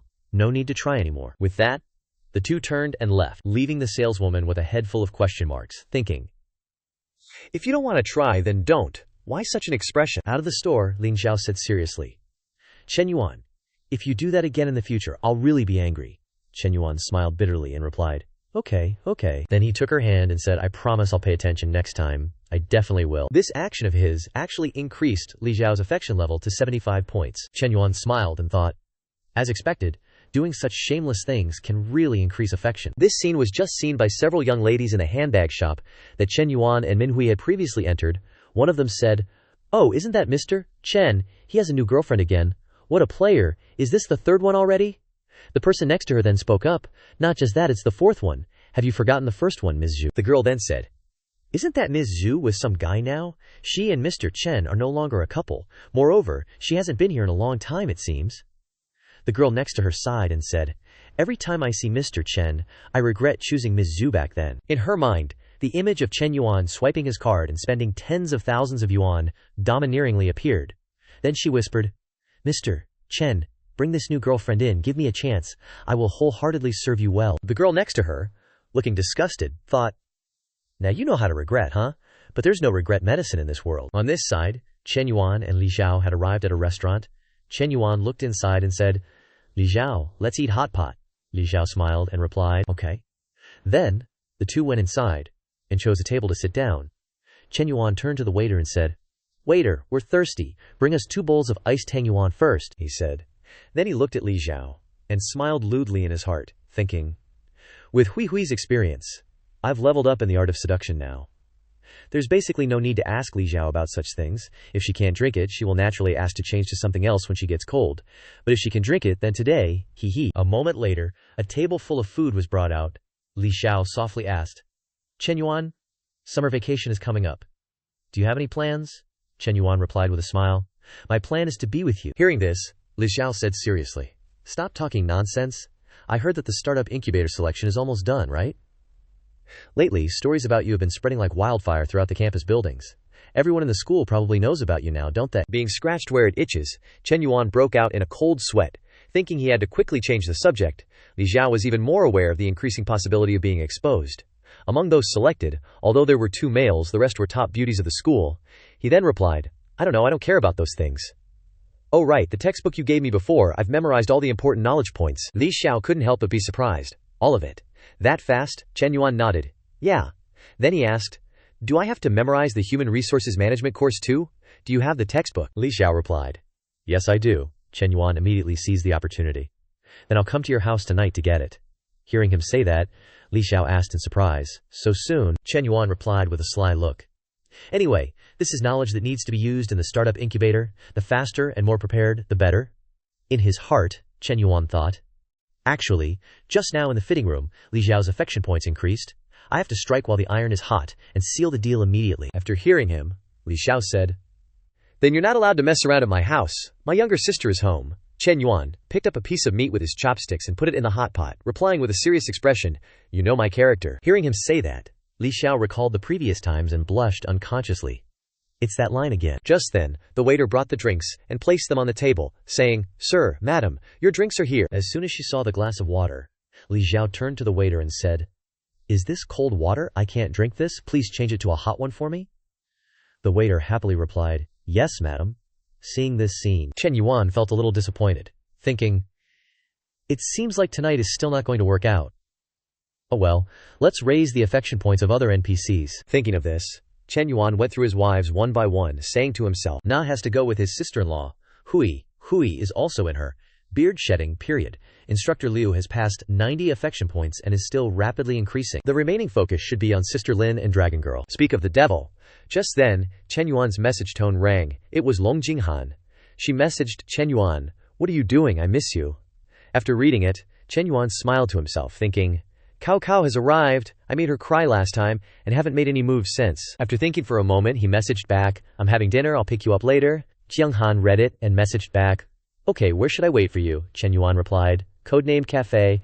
I'll send you the time later. Seeing her expression, Chen Yuan contentedly thought, She really is a smart junior, knows that she can't make the relationship public, knows how to find a place where no one can see. Seeing him bury his head in his phone for so long, Li Xiao turned to ask, Chen Yuan, is there something you need to be busy with? The food is getting overcooked. Eat it and then get busy. Hearing this, Chen Yuan replied, I have something urgent. I'll take you home first after eating, and I'll get the materials another day. Li Xiao nodded. Okay.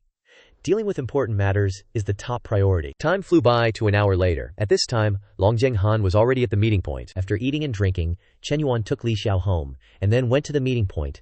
As soon as she saw his car, Jinghan immediately got in. She turned to ask, Chen Yuan, where are we going? Chen Yuan bluntly replied, To a hotel. Hearing these words, Jinghan fastened her seatbelt, feeling disappointed in her heart. After what happened last time, the burden of her thoughts was no longer as heavy as before, but being treated as a tool by Chen Yuan still made her a little disappointed. If there could be a little bit of affection between me and him, that would be great. Time flew by to a moment later. Chen Yuan and Jinghan had arrived at the hotel. As soon as they entered the room, Chen Yuan pounced on her like a beast, tearing the clothes off Jinghan's body. Seeing this, she panicked and covered her ample breasts, saying in a wronged voice, Chen Yuan, can you be a little gentler today? Can you not treat me like this? In her heart, she resentfully thought, even if there is no emotional foundation between us, being treated like this by Chen Yuan is too unfair. Chen Yuan didn't reply, coldly pushing Jinghan down. This action of his was like the last straw, and tears finally welled up in the corners of Jinghan's eyes. Her voice choked. Chen Yuan helplessly said to himself, This time it's even more excessive than last time. Just then, Chen Yuan leaned closer and placed a kiss on her cheek, then gently wiped away her tears, and said softly, I was just in the mood to play a role-playing game. Are you okay? Jinghan asked in surprise. Role-playing? Chen Yuan smiled and replied, Yeah, you know, the classic domineering CEO and innocent girl combo. Jinghan finally relaxed, bursting into tears and saying, Then couldn't you have warned me? I thought you were really like that. Chen Yuan reached out and stroked her cheek, consoling her softly. Okay, I'll tell you next time, but your reaction made me strangely addicted, Jinghan then said. But my clothes are torn. What am I going to wear to school tomorrow? Before she could finish, Chen Yuan leaned in, placing a kiss on her lips to stop her. Don't worry, I've already had someone bring some over. How could I let my woman not have clothes to wear? The rest is left to your imagination.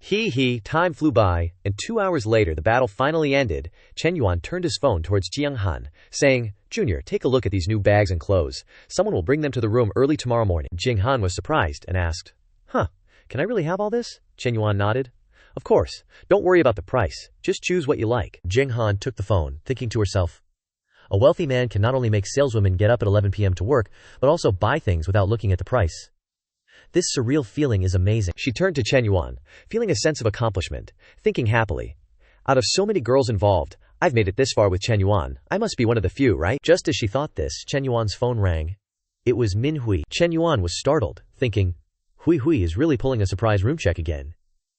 He reached for the phone in Jinghan's hand, putting a finger to his lips, signaling, shh. As soon as he answered, Minhui's voice came from the other end. Hello, Yuan Bao. Why haven't you called me in the past few days? Chen Yuan got up and stepped off the bed, replying, I've been very busy recently, you know. Manhua then said, But I miss you so much. When are you coming to see me? Chen Yuan walked into the bathroom, replying, Aren't you in your period? It'll have to wait until Monday or Tuesday at least. Hearing this, Manhua smiled. You're annoying. I have to wait a few more days. It's too hard to wait. You have to be good, okay? Chen Yuan smiled and replied, Okay.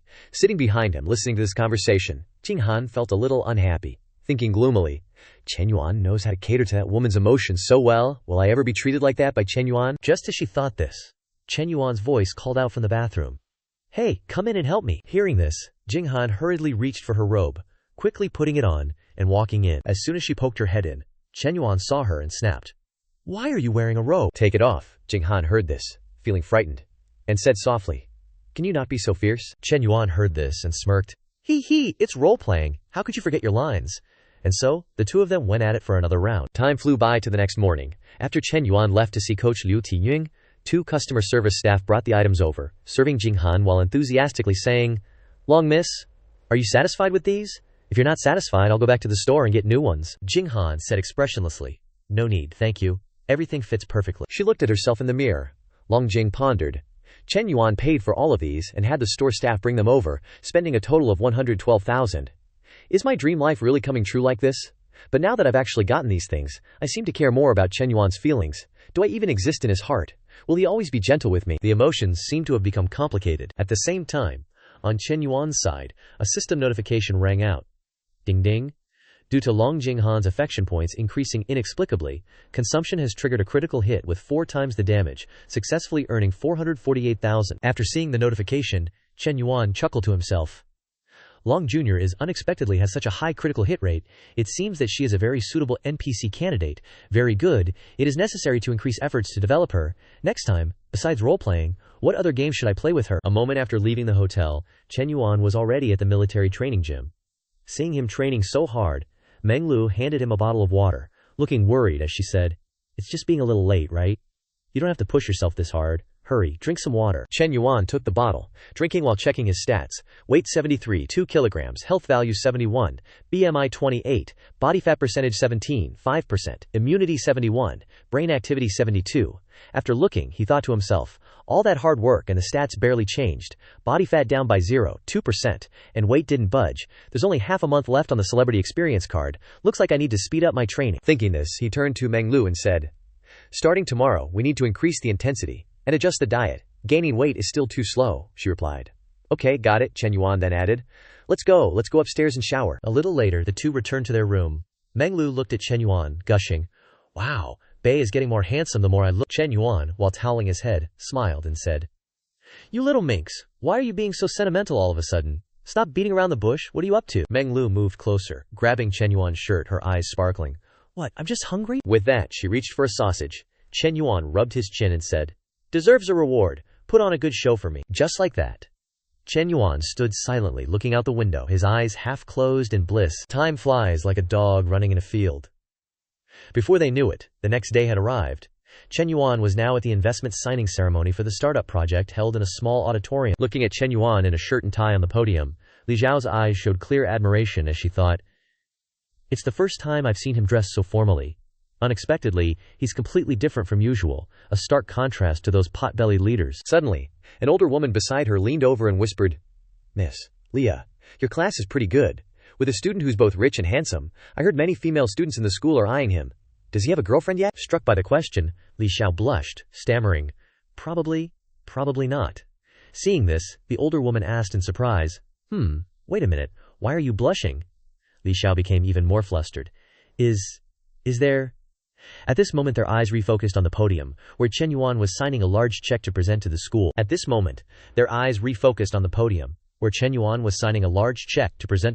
The older woman glanced at Li Xiao and probed, "Still single? Could it be that you're interested in your student?" Li Xiao quickly replied, "Of course not, don't talk nonsense." Seeing her still denying it, the older woman added a little fuel to the fire. "HMPH, just now, the way you were looking at him was like your eyes were glued together. Actually, you two are a match made in heaven. What's wrong with a teacher-student romance?" At this time on the podium, Chen Yuan was also presenting a symbolic check for 10 million RMB to the school. The cameras and camcorders were working at full capacity to record this moment. The old headmaster turned to Chen Yuan with a smile and said, "Student Chen, thank you for your generous help." Chen Yuan smiled politely and replied, "Headmaster Shu, you're too kind. After all, I grew up in the foreign affairs school. This is what I should do." After the check presentation, Headmaster Shu shook Chen Yuan's hand enthusiastically and said, "Besides this project, the school will still have other projects to promote in the future. If you see anything suitable, I hope you will continue to cooperate with the school." Chen Yuan smiled and replied, "If the project is suitable, I will of course consider it." Speaking of this, Headmaster Shu turned to the reporters and said, Comrades reporters, take good pictures of Chen Yuan and write some special articles about him and publish them. Remember, you must build him into a source of pride for our foreign affairs school." The crowd replied in unison, "Yes, Headmaster Shu." Chen Yuan turned to the camera and waved, thinking to himself, "Looks like Headmaster Shu has started paving the way for the future. But, am I that easy to be taken advantage of? If it weren't for the prestige mission from the system and the beauties in the foreign affairs school, I wouldn't bother investing in this startup area." At this time backstage, Headmaster Zhu turned to the teacher next to him and asked, "Does this Chen Yuan have any other identity at the moment?" He replied, "No, he's just in charge of the startup area." Headmaster Zhu listened and said, "Is that so? Then let's make him a model. This year's 3 good student title at the school level should be approved for him. In addition, put him on the list of candidates for the school's top 10 outstanding students." Speaking of this, he looked at Chen Yuan's back with satisfaction. The teacher next to him said softly, "But his grades are very poor. He basically doesn't attend any classes this semester. He will definitely fail the subject." Headmaster Xu smiled and replied, "This is not a big problem. The selection criteria for these 2 titles don't just look at academic performance. Ability is just as important. In particular, this type of student can not only create influence within the school but also make a difference in the competition between universities." The teacher listened and bowed deeply. "Headmaster's thinking is so thorough. You truly have great vision, I understand. I will implement it immediately." After the speech and check presentation, Chen Yuan also stepped down from the stage. A female reporter saw this and quickly followed, calling, "Student Chen, wait a moment." She held up a card and introduced herself. "I am Jihan Ai, a trainee reporter from Xingcheng Television. At the end of this month, we will be doing a special feature, interviewing outstanding students from universities in the city, and would like to invite you to participate. Are you interested?" Chen Yuan listened and took out his phone, coldly replying, "Just leave your contact information. I'll consider it then." With that, they became WeChat friends. Chen Yuan glanced at the end of the auditorium, thinking to himself, "My academic advisor is coming over. If she misunderstands that I have something going on with this female reporter, I'm doomed. I must pay attention to keeping my distance to avoid misunderstandings." With that settled, he turned to leave. "Let's keep in touch via WeChat for the specifics. I need to head out." Seeing this, Ani asked, "Won't student Chen join us for dinner?" Chen Yuan replied, "No need. I have other plans for the evening. Goodbye." Hearing this, Ani felt a sense of disappointment in her heart. In contrast to her, Li Xiao, facing his gaze, couldn't help but feel a chill down her spine. Witnessing this scene, the older woman next to Li Xiao commented, "Miss Li, doesn't your student seem like the fickle type? Such a beautiful reporter offering dinner? And he turns it down." Li Xiao didn't reply, only offering a faint, satisfied smile. Cut to a moment later, Chen Yuan had returned to his office at the school. As he entered, a stack of documents was handed to him. At this time, Jinghan had also become an accountant and was present in the office. Yingzi reported, "Boss, following yesterday's re-examination, this is the list of personnel selected for the entrepreneurship zone. There are 2 male students, Yan Song and Mo Zhen Wang, and 5 female students, Tan Ji, Nan Si, Japanese Studies major Lu Xinyu, Shi Zhixuan, Bai Yayun from the ethnic dance troupe, flight attendant major Ai Suo, a freshman from Xinjiang, and Xiao Lei, who loves cosplay." Saying this, she turned to Jinghan. "Jinghan and I have estimated the share allocation ratio, which will be divided into 3 stages. First, You, boss, as the investor, will take 70%, and the project entrepreneurs will take 30%. Jing Han stood up and continued. Second, after recovering the investment, 20% of the shares will be transferred back to the students at the project's valuation price. Third, when your profit, boss, reaches 5 times the investment amount, another 20% of the shares will be transferred to the students at the project's valuation price. The final share ratio will be 70% for students and 30% for the investor. Chen Yuan picked up the documents and reviewed them. He thought to himself, I'm investing in this entrepreneurship zone to expand the school's influence and reputation. I never really expected to make much money from the project. This share allocation can encourage the students to do well in their ventures, that's fine. Most importantly, recruiting these 5 golden flowers can be said to kill 2 birds with one stone. Thinking this, Chen Yuan looked at Ying Zi and asked, Are Tan Ji and Lu Xinyu from the Japanese Studies Department scheduled to speak with me today? Ying Zi replied. Yes, I'll let her in right away. Just as she said this, a beautiful figure entered from outside, raising her hand in greeting. Chen Yuan, hello. Seeing this face, Chen Yuan was stunned on the spot. Images of the two of them together immediately flashed through his mind. Damn, a Tan Jihe who is both intellectual and mature like this, it's really hard to control my emotions. Seeing him standing there dumbfounded, Xin Yu spoke again. Chen Yuan, hello. Still without any reaction, Xin Yue said with some bewilderment. Hey, Chen Yuan. Chen Yuan finally snapped out of his daze, smiling apologetically. Ah, yes, senior, you're here. Don't just stand there. Let's go over there and sit down to talk. Just after sitting down, Chen Yuan turned and asked, Your entrepreneurship plan is a supermarket on campus, and you plan to expand the supermarket outside in the future, developing it into a chain enterprise like Mudong Lai. Xin Yue replied. It can be regarded as my ideal. Chen Yuan took the opportunity to move closer and asked, Then why can Mudong Lai be so successful? I want to hear your take on this. Xin Yue replied with a smile. I think the problem lies in the distribution of benefits. The owner is willing to share profits with employees, thereby building a good reputation when competing with competitors in the same industry. They rely on trump cards, such as low selling prices, good service, and good employee benefits. This has severely squeezed the living space of other supermarkets. Chen Yuan thought to himself after listening. The case of Mudong Lai is also explained in detail in Hong Kong's Program 3. It seems that Senior has done her research very thoroughly, but I have to show off my skills at this time. With that thought, he said, That's right, it's not just competition in the same industry, but also their service management model and corporate culture, their supply chain and even the support of the local government, gathering all the right timing, location and people. But the difficulty of such an enterprise appearing in other cities is too high. Xin Yue replied after listening. Yes, Chen Yuan continued. But your thinking is also bold, we can try together. Okay, let's talk about something else. Since you study Japanese, why not consider related translation and interpretation jobs or jobs in foreign invested enterprises? Xin Yue's eyes showed some contemplation as she replied. Actually, this major was chosen for me by my parents. My parents work for Japanese companies. At that time, I didn't understand anything, so I just chose it vaguely, Chen Yuan asked after listening.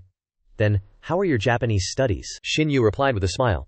It's okay, I have the Japanese Language Proficiency Test JLPT certificate, and I also passed the Practical Japanese Proficiency Test JTST, and I also passed the Japanese Major Level 8 exam, Chen Yuan asked again. So does that mean your Japanese can communicate normally with Japanese people without any problems? Xin Yu replied. Most daily communication is not a problem. Hearing this, Chen Yuan immediately imagined himself surrounded by Japanese girls. That's great. First, Senior's conditions are already extraordinary.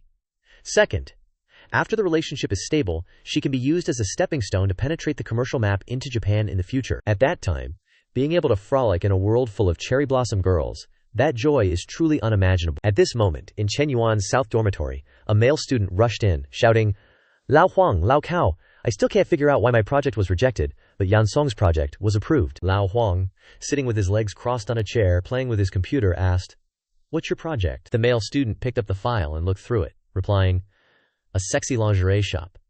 There are so many couples involving foreigners, the market is huge. Upon hearing this, Lao Huang immediately turned around and scolded. Is there something wrong with your head? Opening a sexy lingerie shop in school? Let me ask you, if there really was such a shop, who would dare to go in? Who could be so thick-skinned? Lao Cao then said. Actually, it doesn't have much to do with your project. To get into Lao Tam's startup incubator, it's about gender. The male student, after hearing this, questioned. But if Chen Yuan only chooses females, why were Yan Song and another male student selected? He helplessly replied. Are you stupid? Those two are obviously just added to make up the numbers? The guy then asked. If that's the case, why couldn't I be the one added to make up the numbers? Hearing these nonsensical words, Huang Hai said, I'm speechless. You're hopeless. You have no self-awareness at all. I and Lao Cao haven't even gotten in, and you think it's your turn. What an idiot. Just then, Lao Cao held up his phone, excitedly saying, Look at this! The school's news site is talking about Lao Tam signing a contract with the principal, and you have to admit, Lao Tam looks pretty handsome after changing his style of dress. Wang Hai. That Lao Tam, ever since he won exclusive privileges with all the female students in the school, he's forgotten about us old brothers. It's been a long time since he's been back to the dormitory. That guy picked up the phone, looked at it, and replied, "If I were him, I wouldn't come back either. What's so fun about being with a bunch of guys? Wouldn't it be better to change girlfriends every day?" But still, if he came back to the South dormitory now, the guys from other classes would probably be green with envy. Wang Hai, hearing this, turned to ask, Why? He turned back to answer. The list of those selected for the startup incubator, he's got all 5 school flowers in his grasp, shattering the dreams of countless otaku. Hearing his words, Wang Hai couldn't help but feel it made sense, sighed, and said, Lao Tam is so lucky and cunning. Lao Cao, hearing this, also chimed in. If you had his money, you'd probably be even more extravagant than him. I wonder how far that damned Lao Tam has gone now. Back in Chen Yuan's office at the school, the guy was still sitting next to Xin Yu, brushing aside the idea of expanding to the land of the rising sun with the cherry blossom girls, thinking to himself, let's talk about the future later. The first step now is to smoothly develop a good relationship with Senior, then. So why don't you say a few words in Japanese for me to hear? Xin Yue, hearing this, turned to ask Chen Yuan. What do you want to hear? Chen Yuan replied. Whatever you want, I'm fine with anything. Xin Yu, hearing this, began to show off with some basic Japanese phrases. Kon, owa. Chen Yuan asked, what does that mean? Xin Yu replied, it means hello. Chen Yuan added, one more sentence. Xin Yue immediately said, arigato.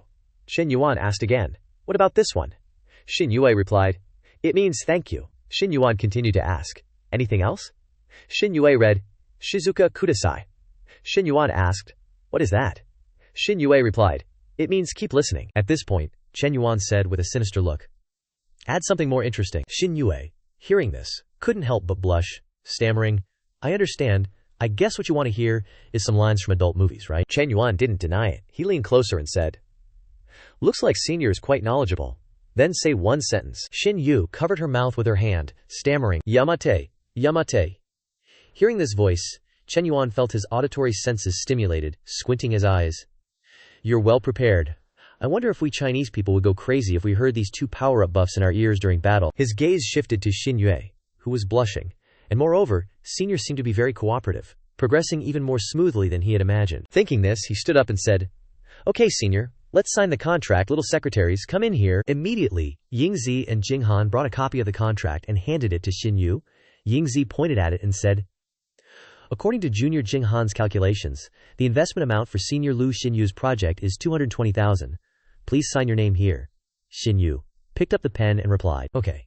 Watching this scene unfold, Chen Yuan chuckled to himself, thinking, for the rest, I'll have to observe for a while to see Senior's actual combat ability. Just as he thought this, the system rang an announcement. Ding! Congratulations to the host for completing 10 million in investments. The system is distributing rewards. Seeing this announcement, Chen Yuan couldn't help but exclaim, wow, Big Brother System's industry reward is coming. What will it be? I'm so nervous. Immediately following was the announcement, ding, mission reward received, 100% equity of Jingcheng Healthview Co., Limited, Healthview, under the umbrella of 2 health examination centers, 3 fitness centers and a yoga studio. Chen Yuan, after reading it, chuckled to himself, holy crap, the system is really domineering. This reward is too generous, just throwing me an entire business. Feeling elated, Chen Yuan's phone suddenly rang. It was a message from Manhua, saying, Chen Yuan, I miss you again. Reading the message, Chen Yuan chuckled to himself, thinking, HMPH, this little Hui Hui really has a good appetite. She gets cravings every few days. He then messaged back, come here, I'll wait for you at the cafe. At this moment, Minhui and Chen Ling were shopping at a clothing store. Chen Ling leaned over and asked, Minhui, are you going to meet Chen Yuan again? Minhui replied with a smile. Yep. Chen Ling then raised her phone and said, oh, by the way, have you seen the list of successful applicants for the startup incubator? There are 5 stunning beauties on it. Have you thought about making your relationship public? Hearing these words, Minhui thought to herself, those things really don't concern me. I don't care either. After all, if Chen Yuan isn't making our relationship public, he naturally has his reasons. After being with him, I've found that he's not like other ordinary boys. Beneath his extremely easygoing exterior is a maturity far beyond his peers. Although I've never heard him say what he wants to do, I can feel that he's someone who will achieve great things. I especially like that side of him. A moment later, looking at the outfit Minhui was trying on, Chen Ling exclaimed, Minhui, wow, if I were a guy and saw you like this, my legs would give out.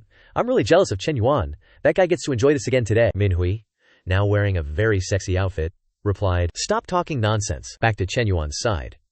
After finishing work in the office, he returned to his G63. 2 figures appeared from behind, saying, "Chen Yuan, where are you going? Can we come with you?" It was Yu Ping and the tomboy girl who had acted chummy before, saying, "We just happen to want to go to Zhenhua Street. Could you give us a ride for a bit?" Seeing their attitude, Chen Yuan couldn't help but be completely speechless. Seriously, what's wrong with these two girls? How can they be so shameless? Once at the cafe, once at the small hall, haven't I been blunt enough? Yet they still manage to harbor fantasies? Looks like I need to make myself even clearer. Having thought that, he got into the car, slammed the door shut, and decisively said, "Sorry, I'm not going past Zhenhua Street." Seeing Chen Yuan's reaction, the two girls' faces clouded over. Yu Ping glumly said, "It's just a ride, and you won't even give us that. Is it that difficult?" The tomboy girl sighed and replied, "Hi, he's a billionaire. He doesn't even spare us a glance." Yu Ping imagined Chen Yuan's back growing further and further away. She mused to herself, "If Chen Yuan is a great mountain, then I can now say I'm standing at its foot, unable to even find a path up. In this entire life, this is the first time I've felt such failure and helplessness." On Chen Yuan's side, he was now driving and thinking to himself, "How can I have the mind to pay attention to these pretty girls right now? After I'm done with my exercise with Hui Hui, I need to plan carefully by myself. What Father Tong gave me just happens to be the health industry business I wanted to do before, and the key is that I have a top talent like Coach Liu by my side. I believe starting up won't be difficult." Speaking of which, he recalled the contract signing with the principal, thinking to himself, "Currently, my influence and reputation within the school have been established, and I've also started receiving interview invitations from Jingcheng Television. It feels like my career is blossoming everywhere, but that's still far from enough. With a foundation of good health and fortune, to navigate the commercial seas, and greatly expand my grand enterprise in the future, that's what a true god-tier tycoon should do." Thinking that, but on the other hand, the Kama, God, thought to himself, "However, I can't rush things, everything must be done step by step. For today, let's slowly resolve Hui Hui's lovesickness first, hehehehe." A moment later, Chen Yuan's G63 arrived at Chenha's cafe. He got out, thinking, "Hui Hui said she'd be a while, I'll just have a coffee and wait for her." As soon as he opened the door and stepped in, he saw Xin Yu gossiping with Xiao Qiu. Chen Yuan immediately stepped in and said, "Xin Yun, can you make me a cappuccino?" Seeing Chen Yuan, Xin Yu's cheeks immediately flushed red and she replied, "Yes, coming right up, brother-in-law." She turned to Xiao Qiu, stammering, "Sister Xiao Qiu, please help me keep an eye on things. I'm afraid I'll mess it up." Xiao Qiu saw this and couldn't help but be surprised, thinking, "Gosh, why is she stammering and blushing and her heart racing when talking to her own brother-in-law?" But then something occurred to her, and Xiao Qiu couldn't help but break into a cold sweat, thinking to herself, "Oh my god, with the boss lady's style, is it really going to be like that?" In her mind, the image of the two sisters, Chen Yi and Xin Yu, embracing Chen Yuan left and right immediately appeared, and she secretly exclaimed, "Wow, the upper class is truly chaotic." A moment later, Xin Yu brought Chen Yuan a cup of coffee, stuttering, Brother-in-law, try this. It's my first time making it." Zhuang received it, replying, "Thanks." Then he brought it to his mouth, took a sip and said, "Not bad, it's already great for a first try." Hearing this comment, Xin Yu hesitated, blushing. Then brother-in-law, I also learned how to make Americano. Would you like to try it?" Chen Yuan looked up, smiling. "No need. I won't be able to sleep tonight." Hearing these words, Xin Yu's mind went into a flurry, her face red as she thought, "What on earth is brother-in-law saying? Can't sleep coffee? That's right, it's because of the coffee." Then she stammered, brother-in-law, I'll go back to work now." Seeing her reaction, Chen Yuan couldn't help but reply helplessly, "Okay." Time flew by, and by evening, Manhua texted, "Chen Yuan, I'm here." Immediately after, the two went to find a room to prepare for battle. As soon as they entered, Manhua snuggled into Chen Yuan's arms, cooing, "Yuan Bao, I missed you." Chen Yuan looked at her affectionately, replying, "I missed you too." Hearing this, Manhua leaned closer, raising Chen Yuan's face, her eyes hazy with desire. "Then I bet you don't miss me as much as I miss you, right?" Chen Yuan replied softly. "How could I not? I remember everything about you." Manhua, hearing this, pretended to be sulky, asking, "What you remember is just my body, right?" Chen Yuan laughed. "Your body is also a part of you, so it's perfectly fine for me to say I remember everything about you." Manhua blushed, saying, "You're terrible, but can you go a little easier on me today? I'm afraid I won't be able to walk tomorrow." Chen Yuan hugged her butt, replying, "Don't worry, I'll be gentle." And so, another night of wild passion passed. The next morning, when Chen Yuan opened his eyes, Manhua had already left. She left a note, writing, "Yuan baby, sleep a little longer. I have class in the morning, so I'm leaving first, miss you." Chen Yuan finished reading, sat up, thinking, Hui Hui is such a possessive person, yet she didn't mention the startup zone at all. Seems like she's grown up and become more understanding. "That's good. First I'll go check out the Jingfu Health Center that Tong Xia showed me." Time flew by to that afternoon. In the conference room of Jingfu Health Company, the executive team had gathered to welcome old Xi's new chairman. Everyone was extremely nervous. The CFO worried. 2 days ago, old boss Shi Wenkuan sold his shares and withdrew. The new boss is about to bring in his own team. People like us might have to pack up and leave at any time. On the other side, the CEO had the same thought. I wonder who the new boss will make an example of first. Just as he thought this, a person led Chen Yuan in from outside. As soon as they saw him, the group couldn't help but be shocked. The person next to General Shi is the new boss, so young. He looks like he's only in his 20s. He directly bought such a big company just like that. At this time, Shi Wenkuan had led Chen Yuan in. He raised his hand to introduce. Ladies and gentlemen, everyone has received the notice. I'm about to leave this big Jingfu family. Thank you for your support over the years. This is your new director, Chen Yuan. I hope you will continue to work hard under his leadership in the future. I believe that Jingfu will definitely have a better tomorrow. Now Chen Zong will have a meeting with everyone. I still have some things to do, so I'll take my leave first. After speaking, he left, leaving Chen Yuan alone.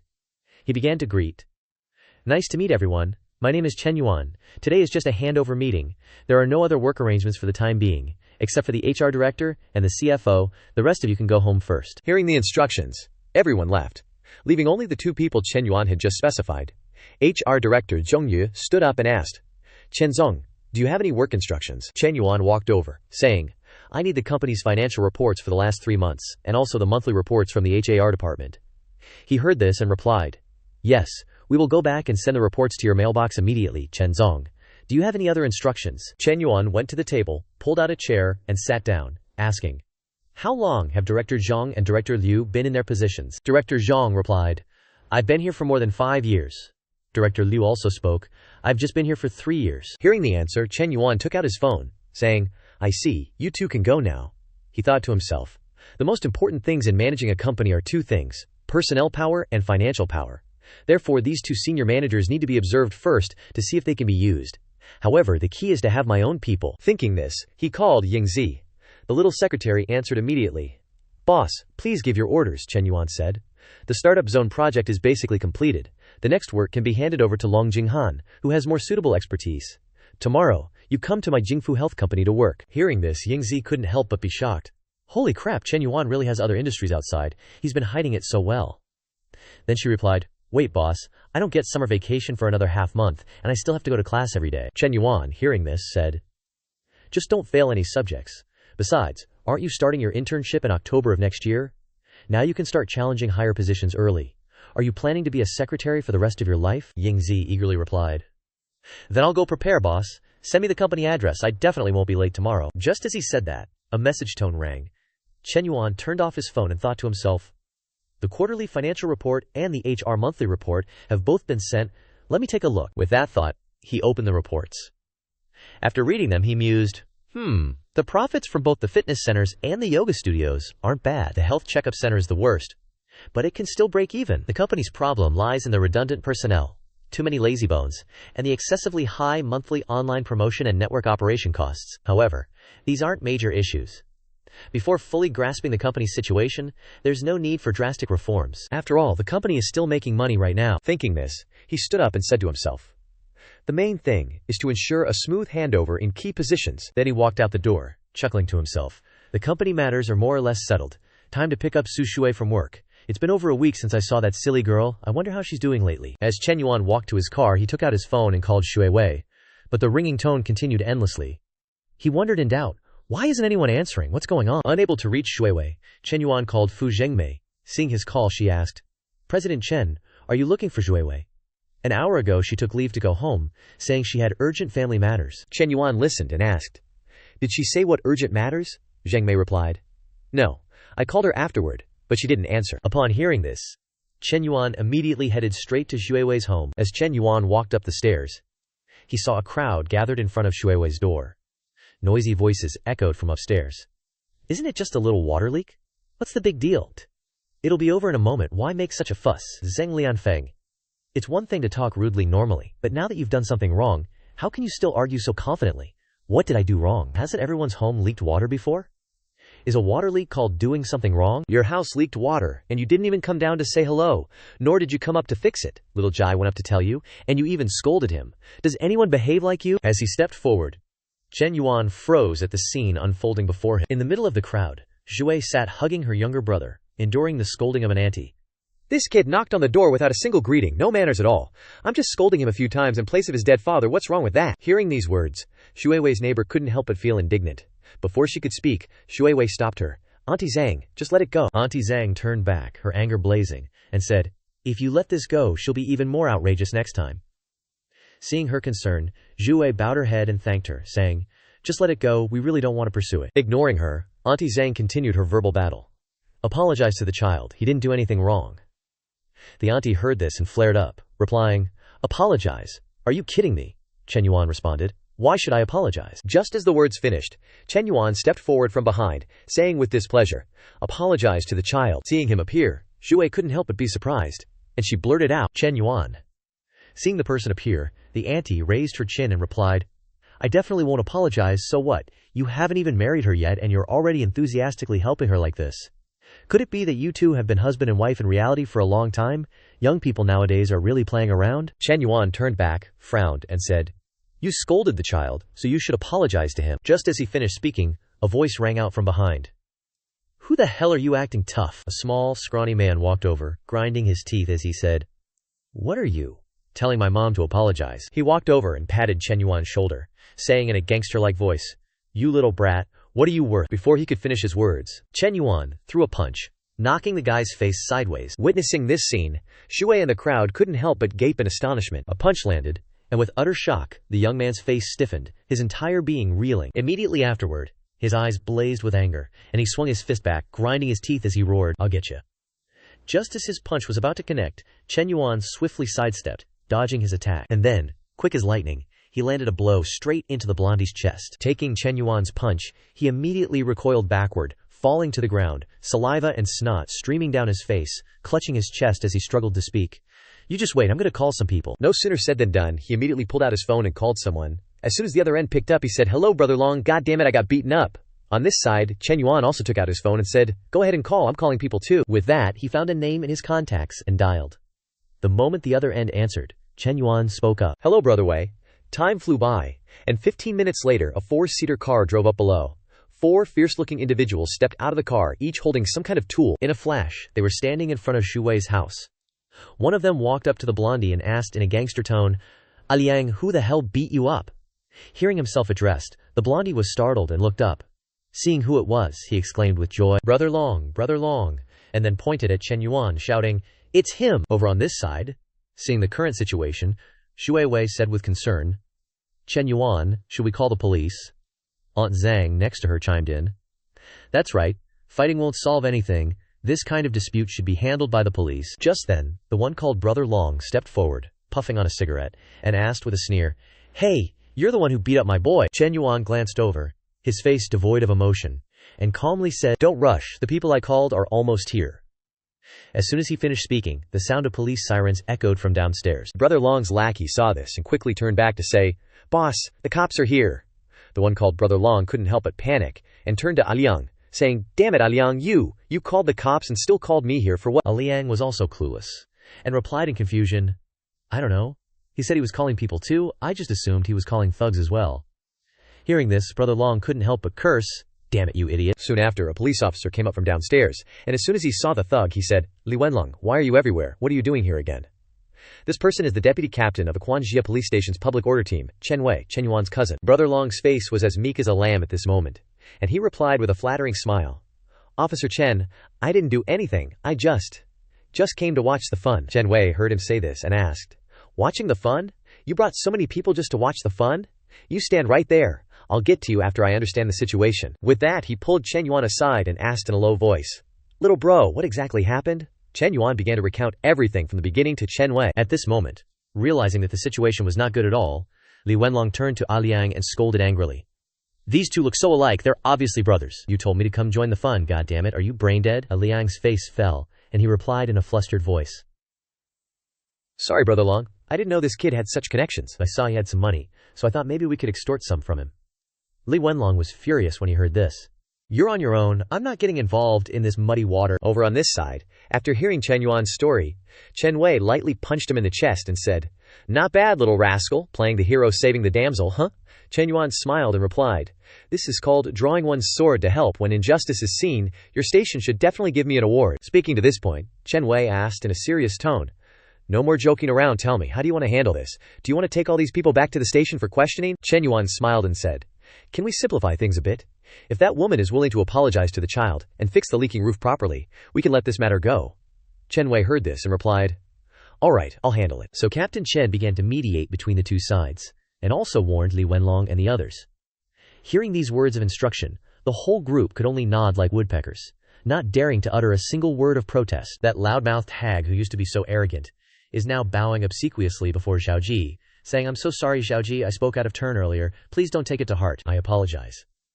Seeing her, Xiaoji hurriedly hid behind his sister, cowering in fear. Seeing this, Chen Yuan waved his hand and said, all right, just go back and deal with the leak. Liang, hearing this, rushed up the stairs, waving his hand in a salute, saying, yes, Team Leader Chen. The old hag quickly followed, saying, I'm going. I'll fix it in a jiffy. Team Leader Chen, rest assured. Chen Yuan replied, go. Only then did he look at Xu Wei, asking quietly, that brat, is that your girlfriend? Chen Yuan's eyes were still fixed on Xu Wei, comforting his younger brother. Hearing Chen Yuan's question, he was startled and replied, not yet, brother. You have to keep this a secret for me. After this incident, they won't dare to make things difficult for the Su family anymore. The other neighbors will also have a different view of the Su family. Chen Yuan didn't care about this, turned and laughed. I didn't expect you to have dirt on me now. As Chen Yuan left, Xiaoji also toddled away. Xu Wei then stood up, turned to look at Chen Yuan, her cheeks slightly flushed. She said hesitantly, Chen Yuan, thank you for today. At that moment, after all this time, a favorability rating finally appeared above Xu Wei's head, 61 points. Seeing this, Chen Yuan couldn't help but be surprised, thinking, this girl finally has a good impression of me. Then he said, how are you going to thank me? How about returning the favor? Xu Wei was startled, replying in confusion. There are so many people on the field, upstairs. Chen Yuan said, what's there to be afraid of? It's just a hug. Just think of it as friends saying goodbye. Faced with this suggestion, Xu Wei hesitated, thinking, what he said makes sense. Then she slowly raised her hand, finally gently embracing Chen Yuan. Waiting for just this moment, Chen Yuan immediately wrapped his arms around her tightly, thinking to himself, the full feeling of those snow pears, Xu Wei is really rich. Faced with his actions, Xu Wei was startled, thinking wide-eyed, Right at this moment, Zhao Ji came back, holding up a bag of chicken eggs, saying, sister, brother, these are the chicken eggs Mom told me to bring down. She said they're for big brother. Seeing this, Chen Yuan sat down next to the little boy, took the bag of eggs, and asked, if I take all these, won't your family have any left? Zhao Ji replied innocently, there are more. My aunt brought over a lot. Hearing this, Chen Yuan pinched the little boy's cheek, smiling. All right, Xiaoji, don't call me big brother when you see me in the future. You have to call me brother-in-law. Got it? Xiaoji, hearing this, turned to his sister, asking in surprise, sister, what does brother-in-law mean? The girl, hearing this, was startled, stuttering, brother-in-law. Immediately, an image of herself marrying Chen Yuan appeared in her mind. Next was the scene of Chen Yuan lifting her wedding veil, saying softly, wife, I'm coming to you. Next was the scene of Chen Yuan untying each knot on her traditional wedding dress, while she whispered, hubby. Thinking of this, Xu Wei's cheeks flushed red, thinking to herself, he wants to. A moment later, Xu Wei and Xiaoji saw Chen Yuan off downstairs. Before leaving, Chen Yuan suggested, why don't you move to a place closer to the company? Hearing him say that, a thoughtful look flickered in Xu Wei's eyes. I also want my family to live in a better place, but my current income can't afford it. Understanding her thoughts, Chen Yuan continued, I'll help you find an apartment. You don't have to worry about the money. I'll pay the rent up front, and you can pay me back when you earn enough later. Having said that, he turned to leave. Seeing this, Xu Wei quickly called out, Chen Yuan, thank you for your kindness, but it's really not necessary. Chen Yuan is just so patriarchal, only caring for you. Without another word, he got into the car. Xu Wei thought with some difficulty, he's acting like that again. My mind is already in a mess. Xiaoji beside her tugged at her sister's hand, saying, brother-in-law is gone, let's go back to. Scene change. A moment later, Chen Yuan had arrived at Chen Na's home. Since learning about his sister-in-law's place, Chen Xuan had been coming over more often. Seeing her older brother return, she eagerly greeted him, complaining, brother, why are you so late? I'm starving. Hearing this, Chen Yuan said, in the future, if you're hungry, just eat first. Chen Xuan replied, sister-in-law told me to eat first, but she and Xin Yu wanted to wait for you, so I felt embarrassed to eat alone. Chen Yuan then said, you know how to be embarrassed? If you were really embarrassed, how could you just stay here and not leave? Hearing him say that, Chen Na brought over a bowl of rice, interjecting, "If Xuan likes staying here, then let her stay. She's not an outsider." As if remembering something, Chen Xuan turned around and whispered, "Oh, right, brother. When are you bringing sister-in-law back? Will you bring sister-in-law Liu back with you too?" Just having put a mouthful of rice in his mouth, Chen Yuan almost choked hearing his younger sister ask that. "Cough. Cough," he replied. "Cough, cough. About this, in a few days, I'll take mom and dad on a trip, and find an opportunity to spread some modern ideas, so they can gradually accept it." Hearing this, Chen Xuan winked playfully, saying, "No problem, big brother, but there's gotta be more money." Chen Yuan asked with some dissatisfaction, "More money? Don't you want your car anymore? Once you handle this matter properly, I'll help you buy a car." Hearing her older brother bargain like that, Chen Xuan immediately scolded, "You're such a scoundrel." Just like that, the four-person family meal ended in laughter and happy conversation. Time passed quickly to 12:30 a.m. Chen Yuan finally went to take a shower. Just entering the bathroom, he discovered someone inside, and couldn't help but be startled. After a moment, he recognized the person inside. Chen Yuan exclaimed in surprise, "Xin Yu." Hearing the commotion, Xin Yu also looked back in surprise. Without hesitation, Chen Yuan immediately turned around to close the door, clutching his head in helpless self-reproach. Sin. After a moment of thought, the guy took out his phone and texted Xin Yu. "I'm sorry, Xin Yu. I really didn't mean to. There was too much steam, and I couldn't see anything." Xin Yu texted back, "Brother-in-law, I don't blame you. I just forgot to lock the door." Seeing the speed of the text reply, Chen Yuan thought to himself, "This girl even brings her phone when she showers."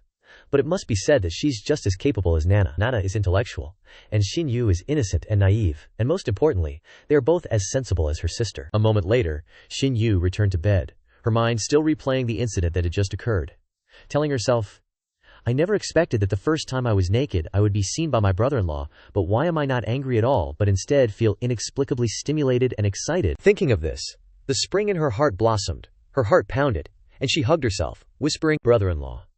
Time flew by to the next morning, and Chen Yuan was already at the Junyu Hotel gym. He was exercising while calculating, "My weight is very close to 75 kilograms now. Body fat has also dropped to 15.3%. It seems that the supervisor's body training mission is about to be completed." After a while, Chen Yuan finished his workout. Meng Lu quickly brought him water. Chen Yuan took the bottle of water and said, "Coach Liu, in a few days, help me survey 2 fitness centers and a yoga studio, find out about their business situation, service quality, employee efficiency, and summarize their strengths and weaknesses." Hearing this, Meng Lu asked in surprise, "Survey? Are you planning to buy them?" Chen Yuan lifted the water bottle to take a sip and replied, "I've already bought them, but I still don't understand the situation very well." Meng Lu couldn't help but be astonished, covering her mouth with her hand and exclaiming, "Really?" She thought to herself, "Even a small gym must be worth more than $1 million. And a large fitness center with a swimming pool must have at least $5 million as a base. If the interior and equipment are even better, it could reach tens of millions. Chen Yuan could actually buy both GM gyms and a yoga studio in one go." At the same time, the system displayed a notification. Detected that the host has begun to comprehensively understand the industries under his name. Industries not only need to be maintained, but also need to be expanded and upgraded. In view of the fact that the host has actively realized the need to upgrade industries, the industry mission is now issued, a time-limited mission to increase the net profit of Jingfu Health by 5% within 3 months. Mission Reward 1. All salaries and commissions received by the host from Jingfu Health will be refunded 3 times. Mission Reward 2. The host will receive a share of a mysterious industry. After reading the notification, Chen Yuan thought to himself, the supervisor's mission this time has increased in difficulty. Now the industry is saturated, the market is fiercely competitive. And 5% may not seem like much, but it is actually very high. To increase profits in a short period of time, it is necessary to start from 2 aspects, cost and value. With only 3 months, I need to speed up the progress. Seeing him spaced out, Meng Lu snuggled closer, placing a hand on his cheek and asked, "Skinny pup, what are you thinking about? Why are you suddenly so lost in thought?" Chen Yuan said seriously, "The fitness center and yoga studio I just mentioned, no matter what you do, you have to infiltrate them and get a real, comprehensive report." Meng Lu, upon hearing this, asked, "Pa, are you asking me to be a spy?" She twisted her body, confidently saying, "Hey, sure thing, leave it to me." Time flew by, and the next day arrived. Inside the office of the chairman of Jingfu Health, Chen Yuan was already present. He picked up a report and murmured to himself, "But Lulu's infiltration won't be done in a day or 2, so I'll have to make the first move to test the waters." Thinking this, he said, "Director Jia, Jingfu's fitness center and yoga studio are both profitable. Only the health checkup center under your management can barely maintain its revenue and expenses. Shouldn't you give me an explanation?" This person was none other than Jia Nanshuo, the general manager of Jingfu Health Checkup Center. Hearing this question, he anxiously replied, Chenzong. There are already many health checkup centers in Xincheng, and many are losing money. In fact, our Jingfu Health Checkup Center is already considered pretty good. Chen Yuan glanced up, asking coldly, "Is that so?" Jia Nanshuo was drenched in sweat, forcing a smile and saying, "But this humble one has long had a plan to turn losses into profits. I plan to start by expanding our business. Recently, I've hired some elite salespersons with extensive connections." Chenzong, give me some time, and they will definitely bring in many orders. He put on a confident demeanor, saying, "As long as we improve the efficiency of existing employees, the profit margin will naturally be raised." Chen Yuan interlaced his fingers, smiling lightly and asking, "Oh, if you knew long ago that you had to expand the business, why did you only start hiring people recently?" Hearing this, Jia Nanshuo hurriedly bowed and apologized. "Boss, your criticism is correct. It was my negligence in my work. Recently, a part of the health checkup center's equipment was upgraded. I put all my effort into this, leading to a misallocation of work priorities. I asked to write a deep self-criticism."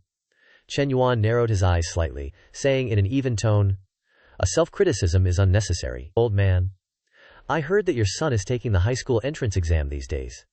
Which school is he planning to apply to?" Hearing about his family, Jia Nanshuo forced a smile and replied, "Chenzong, my son's grades are just average. He'll go to whatever school he can get into." Chen Yuan nodded after hearing this and said, "I see.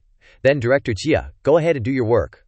Old Jia immediately turned around and walked towards the door, saying, "Yes, Chenzong, call me anytime if you need anything." After leaving the office, he finally breathed a sigh of relief, wondering, what does Chenzong mean by inquiring about my family situation? How strange. Inside, after finishing the discussion with him, Chen Yuan thought to himself, "All right, this Jia Nanshuo must be replaced." He glanced at the employee list, thinking to himself, not only is he an old-timer, but his work isn't clean either. The health checkup center has many employees surnamed Jia. He's already doing these things on the surface, not to mention the shady income behind the scenes. Thinking this, he immediately dialed Xinji's number. "Xinji, come to my office right now." A moment later, Xinji arrived. She stepped forward and asked, "Boss, what's the matter?" Chen Yuan smiled and replied, "It's nothing. I just wanted to ask how you're doing working here, whether you're adapting well." Xinji happily replied, "Yes, it's fine. I'm gradually getting used to the work. The colleagues and leaders are all very kind to me." Chen Yuan smiled after hearing this, saying, "How could they not be? No one from top to bottom in the company would dare to offend you. You should quickly get used to it and move to another position soon, and do a good job. In 2 months, I'll buy you a 200,000 yuan car." Hearing this, Ziji's eyes lit up, half-jokingly asking, "A 200,000 yuan car, boss? Is this pie in the sky actually edible?" Chen Yuan replied, "Would I lie to you?" Xinji gave a thumbs up, saying, "Boss, you're too generous. Oh right. In the school's entrepreneurial zone, besides Lu Xinyu who has already received investment, the other 4 female friends still haven't heard any news.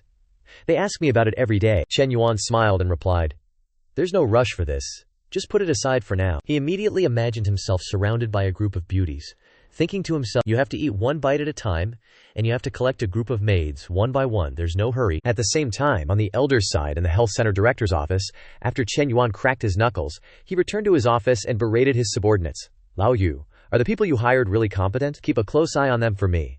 I just made a solemn pledge in front of the new boss. If any mistakes happen, we're all doomed." The man called Lao Yu, hearing this, quickly placed his hand on his chest, vowing, "Director Jia, rest assured, those salespeople are all my former subordinates from my previous company. Their connections and abilities are top-notch. Trust me, they'll definitely get orders soon."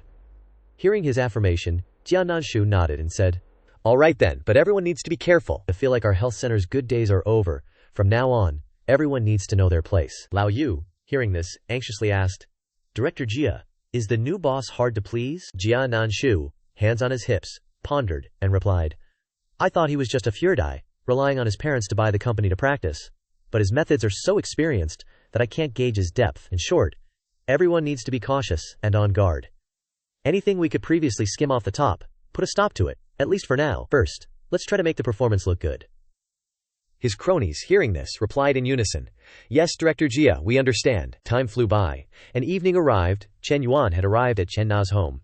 He stepped inside and called out, "Na, I'm home." Upon seeing him, Chen Na held out a bunch of shopping bags and said, "Chen Yuan, this morning I went to Guaojin and bought you some suits, as well as 2 pairs of shoes, a belt, and a watch." Seeing the brands on the bags, Chen Yuan immediately asked, "Jack Na and Brionia suits aren't cheap, are they?" Chen Na, blushing, replied, "Over $1 million." Seeing this usually frugal girl make such a large purchase, Chen Yuan, somewhat surprised, asked, "How much?" Chen Na explained. Well, mainly that patch Philip watch was over 800,000. Chen Yuan, hearing this, wrapped his arms around Chen Nao's waist and said, Silly girl, you should spend the money on yourself. Why spend it all on me, my good now baby? Come here, let me give you a reward. Hearing this, she quickly stopped him. Stop it, Xin Yu is home too, it wouldn't be good if she saw us. Chen Yuan, hearing this, replied, What's there to be afraid of? It's just a kiss. Saying this, he pulled her close, planting a deep and passionate kiss on her lips. Just then, Xin Yu stepped out, loudly asking, Sister, where is the sterilizing cabinet? Just as she said this, the scene of her sister and brother-in-law making out caught her eye, and her words immediately stopped. Caught in the act, the two immediately stopped. Chen Yuan didn't know what to say to diffuse the awkward atmosphere. He only mumbled a little. Chen Na, extremely embarrassed, blushed and hesitantly said. Xin Yu, knowing she had appeared at the wrong time, hastily turned and left, saying, Sister, brother-in-law, please continue. Chen Na then lightly punched Chen Yuan's chest, blaming, It's all your fault, letting Xin Yu see that. He replied, She's 18 years old, not a child anymore, she has to get used to it eventually. Chen Na, hearing this, thought to herself, She's never been in love before, how would she understand?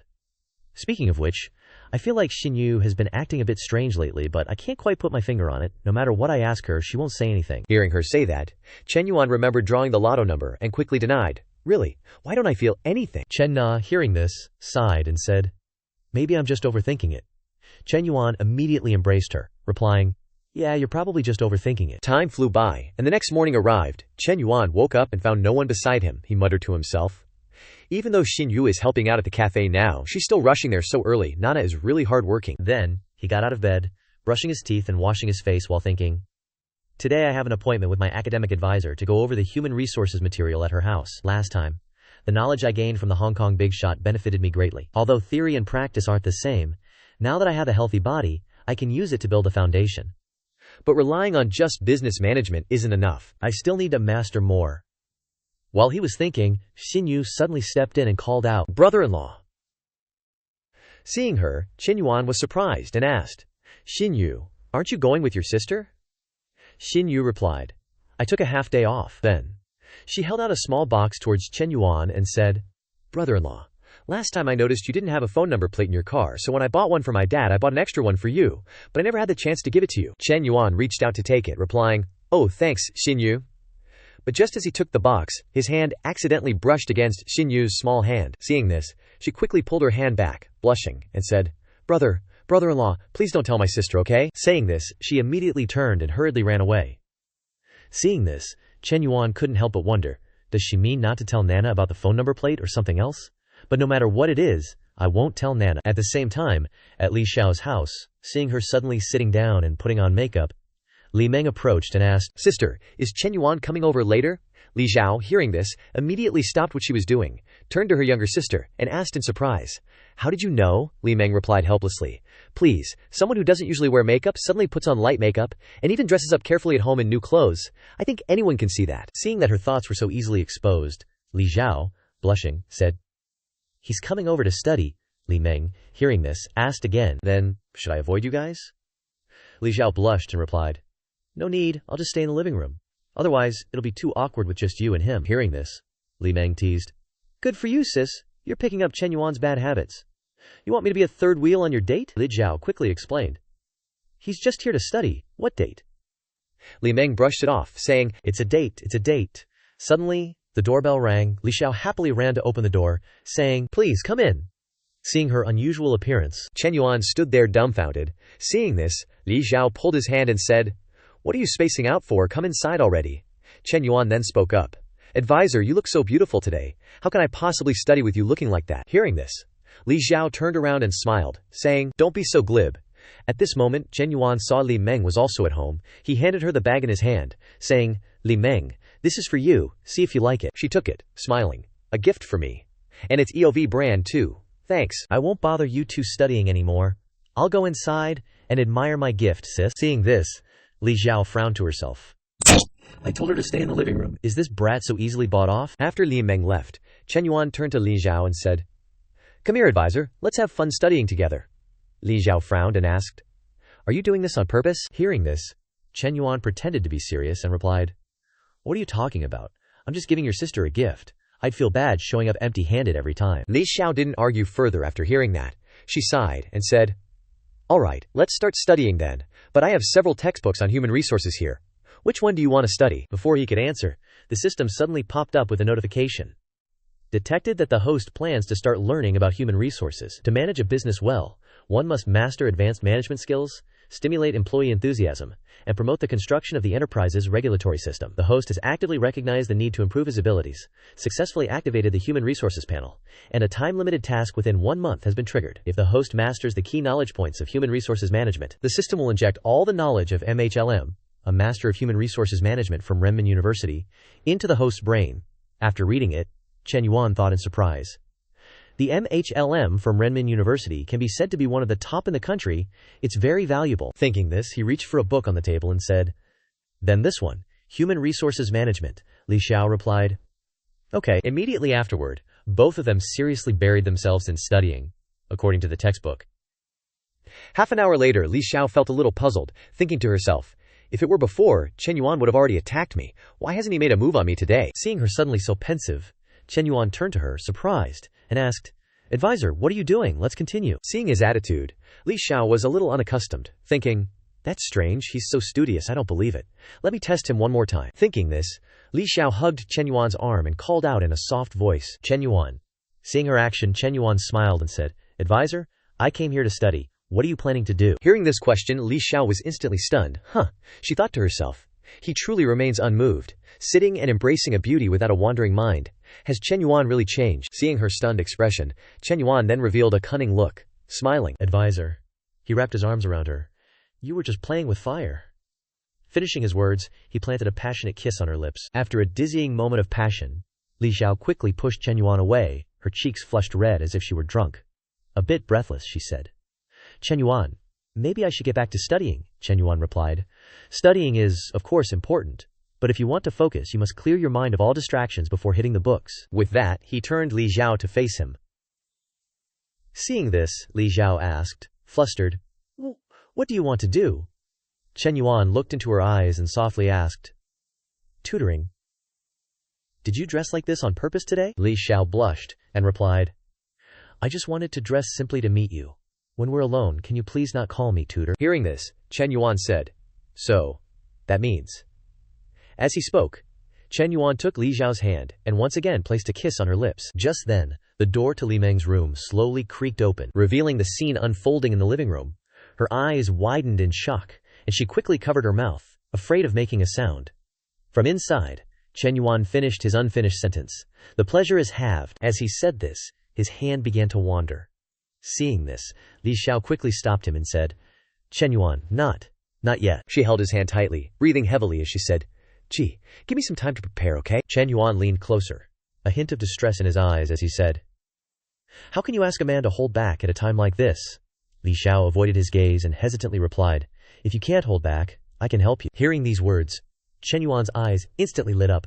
"Help me!" "How?" Li Xiao didn't answer, she just took action. "What kind of action? The bosses can guess from the picture. The censors are strict these days, so I'll keep quiet." Seeing her older sister being so bold, coupled with Chen Yuan's massive weapon, Li Meng was shocked for the second time. Her eyes widened as much as possible, unable to believe what was happening before her. Time flew by, and half an hour later, after the fireworks display ended, Li Xiao finally stopped and reached out to wipe the corner of her mouth. She sat down on the chair and softly asked, "Can we study in peace now?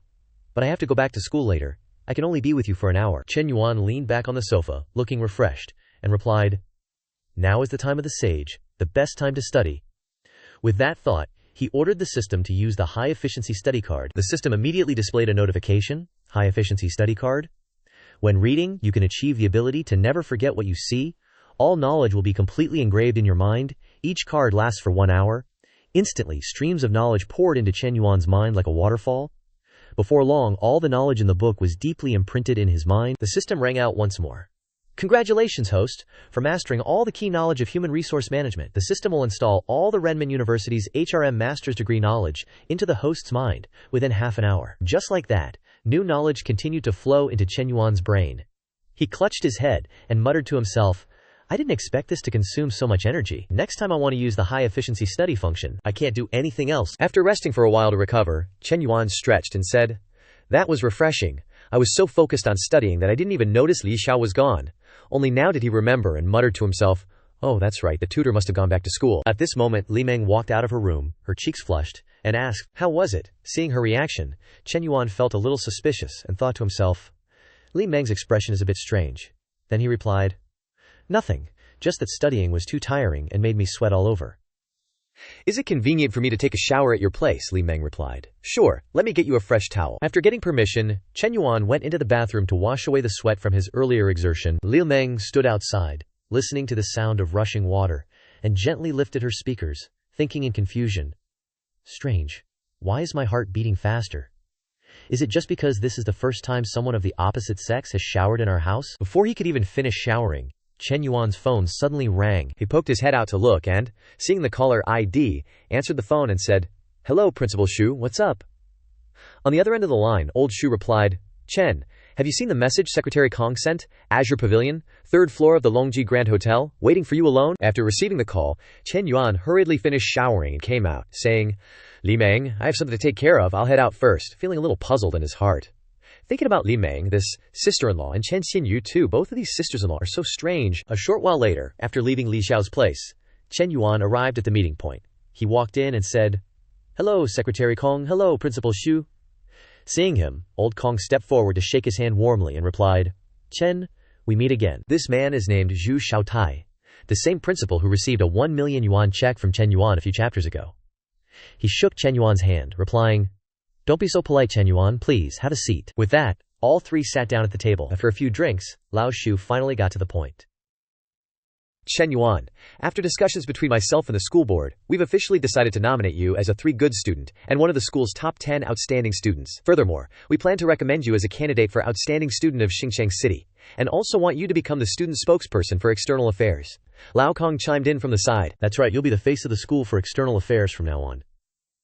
During the freshman military training after the summer break, you must give a speech as a student representative, sharing some of your success stories with your juniors. Haha."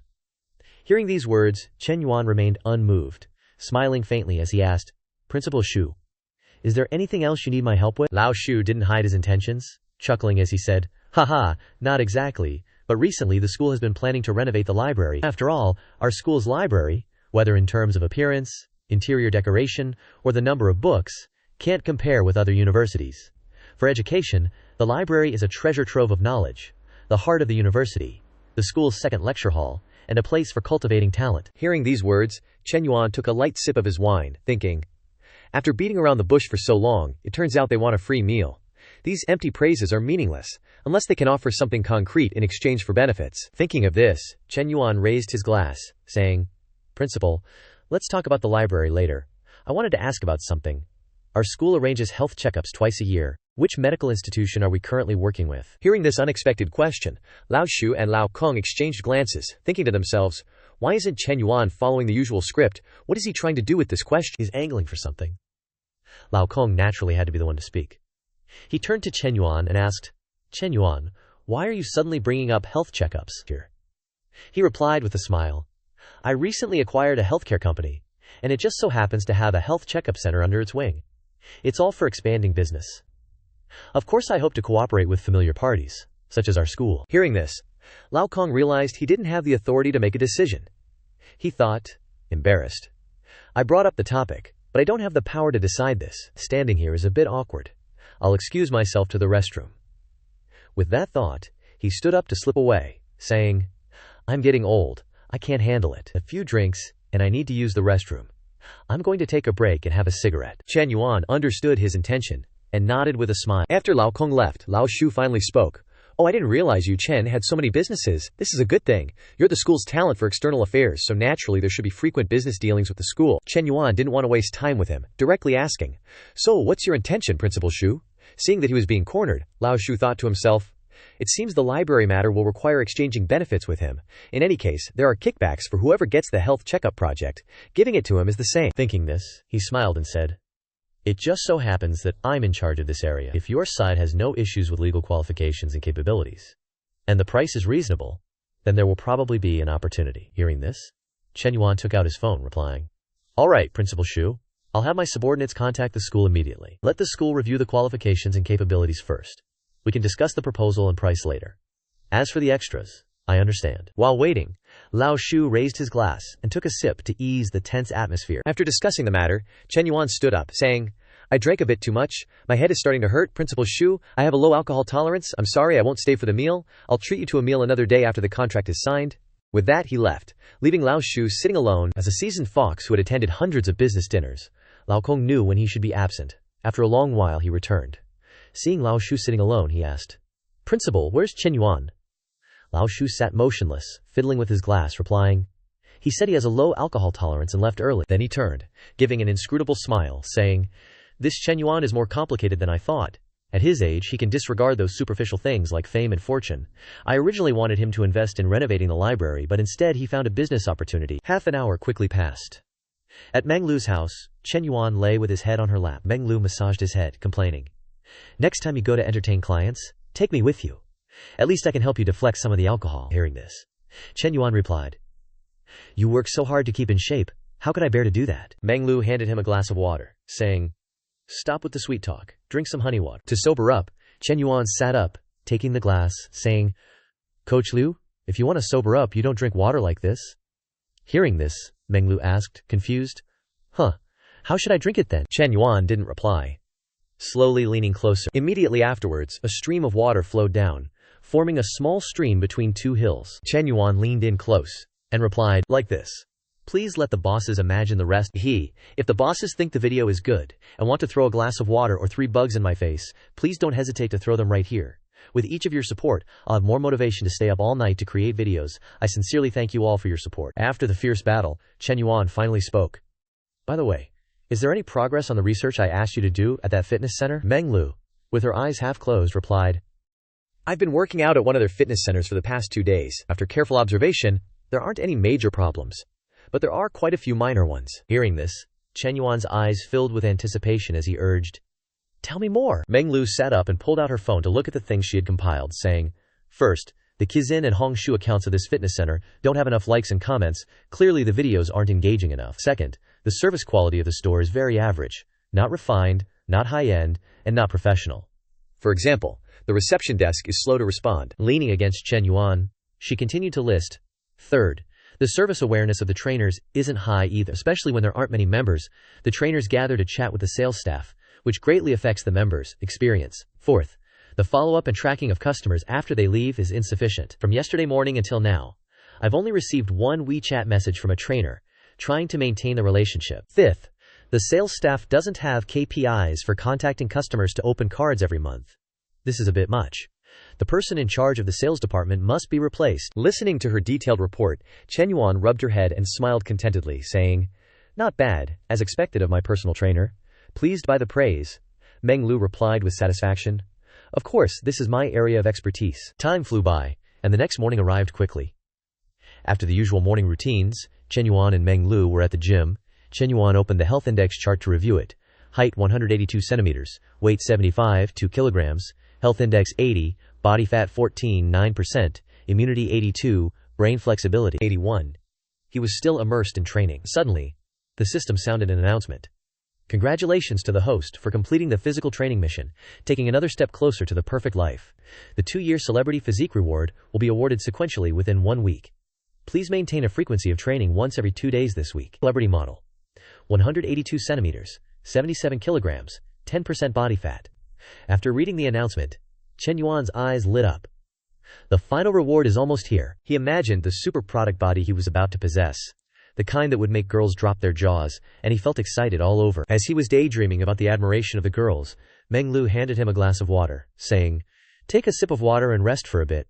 As she said this, as if realizing something, she paused and asked, Hey, Chen Yuan, why do I suddenly feel like you're a bit different? Chen Yuan took the glass of water, his face smug as he replied, I've completed the task you assigned within the specified time, Coach Liu.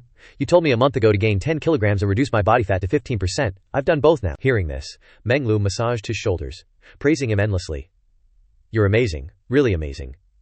Chen Yuan took a sip of water and tapped a series of operations on his phone, then said, Check WeChat, a small reward. Hearing this, Meng Lu took out her phone to check, exclaiming in surprise, Wow, hubby, you transferred 100,000 yuan to me, love you, hubby. Then, she didn't forget to send a flying kiss. Moa.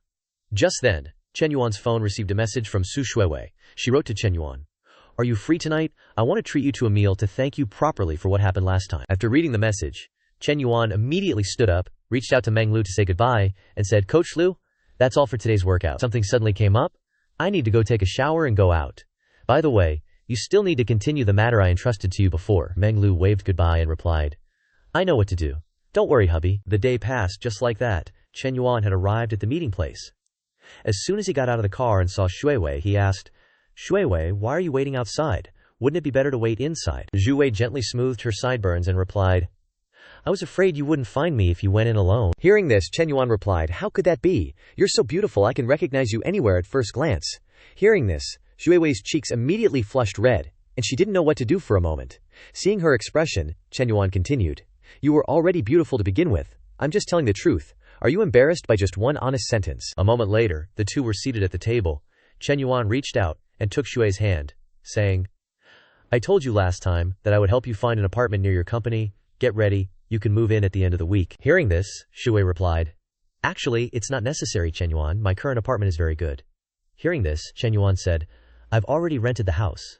If you, Xiaoji, and Auntie don't come to live there, then it will just be left empty." Hearing this, Zhui's eyes were full of thought, and she said hesitantly, "Well then, I'll consider the rent as a loan from you, and I'll pay you back when I earn money later." Chen Yuan smiled and replied, "Whatever." Just then, Deng Kaidao came over from somewhere, excitedly saying, "President Chen! Oh, it's really President Chen. I initially thought it was some young male celebrity. I was wondering why he looked a bit like President Chen. Just a reminder to everyone, this guy is the god who went to Chen Na's blind date and was slapped in the face by Chen Yuan before Ha." Chen Yuan didn't recognize him at first, and looked over silently with a puzzled expression. Seeing this, Deng Kaidao thought to himself, "Oops, this little hand is touching. My greeting seems to have come at the wrong time." Thinking of this, he hurriedly covered up his embarrassment and reintroduced himself. "President Chen, do you remember when we met? Ha ha ha, it's me, Deng Kaidao, little Deng. We met at Chen's house. Do you remember now?" Hearing this, Chen Yuan replied, "Oh, so it's you." At this point, Chen Yuan hurriedly withdrew his hand from holding Shui's hand. He reached out his hand towards Deng Kaidao, saying, "Hello?" The man quickly grasped it and said, "I'm having dinner with some friends here today. Didn't expect to run into you, but I see you're not drinking today, otherwise we'd definitely have to down a few." Chen Yuan replied, "It's all right, there'll be other opportunities." As they talked, Deng Kaidao took out his phone, held it out to him, and said with a businesslike smile, that's right, President Chen. I'm a sports equipment agent. If you ever need anything, just say the word. This is my WeChat. If it's convenient, add me, hee hee." Chen Yuan heard this, thinking to himself, a sports equipment agent? Then it's possible I might actually need him. He then took out his phone and said, Okay, let me scan your code." After they finished, Deng Kaidao turned to leave, saying, "Then, President Chen, please enjoy your meal. I won't disturb you any longer. If you need anything, just call me anytime." He then returned to his table. His friend, seeing what had just happened, asked in surprise, "Adabio, who was that guy? You were so proactive in greeting him so obsequiously?" Deng Kaidao replied, "I already told you guys. The boyfriend of my former blind date. What's so shameful about it? Money talks. If we can latch onto him, we might be able to get a little something." The other guy, hearing this, was a little skeptical and asked, "Really?" Deng Kaidao replied with a smug look. "Go see for yourself. Just the watch on his wrist could buy 2 of my cars." The friend, hearing this, couldn't help but gape in astonishment. "What watch? More than 800,000 yuan." Deng Kaidao calmly replied, "Royal 2640 Frost Dead Gold. Look it up online."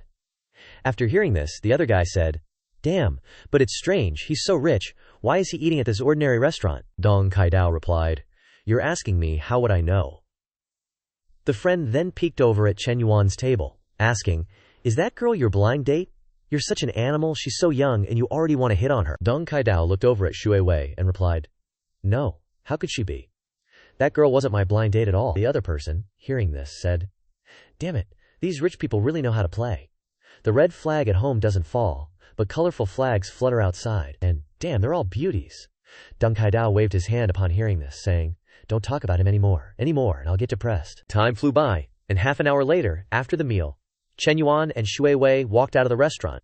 Chen Yuan turned and said, "You're not in a hurry to go back after eating, are you? Take a walk with me for Xiaoji's sake." Just then, she saw a cat in front of her. Zhu Wei bent down and called out, "Meow meow, come here." But no matter how she called, the cat ignored her and turned its back to leave. Chen Yuan, seeing this, gently reminded her, "Shui Wei, that's a yellow cat. You have to bring cat food to pet it. Without food, why would it pay attention to you? Shui Wei, hearing this, looked at Chen Yuan with a puzzled expression. Just then, Chen Yuan suddenly walked over and wrapped his arms around her slender waist. Shui Wei, seeing this, couldn't help but panic, stammering, This is a park, Chen Yuan. You can't mess around. Chen Yuan reached out and gently lifted her chin, saying, What are you talking about? How could I mess around? Shu Wei tightly grasped his hand, saying in a weak voice, Can you not do this? Chen Yuan turned her around, looking down at her with affection, saying, It's not like I haven't hugged you before, why so tense? Saying that, he reached out and cupped Shu Wei's small face, placing a sudden kiss on her lips. Shu Wei didn't have time to react, only knowing to widen her eyes in surprise, letting out a soft, ah. And so, the two pairs of lips remained pressed together for a full 5 minutes, before Zhu Wei finally pushed Chen Yuan away. Her cheeks flushed red, breathing heavily, and saying, Chen Yuan, stop, can you stop now? Chen Yuan still held her tightly, placing his hands where they needed to be, and said softly, There's no one here, Shu Wei quickly replied. Even if there's no one, it's still not okay. Forced melons are not sweet. Chen Yuan stopped his advances, pulling Shui Wei into his arms, saying, Is that so? Then how exactly does it have to be? Every time I think about this problem, my head feels like it's about to split open. Hearing these words, Zhu Wei thought to herself, He said every time, has he been seriously thinking about this problem for a long time? Although he always seems frivolous and mischievous and doesn't speak properly, he's very responsible and knows how to shoulder responsibility when he's serious. Thinking of this, Shu Wei looked up at Chen Yuan's face, telling herself in her heart, This person, Chen Yuan, is very contradictory, very complex, but always makes others want to explore him. At this time, the fondness points above her head also increased to 67 points. Chen Yuan, seeing this, couldn't help but be surprised, thinking, how did this little girl's level of affection suddenly jump to 67? Other girls need to spend so much effort in hotels to increase their affection, yet Zhu Wei only needs to take a walk in the park